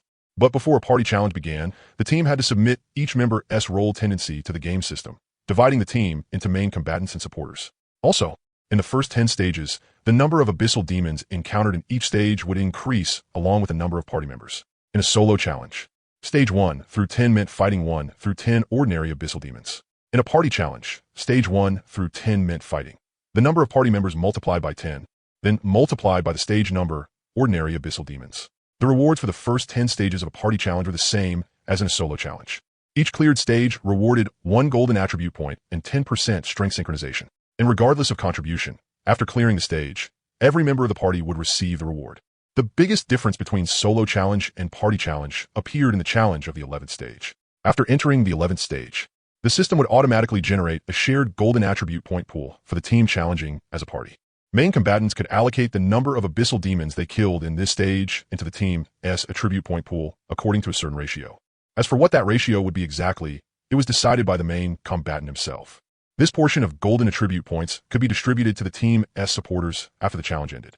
Mu Yang didn't have to wait long before the Shinta brothers quickly arrived in front of him. After nearly a week of spending time together, the Shinta brothers had become much more familiar with Mu Yang than before, so the way they got along with each other was much more relaxed now.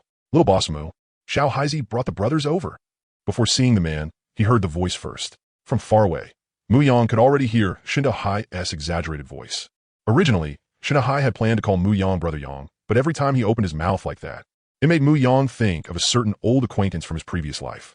So Mu Yang had forcefully made him change the way he addressed him. And that was how Little Boss Mu came to be.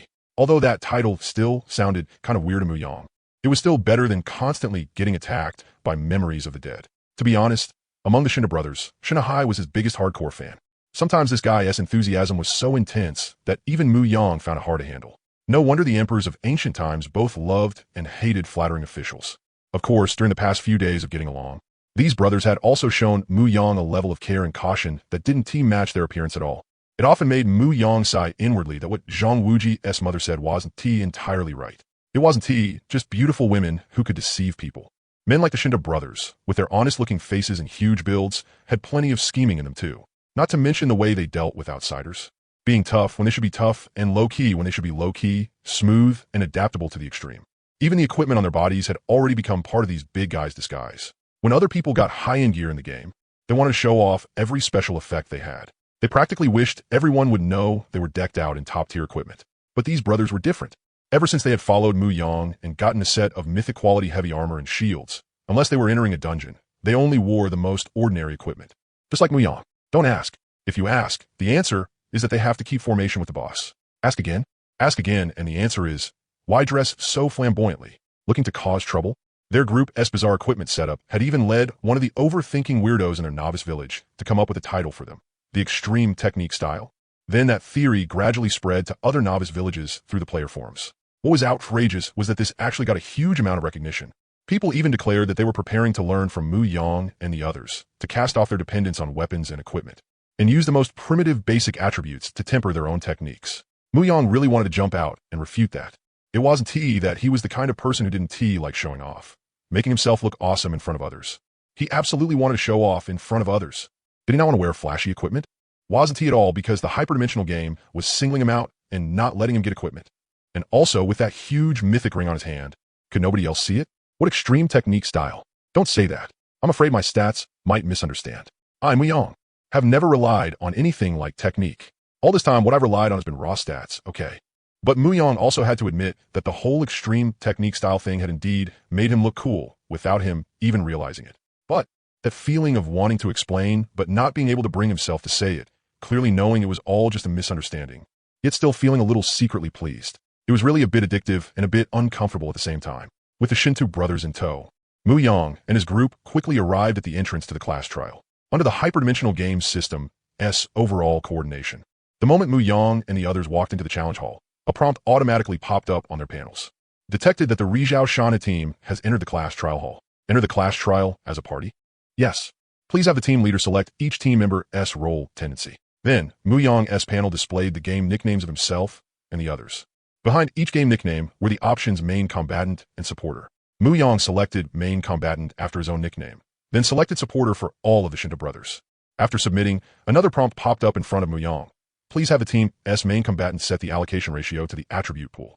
After thinking for a moment, Muyong entered a ratio of 1/4. Then Muyong turned to the Shinto brothers and instructed them. After we enter the class trial, in the 11th stage, I want to make a move at first. Since you guys also have a certain amount of damage output, you go first. Wait until you can't hold on anymore, then tell me. At that point, I'll step in. Otherwise, you want to get many golden attribute points. The brothers all expressed their agreement with Muyong's proposal, and there was no need for extra words or some display of loyalty. The brothers have been roaming the Jianghu for many years, and what they relied on was precisely this skill of knowing when they could speak and when they couldn't. Over the past few days, they had already learned that Muyong himself possessed a method to increase his attributes infinitely. So for him, mere golden attribute points were actually optional, something he could take or leave. His main purpose in entering the class trial was to break through the level cap. But the brothers didn't have that kind of method, so golden attribute points were still very important to them. And now is the time for them to fight for a share. They understood this very well. A person like Muyong, if this were ancient times, he would be an unhatched hidden dragon. If they could keep up with someone like him, then once success came, the very least they could hope for was to be granted a fief and rise to the rank of chancellor. Not to mention that this was an age of transcendent descent. Right now, Muyong could still pull them along for a while. But if they could no longer keep up with his pace, then they really would become nothing more than cannon fodder side characters. What was more, Muyong had already split off 1/4 of his kill count for them. They couldn't just sit around waiting to be fed forever. They had to show their boss some value of their own. After making their preparations, Muyong and the others were teleported into the class trial grounds. Upon entering the first stage, Muyong's group appeared in a place similar to an arena. The moment they landed, 5 abyssal demons appeared across from them. Seeing the Shinto brothers looking eager to try, Muyong suddenly raised a hand to stop them. Don't rush. We'll get rewards no matter how we clear the first 10 stages. There's no need to waste time here. Once we get to the 11th stage, that's when it'll be your time to perform. Hearing that, the Shinto brothers suppressed their desire to show off. They stepped back behind Muyong. Then Muyong raised his hand and flung a basic attack orb at the abyss monsters ahead. Poof! Under the effect of effective damage. Even though Muyong had only used a single basic attack, the 5 monsters on the field were instantly blasted so completely that not even ashes remained. You killed 1 level 10 abyssal demon. Crystal Brain effect triggered. Spirit plus 1/5. You killed 1 level 10 abyssal demon. Starsea Spirit Abyss effect triggered. Psionic Energy plus 1/5. 3 Treasures Body Cultivation Furnace effect triggered. Free Attributes plus 2/5. You killed 5 level 10 abyssal demons. Empowering Ring effect triggered. Growth plus 5. Current growth bonus 60005. Just like that, another 10 attribute points and 5 spell attack were added to his account. Sure enough, numbers were honest and never lied. Whatever it should be, that was exactly what it was. Congratulations to Team Sunlit Mountains and Rivers for successfully clearing Class Trial Stage 1. Your consumed mana has been fully restored. Class Trial Stage 2 will begin in 5 seconds. After waiting 5 seconds, Muyong ended this stage with another basic attack orb. Against mobs like these, Muyong's monster clearing speed was even faster than the system announcements. After smoothly clearing the first 10 stages, Muyong's free attribute points had increased by 550, and the growth value of the empowering ring had accumulated to 60275 points. Now, Muyong's party was finally about to face their 11th stage challenge. Congratulations to Team Sunlit Mountains and Rivers for successfully clearing Class Trial Stage 10. Your consumed mana has been fully restored. Class Trial Stage 11 will begin shortly. Class Trial Stage 11 will simulate a real Abyss environment. Game characters will load real sensory feedback. After the system announcement finished, an illusory light gate appeared before Mu Yang and the others. Step through this gate, and they would step into the challenge of Stage 11. Mu Yang and the others had already heard this entire process many times before from the official introduction. In fact, the information from the official broadcast was far more complete and more important than the system prompts. After all, in the 11th stage trial challenge, the way to obtain golden attribute points was not just by killing large numbers of abyssal demons. Surviving for a long enough time could also provide players with a large number of golden attribute points. But through actual official testing, they had obtained a lot of information that the hyperdimensional game system never mentioned. After entering the 11th stage, the flow of time inside would become different from the flow of time on Blue Star. No matter how long you stayed inside, when you came out, the time would still be the exact point when your 6 hours of game time for that day ended. Even if you only stayed inside for 5 minutes, you would still come out at that same point in time, and players would gain sensations just like in reality. If they were attacked, they would feel pain. If they fought for too long, they would feel tired. The desolate, scorching environment of the Abyss would leave people parched and dry. If their consumption was too great, they would even feel hunger inside. So the idea of exploiting some kind of bug and hiding in there until the end of time was unrealistic. With how harsh the environment was in there, an ordinary person's willpower wouldn't last very long before they chose to withdraw automatically. Facing the light gate before him, Mu Yang turned to look at the Shinta brothers behind him. Now, you can begin your performance. Haha, then little boss Mu, you better watch closely. We've been accessories for so long. It's not easy to get a chance like this to show ourselves off.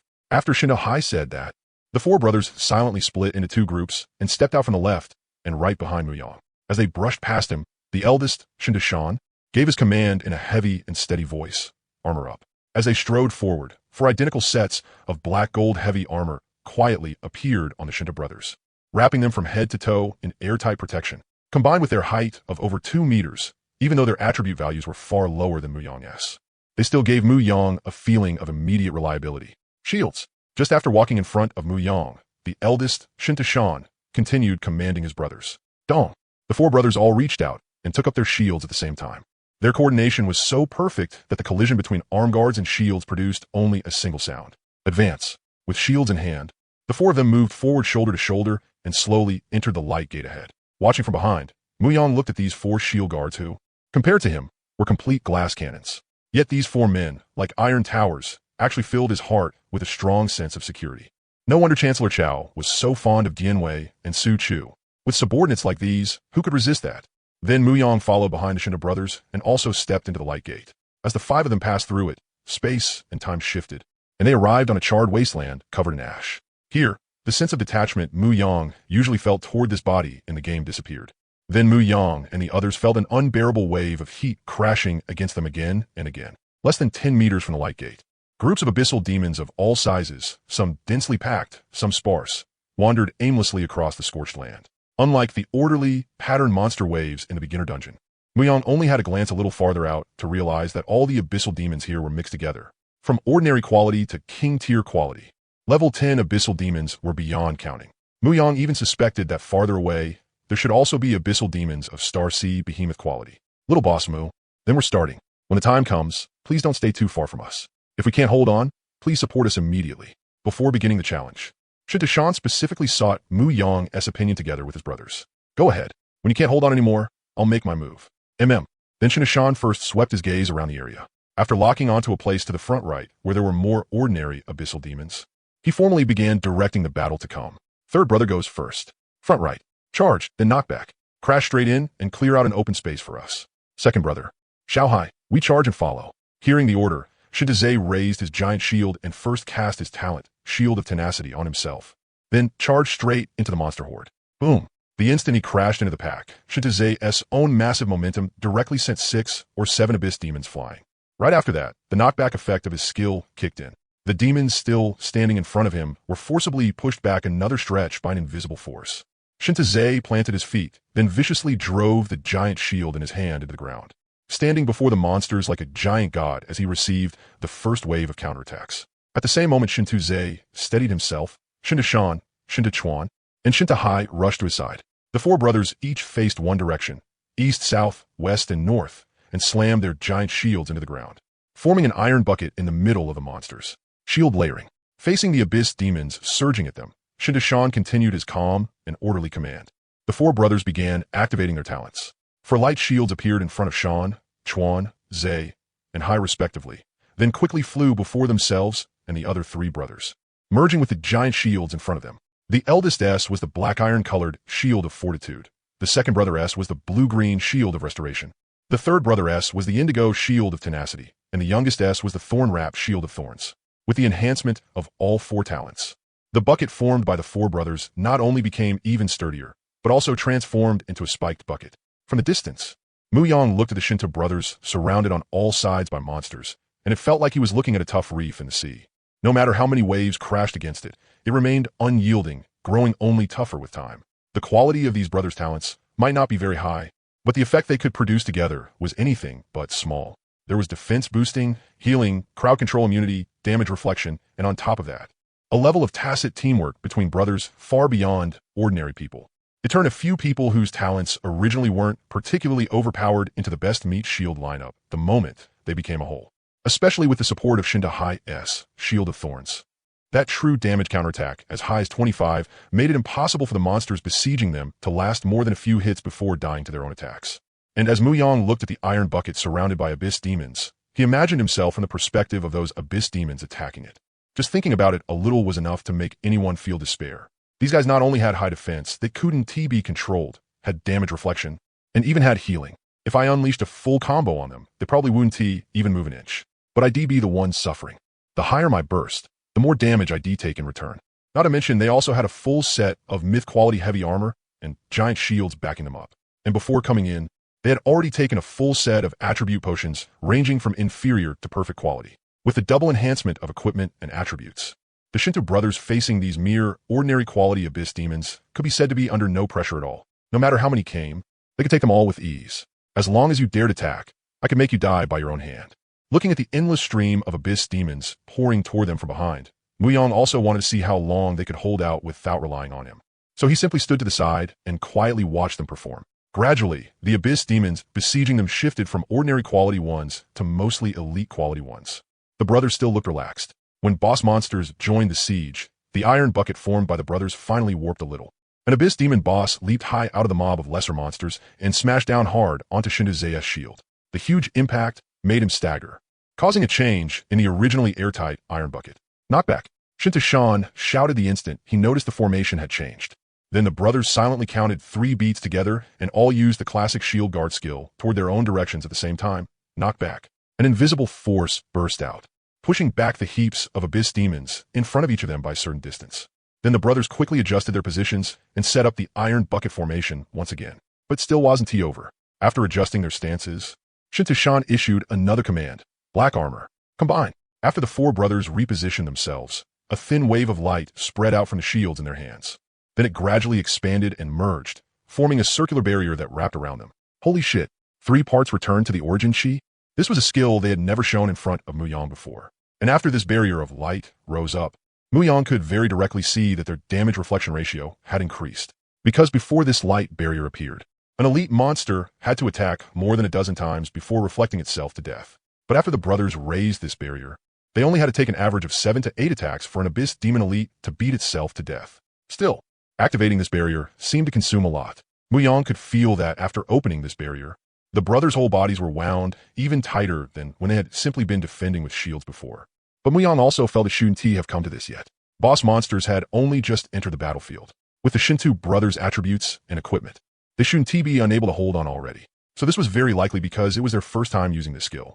It was obvious they were overexerting themselves a bit. With the barrier in place, the Shinto brothers gradually adapted to fighting with boss monsters mixed in. About 40 minutes later, there were basically no more abyss demons left at the position Shinto Shan had originally chosen. By the time the last abyss demon boss besieging them died to the reflected damage from Shield of Thorns, the brothers finally dispelled the protective barrier around themselves. As the eldest, Shinto Shan first checked the current state of himself and his brothers. Then he called out to Muyang from afar, "Boss Mu, we can probably use this skill 2 more times at most. The time we can hold out is limited. In about 1 hour or so, it'll probably be your turn to step in." He promptly told Muyang roughly how long they could last at the limit. That way, Muyang could be mentally prepared and take over the battlefield the instant the Shinto brothers ran out of strength. Got it. Only after hearing Muyang's response did Shan lead his brothers off to look for the next farming spot suitable for them. As for Muyang, he trailed far behind them, making sure he himself wouldn't be harassed by abyss monsters while also leaving himself enough leeway to watch over the brothers. Even though, looking at the vast number of abyss demons across this scorched land, he was already itching badly for it. But since he had said he would give the brothers a proper chance to show themselves, Muyang had to keep his word. A real man had to do what he said.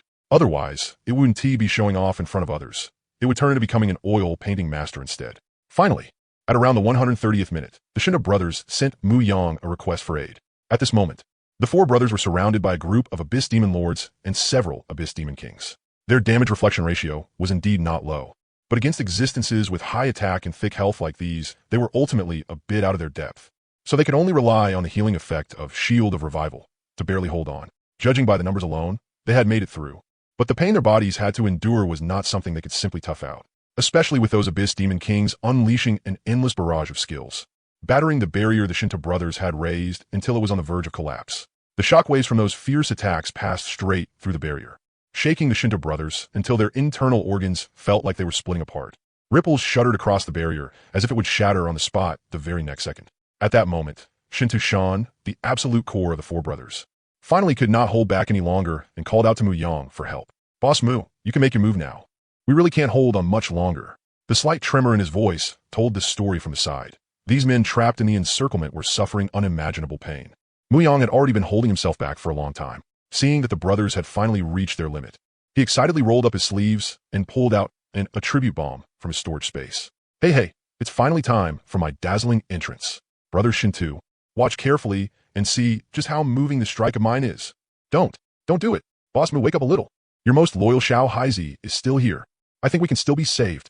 The moment he saw Muyang, all fired up, take out the attribute bomb, Shinahai forced himself to speak through the pain. He cried out miserably, trying to awaken the last trace of humanity in Muyang. What a joke. How terrifying the attribute bomb was. How could the brothers not know? If Muyang really threw that thing out, there would not only be the abyss demon kings in front of them that would be reduced to ashes. The brothers themselves would be burned to nothing right along with them. Then their remains would mix together in the aftermath of the explosion and merge into this scorched land alongside those abyss demons. Perhaps Shinahai's wailing really did work. Muyang turned his head and looked at the attribute bomb that had already been raised beside him under the control of intermediate object manipulation. Then he slowly leveled the bomb out and put it back into his storage space. Right after that, Muyang switched skills and unleashed arcane missile barrage at the abyss demons besieging the Shinto brothers. Although Muyang's current base attributes were already far worse than before after creating the Jotian Starry Sky Star Core, incomplete. Under the buffs of Empowerment Ring, and like a shadow, this skill of only gold quality still erupted with a terrifying damage output of 155,387,792 points per second. On top of that, before Muyang even launched his attack, those Abyss Demon Lords and Abyss Demon Kings had already been heavily weakened by the Shinto brothers' reflected damage. So after Muyang activated the skill, it took only a few short seconds to wipe out all of those Abyss Demons. You killed level 10 Abyss Demon 1. Crystal Intelligence effect triggered. Your spirit plus 137. You killed level 10 Abyss Demon 1. Star Sea Spirit Abyss effect triggered. Your psionic power plus 137. 3 Treasures Body Cultivation Furnace effect triggered. Your free attributes plus 237. You killed level 10 Abyss Demon 37. Empowerment Ring effect triggered. Growth 37. Current growth multiplier 60312. The reward for rescuing the Shinto brothers from their encirclement was huge. But what came next would be even greater.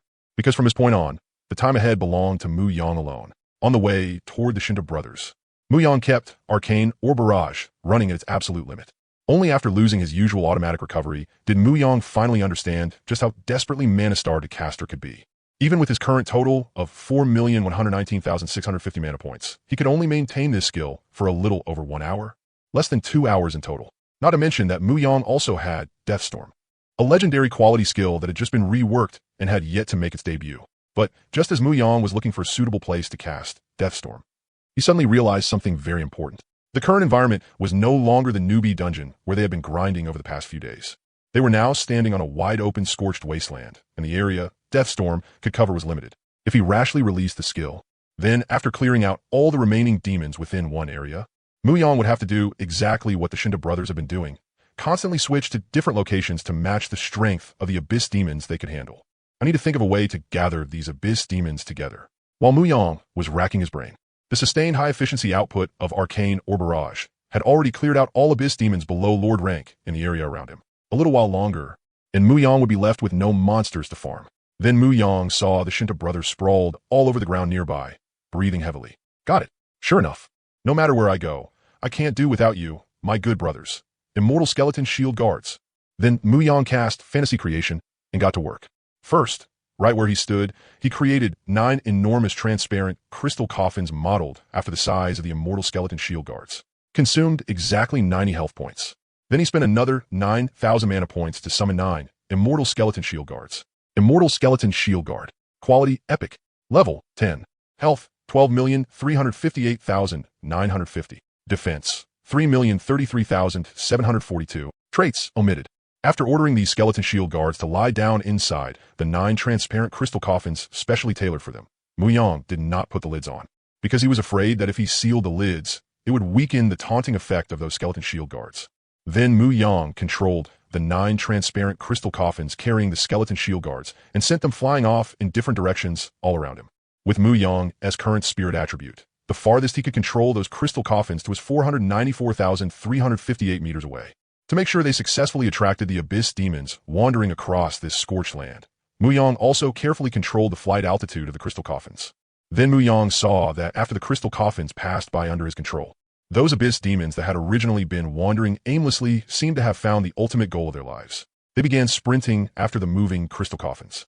Along the way, many of the faster abyss demons kept dashing under the coffins and leaping upward, as if trying to seize their own son. To be honest, if Mu Yang did not know this was only a challenge secret realm created by the transdimensional game, he really would have wanted to test whether these abyss demons, under the taunt of the skeleton shield guards, could die from the long pursuit like Kwafu chasing the sun. But clearly, under the control of the transdimensional game, that kind of thing was impossible. Even if Mu Yang wanted to try it, he would have to wait until after passing this class trial and entering the true abyss world with an abyss token. After controlling the crystal coffins carrying the skeleton shield guards and bringing back a massive number of abyss demons, Mu Yang finally unfolded the domain that belonged to him alone, Deathstorm.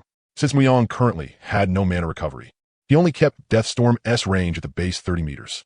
At the very instant Mu Yang unleashed the skill, the damage Deathstorm dealt to a single enemy reached a terrifying 32,388,975 points. And that was only the base damage. As more and more abyss demons died within this storm, the growth value on the empowerment ring in Mu Yang's hand kept rising higher and higher. Once that fed back into Deathstorm, the damage calculation of this skill will become even higher than it had been the second before. The numbers finally started rolling. Then Mu Yang repeatedly controlled the crystal coffin carrying the skeleton shield guard to go out and lure monsters. After coming back, he used the surging Deathstorm to kill those abyss demons. The whole process was so simple that Mu Yang felt like he was playing a real-life mowing game. At last, after fighting in the class trial ground for almost 5 hours and seeing that he had already harvested a full 178,950 abyss demons, Mu Yang had originally wanted to round the number off and leave after making it 200,000. But when he thought about the practically massive amount of mana he still had available inside the Zhodion Star Core, incomplete, Mu Yang gave up on that idea. Mowing for a while feels great. Mowing forever feels even better. Mu Yang knew very clearly that once he left this place, if he wanted to encounter another place where he could infinitely farm attribute points like this, he would have to wait until level 50 and do another class trial. So no matter how harsh the surrounding environment was, Mu Yang still gritted his teeth and endured it. From 5 hours to 6 hours, 7 hours, 1 day, 3 days, until the morning of the 5th day, when Mu Yang, already so exhausted that his consciousness had long since gone fuzzy, was mechanically controlling the crystal coffin carrying the skeleton shield guard out to lure monsters again. A prompt from the hyperdimensional game system suddenly rang beside his ear. Ding! Detected that player Shi's bodily functions have reached their limit.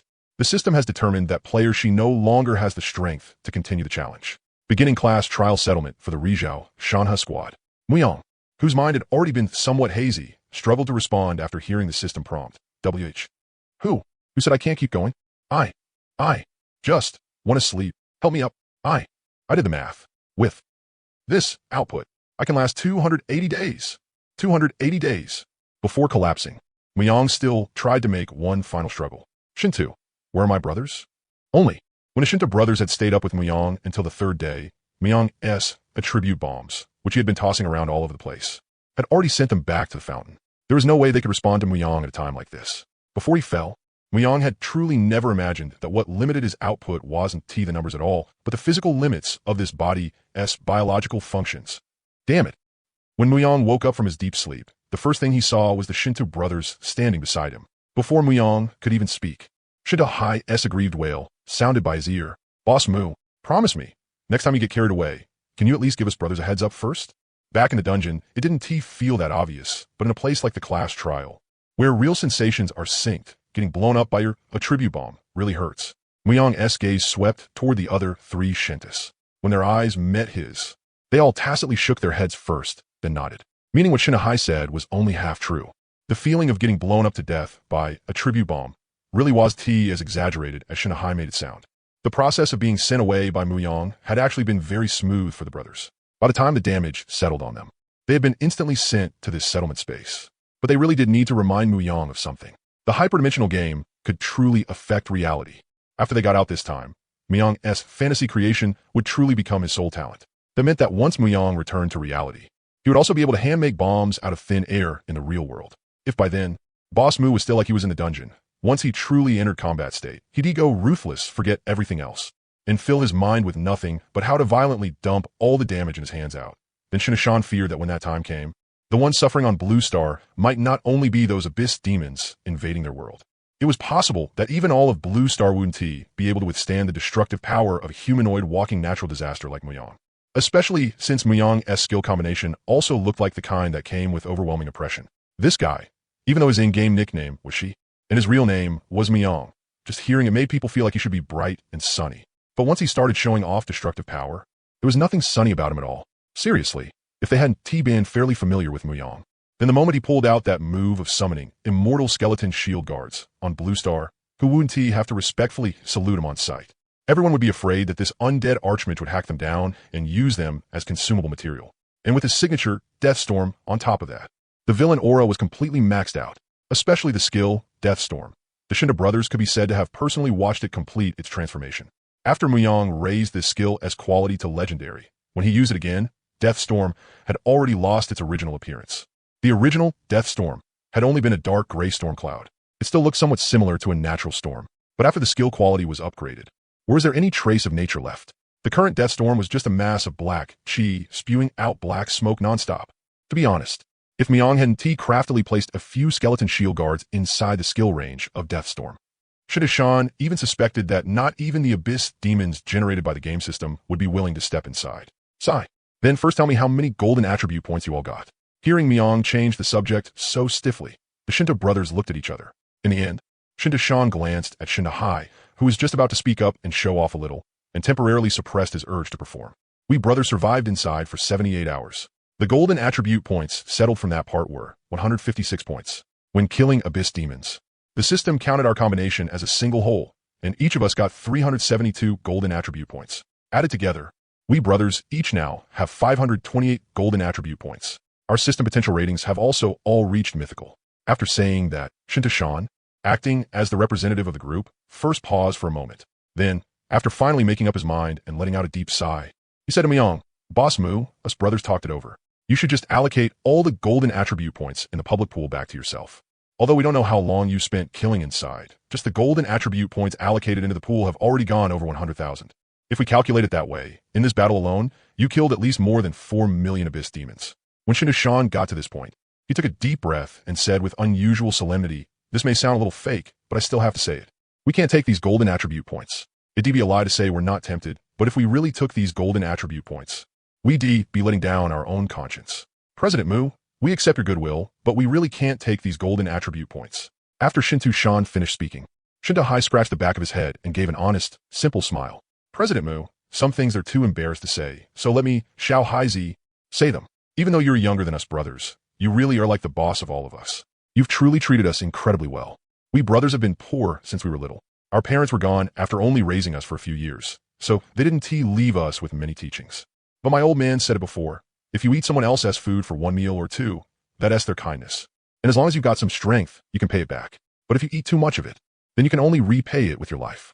The kindness President Mu has shown us during this time is already far, far too much. Even if you asked us to repay it with our lives, it wouldn't be excessive at all. But President Mu, you're flying too fast and too high. If you keep taking us along, then we'll really become your burden. Shintahai originally still wanted to say something else, but his big brother, Shintashan, tugged him, and he quickly shut his mouth. Only then did Shintashan continue. President Mu, we know our limits, but I think we really can't keep holding you back anymore. If there's ever anything in the future that needs us brothers to risk our lives, just say the word through the game system. And as for your information, we'll keep a close eye on the brothers and make sure absolutely no one says one extra word to outsiders. As Shintashan said this, his expression changed again and again. Then he steeled his heart and made Mu Yang a heavy promise. If you really can't trust us, then once you have a method in the future that can put your mind at ease, just use it on us directly. Mu Yang looked at the brothers in front of him. Every one of them wore a serious expression. It was as if what had been placed before them was not tempting golden attribute points, but a piece of cake he had smeared with poison. He could only shake his head helplessly. Sigh. All right. If you don't want them, then just say you don't want them. What else with all this? Now you're even trying to make it emotional. Don't you know the one thing your President Mu is worst at dealing with is this kind of scene? Then Mu Yang said sternly to the Shinta brothers, how about this? Since the emotional buildup has already gotten this far, and I'm not an unreasonable person, give me a way out. You guys currently have 528 golden attribute points, right? Then I'll give each of you another 472 golden attribute points and bring all of you up to 1,000. And don't talk again about not being able to keep up with me and needing to go out on your own. Since you all say I fly high and fly fast, then don't be afraid of being a burden or not. Even Bodhisattvas have a few child attendants by their side. Since there's not much family left at home, then just stay with me in peace.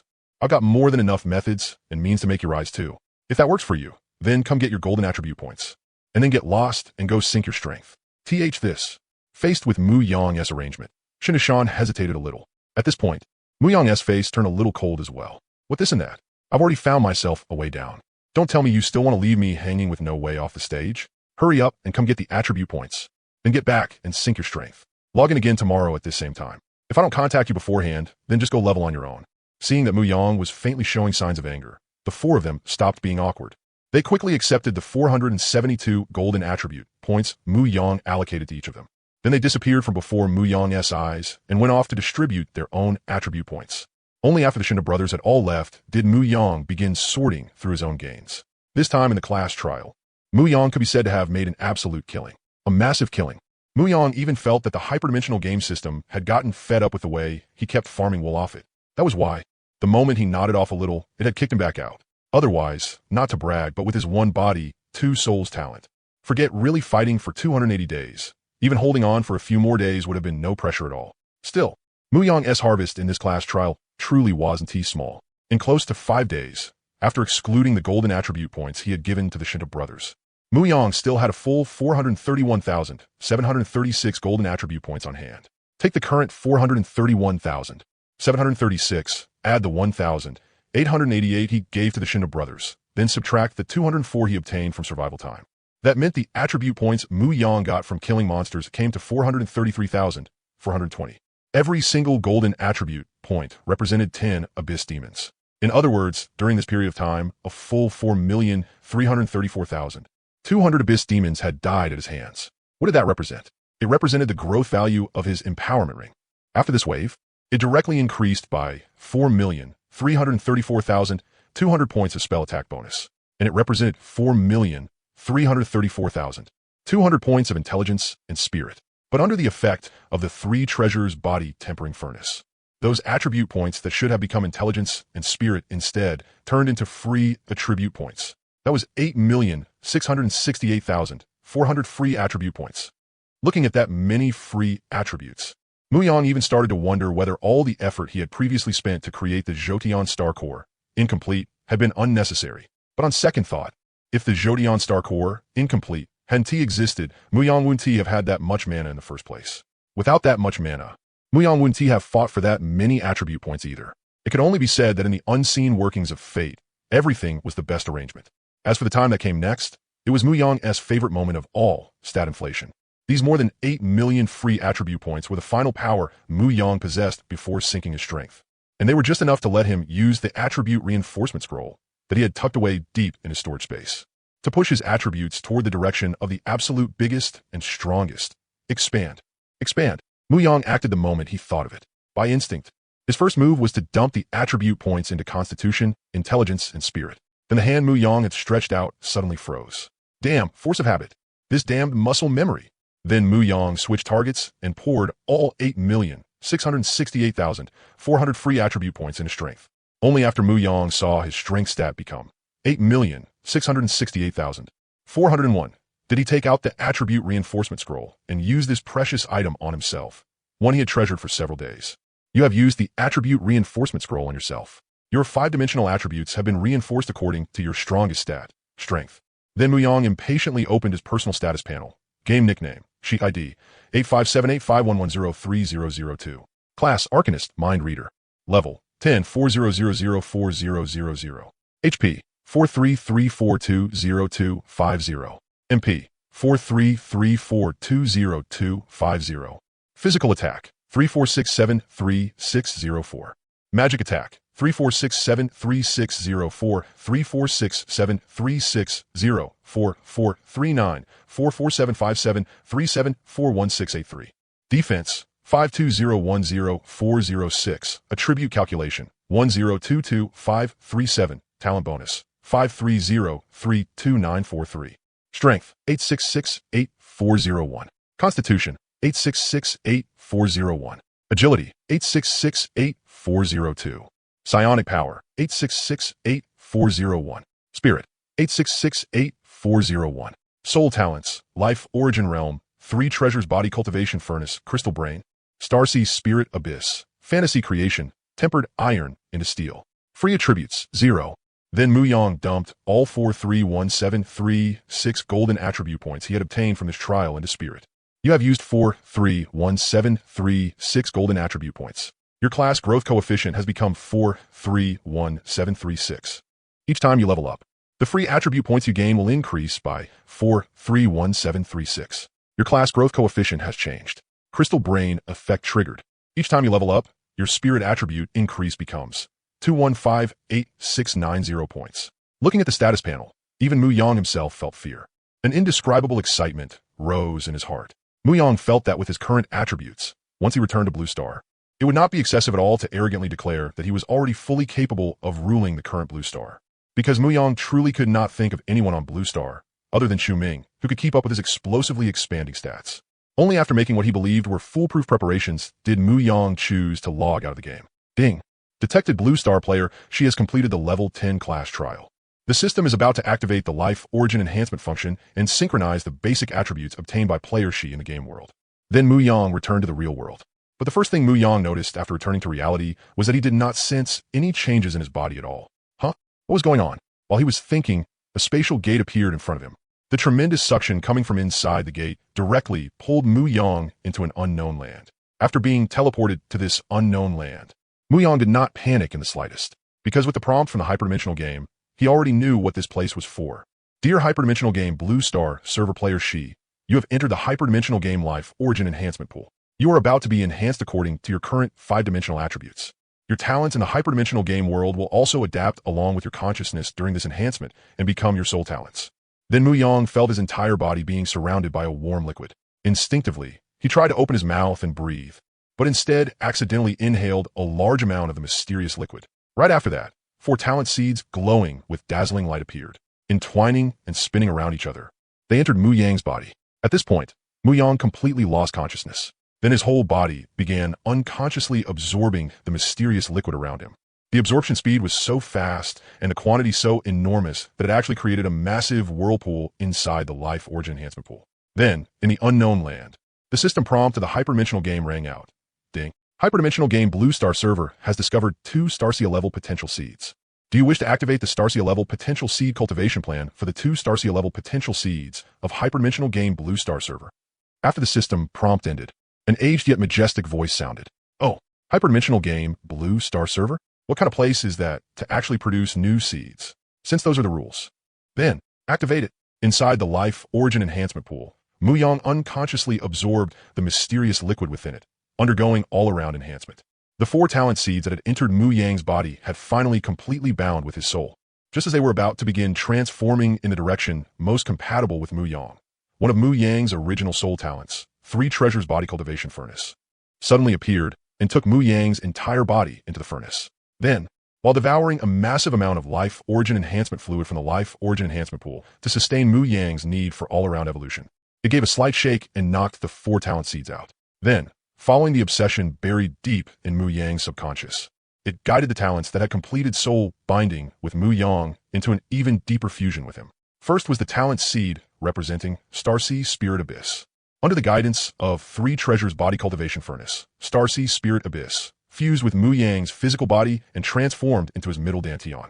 The talent seed, representing Crystal Brain, fell from the top of Mu Yang's head like a drop of water. Then, under the guidance of Three Treasures Body Cultivation Furnace, it fused with Mu Yang's brain and opened up his upper dantian. After these two mythical talents each transformed into one of Mu Yang's dantians, Three Treasures Body Cultivation Furnace increased its absorption of the enhancement fluid from the life origin enhancement pool. After converting a large amount of origin energy, Three Treasures Body Cultivation Furnace guided this energy toward Mu Yang's lower abdomen. It forcibly opened up a lower dantian for Mu Yang to store essence and vitality. At this point, in accordance with the deepest obsession in Mu Yang's heart, Three Treasures Body Cultivation Furnace had opened up three great dantians for him.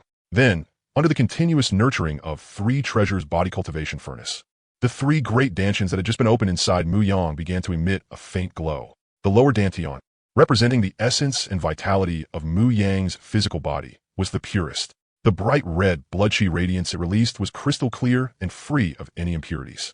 The middle dantian, fused with Starseed Spirit Abyss, emitted a crystal blue halo mixed with specks of starlight, as if a stretch of starry sky had been stuffed inside Mu Yang's body. At this moment, Three Treasures Body Cultivation Furnace exerted its power once more, guiding the Jotian Star Core, incomplete, within Mu Yang's body to slowly merge into the newly opened middle dantian.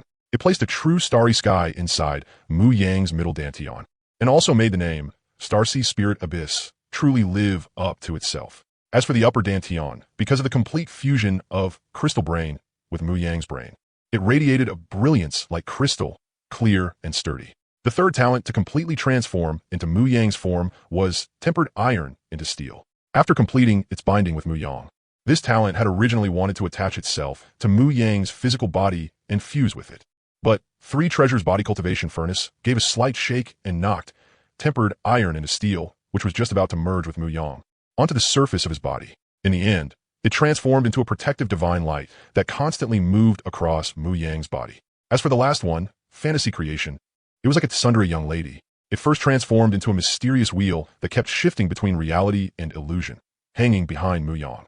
Only after the Three Treasures Body Cultivation Furnace shook again and again did it reluctantly shrink down and rush into the upper dantian Mu Yang had just opened.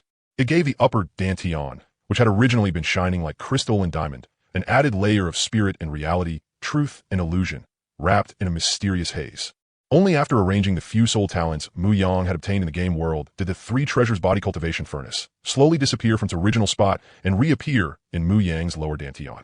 Without stopping for even a moment, it continuously refined the impurities in Mu Yang's body and strengthened his origin. At this point, all of Mu Yang's soul talents, aside from Life Source World, had been neatly arranged by the Three Treasures Body Cultivation Furnace without him even realizing it. With the support of several mythic talents, it would not be an exaggeration for Mu Yang to call himself an innate holy body for cultivation. Then Mu Yang's speed in devouring the life origin enhancement fluid rose to a whole new level. The vortex he stirred up in the life origin enhancement pool grew larger and larger, until raging waves were set off within several hundred li around him. And as for Mu Yang, the main character of this whole event, he had actually been awake for quite a while already. He had woken up the moment the Three Treasures Body Cultivation Furnace returned to his lower dantian. In truth, after completely binding with the four mythic talents, Mu Yang's own attribute values had already been fully replenished. As for the huge vortex in front of him now, the one stirring up chaos here, that was entirely Life Source World as fault. Ever since Mu Yang awakened this talent, it had always remained in a state of staying hidden and low-key. And because Mu Yang's strength in the real world before sinking his power had been far too meager, the size of Life Source World had barely changed at all after awakening. But now things were different. Now Mu Yang possessed a massive amount of attribute points. It was already enough to support Life Source World in completing a major upgrade. Originally, this upgrade process would have involved Life Source World slowly refining the void chaos bit by bit. But the transdimensional game, in order to help players sinking their in-game strength, had provided a life origin enhancement pool to help players quickly accumulate life origin. Without a doubt, this was like throwing the long-starved Life Source World straight into a restaurant kitchen. Mu Yang even felt that the fact Life Source World had waited until he successfully finished sinking his strength and integrating his other mythic talents before jumping out already showed extreme restraint on its part. As the master of Life Source World, Mu Yang could clearly feel that after those life origin enhancement fluids were absorbed by it, they were swiftly turned into the driving force and raw material for the expansion of the small world. The endless stream of life origin enhancement fluid caused the small world's area to grow larger little by little. Only when its diameter had expanded to nearly 100 meters did life source world finally stop expanding outward. It then turned to using the life origin enhancement fluid absorbed afterward to add bricks and mortar inside the small world. But right at that moment, evil thoughts suddenly rose in Mu Yang's heart. After life source world completed its natural evolution, Mu Yang controlled it and prepared to start forcibly devouring the life origin enhancement fluid here, which could practically be called endless. But Mu Yang forgot that the transdimensional game system possessed extremely high intelligence. The reason it had previously allowed life source world to stuff itself without restraint was because this was Mu Yang's sole talent. This place was not only a paradise for raising player strength, but also a cradle for completing and strengthening player soul talents. The natural evolution of life source world was one stage in the talent self-completion, so it could match the player's strength. So the transdimensional game system did not care about life source world as absorption. But now, under Mu Yang's control, life source world was planning to pocket the resources inside. That was something the transdimensional game system could not tolerate. So Mu Yang received the second punishment from the game system since the descent of the transdimensional game. The transdimensional game system directly generated a massive sea of lightning above the life origin enhancement pool. The instant the violent lightning finished gathering, it smashed down toward the top of Mu Yang's head. Boom, boom, boom. Thunder exploded endlessly. Every peal of thunder was a bolt of lightning that had already struck Mu Yang. Fortunately, the protective divine light evolved from cast iron into steel, always manifested at the very instant the lightning hit Mu Yang. It mobilized all its power into a single point and precisely met the lightning falling from the sky head-on. Again and again, it blocked the game system's violent lightning for Mu Yang. After realizing that the lightning the system had produced still could not break through the protective divine light guarding him, Mu Yang wisely chose to stop while he was ahead. After controlling life source world to take several fierce gulps, he put an end to his shameless behavior of eating his fill and then trying to take some home too. The moment it detected that Mu Yang had stopped devouring, the surging sea of lightning in the sky vanished instantly. Then a spatial gate appeared in front of Mu Yang. It directly threw him out of the strength synchronization space. Seriously, why is every single one of them like this? Eating their fill isn't enough. They still want to take some home with them. After returning to reality, two cultivation manuals appeared out of thin air before Mu Yang again. One was body tempering art, and the other was meditation method. These were rewards every player received after passing the level 10 class trial. They were also the beginning of ascension for the vast majority of life forms in every civilization world chosen by the transdimensional game. The spread of these two foundational cultivation methods gave those who had just entered the transdimensional game but lacked talent a chance to rise up and catch up. Although being chosen by the transdimensional game often marked the beginning of a tragedy for a civilization. More than 3/4 of the civilizations chosen by the transdimensional game could not survive the abyss invasion that followed. Even though the creators of the transdimensional game had intentionally controlled the intensity of those abyss invasions. But for those living beings whose innate potential was lacking, or who had racial limits, was this not also a road to the heavens? As long as you could steadily walk through the 500-level staircase within the transdimensional game world, you could ignore the obstacles of innate potential and racial limits and achieve the 9th rank. What more could you possibly ask for? As for these two cultivation methods that had long since been praised to the heavens by the people around him, Mu Yang had naturally been coveting them for a long time, so he decisively chose to use both scrolls directly. But after absorbing the knowledge within the two scrolls, Mu Yang felt that these two cultivation methods had become somewhat chicken-ribbed to him. With the help of the 3 treasures body cultivation furnace, Mu Yang had successfully opened the upper, middle, and lower 3 dantians, and within each dantian, at least one mythic talent was empowering it. With the assistance of the 3 treasures body cultivation furnace, these talents had been brought under unified coordination. From a moment he returned to reality, Starseed Spirit Abyss had already turned into a giant psionic particle pump. At a speed ordinary people could hardly imagine, it was absorbing the psionic particles around Mu Yang. Then, with a turn, it sent those mixed and impure psionic particles into the 3 treasures body cultivation furnace in his lower dantian for tempering. Once the 3 treasures body cultivation furnace converted and purified the psionic particles sent over by Starseed Spirit Abyss, 1/3 of it would remain behind as material for Mu Yang to strengthen his essence attribute. The other 2/3 would return to Mu Yang's middle dantian. Then Starseed Spirit Abyss would send 1/3 of that into his upper dantian to strengthen Mu Yang's spirit.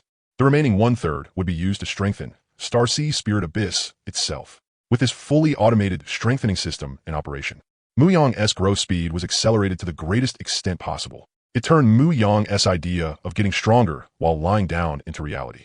So even if Mu Yang did absolutely nothing and only relied on the automatic operation of his talent, the increase in his strength would still far exceed what he could gain from seriously cultivating those two cultivation methods.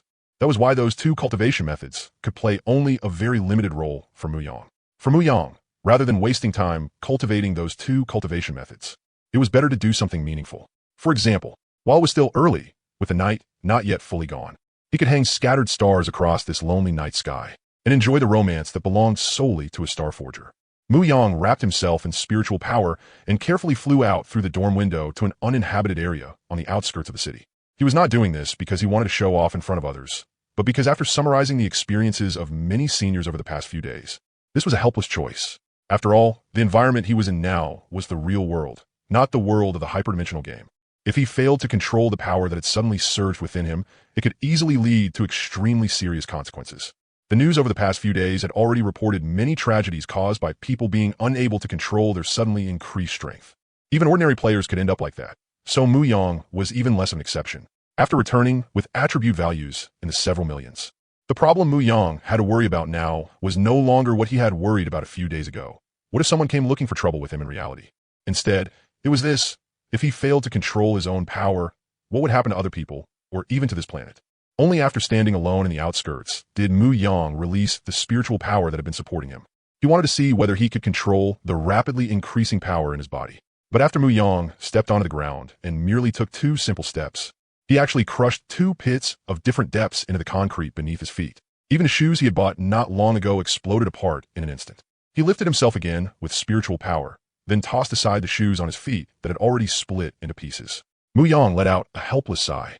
Looks like before he completely got used to his suddenly increased strength, he would basically have to keep supporting himself like this the whole time. Of course, using fantasy creation to make himself a floating throne was also an option. But Mu Yang had come here to release stars and verify the bold idea he had before. As for anything else, that could wait. Before summoning his final trump card, Mu Yang once again scanned the surrounding environment with his spiritual power. After confirming that no one was around, fist-sized star cores appeared one after another around Mu Yang. Standing in the darkness before dawn, Mu Yang raised all 4015 star cores with one hand. Then he watched as they slowly rose into the sky and rapidly scattered in different directions. Because Zhodian's star core, incomplete, had been created through the talent, fantasy creation, using Mu Yang's own life essence. The connection between these star cores and Mu Yang could break through the limits of his spirit attribute value. It allowed Mu Yang to sense their locations in real time, no matter how far away they were from him. He could even briefly project his consciousness into any one of those star cores. Through a star core, he could observe what was happening around it. After confirming that the star cores had all reached a sufficient height, Mu Yang lifted the restriction he had placed on their absorption of spiritual energy particles. These 4,000 plus star cores recreated on Blue Star the feat that Life Origin Realm had accomplished in the synchronized strength space. They began madly devouring the spiritual energy particles around them. Mu Yang, still standing in place, could clearly feel that after these star cores absorbed spiritual energy particle from the outside world, their original fist-sized volume began to grow. This was spirit absorption into stars, taking effect, allowing these star cores to convert the absorbed spiritual energy particles into stars oil. The more stars oil they accumulated, the larger the star cores would grow, and the larger their size, the greater and faster their absorption of spiritual energy particles would become. The process of a star core growing into a star was the process of digesting a massive amount of spiritual energy particles and converting them into stars oil. And that was exactly what Mu Yang wanted, using star core after star core to devour massive quantities of spiritual energy particles, so as to control the concentration of spiritual energy particles on Blue Star and delay the progress of the Abyss-S invasion. And as the greatest beneficiary of this entire process, Mu Yang neither had to bear the spiritual energy particle cost required for the growth of these star cores, nor did he have to give up the benefits once the star cores finished growing. This wave was Mu Yang carrying Blue Star to victory. Feeling those star cores in the sky gradually growing larger, the taut string that had been stretched tight in Mu Yang's heart finally loosened. Then he used spiritual power to slowly lower his body onto the grass. He placed both hands over his stomach and looked at the sky that was beginning to pale. Mu Yang planned to take this opportunity to think carefully about what exactly he should do in the coming period of time. First was the issue of his own strength. To be honest, with Mu Yang's current base attributes, if he left Blue Star and went to any place with abundant spiritual energy particles, climbing another 3 or 4 steps on the transcendent ladder would be no problem at all. As for why Mu Yang was already this strong and still could not step onto first rank, that involved the limitation of a world. In a certain sense, Blue Star had only just begun walking the path of spiritual energy recovery with the help of the hyperdimensional game. A planet that had only just begun its spiritual energy recovery would impose a kind of macroscopic limit on the strength of the living beings upon it. Of course, the hyperdimensional game defined this kind of energy as spiritual energy particles. But in Muyang's eyes, they were basically the same thing. And for the current Muyang, he was even more willing to treat this limitation from Blue Star itself as a precious opportunity.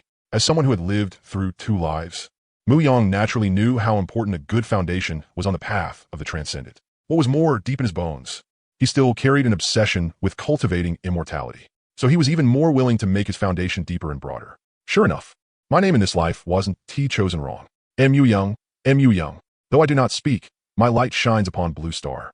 Then Muyang looked at those star cores in the sky, long since vanished without a trace, and his thoughts stretched out with them. He just didn't know how much time the hyperdimensional game would give him to enjoy this moment of peace. Although these star cores devouring spiritual energy particles had not yet affected Blue Star's spiritual energy particle concentration as much as he had hoped, one day the hyperdimensional game would discover the trick Muyang had pulled, as long as he could buy some time for his future self before the game punished him. Then Muyang definitely would not lose out. Moreover, Muyang hoped that by that time, his future self would have inflated enough to deal with all these problems steadily. Otherwise, how could he possibly live up to everything his current self was doing while taking on all this risk? Muyang didn't even dare imagine it. Once all of this was made public, once it reached that crucial moment where he could reveal himself before everyone, if his future self couldn't hold the line, or couldn't step down gracefully under the sanctions of the hyperdimensional game system, then wouldn't he really become a complete clown? Stats. If I want to be as presentable as possible when that time comes, then this stat inflation really can't stop. Then there was the matter of completing the Jokion Stellar Star Core. Incomplete. Muyang brought up his personal panel. The steadily rising values on it silently testified to the terror of the triple Dantian circulation system that Bro Furnace had built for him.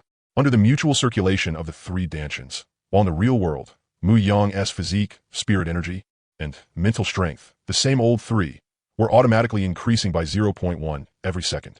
In terms of numbers, it was the same as the all attributes boost that Life Source Realm had given him while he was level capping himself. The only difference was that the operation of the triple Dantian system only raised physique, spirit energy, and mental strength, the same old 3. At that rate, during the 18 hours Muyang spent in the real world each day, the attribute points that accumulated automatically were enough to knead out 19 giant star cores. Then, with a thought, Muyang activated the ability Soul-Burning Star Forging. He threw all the attribute points automatically gained through the triple Dantian system into the queue for forging star cores. For Muyang, this expenditure was absolutely necessary. In fact, if the hyperdimensional game noticed what he was doing and increased its investment of spirit energy particles into Blue Star, then in order to keep stalling for time and let himself gain more attribute points inside the hyperdimensional game, Muyang felt that if necessary, he could even consider directly drawing on his existing attribute points to create star cores. The last issue Muyang had to think about was what kind of path he was going to walk in the future. Between becoming a lone wolf who walked alone and developing his own faction, Muyang had to choose one. Personally, Muyang was more inclined toward developing his own power and becoming a farming-type player. It was just because his soul talent was more suited toward development and farming. It was also for the sake of his family on Blue Star in this life. After all, after transmigrating here, Muyang hadn't gotten the classic orphan opening. In the 20-plus years he had lived in this life, Muyang could be said to have a fairly complete and happy family. If Muyang had gotten the classic orphan opening, then he could have just become a lone wolf and only needed to take care of himself. But he hadn't. Behind him stood 2 complete families. And Muyang also had to take Chu Ming's share into account. Because even if Chu Ming didn't say it, Muyang could still feel it. After being reborn and returning for another life, when it came to his family, Chu Ming had a bit of an avoidant mindset. On one hand, it might have been so that if something happened in the future, he could minimize the chances of implicating his family. On the other hand, it might also have been because Chu Ming simply preferred being a lone wolf, so he instinctively avoided facing his family. If Muyang ultimately chose the path of farming and development, then all of these factors had to be taken into consideration. More importantly, before he established a cooperative relationship with the military, Chu Ming had already hinted to him, both openly and indirectly, that some unpleasant things might happen in Xia country in the future. By now, Muyang already had a vague grasp of the situation. The chaos Chu Ming had foreseen was, in essence, a struggle among multiple factions over the right to speak in the extraordinary era after the arrival of the hyperdimensional game. In Xia country, the official side was openly the strongest force, followed by the major capital groups. Over the past few days, Muyang had even seen news online about the so-called great aristocratic families of Xia country that had long hidden themselves behind the scenes. Mu Yang believed that these suddenly emerging narratives were not baseless rumors. Rather, they were mutual probing and momentum building before the final outbreak of conflict. But at the very least, the friction between these forces could be kept at a relatively low intensity before the contradictions fully escalated. What truly made Mu Yang uneasy was the various grassroots organizations that had sprung up everywhere like bamboo shoots after the rain once the extraordinary era began. These organizations, carrying banners like gangs, guilds, and battle groups, once chaos broke out, they would spread like a single spark starting a prairie fire, rapidly igniting the whole of Xia country. Although Mu Yang had joined the special official organization, Jinyuan Pavilion, when it came to his family, Mu Yang absolutely could not place complete trust in the Xia country authorities. So in the end, no matter how much Mu Yang looked down on these civilian organizations that banded together in order to protect his family, he still had to raise a sufficiently powerful force of his own before he could feel at ease. After all, with his powerful strength alone, he could suppress true gentlemen, but he couldn't guard against hypocrites and real villains, unless Mu Yang took them all into Life Source Realm and carried them around with him. But with his current small world, less than 100 meters in diameter and barren inside, how could it possibly allow so many people to live there peacefully and normally? So unless it was absolutely necessary, Mu Yang would not easily bring them into Life Source Realm. It really was true, all things are fate, and not half a thing is up to man. Amid this rising undercurrent of disturbance and chaos, for the first time, Mu Yang felt the impulse to smash apart every person, every matter, and everything that bothered him. Until the sun rose and cast its warm morning light over the earth, Mu Yang still had not left the outskirts. He didn't want to go to class today. He planned to find Chu Ming instead. There were a few things he wanted to discuss with him. The first was that he wanted to have a proper talk with Chu Ming about the matter of 3 treasures pill. After all, now that his obsession had already been resolved after awakening, fantasy creation, although he still desired attribute points, it was no longer as intense as before. So the daily output of 3 treasures pill could be redistributed. That way, his good brother could also ride a bit of his tailwind. The other matter was something Mu Yang had discussed with Chu Ming before. That was finding the owner of the sublimation talent in the game. Then they could use sublimation to improve the quality of the huge pile of skill treasure chests in Mu Yang's storage space. They could see whether that would increase the probability of opening higher quality skills. After all, after clearing the team newbie dungeon 6 times, the stockpile of skill treasure chests in Mu Yang's hands had already become quite terrifying. Because Mu Yang couldn't farm a single piece of weapon or equipment in the dungeon, but he could steadily obtain skill treasure chests. So by now, Mu Yang had already saved up 60,000 silver skill treasure chests, 30,000 gold skill treasure chests, and 12,000 platinum skill treasure chests. If the owner of the sublimation talent could perform 1 round of sublimation on these treasure chests, then Mu Yang's gains after opening them would also be much greater. So through the hyperdimensional game, Mu Yang sent Chu Ming a message and asked him to meet in the outskirts. Chu Ming replied very quickly. What? Not planning to keep pretending to be your good student self? Wait a bit. I'll be there soon. Chu Ming's way of putting it made Mu Yang feel nothing but contempt. When it came to studying, Mu Yang wasn't the type to bluff without substance. He actually had some real talent. But in the next instant, Mu Yang sensed that something was off.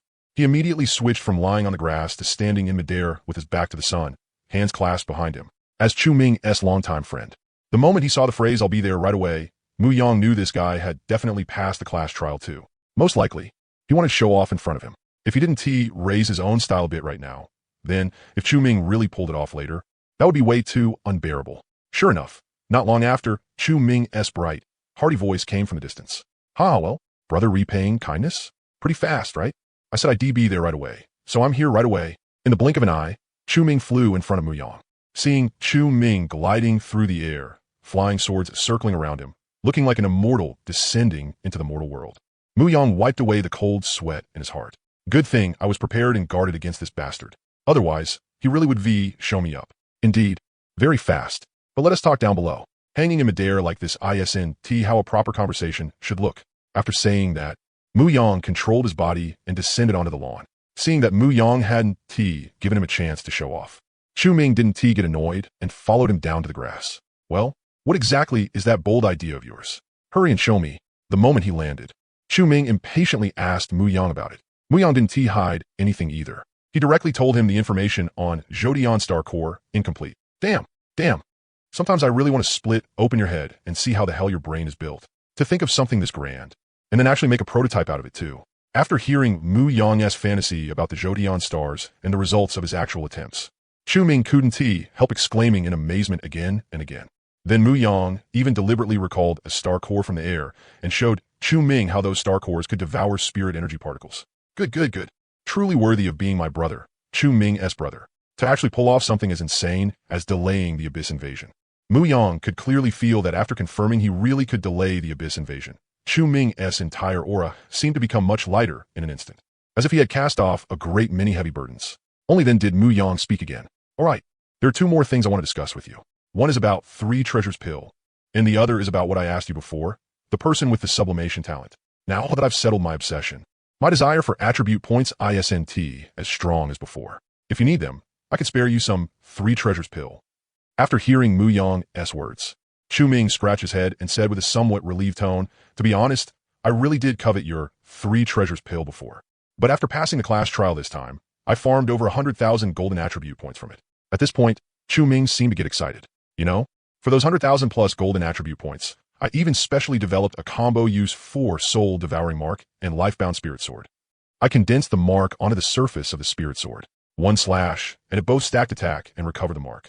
In the class trial, I literally went 1 sword, 1 mark, chasing those little monsters inside and hacking them down for 7 days and 7 nights. Honestly, your brother here really doesn't lack the bit of attributes from your 3 treasures pill anymore. Then Chu Ming stroked his chin and said with a face full of forced reluctance, but since you're offering so sincerely, I'll mercifully accept it. I won't ask for much. Just give me 2,000 a day. Any more than that, and I wouldn't even be able to finish them within the daily 6 hours of game time. As for that person with the sublimation talent, during tomorrow's game time, you can contact me. I'll take you to find the person I knew in my previous life who had the sublimation talent. But I can't guarantee he'll still get the sublimation talent in this life. The fact that Chu Ming only wanted 2,000, 3 treasures pill a day didn't surprise Mu Yang. What truly shocked him was that this guy had actually managed to last 7 days and 7 nights. One sword at a time. He had literally hacked out more than 100,000 golden attribute points. More than 100,000 golden attribute points meant Chu Ming had killed over 1 million monsters under the effect of Soul Devouring Mark. That meant over 10 million attribute points. And if you added in Chu Ming's full set of high-level equipment, then he really did have a right to say, I don't lack the bit of attributes from 3 treasures pill. But why the hell could this guy endure 7 days and 7 nights? Why? Seeing Mu Yang's unconvinced expression, Chu Ming instantly realized something. Then, with a wicked grin, he said, what? Just 7 days and 7 nights. What is there to be shocked about? No way, no way. Could it be that some people didn't even last that long? Then Chu Ming didn't give Mu Yang any chance to argue back. Laughing loudly, he rapidly flew off into the distance. Oh haha, so someone isn't that durable. No need to see me off. Go rest, go rest. Mu Yang was furious. Hey, you motherf. After parting ways with Chu Ming, Mu Yang returned to the dorm and began experimenting with control over the energy inside his body. Mu Yang raised a hand and tried to draw out a bit of spirit energy from his middle dantian. A ball of energy glowing with faint blue light slowly appeared in his palm. Throughout the whole process, Mu Yang felt no difficulty whatsoever. It was as easy and natural as picking up a water bottle from the table with his hand, while keeping the energy ball the same size. Mu Yang tried injecting more energy into it. As more and more spirit energy gathered into the energy ball in his hand, Mu Yang began to feel a faint resistance coming from it, and that sense of resistance grew stronger as the amount of spirit energy inside increased. The process of continuously injecting spirit energy into the energy ball was like swinging one of those wrist strength balls that kept accelerating. The size of the energy ball did not change, but the more spirit energy Mu Yang poured into it, the stronger that resisting force became. But when Mu Yang controlled that energy ball, which was fiercely resisting him, and enlarged it a little during that process, the sense of resistance decreased as the size of the energy ball grew. After completing this experiment on controlling his own power, Mu Yang reabsorbed the spirit energy. Then he began testing his instantaneous spirit energy output, using the same amount of spirit energy as the previous energy ball that had strongly resisted him. This time Mu Yang was not gentle like before. Instead, in a single instant, he gathered all the spirit energy and forcefully stuffed it into the energy ball in his hand. The result of doing so was that the instant the energy ball formed, the force opposing Mu Yang was at least 2 to 3 times greater than when it slowly gathered spiritual energy before. This experiment made Mu Yang understand why Emperor Yin Shao Yin had to rub together a Buddha Fury Flame Lotus in advance while rushing to the battlefield. It also made him feel a few more degrees of respect for martial ancestor Lin Dong's ruthlessness in instantly unleashing the Great Desolate, imprisoning Heavenly Finger. Of course, more importantly, when Mu Yang mobilized this spiritual energy, he did not feel any pain from the impact on his body caused by gathering it. In fact, when he mobilized this spiritual energy, his body did not feel the slightest thing at all. It was as if the moment Mu Yang had the thought of moving the spiritual energy into the position he wanted, in the shape and with the attribute he wanted, the spiritual energy would be moved accordingly. The only thing he had to bear was the reactive force produced by compressing it. This was different from how all kinds of novels described it, where the protagonist, when mobilizing the energy inside his body, would risk tearing his meridians because the amount of energy being moved was too huge.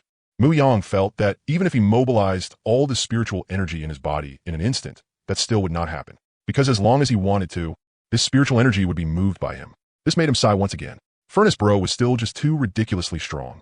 If it hadn't integrated several mythic talents he had obtained in the hyperdimensional game back then, Mu Yang felt he would never have been able to mobilize the spiritual energy in his body as easily as he could now. For the entire day after coming back, Mu Yang did not even eat. He kept adapting to and gradually gaining control over his explosively increased strength. It was not until night, when Mu Yang was finally able to consciously and simply complete the action of walking under control, that he floated himself out of the dorm, all the way to the cafeteria, and used his spiritual power to hand over his student card. After the cafeteria, Annie took Mu Yang's student card. She went to the dedicated card reader and swiped it. After completing the registration, Mu Yang collected a packed meal that had already been prepared. This was a policy the school had specially added for students like Mu Yang, who had just completed strength synchronization and could not properly control their power. If they had not added a policy like this, who knew how many students would crush their phones because they could not control their strength and have their extraordinary path cut off because they could not get food? After finishing his meal, Mu Yang sensed his evolution from another angle. While eating, through his powerful spiritual power, Mu Yang could sense that the moment the food entered his stomach, it would be dissolved by the gastric acid inside. Then the entire digestive process would be completed at high speed, thoroughly turning that food into his own nutrients. The extraordinary was not just an increase in strength, but an evolution in the essence of life. After eating, Mu Yang was like an old father who, after it got dark, started looking for the child running wild outside.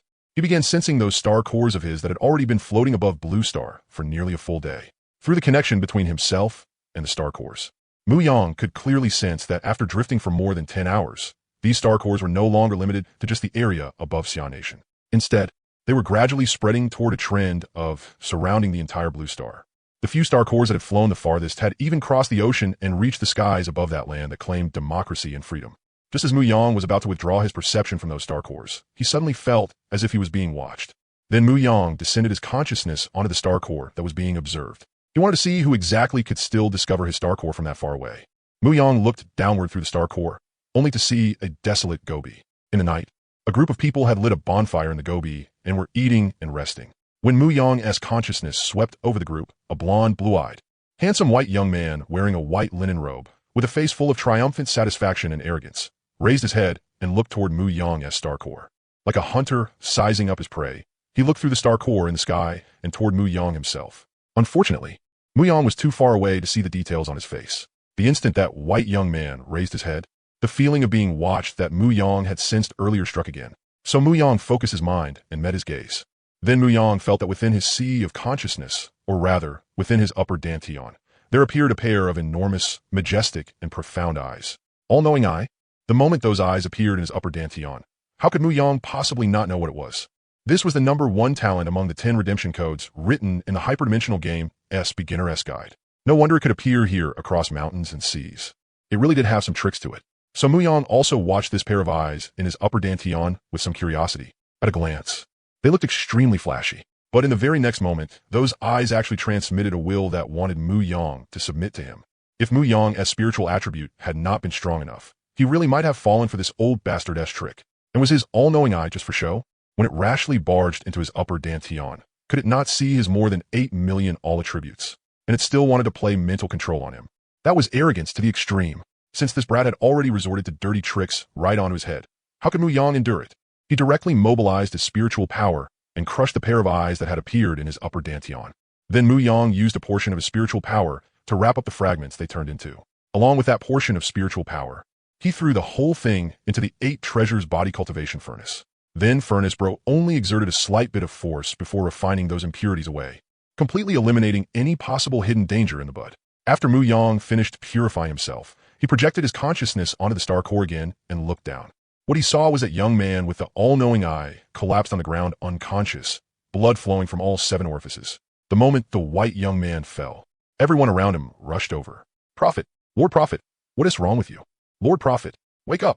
Mu Yang ignored the chaotic state of the believers surrounding the young man.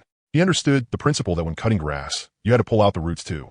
The other party had already harbored thoughts of controlling him. If he still did nothing after that, then how was Mu Yang supposed to keep mixing in this world in the future? So Mu Yang mobilized all 209 star cores around that area that he could control. He exhausted every bit of spiritual energy particles those star cores had absorbed today. He did not even leave out the portion that had already been transformed into star's oil. After gathering all the spiritual energy particles together, Mu Yang activated Stellar Ray and aimed it viciously at the unconscious young man.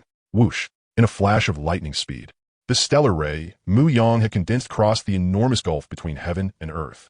This ray, which carried the results of an entire day from 209 star cores, obliterated the 3 people closest to the young man who were gathered around him, then slammed fiercely into the white young man's body. A return gift for a return courtesy.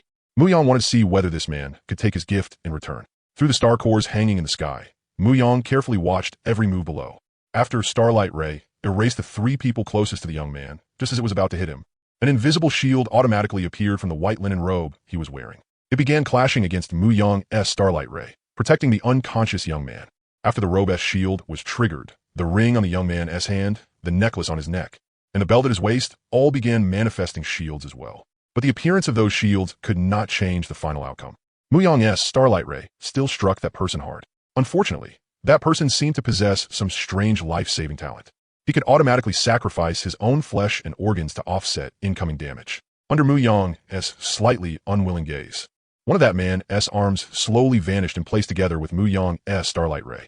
That counted as barely enduring Mu Yang's wave of payback. Mu Yang was naturally dissatisfied with such a result. So while mobilizing other star cores, he also had the star core that had just been completely drained speed up its absorption of the surrounding spirit energy particles. Just as he was planning to hit that young man with another vicious round, a message notification came through on Mu Yang's personal panel. Since it would still take a little time before he could launch the next attack, Mu Yang opened the message and took a look.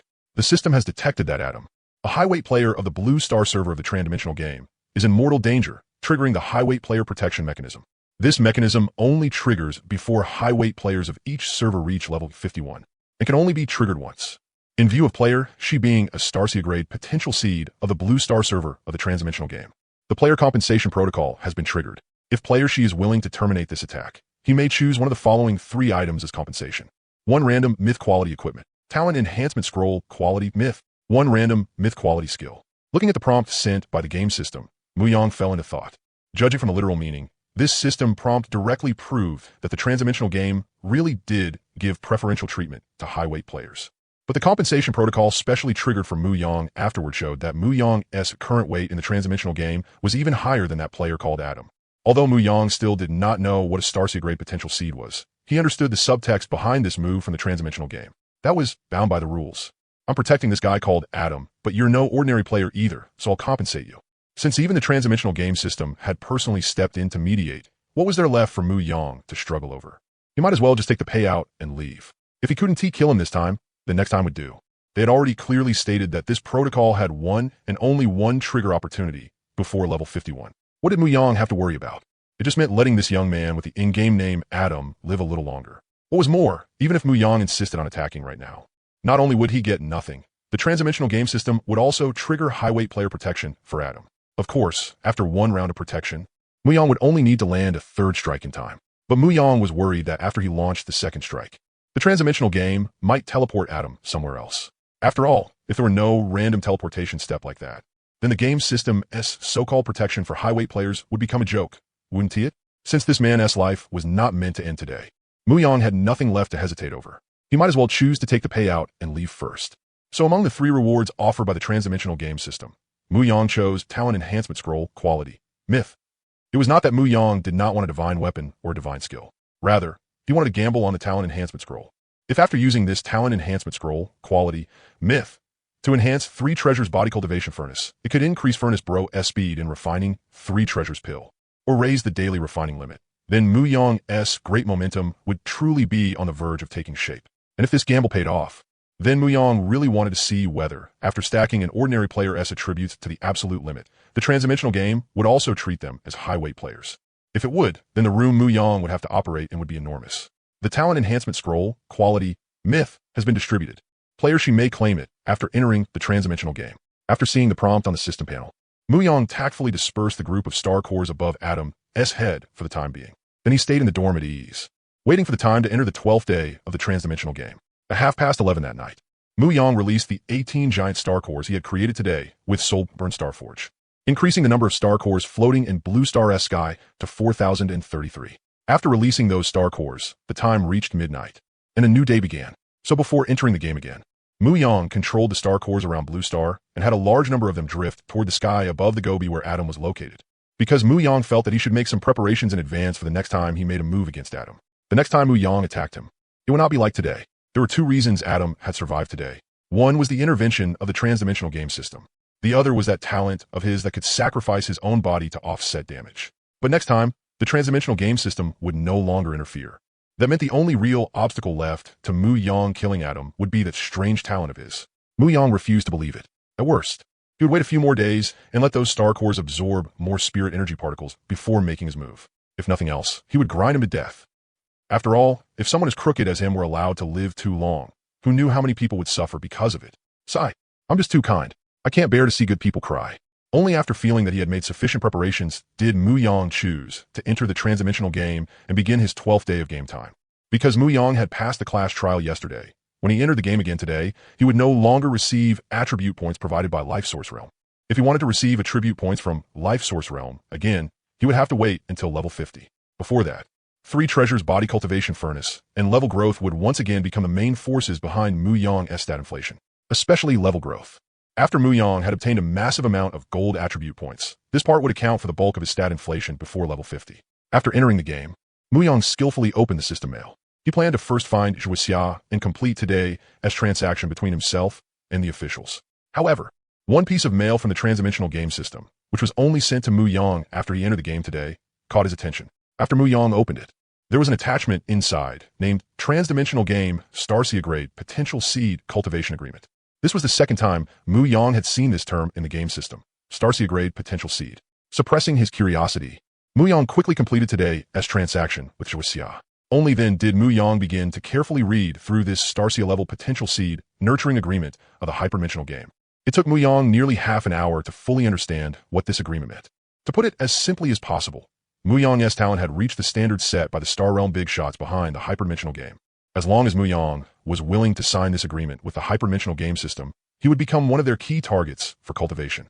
And from the background introduction in this agreement, Mu-Yang also grasped a bit of the underlying logic behind how the hyperdimensional game operated. It was more or less the same as what Mu-Yang had guessed before. For the hyperdimensional game and the existences behind it, every civilization like Blue Star that had been chosen by the hyperdimensional game was a cradle used by the Star Realm to raise warriors for the larger battlefield against the Abyss's main forces. In order to rapidly and massively produce warriors capable of fighting the Abyss on the front lines, the top forces of the Star Realm joined hands to pry at the underlying rules of the Star Realm and together created this so-called hyperdimensional game. By locking away the higher possibilities and upper limit of game players, they forcibly cleared every obstacle on the path of transcendence from the 1st to the 9th rank. Then, by using the mechanism in the game where players could die endlessly and make endless mistakes, they rapidly trained the player's combat awareness and combat techniques. And in the early stages after the hyperdimensional game descended, the game system would draw in relatively restrained, low-intensity Abyss invasions for these civilizations.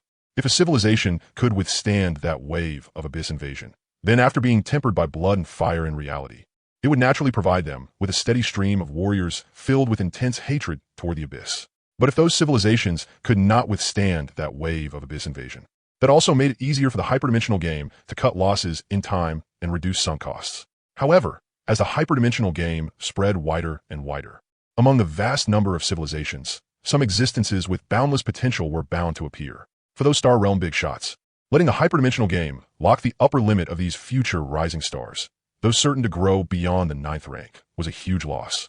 After all, every additional top-tier combatant on the battlefield would lessen the pressure those big shots had to face. That was why the Starcia level Potential Seed Nurturing Agreement of the hyperdimensional game came into existence. Every existence detected by the hyperdimensional game system and evaluated as a Starcia level potential seed could choose for themselves whether or not to sign this contract with the hyperdimensional game system. If they signed, they would become one of the hyperdimensional game's key cultivation targets and enjoy the resource allocation given by the hyperdimensional game afterward. Those big shots were more than willing to fish out the newly signed rising stars from this system with a locked upper limit and return them to the normal path of transcendent transformation. If they did not sign, then it did not matter to them either. There were plenty of talented existences around. They were not lacking, just one more. After reading through the agreement, Mu Yang realized that he actually had no room to choose. Although choosing to sign this agreement meant he would have to step out of his current greenhouse and face greater challenges and unknown risks. At least it would preserve his future path and keep the game from locking his upper limit for nothing. If he did not sign, then once he reached the upper limit of this game in the future, even with his talent allowing him to continue receiving a large number of attribute points every day, he would also be personally cutting off his own road beyond the 9th rank. Mu Yang did not know how long a 9th rank transcendent could live. But as someone who had an obsession carved into his bones for cultivation and immortality, Mu Yang did not want his upper limit to be locked like this. He was afraid that when the time came, he would clearly be growing stronger every moment, yet could only spend his days counting down the time he had left. And even if everything Mu Yang was thinking right now was only his own speculation, then with his powerful talent, it was not impossible that he might one day break through such limitations and reconnect the severed road. But Mu Yang still did not want to dig such a massive pit for his future self. What was more, Mu Yang felt that if he really chose not to sign this nurturing agreement with a hyperdimensional game, then when he truly reached that point, he most likely would not be able to complete such a heaven-defying breakthrough either. Because on the road of life, evolution, and transcendent transformation, whether one possessed an unstoppable conviction was extremely important. If he had never known these things in advance, that would have been one thing. But now, through the Starcia level potential seed nurturing agreement of the hyperdimensional game, Mu Yang had already learned the truth. That meant he truly had no room left to retreat. So Mu Yang signed this nurturing agreement with the hyperdimensional game system on the spot. Congratulations to player Shi for officially becoming a Starcia level potential seed of the Blue Star server of the hyperdimensional game. According to the Starcia level potential seed resource allocation plan, you will receive the following benefits and special privileges. 1. Real physical body. You will enter the hyperdimensional game with your true physical body. Your strength in the game and reality will remain synchronized, and you will no longer be restricted by level thresholds. However, your death will be real death. The road to the highest peak leaves no room for trial and error. 2. Level support. Every 50 levels, you may apply to the system once for level completion. After applying for level completion, you may enter an exclusive leveling space and rapidly raise your current level. However, your transcendent advancement will no longer enjoy assistance from the game. Only you yourself can carve out that road to the peak. 3. Specialized cultivation. You may choose one of Civilization Lord and Chaos Lone Star as your future development direction. Then Mu Yang's consciousness blurred for an instant. When his mind became clear again, he could feel that the one now appearing in the game world was his true body, because he could sense that the 3 Dantian system constructed with the help of the 3 Treasures body cultivation furnace had actually also appeared in the game world. Before this, Mu Yang had not been able to sense the operation of this system. As for the benefits the system had given him as a Starcia level potential seed, Mu Yang did not think there were many, but they were definitely practical. The real-time synchronization of strength was guaranteed for him, and the need for rapid leveling had also been satisfied. As for the fact that if he died from now on, he would really be dead for good, there was no helping it. After all, it was a necessary price to pay to keep his future road from being locked. It was just the last point, the matter of choosing his future development direction, that surprised Mu Yang a little. Originally, Mu Yang had thought that the Star Realm big shots, who nurtured Starcia level potential seeds, wanted them all to become unmatched in personal combat strength. But now it seemed Mu Yang had been narrow-minded. Outstanding civilization lords were also one of the directions those big shots were cultivating. If that was the case, then what Chu Ming had said before was not entirely correct. It was not that the Star Realm did not lack leaders of civilizations, but that it lacked civilization leaders who were personally extremely strong as well. However, Mu Yang did not need to make this choice right now. He still had enough time to think it over. And right now, Mu Yang still did not know whether he was the only one who had signed this agreement, or whether there were others. If there were others able to sign this agreement, then for now, Chu Ming should be the only one. After all, aside from Chu Ming, Mu Yang really couldn't think of anyone else whose potential could be called Starcia tier. After all, out of the 10 talents gifted in the early stage of the hyperdimensional game, he and Chu Ming alone had taken 3 of them. As for the one who took Eye of Omniscience, Mu Yang had just come into contact with him yesterday. That atom, who had been as fragile as paper in front of him, was still only a high-weight player for now.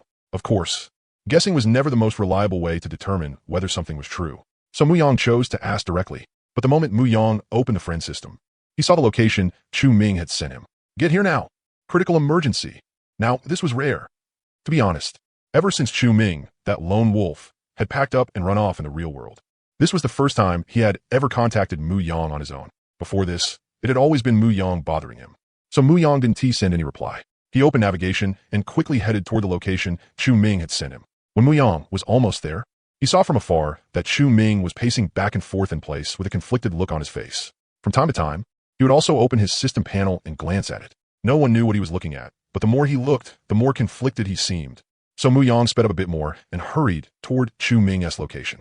But when Mu Yang reached him, he discovered that Chu Ming now carried the same lively presence he himself had, the kind produced by entering the game with one's true body. At this point, Mu Yang basically didn't need to ask anymore. Just like him, this guy had signed a nurturing agreement with the hyperdimensional game system. The moment Chu Ming saw Mu Yang appear, he immediately walked over. With a face full of anxiety, he asked, "How is it? Did you sign that agreement?" "I signed it," Mu Yang answered. Good. That's good." After getting Mu Yang's confirmation, Chu Ming let out a sigh of relief as if he had been pardoned. "I knew it. If this agreement was sent to me, then you definitely would he got one too." After saying that, Chu Ming looked at Mu Yang somewhat cautiously and asked, "Then have you chosen your development path yet? Was it Chaos Lone Star or Civilization Lord?" Looking at Chu Ming's careful string of questions, how could Mu Yang not realize it? This guy had most likely already made his choice, and he had most likely chosen Chaos Lone Star. But after thinking back to the family members at home who still needed to be looked after and arranged for, that was why he had been in such a hurry to call Mu Yang over. "You already chose?" Mu Yang asked. Chu Ming nodded. "You chose Chaos Lone Star." Chu Ming nodded like crazy. That series of reactions confirmed Mu Yang's guess. Then Chu Ming spoke with some difficulty. "When I was choosing my development path just now, I was too rushed and didn't think things through. It was only after I made my choice and the hyperdimensional game system sent me a specialized nurturing plan that I found out I'd be arranged to leave Blue Star for trials." After saying that, Chu Ming let out a long sigh and said heavily, "Honestly, I'm not worried that I won't be able to come back after going out there. What I'm worried about is that no one will look after my parents. That is why I urgently called you over. I wanted to ask, if you still haven't settled on a development path, could you choose Civilization Lord instead? If that happens, then the system's nurturing plan will most likely arrange for you to develop on Blue Star." "You." Before Chu Ming could finish what he was about to say, Mu Yang waved his hand and cut him off directly. "I thought it was going to be something huge. So just this? My original plan was to lean toward Civilization Lord anyway. After all, my talent, 3 Treasures Body Cultivation Furnace, is suited in the first place for building foundations and developing forces. As for helping look after your family, what is there for you to worry about? Didn't you say it before? My parents raised you like half a son, and your parents raised me like half a son too. They're all our family. Even if you hadn't come looking for me, I'd still find a way to take good care of them." Only after Mu Yang made his stance clear did the irritation surrounding Chu Ming gradually settle down. Then Mu Yang added, "There is something else I wanted to ask you about this time. It's about that Adam guy, the owner of Eye of Omniscience. How much do you know about him?" "Adam? What, did he mess with you?" "If I remember right, at this time he should be cultivating with a bunch of people out on the Gobi Desert." When Mu Yang mentioned Adam, Chu Ming was a little puzzled at first. But once he thought of that person's traits, Chu Ming immediately understood why Mu Yang had suddenly brought him up. "Oh right, most likely he saw your stars, wanted to make a move on you, and then take them for himself. The problem is, this guy is really hard to kill." As he spoke, Chu Ming said with some emotion, "If you're a pure stat monster, then that Adam is a pure mechanics monster." Setting aside those eyes of his other 2 talents are one more disgusting than the other. One is called Flesh Sacrifice. It lets him sacrifice the flesh on his own body to offset incoming damage, but he has to endure boundless pain. The other is called Thorn Rebirth. As long as he feels pain, his injuries can recover and any missing parts of his body can be restored. Just tell me, isn't that disgusting? You hit him, he suffers, then heals. You hit him even harder, he sacrifices flesh, suffers double the pain, then heals. It's downright underhanded to the extreme. After hearing that, Mu Yang couldn't help sighing too. What kind of heaven-chosen masochist body is this? After Chu Ming described Adam's 2 talents, Mu Yang could already imagine just how sickened anyone fighting him to the bitter end would feel. A pair of eyes that could see through your weaknesses, and a body that healed when injured. Disgusting. Fucking disgusting. Then Chu Ming added, "But with your stats and the power of those star cores, there is no way you can't kill him. So back then, you probably triggered system protection on him. But the really sneaky part about this guy is right there. Once he knows you have the ability to kill him easily, from then on he'll keep avoiding you. If you want to drag him out and finish him off, that is going to take some effort and some tricks." Hearing Chu Ming say that, Mu Yang felt somewhat stifled inside. There was only ever a thief for 1,000 days. Who ever heard of guarding against a thief for 1,000 days? Mu Yang decided that after logging off today, he would use the star cores to investigate that stretch of Gobi 1 area at a time.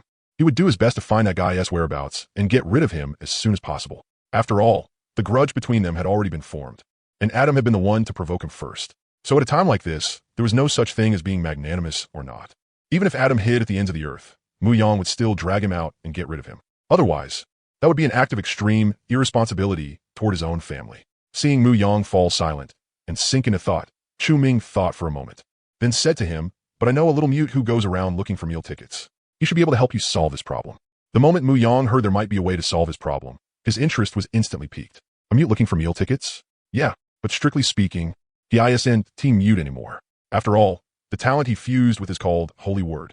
If he still couldn't speak after fusing with that talent, then there'd be no point for that talent to even exist. This little mute just has a pretty tough fate. In my previous life, this guy was always looking for a meal ticket, but every single one he found got doomed to death by him. He was gloomy as hell too. But if you're pretty wary about this kind of thing, then I suggest you'd better not go looking for him. Mu Yang thought for a moment, then said without the slightest hesitation, find him. He is exactly the little mute begging for a meal ticket that I want. My stats are high, so I should be able to hold out a few more days. As for the future, I'll leave that headache to my future self. But the enemy in front of me has to be dealt with right now. Otherwise, I'll keep having a headache. Sensing Mu Yang's firm resolve, Chu Ming stopped trying to persuade him. All right, I'll have people help you ask around over the next few days. After all, in my previous life, I only knew there was someone like him. Don't be in such a rush either. After what you did to him once, that guy Adam definitely won't dare jump out again for the next few days. Besides, there is still an ocean between him and you. He won't be able to get here anytime soon. After all, we can only lock onto a broad area. Whether we can actually find him or not will still take a little time. We'll have to ask around in more places. Seeing that Chu Ming had given his word, Mu Yang could only suppress the urgency in his heart for now. Then Mu Yang shifted his focus back to the transdimensional game Starcia level potential seed cultivation agreement. He chose Civilization Lord as his development path. Although Chu Ming couldn't see his specific actions, Mu Yang still told him that he had already made his choice. Then Mu Yang received his cultivation plan. Congratulations to Shi, Starcia level potential seed of the Blue Star server of the transdimensional game, for choosing Civilization Lord as your development path. Your cultivation plan has been generated. Make your mark. In your own way, help Blue Star survive the Abyss invasion and announce your existence to Blue Star civilization. Looking at the first mission in his cultivation plan, Mu Yang silently summoned the 3 treasures body tempering furnace, then took out the talent enhancement scroll quality, mythic. Before using the scroll, Mu Yang patted the furnace. Brother Furnace, oh brother Furnace. Right now the big shots of the origin world can't help us for the time being. The only one I can rely on is you. You gotta pull through for me. Then, right in front of Chu Ming, Mu Yang used the talent enhancement scroll quality, mythic. It felt different from when he had used the attribute reinforcement scroll before, because Mu Yang had now entered the game with his true body. So after using the scroll, he was directly teleported into a space similar to the one from the previous strength synchronization. It was just that this space was now filled with drifting 7-colored rosy hues. From those 7-colored hues, Mu Yang felt an indescribable beauty. It was as if, through those hues, he was seeing the world's most primal and deepest layer grandeur and precision. Then Mu Yang tried to mobilize his talents within this space. After trying several times, he discovered that aside from the 3 treasures body tempering furnace, he couldn't mobilize any of his other talents at all. Then a special panel appeared in front of him, displaying the following message. Dear Starcia level potential seed Shi, you may mobilize your selected talent to absorb the surrounding law fragments. Your current absorbable amount of law fragments is the amount of law fragments required to construct 1 standard mythic talent. Reasonable. Very reasonable. After understanding how the transdimensional game system supported talent enhancement, Mu Yang's understanding of the transdimensional game deepened once again. The scroll itself did not possess the ability to directly enhance Mu Yang's talent. The scroll was merely a pass. Only with this pass could Mu Yang enter this space and carry out the act of enhancing his talent. What truly made the description on the scroll come true were still the Star Realm big shots who had built the transdimensional game. This was a brutal screening of living beings who joined the game, carried out under the guise of a game. From level 0 to level 500. From 1st rank to 9th rank. They made every improvement players gained in the game correspond to real confidence in reality. They built the pool that strengthened life origin itself. They harvested the good fortune of law fragments into seeds of talent. What is more, after having game players sacrifice their future, they turned what should have been a perilous 9th rank transcendent path into a broad road to the heavens. It was just that for existences like Mu Yang and Chu Ming, who had displayed their value to the transdimensional game system in advance, they could break through that veil over the game's true nature faster and earlier, allowing the game's experience and levels to merge with reality more quickly. And after figuring out that the transdimensional game system had strict quantitative control over talent enhancement, Mu Yang no longer had any other thoughts. Things happened once, maybe twice, but not a 3rd time. Previously, because he had wanted to exploit loopholes in the transdimensional game, he had already suffered twice. Now that they had clearly laid out and explained exactly how much he could absorb, if Mu Yang still had any thoughts he shouldn't have, then that would be Mu Yang's own problem. Before the rules had been clearly explained, Mu Yang trying out possible situations was called maximizing his own interests. But now that the transdimensional game system had drawn the line, if Mu Yang still made reckless moves, that would be breaking the rules. And as a player planning to follow the farming style, What Mu Yang disliked most was people who didn't follow the rules. So this time, Mu Yang simply stopped thinking about trying to fleece a little more profit from the transdimensional game. From his lower dantian, he summoned out the 3 treasures body tempering furnace and let it freely devour the surrounding law fragments. It was just that the 3 treasures body tempering furnace seemed to be a bit picky. Many law fragments were swept over by the vortex raised by its devouring, and the vortex stirred up by the 3 treasures body tempering furnace grew larger and larger until it swept through the entire space. But Brother Furnace seemed completely uninterested in ordinary law fragments, picking and choosing among a huge pile of them. It seemed to absorb only the law fragments it liked. As a result, the talent enhancement process that Mu Yang had originally thought should be completed very quickly ended up taking more than 4 hours. But when Brother Furnace finally stopped its picky devouring, Mu Yang could still see law fragments continuously surging toward it from all around. Mu Yang had reason to suspect that Brother Furnace hadn't finished enhancing itself. Rather, within this space, it had already become unable to absorb the law fragments it wanted. So Brother Furnace, which had always held itself to high standards, simply stopped absorbing any of the other law fragments. But, judging from the situation, Mu Yang felt that if he didn't absorb enough law fragments today to construct one mythic talent, then he probably wouldn't be able to leave this space. So Mu Yang had no choice but to step in. He controlled the 3 treasures body tempering furnace, and had it first draw into the furnace the law fragments brought over by its devouring vortex. Of course, Mu Yang wasn't choosing law fragments blindly. Among all the fragments drawn in by the vortex Brother Furnace had stirred up, Mu Yang focused especially on sensing the law fragments belonging to metal, wood, water, fire, and earth, the 5 elements, following the principle of 5 elements balance. Inside the 3 treasures body tempering furnace, he compressed and accumulated 5 law fragments, each about the size of a soybean. And the moment the combined body of those 5 law fragments took shape, a spatial gate appeared in front of Mu Yang. Looking at the familiar scene before him, Mu Yang knew that this round of improvement was over. After returning to the game, Mu Yang checked the change in time, but the result was not good. The time Mu Yang had spent in the talent enhancement space had also been counted as part of his normal account's game time. So after Mu Yang came out of the talent enhancement space, he had less than 1 hour of game time left for today. The moment he returned to the game world, Mu Yang immediately checked the changes to his 3 treasures body cultivation furnace. Overall, because Furnace Bro was rather picky, it had not given Mu Yang the effect he had wanted. But this myth quality scroll had not been wasted either. After this enhancement, Mu Yang's 3 treasures body cultivation furnace, which had originally only been able to produce 2 kinds of pills, gain a new type of pill. 3 treasures by pill. Consuming 1,000 3 treasures pills can refine this pill. This pill can open up the upper, middle, and lower 3 major dantians for the user, creating a 3-dantian circulation system. Each person is limited to 1 pill. After being enhanced by the hyperdimensional game system this time, Mu Yang's 3 treasures body cultivation furnace finally had a pill worthy of being shown off. It could use 1,000 3 treasures pills to refine 1 3 treasures by pill. Compared to the heaven-defying effect of this pill, its cost of as many as 1,000 3 treasures pills no longer seemed all that terrifying. After all, ever since he had built his 3-dantian circulation system, Mu Yang had no longer cultivated on his own, even though the hyperdimensional game world had given him body-tempering art and meditation method. The improvement those 2 cultivation arts brought him was far inferior to the linked circulation between the 3 dantians. Even if the 3-dantian system opened through the 3 treasures by pill was far weaker than Mu Yang's own 3-dantian system. A system that could operate on its own and grow stronger was, for anyone, no less valuable than an epic quality talent. And the effect of this 3 treasures by pill, for Mu Yang, who had now completely embarked on the path of a civilization lord, was simply the best method for nurturing his own force.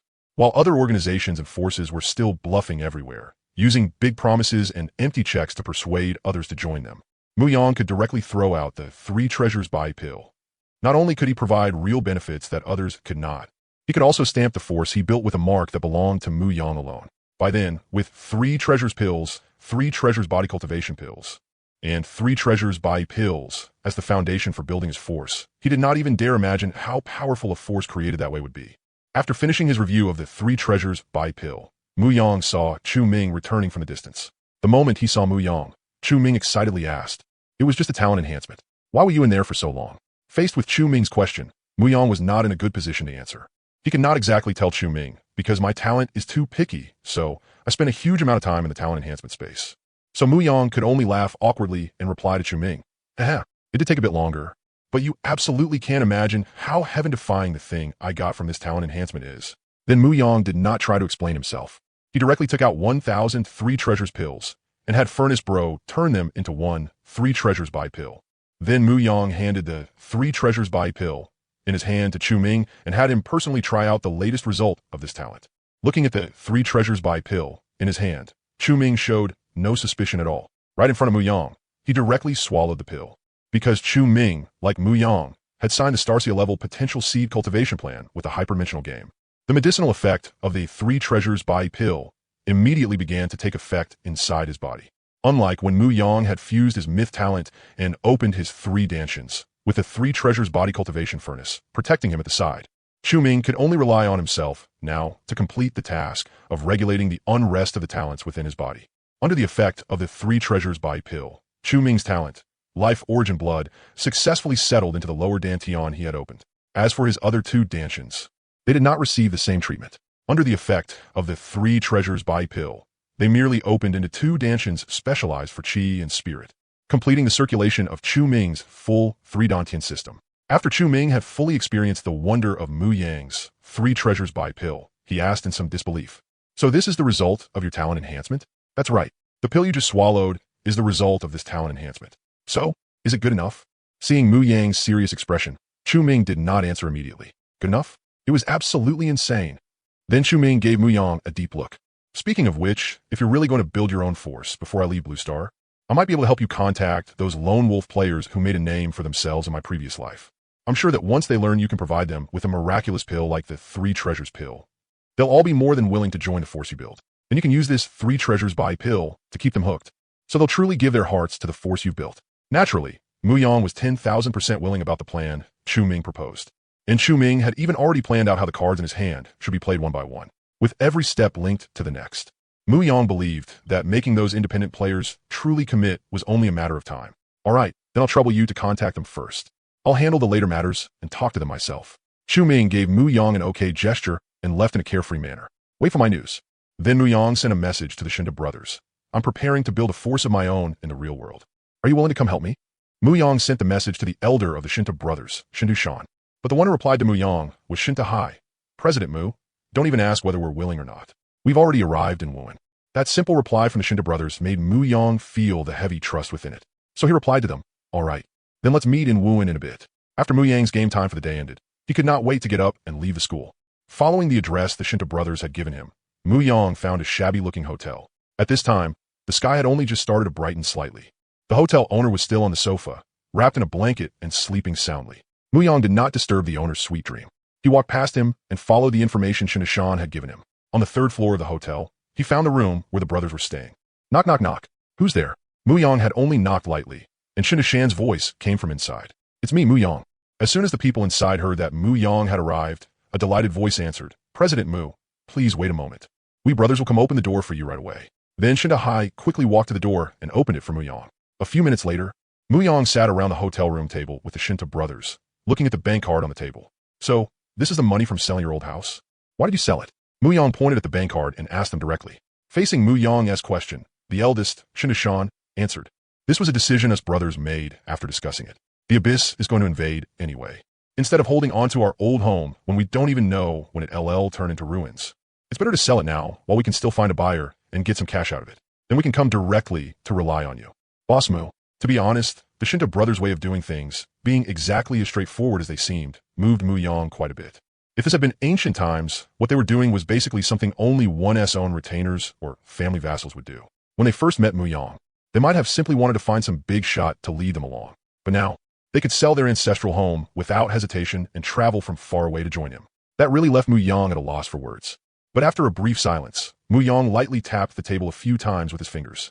After knocking several uneven little dents into the tabletop, he looked at the Shinta brothers and solemnly promised, "Since you are willing to trust me, I can't let that trust down. Starting tomorrow, you'll follow me for now and get in touch with some other players.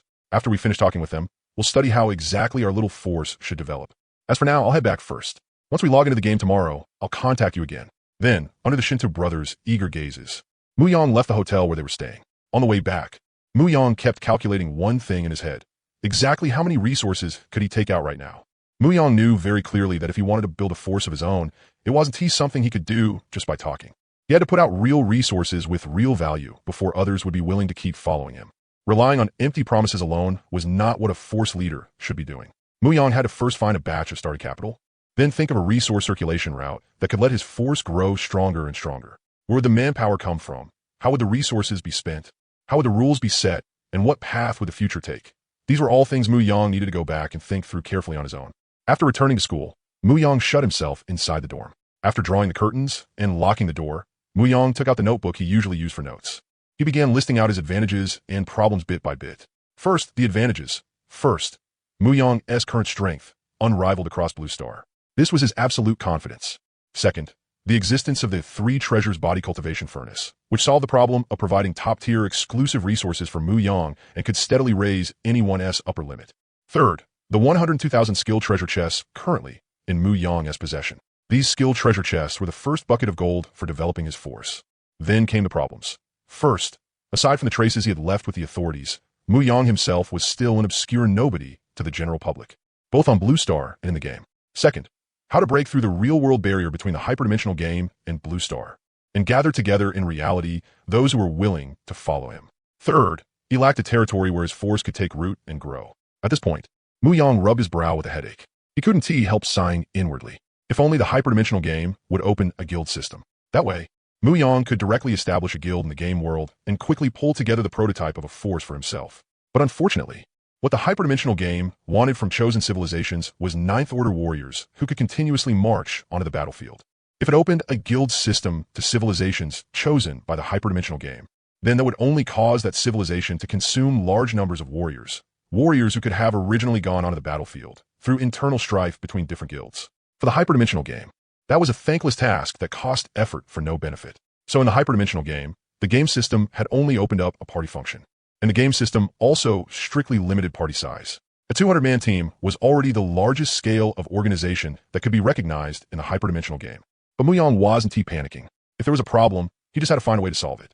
Then Mu Yang opened the notebook again, and started writing and drawing all over it. After sorting through his current advantages and present problems, Mu Yang began organizing a mind map for himself. He first wrote 4 big words on the paper, developing a force. Then Mu Yang drew a circle around it. And from one point, he pulled out a short line upward and another short line downward. At the end of the upper short line, Mu Yang wrote the original purpose behind why he had wanted to develop a force in the first place. Protect family at the end of the lower short line. Mu Yang wrote the task he needed to complete after signing the cultivation agreement with the hyperdimensional game system and officially embarking on the path of a civilization lord. Develop Blue Star's strength.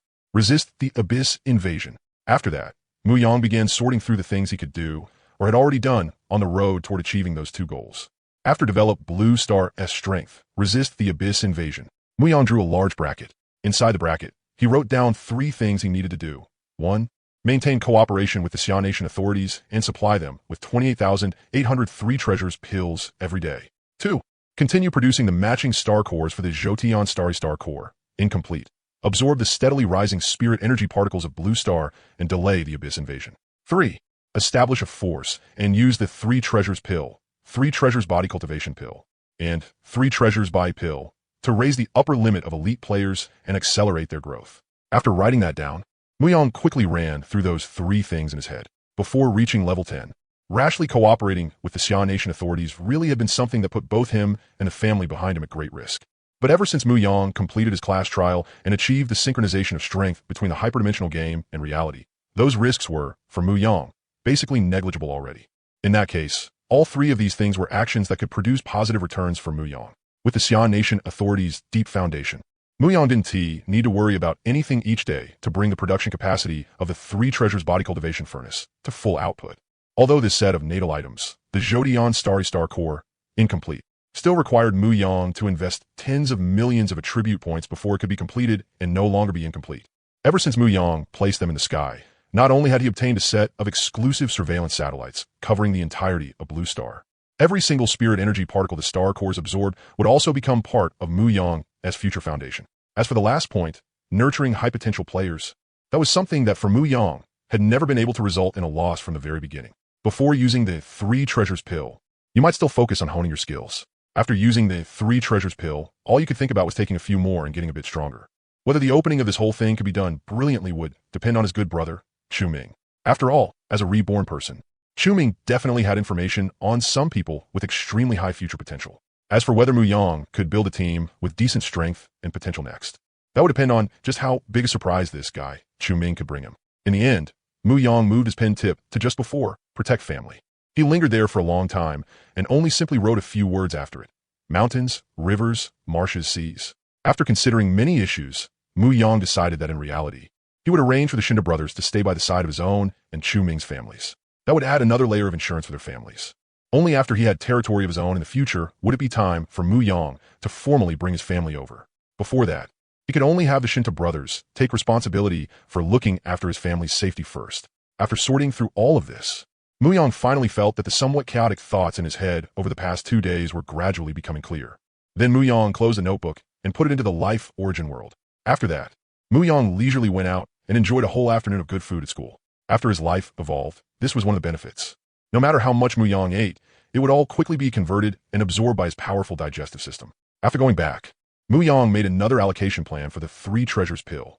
Previously, in order to hold back attribute points and create the Zhodian Star Core, incomplete, Mu Yang had kept his own share of the 3 treasures pill all to himself. Now it was time to take care of the people around him too. This was what Mu Yang thought. He decided that, before the production of the 3 treasures body cultivation furnace increased in the future, out of his daily 28,800 3 treasures pills, he would keep 20,000 for his own use. He would take 3,000 out of the remaining 8,800 3 treasures pills and give them to his parents. If they did not distribute them outward again, then at a daily amount of 1,500 3 treasures pills per person, just taking those pills alone would already occupy a large amount of their game time. Then Chu Ming's parents also had to be taken care of, so Mu Yang decided to give the 2 elders 1,000 3 treasures pills every day. Then there was the Shintu brothers' share. Mu Yang decided to take out the remaining 800 and give each of them 200 3 treasures pills per day. That would serve as their basic salary for looking after his parents in the real world. And there was also the 2,000 3 treasures pills per day he had promised Chu Ming before. He had to send those over too.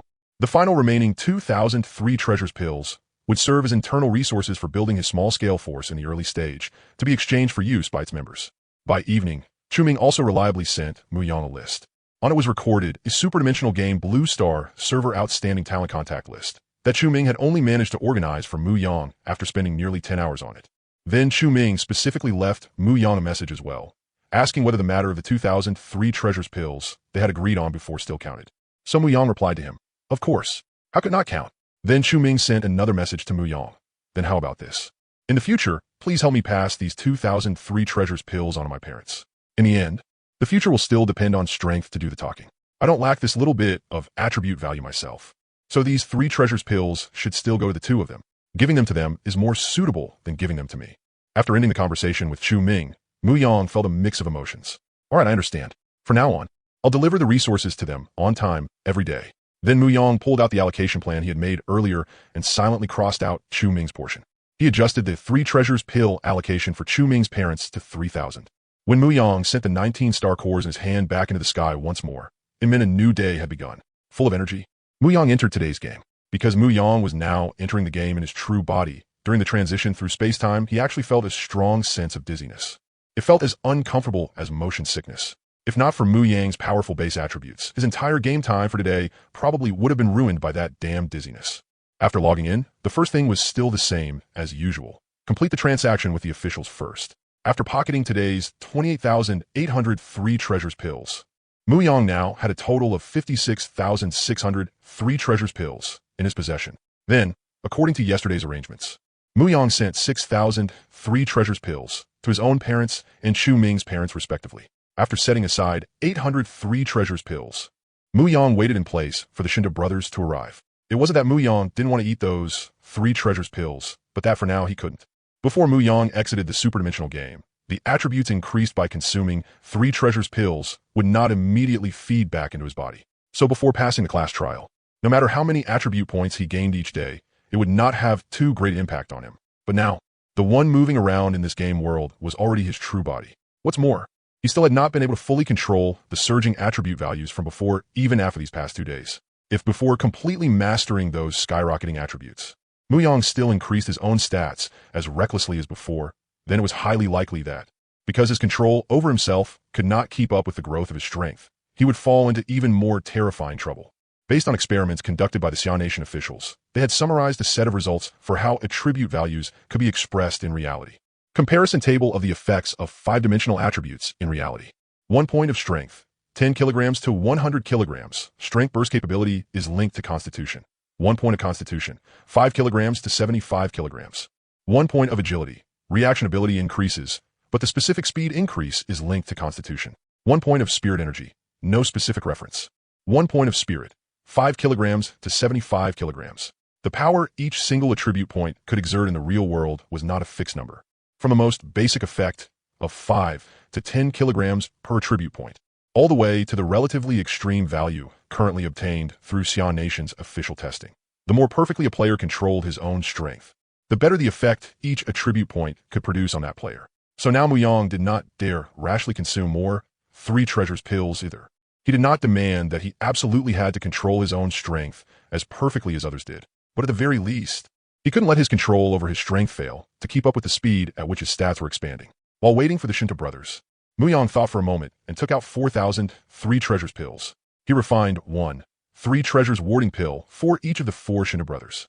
By the time the Shinto brothers arrived in front of him, the refinement of the 3 treasures warding pill was basically complete as well. Looking at the Shinto brothers, who were still dressed in primitive equipment, Muyang used his spiritual power to control 800 3 treasures pills, splitting them into 4 portions and sending them flying toward the brothers. Then, when the 3 treasures warding pill successfully came out of the furnace, he gave each of them one as well, because what the brothers received first was the 3 treasures pill. And Shinto Hai was the type who loved flattering people. So after Muyang handed out the pills, this guy immediately took out a handful of them and swallowed them. Never mind the final result. When it came to praising Muyang, Shinto Hai could do it the moment he opened his mouth. As expected of the pills young Master Mu gave us. After taking them, I feel so strong now that I could punch a cow to death with one fist. Faced with such painfully stiff flattery, even Muyang was left a little speechless. In the superdimensional game world, to players like them, these 3 treasures pills only had the effect of increasing the values on their status panels. And with this crappy superdimensional game system, aside from those achievements or time nodes that could cause changes in the game world, it usually couldn't even be bothered to issue system announcements or reminders to players. How could Shinto Hai possibly have any feeling of getting stronger? Wasn't that just pure nonsense? Muyang gave Shinto Hai a speechless glance, then explained to the brothers. The pills I just gave you are called 3 treasures pill and 3 treasures pie pill. You've all seen 3 treasures pill before. Each one can increase your physique, spirit, and spiritual power by 1 point each. There is no limit to how many you can take. As for 3 treasures pie pill, it's a pill that can help you open up the upper, middle, and lower 3 dansions. You probably won't be able to experience its specific effects until after level 50. Then Muyang told the Shinto brothers about the arrangements he had for them. From now on, every day, I'll give each of you brothers 203 treasures pills as payment for watching over my family for me in the real world. Hearing that, Shinto Shan responded on behalf of his brothers with a serious expression, no problem. After today's game time ends, young Master Mu can send us the location. I'll take them with me, and we'll set out today. Don't worry. If anything happens, we brothers can't guarantee anything else, but at the very least, before we die, we want to let your family suffer even the slightest harm. Muyang smiled. They're under the care of the Xian Nation officials right now. So under normal circumstances, nothing should happen. There is no need to be so serious. Sending you there is just adding another layer of protection. And we need to take it even more seriously. Young Master Mu, don't worry. We'll definitely handle this matter carefully and cautiously. We absolutely won't cause you any trouble. MHM. After that, Muyang said no more and opened the excellent talent record sheet Chu Ming had sent him. Following Chu Ming's information, Muyang added them one by one as friends. Every time one of them accepted Muyang's friend request, Muyang sent that person 3 treasures pill. Then he attached the address and left a message telling them that he was at that exact location, waiting for them to come find him. But Muyang waited for nearly 2 hours, and still no one came to keep the appointment. That left Muyang unable to help wondering what exactly had gone wrong. Clearly, in order to successfully recruit this batch of people Chu Ming had recommended to him, Muyang had already shown the greatest sincerity he could. But after taking his stuff, these guys still remained completely unmoved, ignoring Muyang's invitation. Damn it. Those scenes in novels where the protagonist appears and lackeys immediately bow their heads and swear loyalty were fake beyond fake. Just as Muyang was starting to doubt himself a little, an obviously overweight figure was sprinting toward him at such speed that afterimages were practically trailing behind him. After arriving, the man first opened his personal panel and checked the location Muyang had sent over again and again. After confirming that he hadn't run to the wrong place, he looked at Muyang, who was being guarded in the middle by the Shinto brothers. He took the initiative to step forward and shake Muyang's hand, then held onto Muyang's hand and smoothly began introducing himself. Hello, I'm a real man, should charge head on. Are you she? Hello, real man. I'm she. To be honest, When Muyang had just watched this fat guy with the in-game nickname a real man should charge head-on, rushing toward him at breakneck speed, almost leaving behind a trail of afterimages, he had felt an urge to laugh. This was only possible in the superdimensional game. In real life, how could something like a high-speed meatball possibly exist? Then a real man should charge head-on, familiarly began introducing his own situation. Hello, Boss Shi. Let me first introduce my own situation. My class is Assassin, my current level is 26, my potential rating is Gold. And in the level 10 class trial, I got 66 gold attribute points. I'm good at making friends. After hearing a real man should charge head-on, brief introduction, Muyang was genuinely a little surprised. This guy looked all round-faced and fat, and yet in the end he was telling him he was an assassin? Muyang somewhat doubtfully looked him up and down. Looking at this man's equipment, Muyang could only helplessly admit that this guy really was an assassin. It was just that, unlike the usual kind of assassin, lean and wiry, dressed in a hooded robe, silent and radiating murderous intent, this man, although he was also wearing the classic assassin robe, had his robe stretched by his overly fat build until it looked more like an ordinary outer garment. On top of that, he had craftily reversed the direction of the two assassin daggers hanging at his waist. The blade tips that should have been pointing backward were instead turned to face forward, and his round belly hid most of the two daggers, leaving only a small bit of the handles exposed. If he hadn't personally said it himself, an ordinary person really wouldn't have been able to tell at a glance that this little fatty S-class was actually assassin. But crafty as he was, there was one thing Muyang still didn't quite understand. So he somewhat awkwardly asked, so, in the real world, is your body shape also like this? Faced with Muyang's question, this little fatty, a real man, should charge head-on, not only showed no displeasure at all, but instead slightly raised his head and said with faint pride, of course. This is a point I summed up after using one day less game time than everyone else. And it may be extremely, extremely important. On the first day, the superdimensional game descended. I didn't rush to enter the game. I waited until the first batch of players came back and sorted out the information about the superdimensional game. Only then did I officially enter the game on the second day. In the end, when it came to adjusting my appearance, I chose not to change a single thing. Think about it. If I had changed my body shape and appearance in the superdimensional game back then after the game's strength syncs with reality, what would happen to my real body? And what if the combat habits and techniques I developed in the superdimensional game, using a flawless body, didn't match my real-world body? After all, in a life-and-death fight, the slightest difference can lead to a world of difference. When in reality, I'm clearly just a fat homebody. What would be the point of adjusting anything in the superdimensional game? A real man should charge head-on. That's Frank's answer. And the fact that he clearly had his own ideas directly made Muyang value him much more. As for his own game image, back then Muyang had been in a rush to save time, so he had directly let the superdimensional game use his original model. On top of that, all along the way, Muyang had basically had no interaction with ordinary players. But a real man should face things head-on. After this guy started giving Muyang a well-reasoned analysis of why he had entered the hyperdimensional game without changing his outward appearance, Muyang also began re-examining this issue. This was undoubtedly another huge pit the hyperdimensional game system had dug for Blue Star Civilization. After being reminded by a real man should face things head-on, Muyang could already imagine that kind of scene. Someone who was clearly just an out-of-shape person in reality had created a relatively perfect physique for himself in the game world.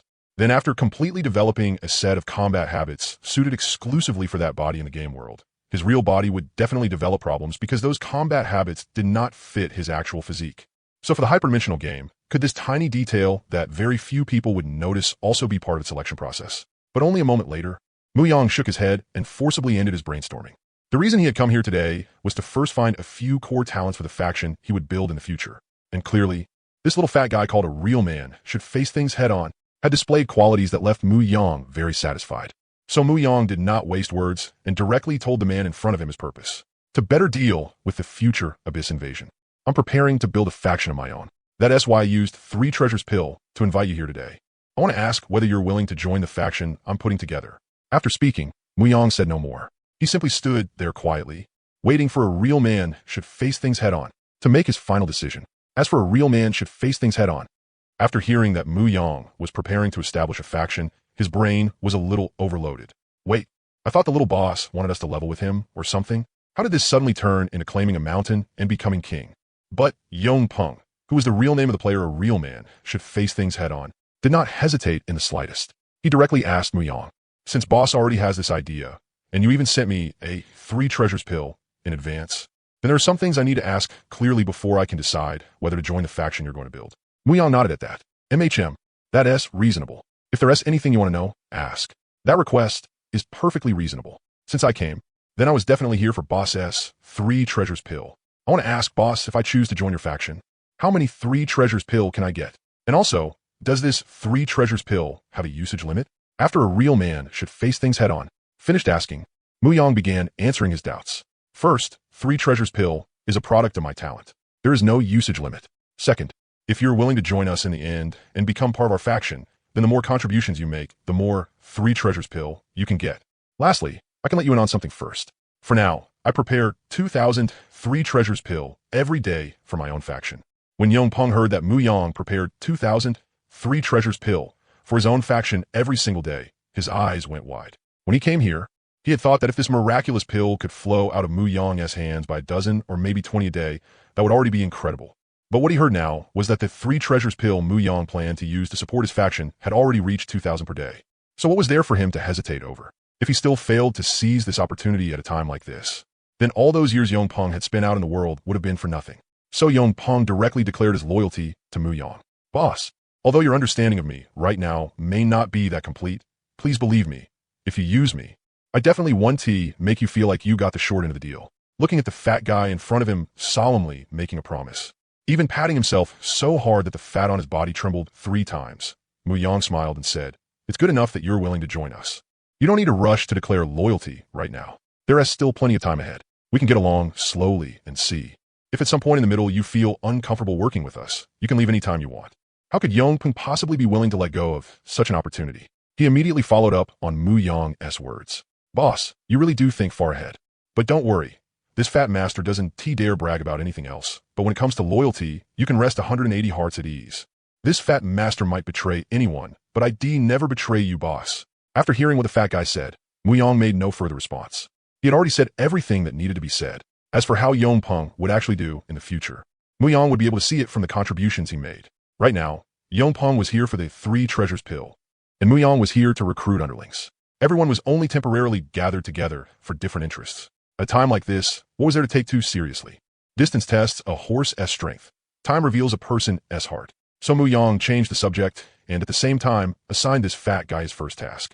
Real man, to be honest with you, I sent 3 treasures pill and our current location to a lot of people. But after all this time, the only one who actually responded was you. The moment Yongpeng heard that after sending out 3 treasures pill, Muyang had only ended up waiting for him alone. The excitement in his heart instantly maxed out. What a joke. When 3 treasures pill was involved, how could the man in front of him, this guy called Shi, fail at anything he tried? Wasn't he just that the little boss had gotten interested and wanted to find a few underlings to play some real-life conquest game with? Yongpeng did not care whether Muyang's plan to build a faction was just a whim or something he intended to manage for the long term. But this merit of being the first to follow, Yongpeng had claimed it. With that title in hand, Shi, as the boss, would no matter what not treat him poorly, right? So I'm going to give you a task. Go recruit some people for our organization.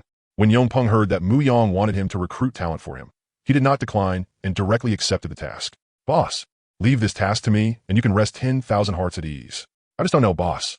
Do you have any specific requirements for the people joining our organization? Hearing that, Muyang rubbed his chin and thought for a short while. Then he said to Yongpeng, as for specific requirements, I don't really have any for now. As long as you can bring in people. I'm not too picky, but there is one thing you have to lock down for me. The people you recruit absolutely cannot be the kind who commit crimes and harbor ill intentions. What I want is a faction that can obey orders and work, not one that still needs me to waste too much energy interfering with it. Resources and skills. I want to shortchange any of you on either. Faced with Yongpeng's question, Muyang first made his attitude clear, and then also painted him a small pie in advance. Understood, boss. I know your requirements now. Just watch me handle the rest. Then Yongpeng immediately took his leave from Muyang, saying he was going off to recruit talent for Muyang. But before he could even turn and walk far, someone else arrived on Muyang's side. Unlike Yongpeng, that slick-looking fat guy at a glance. The one who came this time was a lean, squinty-eyed young man. The young man walked up to Yongpeng and Muyang. His voice was gentle, but carried a hint of restraint as he asked unhurriedly, "Hello, may I ask which one of you is the player Shi?" "Oh ho, has it finally appeared? The squinty-eyed monster." The moment Muyang looked at the young man in front of him, that thought suddenly popped into his head. It couldn't be helped. That kind of squinty-eyed person who always looked calm and unhurried, with such a gentle temperament. There was no way Muyang wouldn't notice him. To leave a good impression on this monster player, Muyang took the initiative to step forward and offered his right hand for a handshake. "Hello, I'm Shi. May I ask who you are?" "I was sent by Sword Venerable Chu Ming. He said that during this period of time, you'd most likely be here." The moment he heard that, Muyang instantly understood. This person should be the owner of the sublimation talent, the one he had asked Chu Ming to help him find earlier. "Oh, so it's you. I've finally met you today. I asked him to help me look for you for a long time. But after Mu Yang said that, he felt the squinty-eyed young man in front of him silently increase the strength of his grip. And Mu Yang could clearly sense that when he mentioned asking Chu Ming to help him find this young man, a thick wave of resentment radiated from the man in front of him. Crap, that old guy Chu Ming. The way he got this man to come over, it wasn't he some physical persuasion method, was it? Feeling the increasing force in the young man's hand, along with the growing resentment, Mu Yang felt that his guess was probably right. After all, the man had just said it himself. Chu Ming told him to come. Damn it. Then Mu Yang realized something else. That old bastard Chu Ming hadn't he even given the guy an exact location before giving directions. Couldn't he at least send Mu Yang a message and ask for his exact location first? Instead, he told the guy something like, during this period, he'll most likely be around here. No wonder the resentment on him was so heavy after hearing that Mu Yang was the one who had been looking for him. It was only because this man was stubborn enough to actually follow the direction Chu Ming had pointed out and find his way here. Otherwise, how much loss would that have caused Mu Yang? What Yong Peng noticed, meanwhile, was the name the young man had mentioned while introducing himself. Sword Venerable. Yong Peng had guessed that this boss name she had quite the background, but he had never imagined it was this big, so he couldn't even bother waiting for Mu Yang and the young man to finish talking. He immediately put on an excited expression and walked over beside them. Sorry, the Sword Venerable you mentioned? You mean that legendary Sword Venerable? The squinty-eyed young man kept the same gentle smile on his face, turning his head toward Yong Peng. He said, yes, you guessed right. It's that Sword Venerable, the one who appeared in the global announcement. Mu Yang could tell that when the man said that, he was practically about to grind his teeth to dust. Just how much crap had he taken from Chu Ming? Since that was the case, Mu Yang wasn't in a hurry to pull his hand back from the handshake. He might as well let the guy vent a bit. It was like he could actually hurt Mu Yang by squeezing. After getting confirmation, Yong Peng's regard for Mu Yang shot straight to the absolute highest level. What a joke. If you asked who she was, plenty of people might not know. But if you brought up Sword Venerable, who would dare say they didn't know that guy was absurdly powerful? And the boss he had just acknowledged actually knew Sword Venerable. Just as Mu Yang and the squinty-eyed man were stuck in an awkward deadlock, and Yong Peng was busy going through a mental storm of his own, a clear young voice full of delight suddenly rang out from not far away. Meal ticket. I finally found you. That shout of meal ticket directly left Mu Yang a little dumbfounded. But in the next instant, it reminded him of what Chu Ming had told him before. The owner of the Holy Word, Talent, was a young man who went around everywhere looking for a meal ticket. Mu Yang had originally been planning that after he finished handling the matters at hand, he would find a way to go look for this exceptionally bizarre young man Chu Ming had mentioned. But unexpectedly, before Mu Yang could go looking for him, the young man had already delivered himself to the door. Before Mu Yang could speak, Yong Peng stepped forward on his own. He reached out, preparing to throw an arm around the young man in the gorgeous mage robe, and warmly said, "Little brother, you're here to join us too, right? Come. Let me introduce our organization." But the young man seemed to dislike too much physical contact with Yong Peng. Without making a fuss, he avoided him. Then he said, I'm not here to join any organization. I'm here to find my meal ticket." Then the young man, as clear gaze swept across the people around him before he said, "Forget it. I'll do it myself." He then took an ordinary dagger out of his storage space. Holding the dagger in front of himself, the young man said with a serious face, "Edict, Fate Beacon." Then he tossed the dagger high into the air. The ordinary dagger first spun several times in the air, then slammed to the ground and bounced once. When it finally came to rest completely on the ground, its tip pointed clearly at Mu Yang among the crowd. Once the young man saw clearly that Mu Yang was the meal ticket he was looking for, the dagger that had been lying on the ground seemed to have fulfilled its final wish. With a crisp metallic shattering sound, it broke into several pieces on the ground. "Found you." The young man looked at Mu Yang, his voice mixed with barely concealed excitement. But such a bizarre scene made the squinty-eyed man, who had still been shaking hands with Mu Yang, become alert at once. He first released Mu Yang's hand, then stepped back and turned sideways, hiding the front of his body.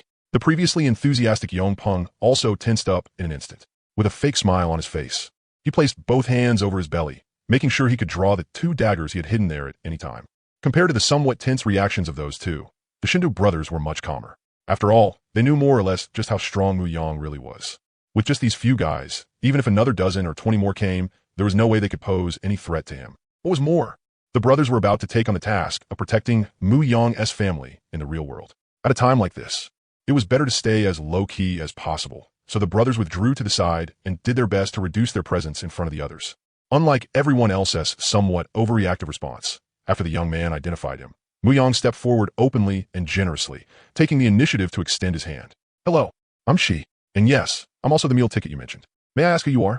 When the young man saw that Mu Yang had actually come forward to greet him first, he stepped up and shook Mu Yang's hand. "Hello, Shi. I'm the talent that doesn't speak. After throwing daggers for several days, I finally found you." Hearing the young man's reply, and recalling the way he had just used the dagger to lock onto him, Mu Yong's understanding of holy word deepened a little further. The young man in front of him still looked somewhat immature, but when it came to how troublesome he was probably on the same level as Adam. And just from the fact that this young man had been able to locate him through such an ancient method as throwing shoes, Mu Yong was even more inclined to believe that this boy really could help him fish out Adam, who knew where he had already hidden himself. Still, Mu Yong did not show too much enthusiasm right from the start. Instead, he asked the young man politely and cautiously, "Since you say you finally found me, then what is it you need my help with? And what price can you pay for it?"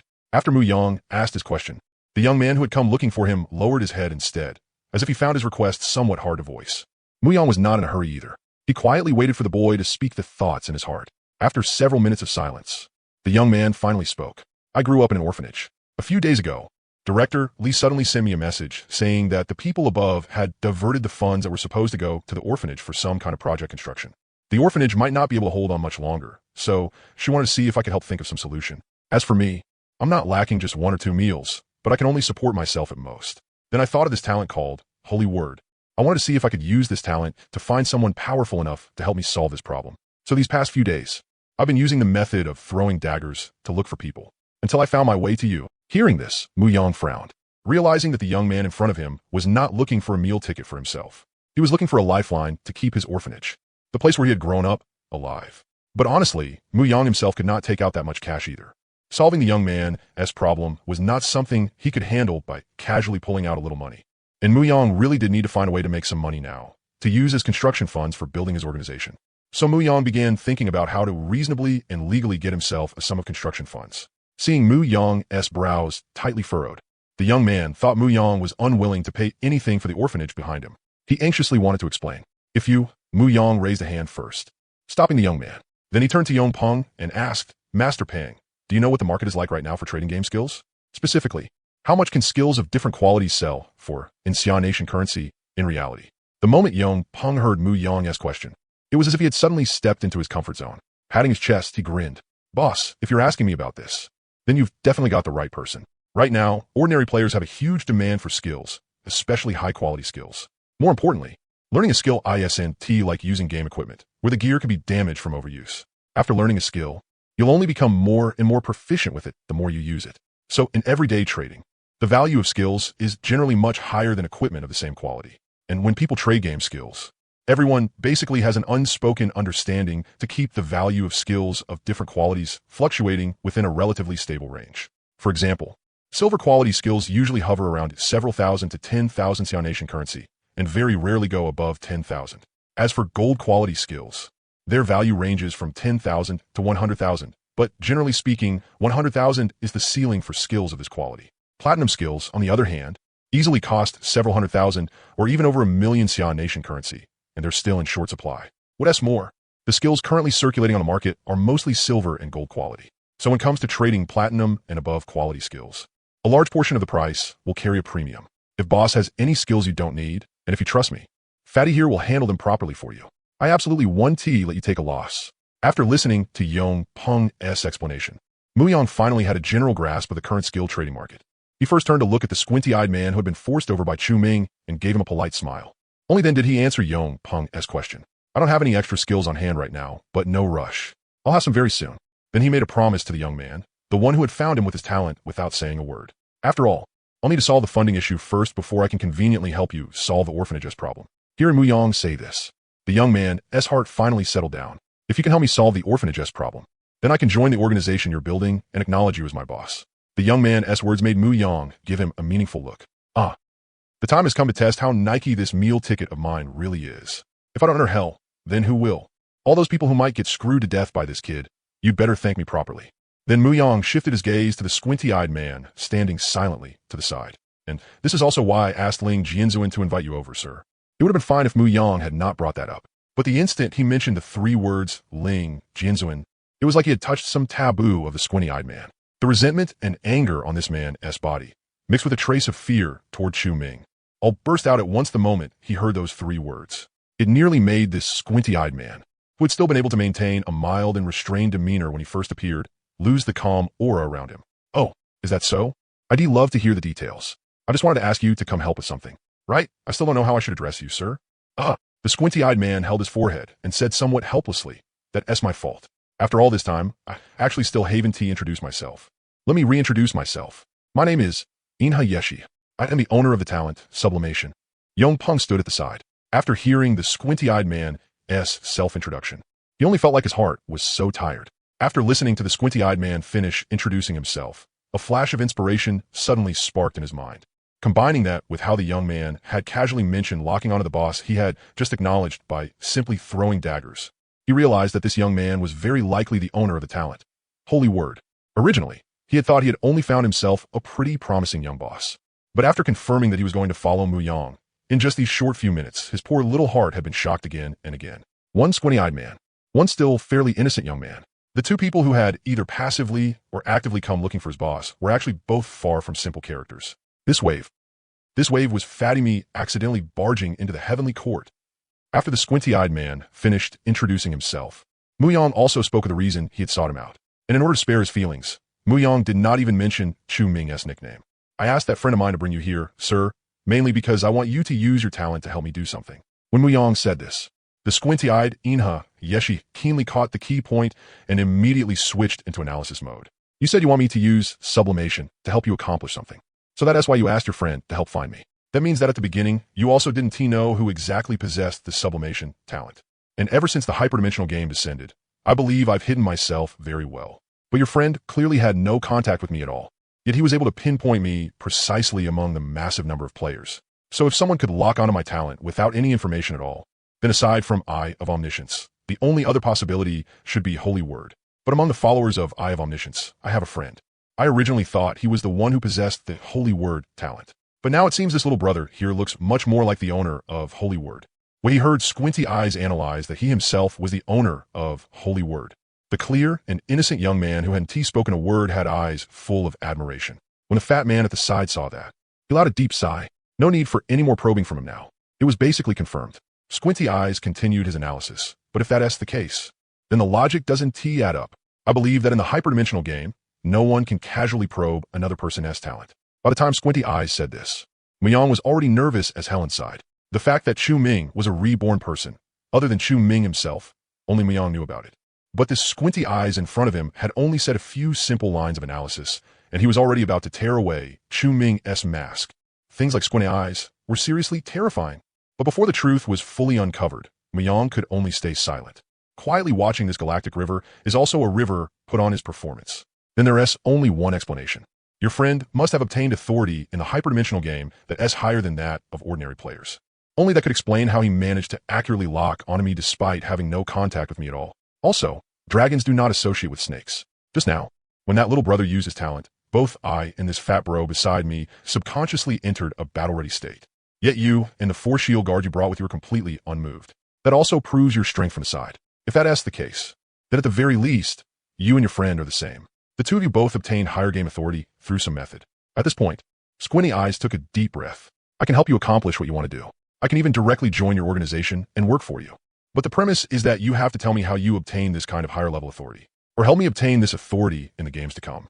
Galactic River is also a river stated as final condition right in front of Mu Yang. Either tell him the method to become a Starcia grade potential seed like them, or directly help him become a Starcia grade potential seed. Mu Yang didn't know whether the Squinty Eyes had guessed that Chu Ming was a reborn person or not. Judging from this man's earlier analysis, he didn't seem like the type who wouldn't consider the possibility that Chu Ming might be a reborn person.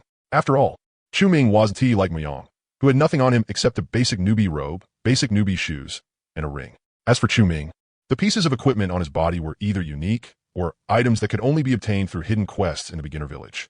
That alone already made him look highly abnormal. If 1 or 2 such pieces appeared on someone, it could still be explained away as luck.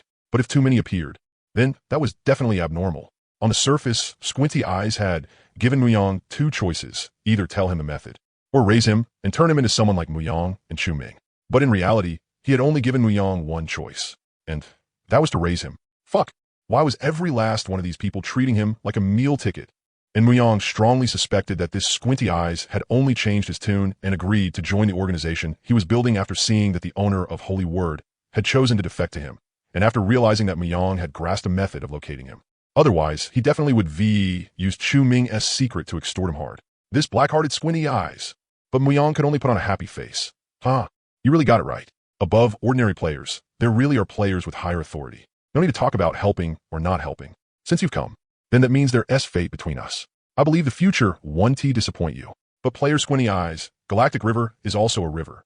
Didn't he seem to like Muyang's evasive way of talking very much? He raised a hand and pressed down an empty air in front of himself, stopping Muyang's attempt to build rapport. Brother, I think we should talk about something more practical. What kind of bond will develop after joining together? That has to be proven by time. As for right now, it will be better for us to talk about practical matters. I believe that this way, your guard against me will also be a little lower. Otherwise, I'm afraid I might suddenly disappear one day. Those words from Squinty Eyes immediately made Muyang feel like he didn't even know how to respond. Heh, pretty particular, huh? That was exactly why Muyang hated dealing with people like this the most. Clearly, he was the one making things difficult for Muyang. Yet he could still control the boundaries perfectly. Just like Galactic River is also a river said for the two sides right now. The safest way was still to keep bridge to bridge and road to road, and clearly draw each side's bottom line. Muyang had been laughing things off because he wanted to cover for Chu Ming a little. But if this Squinty Eyes had gone along with it and used the opportunity to get closer to him, then Muyang really would have become suspicious of him. After all, if someone like this suddenly bowed his head and pledged himself to you for no reason at all, then no matter what leader it was, he would feel a few extra layers of suspicion and vigilance. Instead, just like this Galactic River is also a river said, since this was their first cooperation, then they should show the attitude proper for a first cooperation. Everyone should lay out their chips and demands clearly, complete the deal by each taking what they need, and talk about the rest later. All right, since that's the case, then I won't beat around the bush with you either. Let us be direct. I have a batch of skill treasure chests in my hands. Before opening these treasure chests, I want you to use the sublimation talent to raise the quality of my skill treasure chests. After Muyang stated his request, Galactic River is also a river nodded. Understood. But there's one thing I need to tell you in advance. Otherwise, when the time comes, you'll think I'm not putting in real effort. Then Galactic River is also a river pointed at the holy word boy and said, a powerful talent only lengthens the lever we use to move reality. It doesn't mean the process requires no price from us. Just like how this little brother found you through that dagger. The shattered dagger on the ground is the price he paid to activate his talent. And when I activate sublimation, it likewise comes with no small amount of consumption. So regarding our cooperation over sublimating skill treasure chests, I have two plans for you to consider. One is to directly sublimate a skill treasure chest as quality to the next level. For example, turning silver into gold or gold into platinum. But this plan consumes a lot from me, excluding my own daily game leveling progress. At most, I can only help you sublimate 200 silver quality skill treasure chests. The other option is that after sublimation, the treasure chest's original quality remains unchanged, but after opening it, the probability of obtaining high-quality skills becomes greater. With this option, the drain on me isn't that big. If we use this plan, I can help you elevate 2,000 silver-grade skill chests every day. After laying out everything he was capable of, the squinty-eyed man returned to his gentle expression and waited for Muyang to show what price he could offer. Muyang rubbed his chin. He didn't rush to name his price. Instead, he asked in a somewhat forceful tone, that workload leaves room for you to level up elsewhere, doesn't it? If you're going to work, then focus on working for me. Otherwise, people might think I can't afford to pay. Give me the truth. If you go all out, how many silver-grade skill chests can you elevate to gold-grade in a day? Hearing Muyang's rather aggressive tone, Inha didn't get angry at all. He still said gently, if you want to buy out a period of my time and have me work for you, that's not impossible. If all 6 hours of my daily game time are spent working for you, I can elevate 600 silver-grade skill chests a day.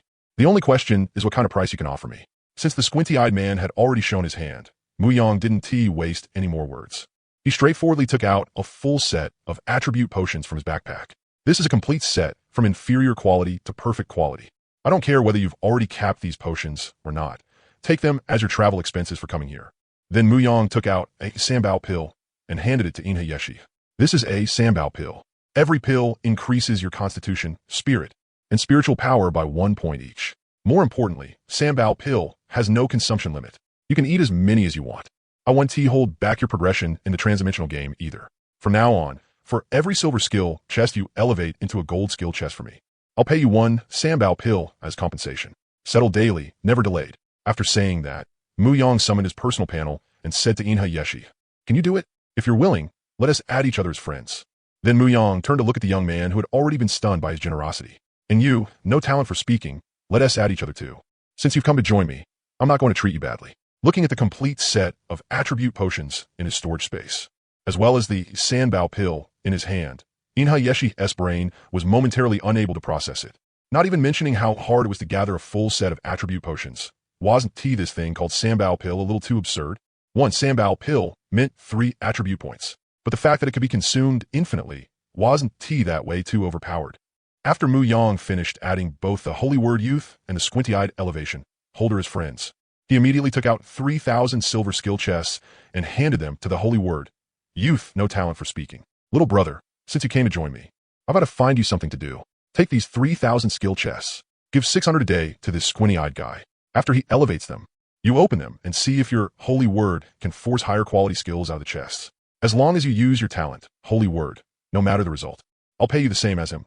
1 Sambao Pill for every chest you open.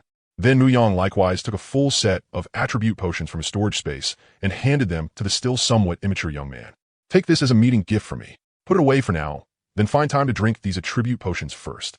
After receiving the skill chests and the attribute potions, the young man excitedly gave Mu Yang a sloppy military salute. Received, boss. Guaranteed, mission accomplished. I'm not done talking yet. Why are you in such a hurry? Mu Yang shot the boy a glance, signaling for him not to rush, then continued. Keep the mage-oriented skills and any skills you can use. Hand the rest over to Fatty. As he spoke, Mu Yang called out to Yongpeng. Hey, Fatty, I sent messages to a lot of people, but at this hour, you're the only one who came. I'm not going to ask whether you came to speculate or if you've got some other motive. After all, a sage judges deeds, not intentions. Since you've chosen to join us, then work hard. I'm putting the sale of skills and the recruitment of new people in your hands. Can you handle it? The moment Yongpeng saw he had another chance to show his loyalty, he immediately jumped out and said, Little boss, if you leave these matters to me, you can rest 10,000% easy. I won't see brag about anything else, but pulling together a team for you is more than easy for me. As for the skills, can I keep some as capital for recruiting people? Then, as if he had suddenly remembered something, he hurriedly added his assurance to Mu Yang. Of course, I'll strictly screen the character of the team members, just like you said. Fine, then I'm leaving this matter to you. I only want results. Then Mu Yang gave Yongpeng another instruction. After the first batch of skills is sold, take out 2 million and give it to this little brother. Since I promised to be his meal ticket, I can't fall short. After tossing another full set of attribute potions to Yongpeng, Mu Yang finally gave him the compensation he had been waiting for under Yongpeng's eager gaze. You're doing all the hard work, and you were also the first one willing to come over to me. Both emotionally and logically, I should show you something. How about this? For every qualified member you recruit for us, I'll give you 1 Sambao Pill. The ones I can give on the spot, I will. The ones I can't, I'll make up later. While Mu Yang was assigning tasks to each of them, the squinty-eyed player Inha Yeshi quietly watched Mu Yang's performance, and he couldn't help but sigh in admiration. As expected of someone planning to build his own faction, this guy's mind really worked fast. The appearance of both him and the Holy Word Youth had clearly not been part of today as plans. But after just a brief exchange, this mysterious player called She had, without anyone really noticing, nominally pulled all of them into the same camp.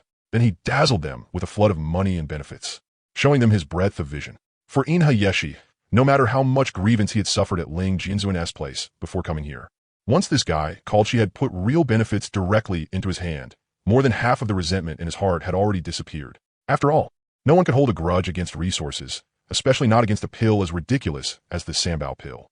With one round of arrangements, Mu Yang had also formed a chain among him, Holy Word, and that fatty who had arrived earlier, a chain of mutual cooperation and mutual oversight.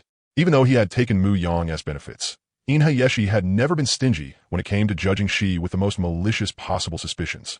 As expected of someone who wanted to be the boss of a faction, his heart was really filthy. After Mu Yang finished assigning everyone as tasks, he suddenly thought of something else that gave him a headache. He had been making arrangements left and right, but in the end, he still hadn't figured out what the faction he wanted to build should actually be called. He had originally wanted to call the few people around him over and come up with a representative name together, but he quickly gave up on that idea. After all, the faction had only just been founded. At the moment, there were only 2 or 3 people. So what if the name sounded impressive? So Mu Yang held back for now, planning to wait until the team under him grew a bit larger before dealing with it. After Mu Yang finished arranging things for the group and used this last bit of time to go through today's Ascension chest opening process, he discovered that Chu Ming had sent him a message. Brother, have you applied for level support yet? Mu Yang had just opened his chat with Chu Ming when he saw the question. Not yet. I was looking into setting up my own faction, so I haven't had time to apply for that. What is it? Did something happen? Mu Yang felt that if it was enough to make Chu Ming ask about it, then it definitely wasn't anything simple. So he directly asked whether Chu Ming had run into some kind of problem after entering the level support stage of the hyperdimensional game. There's a problem, and a huge one. This damn level support. I thought there'd be a massive swarm of trash mobs inside for me to farm attributes and levels like crazy. But when I went in and took a look, I was dumbfounded. from level 10 to level 50, a full 40 level gap. And this damn thing handled it with just one monster. If I hadn't carefully read the hyperdimensional game's explanation of level support, I would have even suspected that the hyperdimensional game system was specially targeting people like us who can farm monsters and raise our stats. That's why I specifically sent you this message. If you've already applied for level support, then there's nothing I can do. But if you haven't had time to apply yet, then you'd better think it through yourself. Are you going to do what I did, skip the whole monster grinding and level up in one step? Or are you going to grind monsters and level normally yourself? Looking at Chu Ming's endless stream of messages in the chat window, Mu Yang thought it over again, and in the end replied, "Okay, got it." Then Mu Yang remembered a special item he had gotten before, the Abyss token. So he asked Chu Ming for help again, right? "We got something before called an Abyss token. How much do you know about it?" Not long after the message was sent, Mu Yang received Chu Ming's reply. "The reason I applied for level support this time actually has something to do with that thing called the Abyss token. On the path of the chaotic Lone Star that I chose, the first cultivation mission is to purify a first-order world that has been invaded by the Abyss. And when the hyperdimensional game officially assigned me that mission, it specifically checked whether I had an Abyss token on me. So I guess that when the time comes, it'll probably arrange for me to go there through the Abyss token. But if you're the one planning to use that token, then I'd suggest you apply for level support first. After all, for people like us, no matter how careful we are in the hyperdimensional game, it still wouldn't be too much." After reading Chu Ming's explanation, Mu Yang couldn't help but sigh in admiration. Life really was carefree for people like them, the chaotic Lone Stars.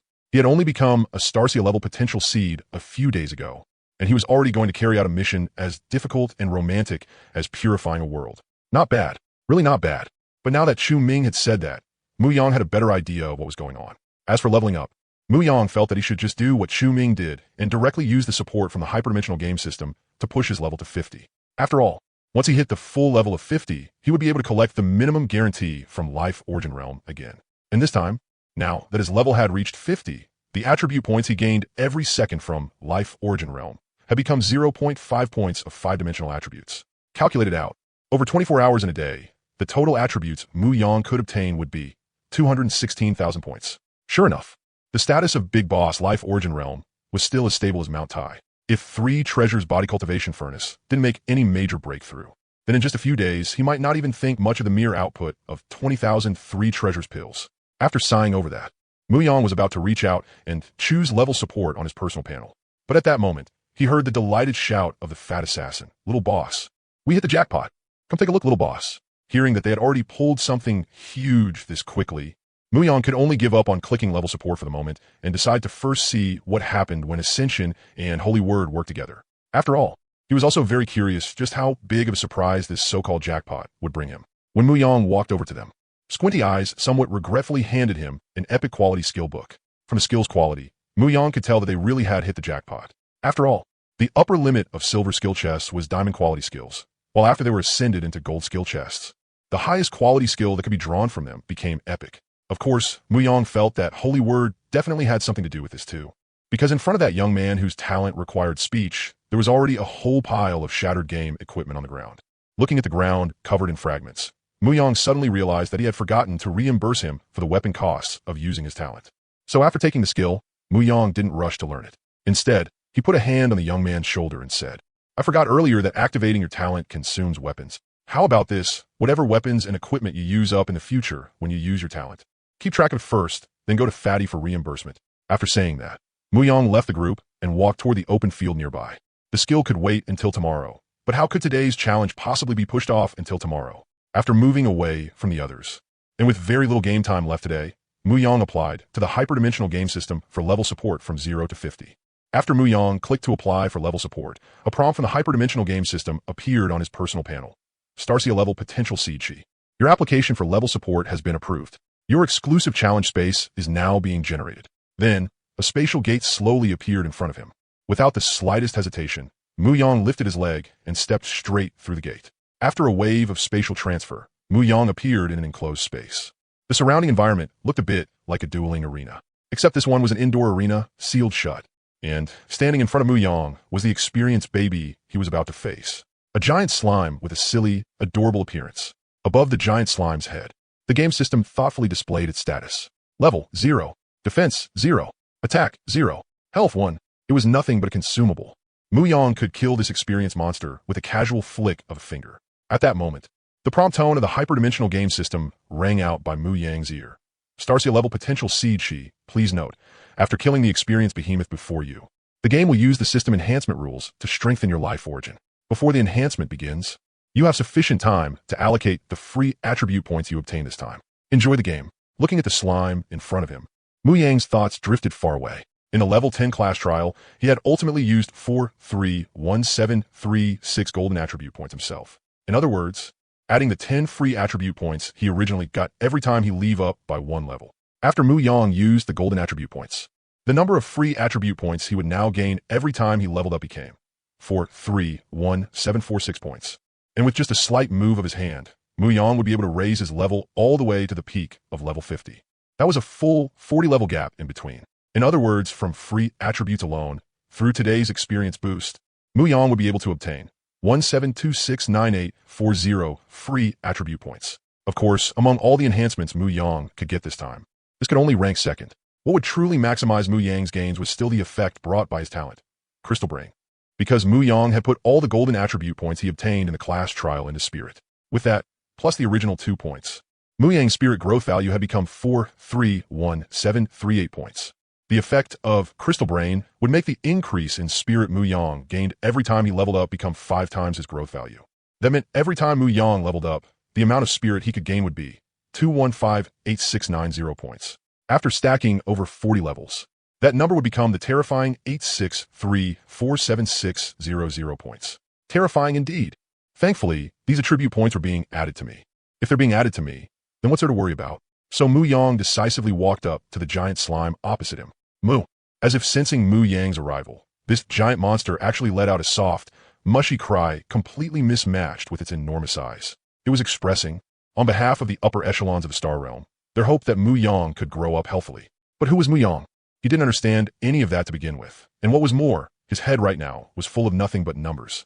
So Mu Yang didn't even plan to spare it another look. It was just an experience monster. A new status panel was about to appear, so how could he stop now? Thus, Mu Yang suddenly raised his hand and slapped toward the giant slime in front of him. Ha! A crisp slap echoed through the enclosed arena space. Mu! The giant slime in front of Mu Yang carried intense grievance and confusion. Under Mu Yang's fierce slap, it slowly dissipated before his eyes. You killed Giant Slime 1, level 0, through a normal attack. Your level has risen to level 50. After the giant slime was killed, the system notification regarding Mu Yang's level up appeared in his battle log. Then a massive pillar of light descended from the sky, completely enveloping Mu Yang.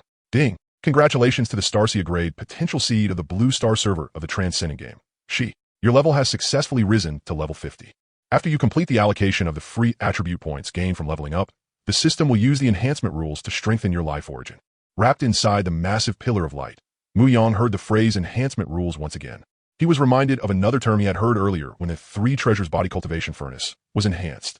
That term was law fragments. Mu Yang didn't know which of these 2 different things was actually stronger. But based on all his years of reading web novels, law fragments were probably inferior to so-called rules. But now wasn't the time to think about that. Under the efforts of the 3 treasures body cultivation furnace, the Constitution, spiritual energy, and spirit Mu Yang would have gained from leveling up had all once again turned into free attributes. So before the system enhancement began, the free attributes in Mu Yang's hands totaled a full 1036,17920 points. Faced with such a grand occasion, what was there left for Mu Yang to say? Do it, do it!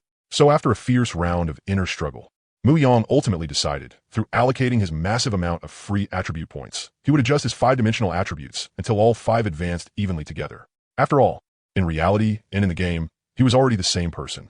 So Mu Yang was worried that if his 5-dimensional attributes weren't balanced enough, then because of that, it might have a bad impact on him in the future. If that happened, Mu Yang's losses would be far too great. Thus, under the pillar of light, Mu Yang shouted loudly toward the sky, expand. My stats. Game nickname, Sheet ID, 857851103002. Class, Arcanist. Mind Reader. Level, 50, 82000200. HP, 146960150. MP, 146960150. Physical attack, 1175688068. Magic attack, 1175688068, 1175688068, 439-4475-239-5-30611. Defense, 176352102. Attribute calculation, 1022537. Talent bonus, 177374639. Strength, 29392017. Constitution, 29392017. Agility, 29392018. Spiritual energy, 29392017. Spirit, 29392017. Soul talents, life origin realm, 3 treasures body cultivation furnace. Crystal brain, starseed spirit abyss. Fantasy creation, forge iron into steel. Free attributes, 0. Stats, they got to keep expanding nonstop. After Mu Yang completed the reallocation of all the free attribute points he possessed on his personal panel, the pillar of light surrounding him began to truly display its real might. Mu Yang could feel that once the pillar of light started exerting its power, countless substances capable of strengthening his life origin were being sent over without end, carrying out an all-around enhancement on him. They pushed Mu Yang's 5-dimensional attributes little by little closer to the numbers displayed on his attribute panel. And it was also at this moment that Mu Yang's talent, which had been silent for many days, life origin realm, while Mu Yang was receiving the strengthening of the Transcendent Game's enhancement rules, was controlled by him to form beneath his feet a spatial gate that madly devoured the life origin enhancement substances provided by the Transcendent Game system. Yet the Transcendent Game system did not stop Mu Yang in the slightest when he controlled life origin realm to absorb the life origin enhancement substances together with it. Just like the first time Mu Yang had synchronized his strength between the game and reality, his suddenly increased attribute values had widened the gap between himself and life origin realm. So in the eyes of the Transcendent Game system, life origin realm's act of completing itself during Mu Yang's enhancement process was acceptable. That was why this time Mu Yang had proactively controlled life origin realm to absorb, together with himself, the mysterious substances that were continuously pouring out inside the pillar of light. And the nearly 100-meter diameter of life source world also began to gradually expand as it devoured without end. Because life source world was a small world, every bit of growth in its diameter translated into an enormous improvement in the size of the small world itself. So, life source world's demand for the constantly emerging mysterious substance, as well as its rate of devouring it, kept accelerating as its size continued to increase, until the speed at which the mysterious substance emerged from the pillar of light could no longer keep up with life source world's absorption. That affected the strengthening progress of Mu Yang's main body. When the hyperdimensional game system detected that this situation had occurred, a prompt rang out by Mu Yang's ear. Honored Starseed level potential seed Shi. It has been detected that the current strengthening intensity can no longer satisfy your strength growth requirements. The system will increase the investment of strengthening rules allocated to you. After the hyperdimensional game system prompt ended, Mu Yang suddenly felt the pressure around him start to increase. The speed and amount at which life origin strengthening substance appeared within the pillar of light directly rose to an entirely different level. Under the effect of the game system's strengthening rules, Mu Yang could feel that the strengthening substance that had originally been drawn away by life source world was now surging into his body in multiplied waves, rapidly stacking his 5-dimensional attributes toward the numbers displayed on his personal panel. But when Mu Yang lowered his head and looked down, he only saw that in front of the spatial gate formed by life source world, countless strengthening substances were pouring into it like a waterfall. With just a slight sense of it, Mu Yang could clearly perceive that his life source world was undergoing a major transformation. After an enormous amount of life origin strengthening substance flowed into life source world, it no longer merely increased the size of the small world. The originally barren land within the small world also began to change. It gradually started developing toward fertile black soil. Mu Yang knew this was because life source world had absorbed and stored a massive amount of nutrients. That was what was making the environment within life source world more and more suitable for living beings to survive. After riding the wave of Mu Yang's rapid strength increases twice, the current life source world finally had the foundation to nurture life. Once he returned to reality this time, Mu Yang could try sowing seeds within life source world and gradually transform the current barren state of the small world. When the values of Mu Yang's main body reached the number shown on his attribute panel under the system's force filling, the system stopped strengthening Mu Yang's main body and then poured all the strengthening substances into life source world, pushing this small world non-stop toward the current limit of what Mu Yang could withstand. 100 meters, 120 meters, until the small world's diameter expanded to around 150 meters. Life source world finally transmitted an intent of being full to Mu Yang. After receiving feedback from life source world, Mu Yang shut down the small world's spatial passage at once. After all, last time, because of his own greed, Mu Yang had gotten slapped with a round of system sanctions. There was no way he was going to let that happen again this time. After all, a real man has his pride. After finishing this round of strengthening in that arena space, Mu Yang returned to the real world again. The instant he returned to reality, Mu Yang didn't dare make any movements at all. He carefully wrapped himself in spiritual power and entered a ghost-like state again. After all, The last time he had pulled all his attributes to the million level in one go, Mu Yang still hadn't fully adapted. And now, through the level support benefits of the hyperdimensional game, he had pulled all his attributes to the 10 million level. So after returning to the real world, Mu Yang really didn't dare make any big movements. A comprehensive boost in attributes would make Mu Yang lose precise awareness of the specific strengthening of his body. Because for him, this rise in attribute values included all attributes. This kind of all-around strengthening wouldn't produce the same intense stimulation as a one-sided explosive rise in strength or spirit. So, to avoid causing unnecessary trouble for the people around him because of unconscious movements, Mu Yang would have to maintain this state for quite a while. At the end of the day, this was still the result of Mu Yang's balanced allocation of his five-dimensional attributes. By adjusting the distribution of his free attribute points, Mu Yang had forcibly pulled his five-dimensional attributes to the same level. This let him avoid the sense of dissonance that would come from one aspect of his five-dimensional attributes undergoing huge growth while the other stagnated. But by doing so, he also lost his judgment of his current strength. With his five-dimensional attributes advancing side by side, Mu Yang indeed no longer felt that kind of dissonance. But it also made him lose the reference standard he had only just managed to establish between Blue Star reality and his own power. For Mu Yang, trying to exert force the same way he had before his attributes swelled, with his current base attributes as support, would produce several times the previous impact. Living on Blue Star now, he felt like he was stepping on knife edges while walking across tofu. If he lost control, even a little, the surging power within his body would immediately cause extremely serious damage to Blue Star itself. But it wasn't without benefits either. At the very least, with all his attributes now at the 10 million level, he could definitely withstand the backlash of that holy word boy. Earlier, Chu Ming had said that every time that boy acknowledged a boss, that boss would end up doomed. I'd really like to see whether that kid can doom me or not. More importantly, because Mu Yang's level had now reached the current upper limit of the game's levels. And Life Source World had also reached its current peak with the strengthening support of the hyperdimensional game. The all-attribute feedback from Life Source World started again.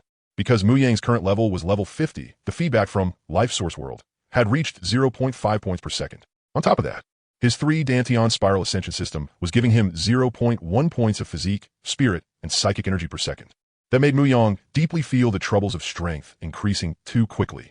To better grasp his current strength, Mu Yang had no choice but to convert all the attribute value feedback from Life Source World and the 3 Dantian system through Burn Soul, forge stars into star cores within his Jotian stellar star core, incomplete.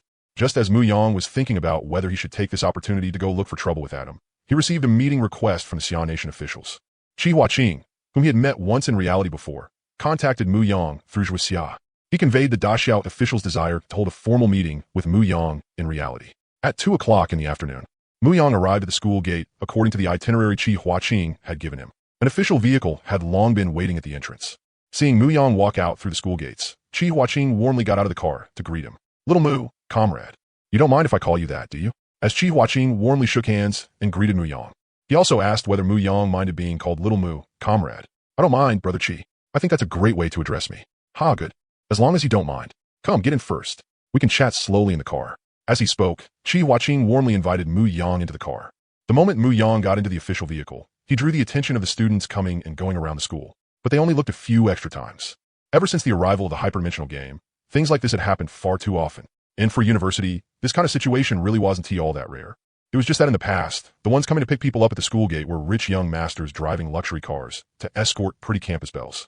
Now, the ones coming to pick people up at the school gate had become the various factions. Here, to escort top experts who had displayed extraordinary strength in the hyperdimensional game. So the passing students all subconsciously took Mu Yang to be yet another lucky guy who had made achievements in the hyperdimensional game and was being invited by different powers. Mu Yang controlled his spiritual power and slowly guided his body into the back seat. After helping Mu Yang close the car door, Qi Huaqing walked over and sat in the front passenger seat. Only then did he say to the silent driver in the driver's seat, "All right, we can go now." The driver then started the vehicle and drove Mu Yang and Qi Huaqing away from the school.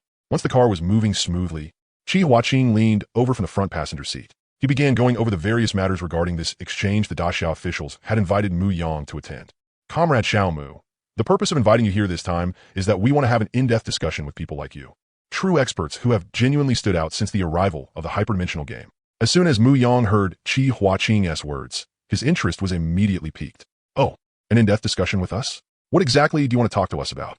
After Mu Yang asked his question, Qi Huaqing, sitting in the front passenger seat, twisted his body a bit more with some effort, trying to angle his entire upper body toward Mu Yang as much as possible. Only then did he solemnly say to Mu Yang, We want to discuss the future of this nation with you. Qi Huaqing's firm and forceful words instead left Mu Yang dazed for a brief moment. The future of this nation. Faced with such a heavy topic, Mu Yang first let out a sigh to show that he understood, then fell silent. To be honest, for the current Mu Yang, this topic was both too big and too small.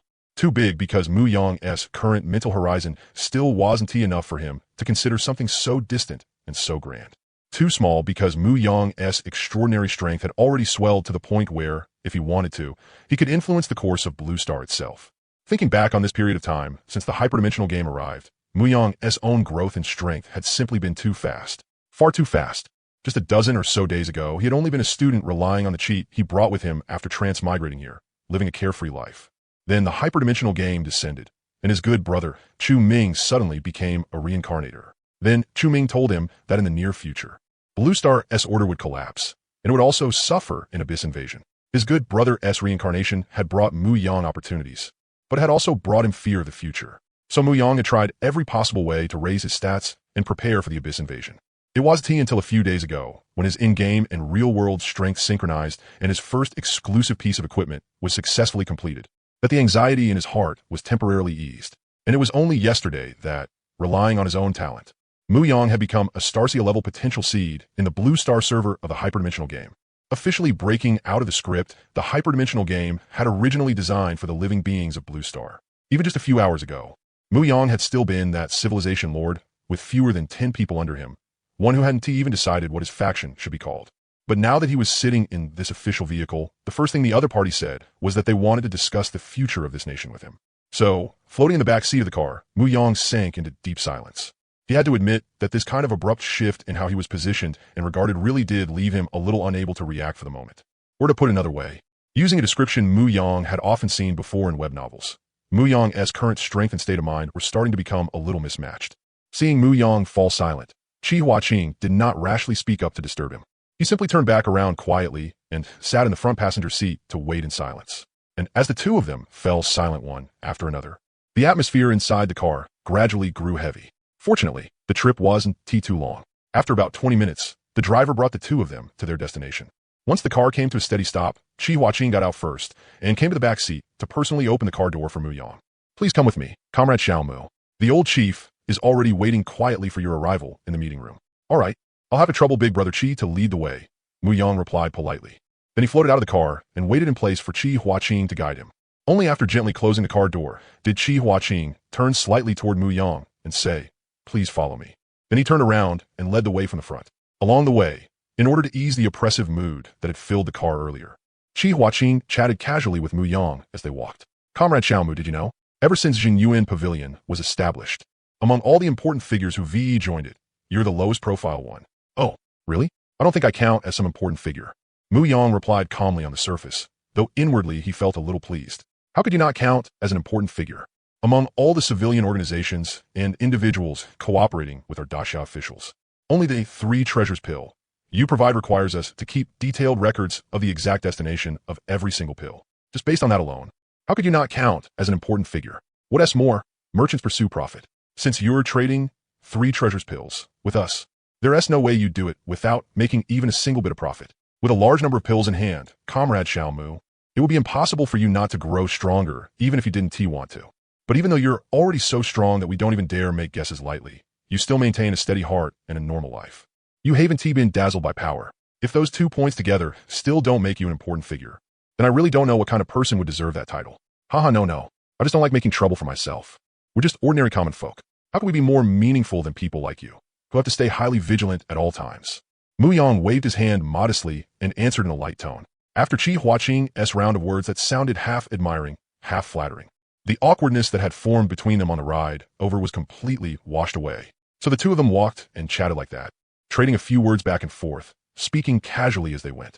Only when Qi Huaqing brought Mu Yang to a meeting room on the 3rd floor did they stop.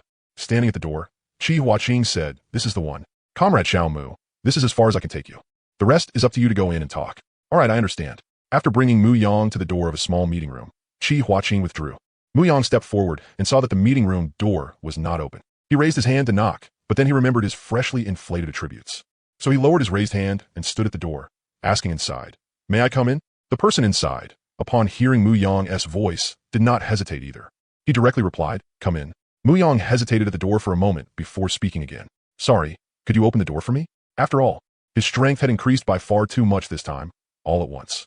Right now, Muyang only dared use his spiritual power on himself, afraid that if he lost control even a little, it would affect the surroundings. Even back at school just now, when he left the dorm, he had floated out through the window. At this moment, Muyang on Blue Star was like using a 40-meter blade to carve flowers on tofu. Whatever he did, he had to be extremely careful. Hearing Muyang's request, the person inside was stunned for a moment. "All right, please wait a moment." The person inside answered. Then Muyang sharply heard the person inside stand up and walk to the door to open it for him. Click! The door in front of Muyang opened. The one who opened it for him was an old man who, at a glance, gave off a vigorous, full of spirit impression. And this old man was someone Muyang knew.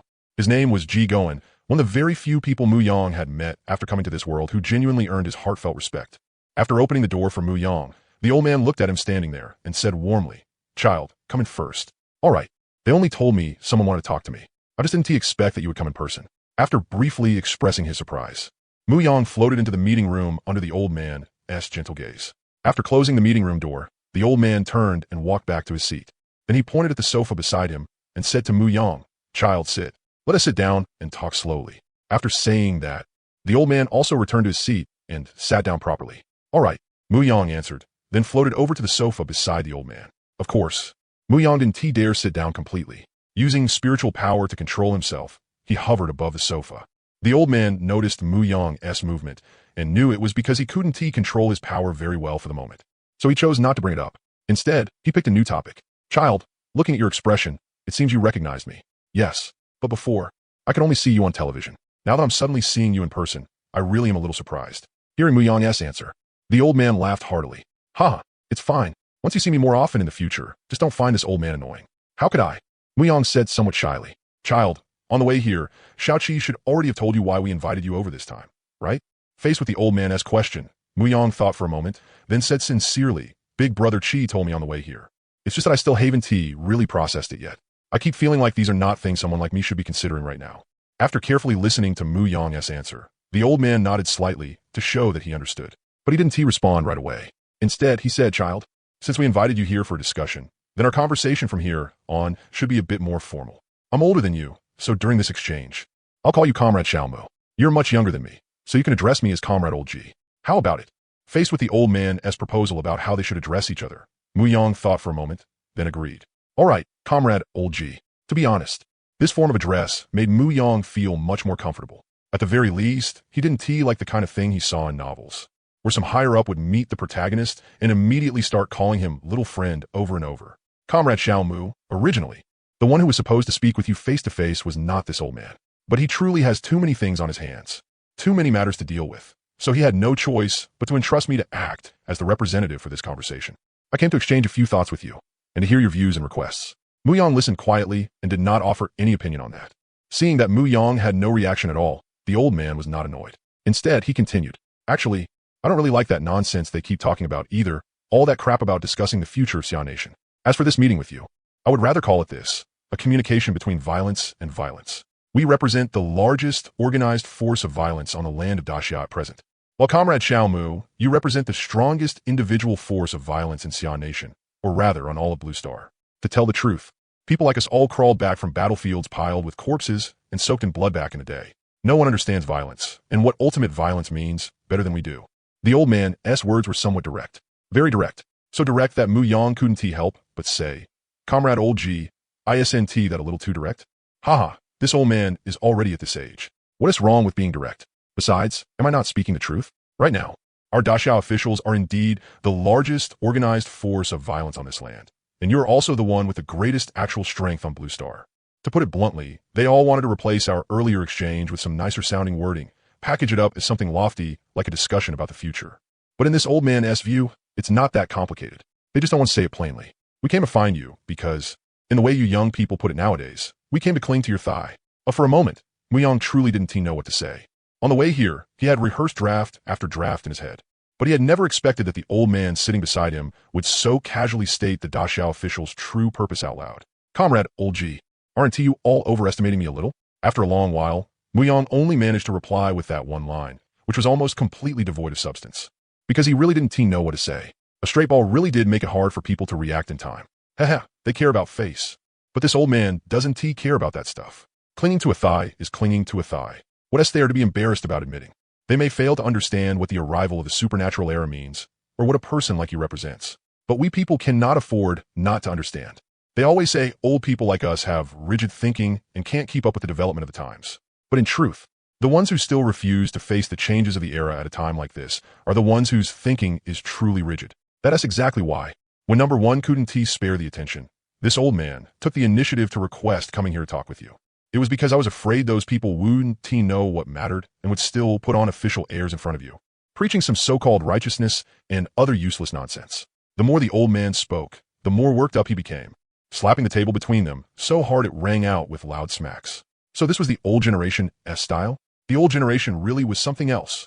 Muyang felt a bit helpless, but he had no way to refute it.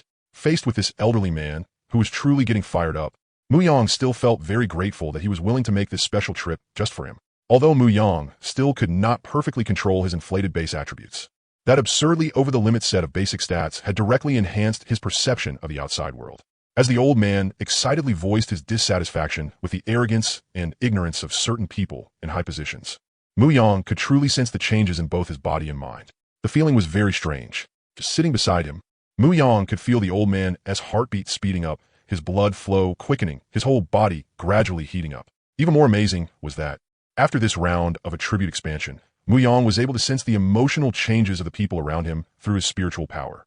With the support of his high spirit, in Muyang's eyes, the emotions inside other people would appear around them as halos of different colors. For example, as Muyang looked at Jigoen now, he could vaguely see a fiery red glow drifting around his body. The feeling was mysterious. But Muyang was certain that this old man was genuinely angry at this moment. As for the exact reason, Muyang could understand it without needing it to be said. It was nothing more than some people trying to use their identity and status to pressure him. But judging from the old man's furious reaction, those people had probably been suppressed for the time being. They might not clearly understand the gap in strength between themselves and Muyang. But the old man in front of Muyang, along with the people around him, saw things more clearly than anyone else. At this moment, Jigoen really did have an indescribable fire burning in his heart. The reason collective strength had been emphasized in the past was because everyone's individual strength had been about the same. No matter how strong you were. At most you could only reach the level of a 100-man slayer. But things were different now, when individual strength began to catch up to, or even surpass, guns, cannons, and missiles, then continuing to blindly use the old methods to deal with the social changes brought by the arrival of the transdimensional game. That was simply courting death. Hearing the old man hint over and over that there had been some discordant voices within their own ranks regarding him. The fluctuations in Muyang's heart were actually not that great. Because from the very beginning, when he decided to cooperate with the official authorities, Muyang had already known that sooner or later he would run into this kind of trouble from within Daxia's official ranks. But there was no helping it. Cooperating with the authorities had already been the best choice he could make at that time. From another angle, rather than saying Muyang had chosen to cooperate with Daxia's official authorities, it would be more accurate to say that Muyang had chosen to cooperate with the stable system of an organization. Of course, at that time, the authorities had not been his only option. In their novice village number 49, directly finding people to work for him had also been a possible plan. But if he did that, then the people Muyang needed to deal with would no longer be in a one-on-one arrangement like with the Daxia authorities. A novice village only had 1,000 people. If Muyang had chosen to cooperate with the people in the novice village back then the material output from just one novice village would not have been enough to sustain his consumption at all. And if he wanted to rapidly accumulate attribute points, Muyang would have had to push the production capacity of the 3 treasures body cultivation furnace to the limit. If that happened, he would have had no choice but to expand the business into other novice villages. And the more people he came into contact with in the process, the greater the risk of exposure would become. Even if he had concealed himself through clothing at the time, one thing must not be forgotten. In the transdimensional game, everyone received a random talent. Who could guarantee that among the countless players, there wasn't someone with a talent capable of seeing through another person's disguise? If anything went wrong at any stage, then in less than 3 days, information about him would be posted all over the player forums. To Muyang at that time, that was something 10,000 times more dangerous than cooperating with the authorities. Because when Muyang had just entered the transdimensional game, in order to save time in exchange for a talent as early as possible, he had not chosen to adjust his in-game appearance. The image he showed in the transdimensional game world was his real appearance in real life. So at that time, rather than entrusting his safety to a group of strangers whose true nature he knew nothing about, Mu Yang had been better off placing it in a system that had already been operating steadily for decades. Comrade Old G, what is there to be angry about? Didn't T-1 get successfully stopped by you all anyway? Now that we can sit here and chat peacefully, isn't that itself the result of your victory in that struggle? After Mu Yang finished those two sentences, Ji Goen let out a deep sigh. Sigh, even so, what meaning is there in all this fighting? Comrade Xiaomu, do you know this? When some people are still celebrating the arrival of the transdimensional game and the shining brilliance of the extraordinary in this era, preparing to make a grand showing, we old fellows have long since fallen into despair with no solution at all. Mu Yang knew that they had probably guessed some things through the arrival of the transdimensional game. And if Mu Yang himself had not become a Starcia-level potential seed, he would never have known that the so-called transdimensional game was nothing more than an assembly line they used to screen and cultivate qualified cannon fodder. So he pretended to be curious and asked, "Oh, the arrival of the transdimensional game should be a good thing, shouldn't it? What is there to despair about?" This time, Ji Goen did not immediately answer Mu Yang's question. Instead, he gave him a long, deep look. The depth in his eyes, tempered by the years and weathered by hardship, struck straight into Mu Yang's heart. Comrade Xiaomu, I don't care how much you actually know about the transdimensional game, but I'll assume for the time being that you know nothing. The transdimensional game is indeed a good thing. The coming of the extraordinary age is indeed magnificent and turbulent. But, Comrade Mu Yang, do you know this? In the era we grew up in, if someone other than your family treated you well for no reason at all, without seeking fame, profit, or power, then the only thing he could be after was your life. At this very moment, isn't this exactly the same as back then? The beings behind the transdimensional game seek neither fame, nor profit, nor power. Could it be that the existence behind the game simply has more resources than it can ever use up? So according to the simple worldview of our generation, the purpose of the transdimensional game descending upon Blue Star is obviously to harvest our lives. Forget it. Let us change the subject. We want to talk about such heavy things. Then Ji Goen shifted the topic to Mu Yang's Zhodian Star Core, incomplete. Alright, Comrade Mu Yang, do you know what those things floating above Blue Star are all about? Originally, Mu Yang had opened his mouth intending to first find some topic to cover the question over. But staring into Ji Goen's deep eyes, Mu Yang could only finally say, "That's right. Those things are called the Zhodian stars. Their appearance is indeed related to me." When Ji Goen heard that, he also felt relieved inside. Haha, so those things were actually made by one of our own people from Daxia. Do you know this, Comrade Xiaomu? Yesterday, when those people from the Research Institute reported that there were several thousand abnormal spiritual energy particle gathering points above Blue Star, I felt both excited and uneasy. They reported to me that with these abnormal spiritual energy particle gathering points in place, they would massively absorb the spiritual energy particles on Blue Star. Moreover, based on their observations, the rate at which those points absorb spiritual energy particles is still continuously increasing. That means that one day, the concentration of spiritual energy particles on Blue Star could be controlled by these things, and the abyss invasion mentioned in the beginner's guide won't come. After saying that, Ji Goen looked at Mu Yang with a trace of worry. Originally, I just thought that Comrade Xiaomu, with your personal strength already this strong, you might know something about these things. So I casually asked, I just didn't expect these things to have actually been made by you. Truly formidable for one so young.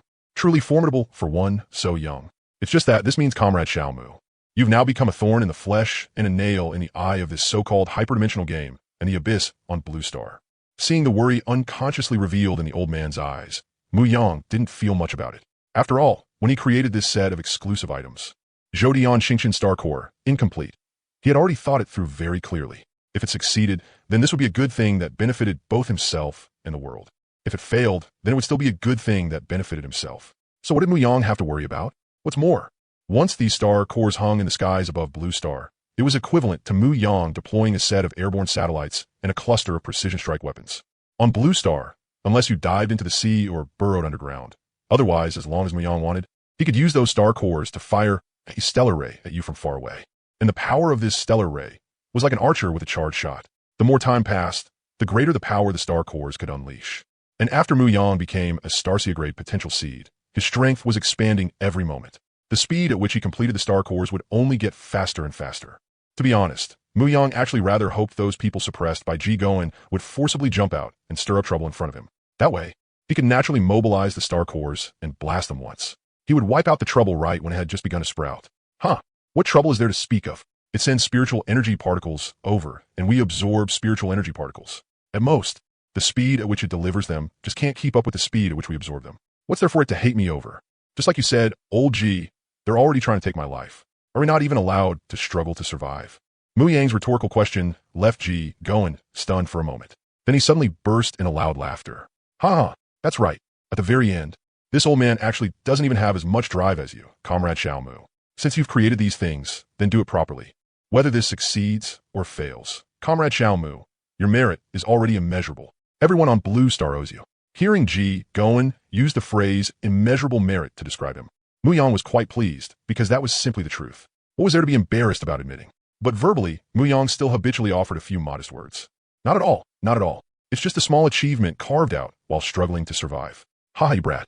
Ji Goen laughed as he raised a hand and pointed at Mu Yang, full of the delight an elder in the family would feel upon hearing that a junior had made something of himself. Then in an instant, seriousness returned to Ji Goen's face. All right, Comrade Xiaomu. Next, I'm going to talk about the most important reason we invited you here this time. After Ji Goen said that, Mu Yang controlled his body and leaned slightly toward the old man. With practical action, he showed his attention. After all, he also wanted to hear what the Daxia officials wanted from him. When one carries a sharp weapon, murderous intent naturally arises. Comrade Xiaomu, Daxia has been at peace for too long. So long that everyone has somewhat forgotten that our people are actually the most warlike. Before this, we could still keep things suppressed and maintain stable development throughout Xi'an Nation. But now it's different. The arrival of the hyperdimensional game has brought a transcendent power system. It has given old men like me a chance at life, and it has also reignited ambitions that had long since gone cold. But you know this. Towering ambition has always matched best with youthful vigor, and there are quite a few newly emerged ambitious figures as well. So sooner or later, a vicious battle will be fought within Daxia. This has nothing to do with justice or evil. It is merely a clash between ambitions. Hearing this, Mu Yang asked, with so many 3 treasure pills being supplied every day by me, plus resources provided by other transcendent individuals, will we still be afraid of those ambitious people? But the moment the words left his mouth, Mu Yang regretted it. After all, what organization didn't have several factions cooperating with and checking one another? Seeing the look on Mu Yang's face after asking, as if he knew he shouldn't have asked, Ji Goen chuckled twice, then continued explaining the purpose of his visit. We invited you here this time for 2 reasons. Only after confirming the first can we feel at ease in trusting the second matter to you. After saying that, Ji Goen took out 2 scrolls from his storage space and looked at Mu Yang solemnly. Comrade Xiaomu, although this question is very sharp, I still have to do it. These are 2 scrolls. One is an investigation scroll that can see another person's status panel. The other is confidentiality scroll that can make me keep my mouth shut. They trust me, so they let me bring these 2 scrolls here and have me take a look at you on their behalf, to see whether you're truly worthy of our old fellows placing our trust in you. Of course, the quality of this scroll isn't high. It can only see your 5-dimensional attributes. It can't see your talents, so you can rest assured on that point. After saying that, Ji Goen handed the 2 scrolls to Mu Yang and let him verify their authenticity. After Mu Yang received them and confirmed the authenticity of the 2 scrolls the old man had handed over, he passed them back. Mu Yang had no reason to refuse Ji Goen's request. After all, the man had come with sincerity. More importantly, with Mu Yang's current attribute values on Blue Star, he really didn't need to worry about much for now. In that case, old Ji, come take a look. My apologies. After saying that, Ji Goen tore open one of the scrolls in his hand. Game nickname, Shi, number 857851103002. Class, Arcanist. Mind Reader. Level, 50, 8200082000. HP, 146960150. MP, 146960150. Physical Attack, 1175688068. Magic Attack, 1175688068, 1175688068, 439 4475 239 530611. Defense, 176352102. Attribute Calculation, 1022537. Talent Bonus, 177374639. Strength, 29392017. Constitution, 29392017. Agility, 29392018. Spiritual Energy, 29392017. Spirit, 29392017. After reading it, Ji Goen was unable to calm down for a long time. We originally thought we were already rating you highly enough, but in the end, we still underestimated you. But underestimating you is good, great even. That way, we can finally feel at ease handing our family assets over to you. The old man's words did make Mu Yang jolt, but he didn't rush to speak. He planned to first hear what Ji Goen had to say. The transcendent era had arrived, and the footsteps of the abyssal invasion were drawing near. This would be a glorious era, but it would also surely be a brutal one. New schemers, old schemers, and future schemers have been appearing nonstop ever since the day the hyperdimensional game descended. Blind suppression would only make the contradictions build deeper and deeper. What was more, from ancient times until now, The transition of order between a new era and an old one had never been gentle. We old folks have never feared war. The day those conflicts erupt will come sooner or later. When that time comes, we'll drag the current schemers and the old schemers down with us into destruction. We've already hidden away all kinds of supplies, knowledge, and talent. But we need one person who, after we're gone, can stand up and suppress the schemers that may appear in the future. Just like what has happened countless times throughout history, clean up the broken land and establish a new order, one better suited to the transcendent era. This has nothing to do with emotion. As long as the person who stands up at that time is strong enough, and you, in our evaluation, are strong enough. So I came. In the end, though, we still underestimated you. Feeling the old man's resolute determination and relief, Mu Yang's emotions turned complicated. The older generation really was the older generation. Floating in the car on the way back, Mu Yang kept recalling the exchange he had just had with Ji Goen. After Ji Goen had personally confirmed Mu Yang's terrifying base stats, he decided on the spot to hand over the final hidden foundation of their faction to Mu Yang. The exact timing would be after the abyssal invasion began. As for exactly when, that would depend on when Mu Yang's Zhoutian stars could no longer hold the spiritual energy particles being delivered by the hyperdimensional game. However, the condition for Mu Yang receiving this huge gift package was that after the final victory, he had to pass down Dasha's original cultural spirit. Mu Yang had asked the old man if they really couldn't avoid fighting. He said that if necessary, he could step into the spotlight and publicly stand behind them. Ji Goen had only said that Mu Yang still didn't understand. Even if he stepped into the spotlight now, so what? Once the ambition in a person's heart was completely stirred awake, then aside from death and victory, there was no third real solution. Because once ambition intensified, it became an obsession. Obsession could be suppressed, but obsession itself had no cure, not until it drove a person mad. So even if Mu Yang could forcefully suppress the situation right now, what about later? The abyssal invasion was already a certainty. Even if they could maintain surface-level stability for now, what could Mu Yang use to guarantee that these people would not trip him up when facing the abyssal invasion? Dasha's long history had already proven this. Traitors, turncoats, and collaborators did far more damage to a civilization than the rebels openly stirring up trouble on the surface. What was more, Ji Goen gave Mu Yang a reason that was hard to evaluate. That was after the hyperdimensional game descended. People like Ji Goen had held a discussion. They came to the conclusion that after the era of individual great power arrived, the one most suited to lead a civilization forward would be the strongest person in that civilization. If this were placed a little over 100 years ago, that kind of existence would have been called an emperor. From a standpoint of Dasha's current mainstream civilizational identity, that was turning history backward. But if it was placed in the star realm, where individual great power reigned supreme, then having the absolute strongest of a civilization serve as its leader was the steadiest way to guarantee that civilization's lower limit. Within the civilization itself, a wielder of great power could force the civilization to run according to his own will and use absolute authority to maintain order. In the star realm, meanwhile, the strongest person of a civilization often represented that civilization's status. He was the confidence its people relied on when walking the star realm.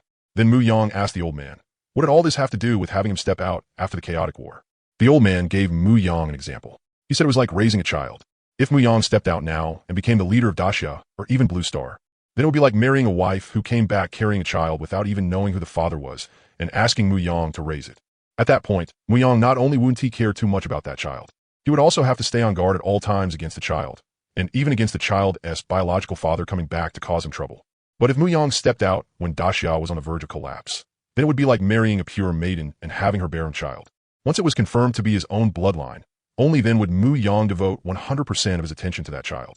And in that process, those with ill intentions and overflowing ambition would most likely be mostly dead already. At that time, if Mu Yang entered the stage again, carrying the prestige of cleaning up the old mountains and rivers along with his own absolute strength, then it would also be easier for the mainstream civilizational identity to smoothly shift toward the idea that a transcendent civilization should be built around a wielder of great power.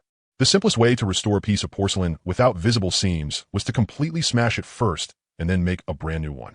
As for the old man using an outsider bastard and one's own biological child as a metaphor in this matter, Mu Yang could only say it was unbelievably vulgar and unbelievably brilliant. The hardest scheme to break was one that made use of human subjective initiative. Turning something a person had to do into something he wanted to do made it much easier to achieve the desired result. Mu Yang did not want to become a god raised up by others, but he did want to become a boss that he built up bit by bit with his own hands. Perhaps the strength he possessed would shorten that process by countless times. But what you fought for yourself was still better than what others handed you on a platter. Mu Yang believed that among the people chosen by Dasha's upper echelon, there was definitely more than just himself. Before Blue, Star fully connected with the Star Realm. People like G. Goen were planning to direct a grand drama of civilizational collapse and reconstruction. After all, no matter how much they restrained things, once the abyssal invasion began, chaos would absolutely erupt. Since that was the case, they might as well use the momentum of that abyssal invasion to gamble on it. It was like raising goo. They themselves were goo, the schemers were goo, those selected by them like Mu Yang were goo, and even the lucky upstarts who rose amid the chaos were goo. They planned to burn everything they had as a sacrifice to raise a qualified goo king for this civilization.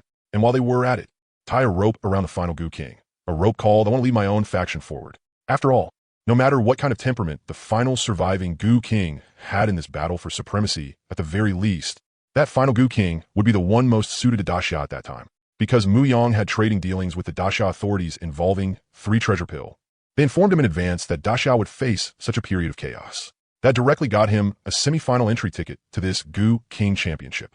Several times during that period, Mu Yang had wanted to reveal to G. Goen that he was currently being cultivated by the hyperdimensional game as his civilization lord. But the moment he thought of G. Goen's metaphor about a biological son and a bastard child, he forcibly held himself back. Because that metaphor was just too vivid. If you could have your own biological one, then who would still care about what was outside? After getting out of the car and floating back to the dorm, Mu Yang used fantasy creation to make himself a small bed. After moving the bedding onto the newly manifested bed, Mu Yang went to the bathroom and took a shower. After coming back, he lay on the bed and controlled the newly formed star core from today to fly out the window and drift up into the sky. Sigh. If only I depict Chaotic Lone Star back then. I'm a numbers guy. What the hell am I doing getting mixed up with all these brainy schemers? This is seriously way too hard on a brute like me who only knows how to shout about stat inflation. Still, complaining was complaining. Things had already come to this. And since he felt those problems were too difficult for his current self, then he'd leave the trouble to time. Anyway, it was still far from the time G. Goen had mentioned. Future problems could wait for the future. Right now, he should think about something that could help him relax. So Mu Yang took out the Abyss token the system had rewarded him with when he cleared the beginner dungeon. Using this token would teleport Mu Yang's real body into an Abyss world. By killing Abyss monsters, he could earn merit. And in the merit shop, there was also a myth quality talent enhancement scroll. Mu Yang wanted to find a world where he could kill to his heart as content. He wanted to see, in a real world, how his several god-tier talents would increase his attributes. At the same time, he also wanted to earn some merit and exchange it for that myth quality talent enhancement scroll. Mu Yang wanted to see just how much benefit 3 treasures body cultivation furnace could bring him after one more enhancement. Unfortunately, Chu Ming, his pathfinder, had said that this token could only be used during game time, so Mu Yang had to wait a little longer. At 10 o'clock that night, the Shinta brothers sent him a message. They told Mu Yang they had already arrived at the residential complex where his parents lived. They had also rented a place nearby, and once they got out of the game that night, they would start scouting the surrounding area. Mu Yang replied with a simple okay and told them to stay safe. Then he also told them that for today's game session, they could just go level on their own. After settling the 3 treasures pill, he had other things to do. The Shinta brothers were sensible and did not ask what Mu Yang was planning to do. They only said they would level properly in the game world, and after returning to the real world, they would guard Mu Yang's parents well for him. If anything unusual happened, they would contact Mu Yang immediately. Mu Yang still trusted those 4 men built like iron towers. After all, he had led them step by step to where they were now. And if Mu Yang didn't trust the brothers, he would never have let them become the guardians of his family in the real world. Dong, dong, dong. Several melodious bell chimes rang out. This had been specially arranged by the school today at the request of many students. From now on, every night at 12, this great bell, which had originally only rung on New Year's Eve, would be sounded at the school. And amid those lingering chimes, Mu Yang slowly vanished from where he stood. After entering the game, the first thing Mu Yang did was complete the transaction with the officials. After sending over their 28,803 treasures pills, Mu Yang began settling wages for his people. Because when Mu Yang had arranged for them to start opening boxes yesterday, it had already been close to the time he logged off. Mu Yang also didn't know how well they had done yesterday. So he opened his friend interface with the youth from Holy Word and asked how their results had been. How many skill treasure chests did you open yesterday? Just report the number. We'll talk about the details tomorrow. I've got something to do today. After receiving Mu Yang's message, the youth quickly replied as instructed. Okay, yesterday we opened a total of 79 golden skill treasure chests. Got it. Then Mu Yang sent 79, 3 treasures pills, each to the youth and the black-hearted squinty eyes. Less than 2 minutes later, Joycia sent over 172,800 pieces of the most ordinary level 1 equipment. After putting them into the 3 treasures body cultivation furnace, Mu Yang took out the Abyss token he had been fiddling with for a long time. The moment he chose to use it, a system prompt popped up on his personal panel. The Shanghai Great Potential player Shi of the Blue Star server in Hyperdimensional Game has used an Abyss token. It has been detected that your transcendent strength has not reached first rank, matching you with a suitable Abyss world. Match complete. Player, please prepare yourself. Transmission will begin shortly. Then, amid a wave of weightlessness, Mu Yang fell into a spatial passage. Only after a long period of falling did Mu Yang finally feel solid ground beneath his feet again. So he instinctively put strength into his legs, preparing to steady himself where he stood. But Mu Yang forgot that his strength had long since exceeded the standard for this level. With just that little bit of force, he sank deeply into the soil beneath his feet. Realizing something was wrong, Mu Yang hurriedly activated his spiritual power and pulled himself out. Then Mu Yang activated fantasy creation and made himself a small boat to hold him up. This was a new effect after fantasy creation had completely fused with Mu Yang. The effect of his creations was no longer limited to weapons and armor. As long as Mu Yang could imagine the shape, he could manifest it through this talent. And he could even actively classify the item as either a weapon or armor. After Mu Yang sat in the little boat and used spiritual power to lift himself upward for some distance, only then did he stand high above and properly observe the world around him. Unlike the extreme environment in the class trial, the world hyperdimensional game had thrown Mu Yang into still looked somewhat like a place where life had once existed. But as far as the eye could see, aside from the abyss monsters wandering everywhere, he could not find a single living thing. Even the plants on the ground had completely lost all vitality. Looking at this deathly still world, Mu Yang suddenly had an illusion. As if Blue Star failed to withstand the abyss invasion, then Blue Star's final fate would also become like this. The cities would turn into ruins, and the entire planet would gradually die under the abyss's corrosion. And from the very moment Mu Yang entered this world, cast iron into steel, which had been driven out of his body by the three treasures body cultivation furnace, and transformed into the divine light protecting his body, had automatically covered his entire body. It firmly blocked the aura outside, preventing it from touching Mu Yang. This situation meant that, in the surrounding environment, there was at least something harmful to him. Otherwise, this protective divine light would not have reacted like this. Then Mu Yang sensed the spiritual energy inside his body, vast as the deep sea. Unexpectedly, he also sensed the spiritual energy transmission channel connected to him. Nice. In an instant, Mu Yang realized where this spiritual energy transmission channel had come from. After detecting his exclusive item, Jotion Starry Star Core, incomplete, Hyperdimensional Game had specially tailored it for him.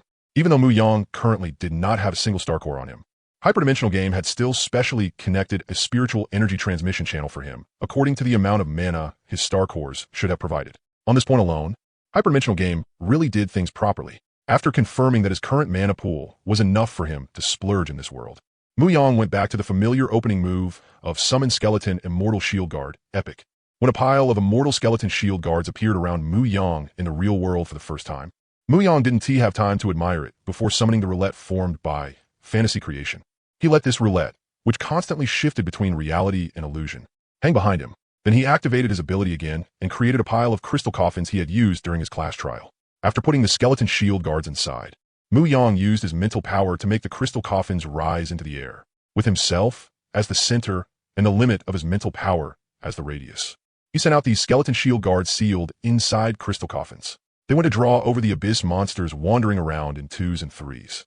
The skeleton shield guards' force taunt was as reliable as ever. Just by sweeping past at low altitude, they immediately attracted those wandering small fry. Once a pile of small monsters had gathered in front of him, Mu Yang activated fantasy creation. The roulette behind him, originally only about 2 meters in diameter, rapidly expanded. It turned into a giant roulette 20 meters across, suspended horizontally above Mu Yang's head. One sword after another gradually took shape beneath it.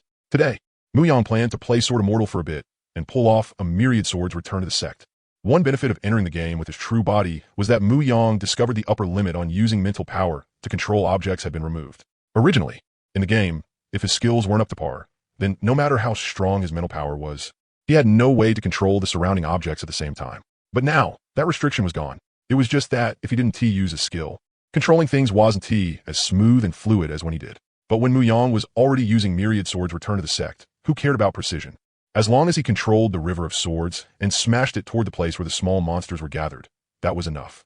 Standing on the small boat, with a giant roulette formed by fantasy creation above his head, and between him and the roulette a river of swords made up of tens of thousands of blades, Mu Yang brought together the index and middle fingers of his right hand into a sword gesture, then lightly slashed toward the first wave of abyss monsters below. The sword river behind him moved with his will, spinning and spiraling as it violently crashed toward those abyss demons.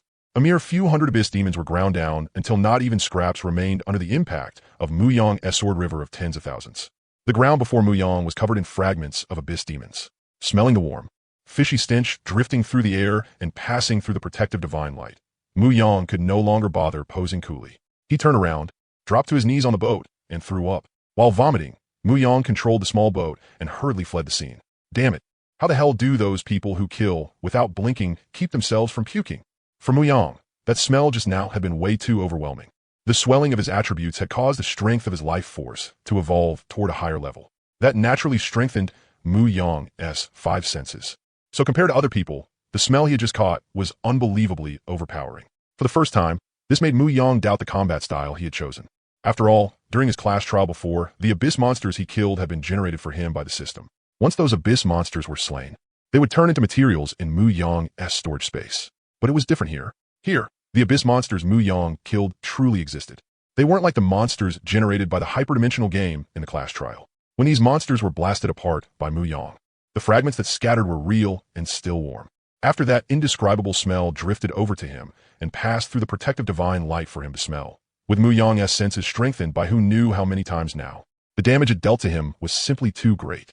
Now Mu Yong finally understood why the mighty experts in novels always turned their enemies in a flying ash at the slightest move. On one hand, it was to make sure the matter was finished completely. On the other hand, it was to avoid unnecessary suffering like what Mu Yong was going through now. Lying against the edge of the little boat he had created, Mu Yong took about 10 minutes to suppress his body's instinctive disgust toward the bloody smell.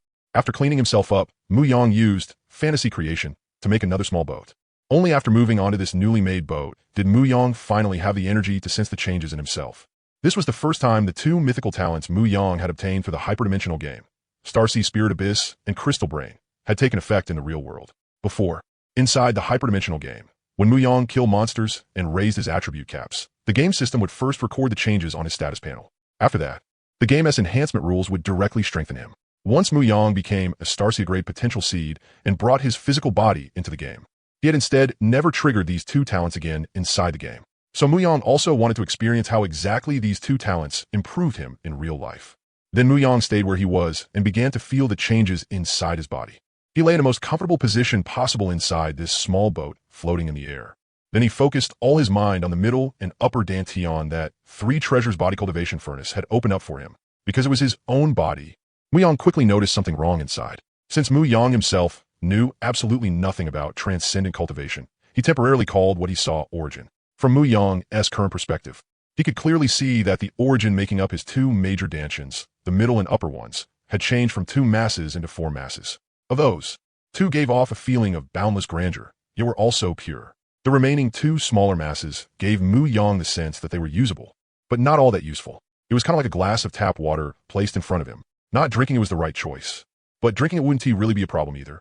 A little bit wouldn't kill him, and it might even help quench his thirst. Fortunately, Starseed, Spirit Abyss, and Crystal Brain were also very cautious toward those two smaller masses of origin. They didn't rush to absorb them into their originally pure main bodies.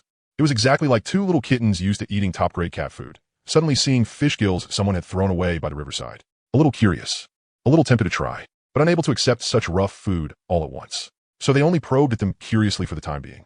Sensing how Starseed, Spirit Abyss, and Crystal Brain were both eager and cautious as they tested them out, Mu Yong was so alarmed that he directly controlled the two larger masses of origin to move away and stop contacting the two smaller masses full of impurities. This is bad. The origin absorbed by these talents isn't pure enough.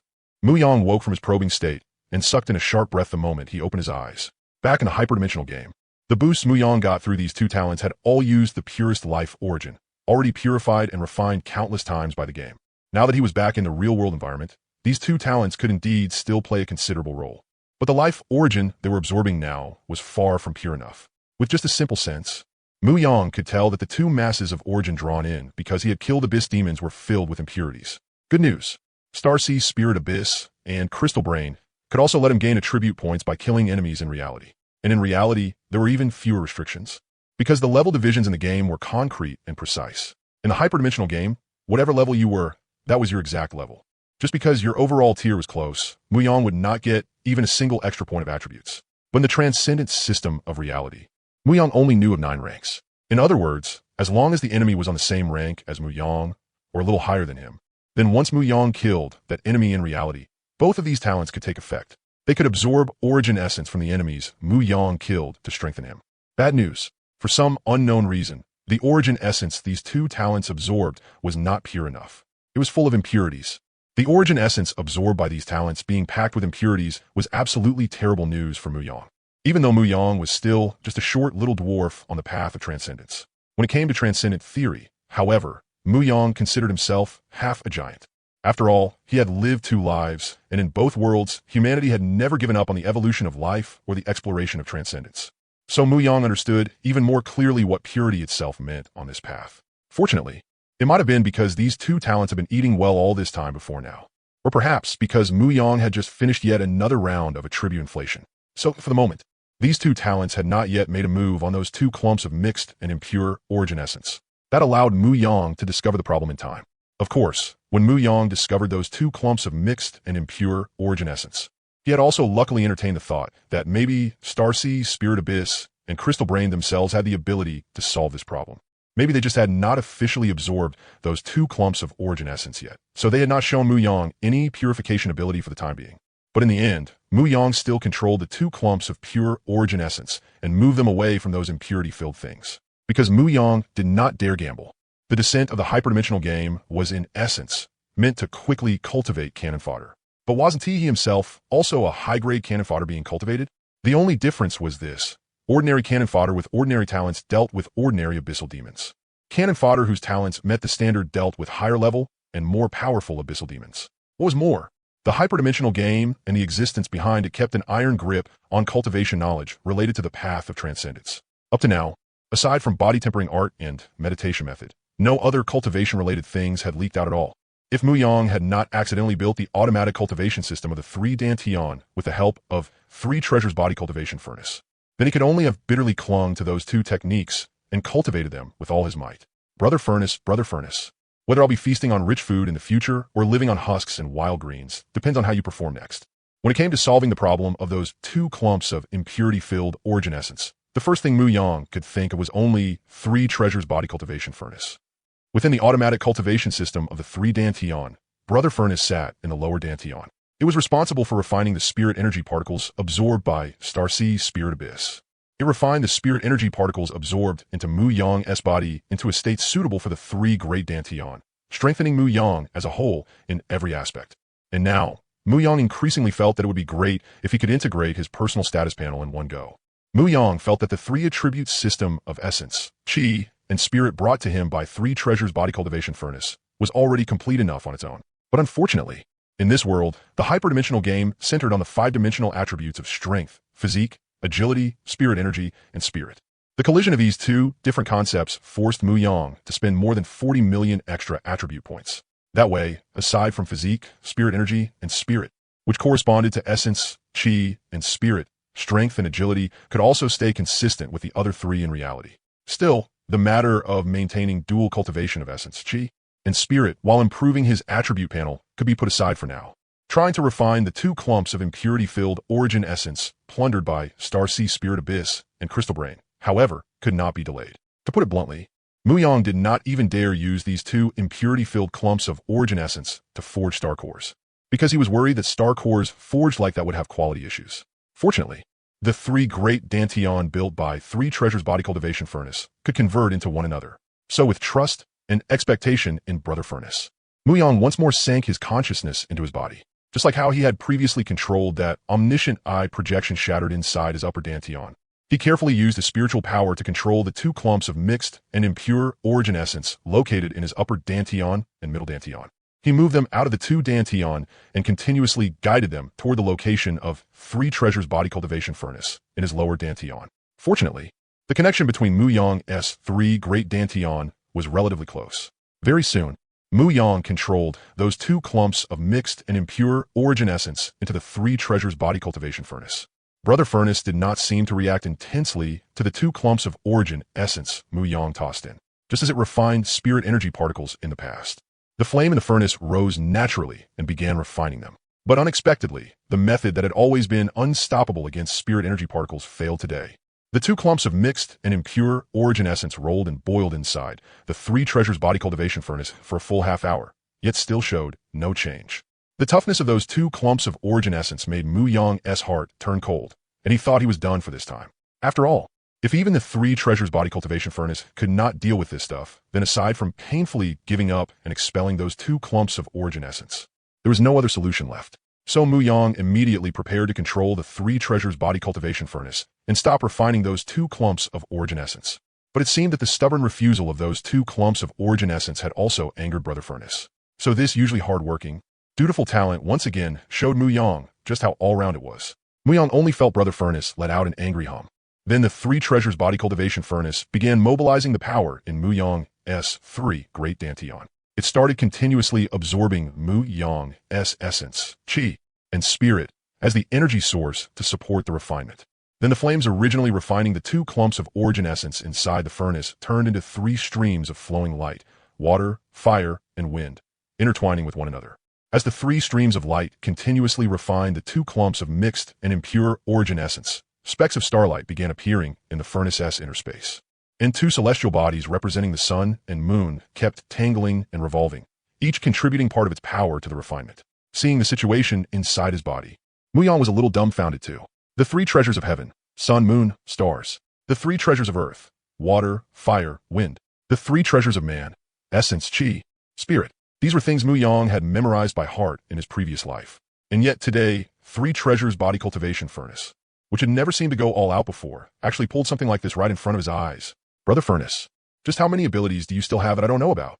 In the end, the stubborn mixed and impure origin essence still managed to truly anger Brother Furnace. So after Bro Furnace truly started exerting its strength, those two clumps of origin completely changed their earlier attitude of only churning around without purifying. Under the true power of the three treasures body cultivation furnace, they were quickly refined into a pile of pills. Mu Yang didn't even need to guess. These pills were undoubtedly three treasures pills. The yield wasn't exactly high. This batch of abyss demons slaughtered by Mu Yang numbered roughly 300 to 400. But after Mu Yang counted the three treasures pills inside the furnace, he discovered there were only a mere 69 of them. At first glance, refining those two mixed and impure clumps of origin into fewer than 73 treasures pills didn't seem like a good deal in terms of numbers. But just the fact that it could remove impurities alone was enough. Even if the yield were dozens lower, Mu Yang still wouldn't feel bad about it. After all, for Mu Yang, being able to keep the origin inside his body pure was already tremendous news. This also resolved the regret Mu Yang had in reality, where he had clearly killed many monsters, yet had no way to refine the origin he obtained. And this was also the first time the three treasures body cultivation furnace had refined three treasures pills in the real world. But right after that, Mu Yang thought of how he had clearly accepted an official commission today. Logically speaking, the three treasures body cultivation furnace shouldn't have had any free time at this moment to help Mu Yang refine three treasures pills again. But it still succeeded, which meant Bro Furnace was even stronger than before. Thinking about it, though, that made sense. Before coming in, the three treasures body cultivation furnace had already absorbed a large number of law fragments in the talent enhancement space. Aside from the newly added three treasures dantian opening pill, which could help people open up three dantians, it was only expected that the furnace's own refining ability would also improve. After confirming that his three treasures body cultivation furnace was still as reliable as ever, Mu Yang focused his gaze on his personal panel. In this real abyss world, Mu Yang's kills on abyss demons would no longer turn into all kinds of drop rewards. After killing abyss demons in the real world, the only thing Mu Yang could see on his panel was line after line of notifications saying he had gained merit points from killing abyss demons. You have successfully killed 0 rank abyss demon 1 and obtained 10 merit points. 364. In other words, Mu Yang had just received 3,640 merit points from that wave alone. Of course, that was after the amplification of the abyss token. Looking at the different prices in the personal merit shop for redeeming one mythic quality talent enhancement scroll at various stages, Mu Yang silently made up his mind. During the next few days of game time, he wasn't going anywhere. He was going to stay locked onto the abyss world and farm merit points. After all, Mu Yang was currently at 0 rank, and redeeming this talent enhancement scroll only required 10 million merit points. Once Mu Yang advanced to first rank, that number would become 100 million. Even if Mu Yang could get a 20% discount in the merit shop thanks to the abyss token, it would still take quite a bit of effort. After adjusting his mindset, Mu Yang shifted his attention back to killing abyss demons. This time, he wasn't as reckless as when he had first entered. Instead, he first spread out his spiritual power and began probing the surrounding environment.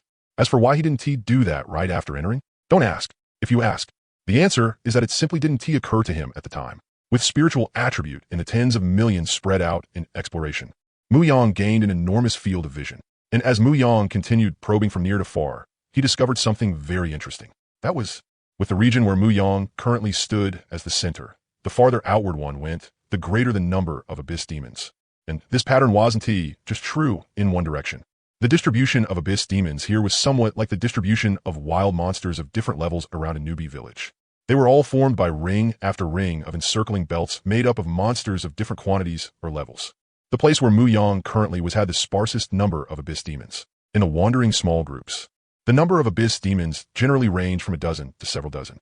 The farther outward one went, the larger the scale of the abyss demon clusters became.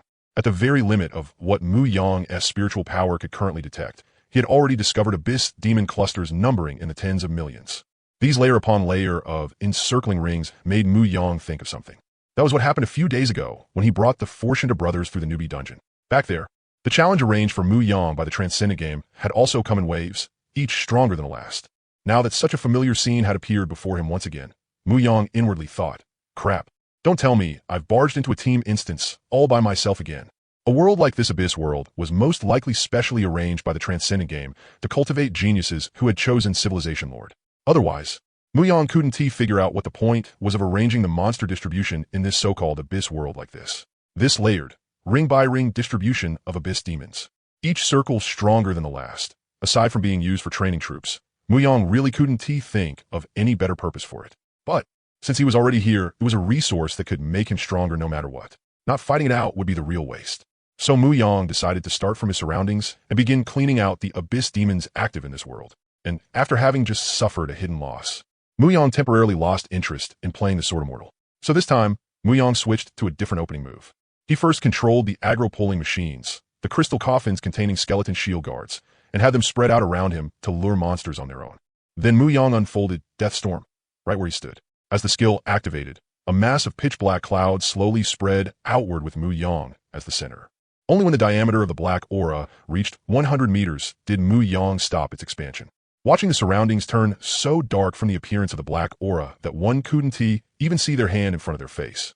Mu Yang controlled the small boat beneath his feet and continuously rose upward, leaving the black aura as enclosure. Floating in the sky and looking at the mass of black aura he had created, Mu Yang ultimately couldn't resist summoning some skeleton shield guards within the area it covered.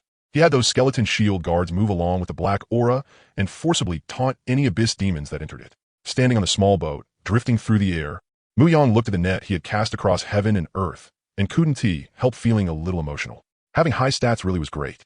Just deploy a domain, then wait for the enemies to walk in and die. But then Mu Yang felt like something was off. Oh, so that was it. This small boat just didn't match the vibe of the Death Storm below. After all, Mu Yang had specifically manifested this small boat earlier to play the role of a Sword Immortal. So the overall style of the boat was agile and ethereal. But now that Mu Yang had changed his fighting style, the Death Storm and the small boat no longer matched in temperament. So he needed a different ride. And so Mu Yang activated fantasy creation and manifested a crimson throne beside the small boat. When Mu Yang sat upon the crimson throne, leaned back against the chair, and looked down at the black aura below that was practically wailing for food, only then did he feel that his current vibe finally matched the black aura beneath him. Everything was ready. All that remained was the east wind. Next, Mu Yang just had to wait for wave after wave of abyssal demons to come and throw their lives away. Very soon, under Mu Yang's control, the skeleton shield guards that had gone out to lure the abyssal demons slowly flew back. Following behind those skeleton shield guards were group after group of abyssal demons. Because the area Mu Yang had explored so far was still small, these abyssal demon hordes weren't that large yet, only in the range of dozens to hundreds. Under the taunts of the skeleton shield guards in the sky, those abyssal demons entered the Death Storm. Mu Yang had set up one after another. What came next was just assembly line work. The crystal coffins carrying skeleton shield guards would taunt an abyssal demon horde and then charge straight into the clump of black chi Mu Yang had arranged. After those crystal coffins rushed into the Death Storm, there was no need to care about the abyssal demons behind them. They just flew straight ahead. And then Mu Yang controlled them to head toward new locations and lure even more abyssal demons over. With the experience from the start, Mu Yang firmly kept control of the distance between himself and the Death Storm. This time, he made sure that, while he could still see the slaughterhouse that was the Death Storm, he wouldn't be affected by the overpowering bloody aura and the originally pitch-black Death Storm. Amidst this bloody massacre was gradually dyed black-red by the flesh and blood of the abyssal demons. From a distance, it matched Mu Yang's crimson throne even better.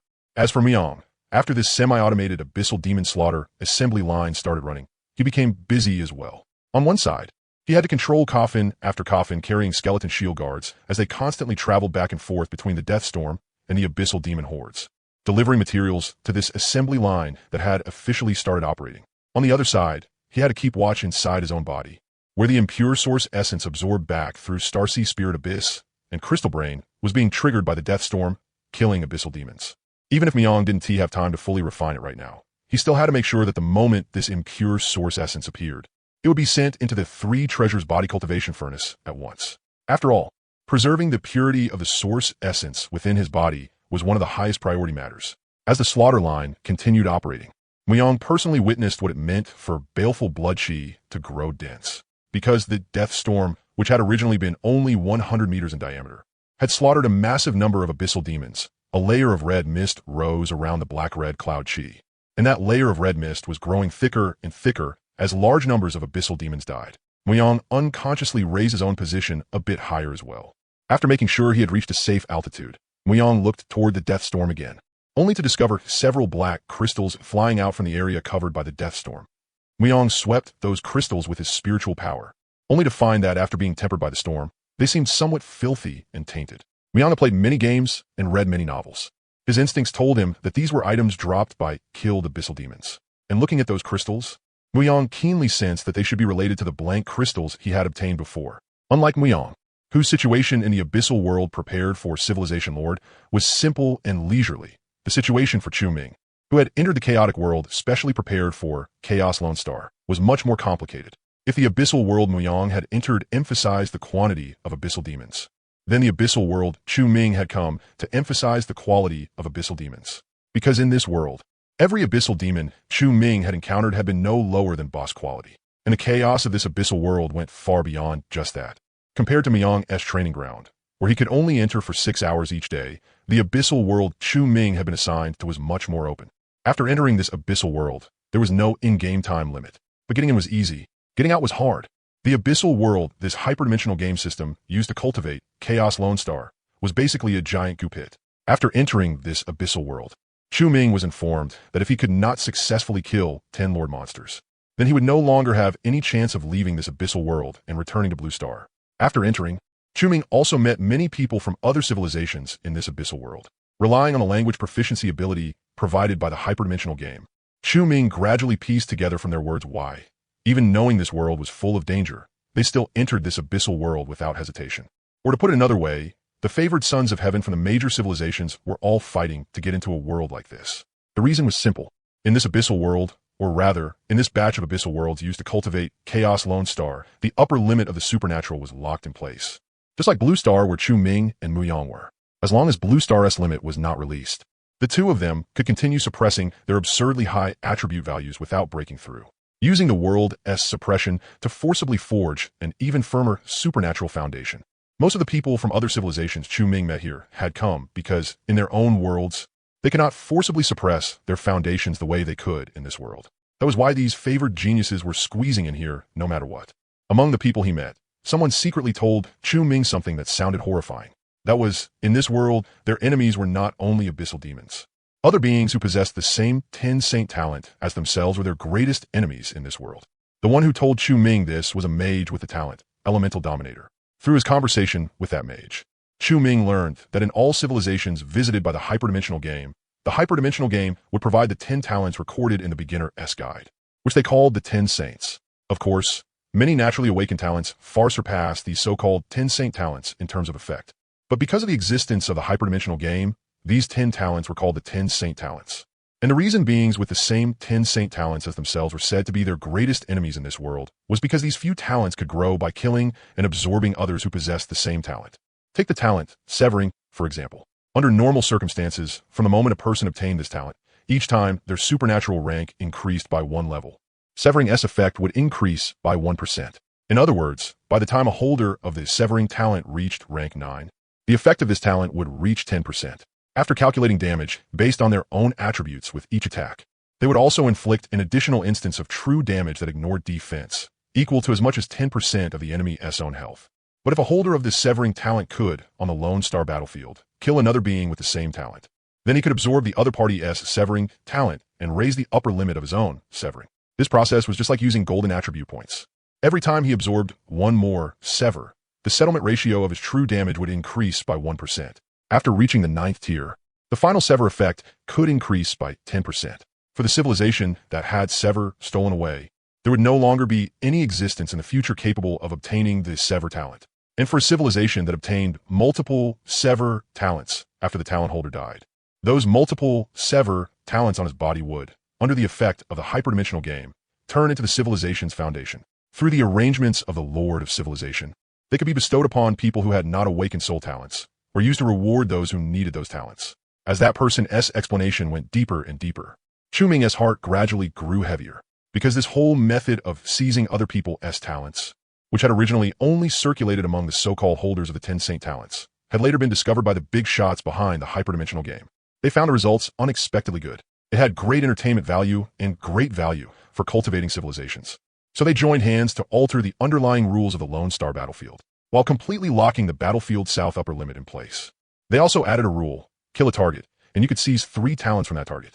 After the stolen talents were brought back to the victor's own civilization, the victor would have 3 chances to decide the ownership of those talents. Then the control rights over the 10 Saint Series talents would be transferred into the hands of the Lord of Civilization. As for the other mythical quality talents taken back, they would enter that civilization's exclusive talent pool. They would become part of the vast random talent pool from which the younger generations of that civilization might draw when obtaining random talents. As for why Chu Ming was able to learn all this from a mage who possessed Elemental Dominator, that was purely because the guy saw Chu Ming as a newcomer who had just arrived.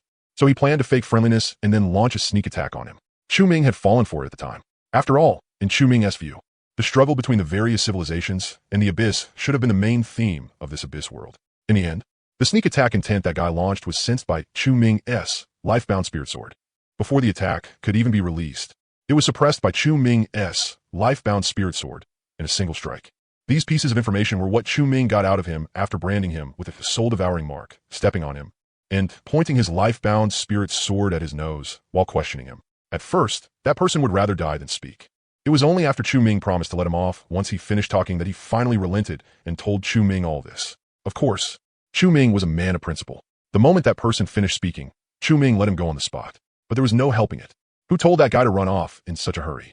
Chu Ming didn't even have time to take back the soul-devouring mark before the man vanished without a trace. So he had no choice but to follow the soul-devouring mark and chase after him, then retrieve his mark under the man's grateful and deeply moved gaze. There was no helping it. Blue Star was poor, and Chu Ming was poor too. And this damned soul-devouring mark could only exist as one at a time. What else could Chu Ming do? He could only helplessly chase after the guy and recover the mark, right? Anyway, he had indeed fulfilled his promise to let the man go on the spot, right? As for what happened afterward, that had nothing to do with Chu Ming. It was all because that guy insisted on running so fast, and didn't he want Chu Ming to reclaim that precious mark? Otherwise, how could Chu Ming possibly have gotten so angry that he blasted him into pieces? That's right. That was exactly how it happened. It was all the other side's fault. Besides, I, Chu Ming, always act openly and honorably. I have always kept my word and value my promises. If not for that crafty little bastard fighting dirty, how could he have suffered such a calamity? After killing the mage who had tried to ambush him, Chu Ming rapidly fled far away. Only after confirming that he had run far enough did he dare stop and sort through the gains from this encounter. The first thing was the talent seeds, which were important to both Chu Ming and Blue Star Civilization. After killing that man, the 3 soul talents he possessed were transformed, under the underlying rules of this Abyss world, into 3 talent seeds floating above his corpse. As the killer, Chu Ming had 3 opportunities to decide the disposition of these talent seeds. Although Chu Ming's own 3 talent slots were already full, that did not stop him from bringing these talent seeds back and distributing them to the people around him whose soul talents had not yet reached 3. To be honest, in his previous life, among all hyperdimensional game players on Blue Star, Chu Ming could only be considered above average. He belonged to the type that had a little strength, but was still only part of the crowd that could do no more than hear distant legends about the real big shots. So at the time, he only had 2 soul talents. One was randomly obtained from the game system when the hyperdimensional game descended. The other was like that of the common masses. After reaching level 10 and passing the class trial, when his game attributes synchronized, it awakened through stimulation from spiritual energy particles. As for the so-called 3rd talent, how exactly could it be awakened? That was not something Chu Ming in his previous life could ever come into contact with. That was why in this life, after confirming that he had been reborn, Chu Ming had immediately dragged Mu Yang along to search for the mark the hyperdimensional game had scattered on a blue star when it descended. He was gambling on whether he could awaken a soul talent while enduring the impact of an enormous amount of spiritual energy particles. Of course, Chu Ming was very glad that at the very beginning he had won that gamble. Then, by racing against time, he secured the talent Life Source Blood. Finally, in the random talent phase, he obtained Soul Devouring Mark, using up his third soul talent slot right at the start of the game. That was why Chu Ming could now become a Starcia level potential seed of the hyperdimensional game. It made his path of growth different from everyone else in the novice village. While everyone else was still fighting until their heads bled over just a tiny bit of experience, he and Mu Yang had already soared to the heavens in one step by applying to the hyperdimensional game system for experience support. They had directly raised their levels to the limit of the current tier. And because of that, under the hyperdimensional game S arrangements, they entered this so-called abyss world. Of course, before Chu Ming came in, the hyperdimensional game had defined the mission in this world as salvation. But after Chu Ming arrived, he discovered that it was not salvation at all. It was self-salvation. And the information he got from that mage also made Chu Ming feel extremely fortunate. After learning from that mage that the 10 talents listed in the hyperdimensional game S Beginner S Guide were called the 10 Saint Talents in the Star Realm, and that these talents could even grow and evolve by devouring identical talents. After learning this, Chu Ming was very glad that at the very beginning he had not acted on his own and dragged his family into these dangerous waters as well. Otherwise, Chu Ming would have regretted it to death right now. Luckily, what he had been thinking back then was, when it came to risking their lives, it was enough for him and Mu Yang to do it. But now things were different. After coming to this abyss world, the hyperdimensional game had given Chu Ming a chance to strengthen his loved ones.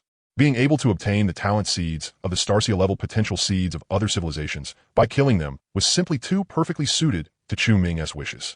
Unlike in his previous life, when he lacked strength and had to spend huge amounts of time calculating himself, calculating others, and calculating how to stay alive. With the strength Chu Ming had in this life, in this abyss world, he only needed to think about two things. One thing was to kill massive numbers of abyss demons, max out his own attributes, and at the same time obtain the qualification to leave this abyss world whenever he wanted. The other was to kill as many Starcia level potential seeds from other civilizations as possible, so he could bring back enough talent seeds for his family and friends. For Blue Star, just like that mage who had tried to ambush him moments ago and had been blasted into pieces by him. After learning this world's strange rules, Chu Ming only grew more excited. No matter what, Chu Ming, was someone who had lived through the great collapse era of Daxia after the Abyss invasion. To survive, to live better, he had done more than a share of dirty things. Compared to Mu Yang, who was obviously still somewhat naive and immature, Chu Ming's sense of morality was nowhere near as high. Now that he had a chance to really go all out, of course Chu Ming was going to seize it. Of course, killing a Starcia level potential seed gave Chu Ming more than just a few talent seeds. After putting the other resources into his storage space, Chu Ming took out a scroll. This scroll was a random mythic skill scroll. After using it, one could obtain a random mythic quality skill. Chu Ming didn't know why that mage hadn't used the scroll immediately after getting it. But letting this kind of top-tier resource fall into his hands was definitely a good thing. So Chu Ming tore open the scroll on the spot. After a burst of dazzling light, a blood-red skill book fell into Chu Ming's hands. After using the skill directly, a look of surprise appeared on Chu Ming's face. Origin Clone Quality Mythic. After using the skill, you can split your origin and create an origin clone. The origin clone inherits 90% of the main body's attribute values. The main body and the clone can transform into each other. There is no upper limit to the number of origin clones that can exist. The fewer the words, the bigger the matter. Split his origin and create clones. The skill, Origin Clone, truly satisfied Chu Ming to the extreme. A clone that inherited 90% of his attributes, with no limit on quantity. More importantly, there was that line saying the main body and clones could transform into each other. Didn't that mean the skill could also be used as a life-saving skill? When facing an evenly matched enemy, Chu Ming could release clones and execute the righteous gang-beating tactic. When facing an enemy far stronger than himself, as long as Chu Ming hid an origin clone in advance, he would no longer face the risk of dying. If he couldn't beat the enemy, then he could let the enemy happily kill one of his clones, then hide and keep stacking attributes. Once he was strong enough, he could jump back out and execute the righteous gang-beating tactic. So Chu Ming immediately activated his talent, split his origin, and created an origin clone. After releasing the skill, Chu Ming could clearly feel that his attribute values had permanently decreased. Through the attribute panel, Chu Ming saw that his physique attribute had dropped by 129 points. But compared to his tens of millions of attribute points, this bit of consumption was far too small. After all, this was a skill that could create a clone inheriting 90% of his attributes, compared to the mere 100 plus points he had lost. The payoff was absolutely maxed out, alright? Up to this point, Chu Ming's experience in this abyss world could be called perfect. The only bad thing was that, without him noticing, his merit points had become 364850 points. Only through the battle log did Chu Ming learn that this was because he had killed that mage. As a result, the system had counted the merit points on that mage onto his own head. In other words, every time Chu Ming killed a Starcia-level potential seed afterward, the amount of merit points the other party possessed would be deducted from his own merit points. Reasonable, very reasonable. That way, when I obtain talent seeds, it doesn't count as robbery by force anymore. I pay for them.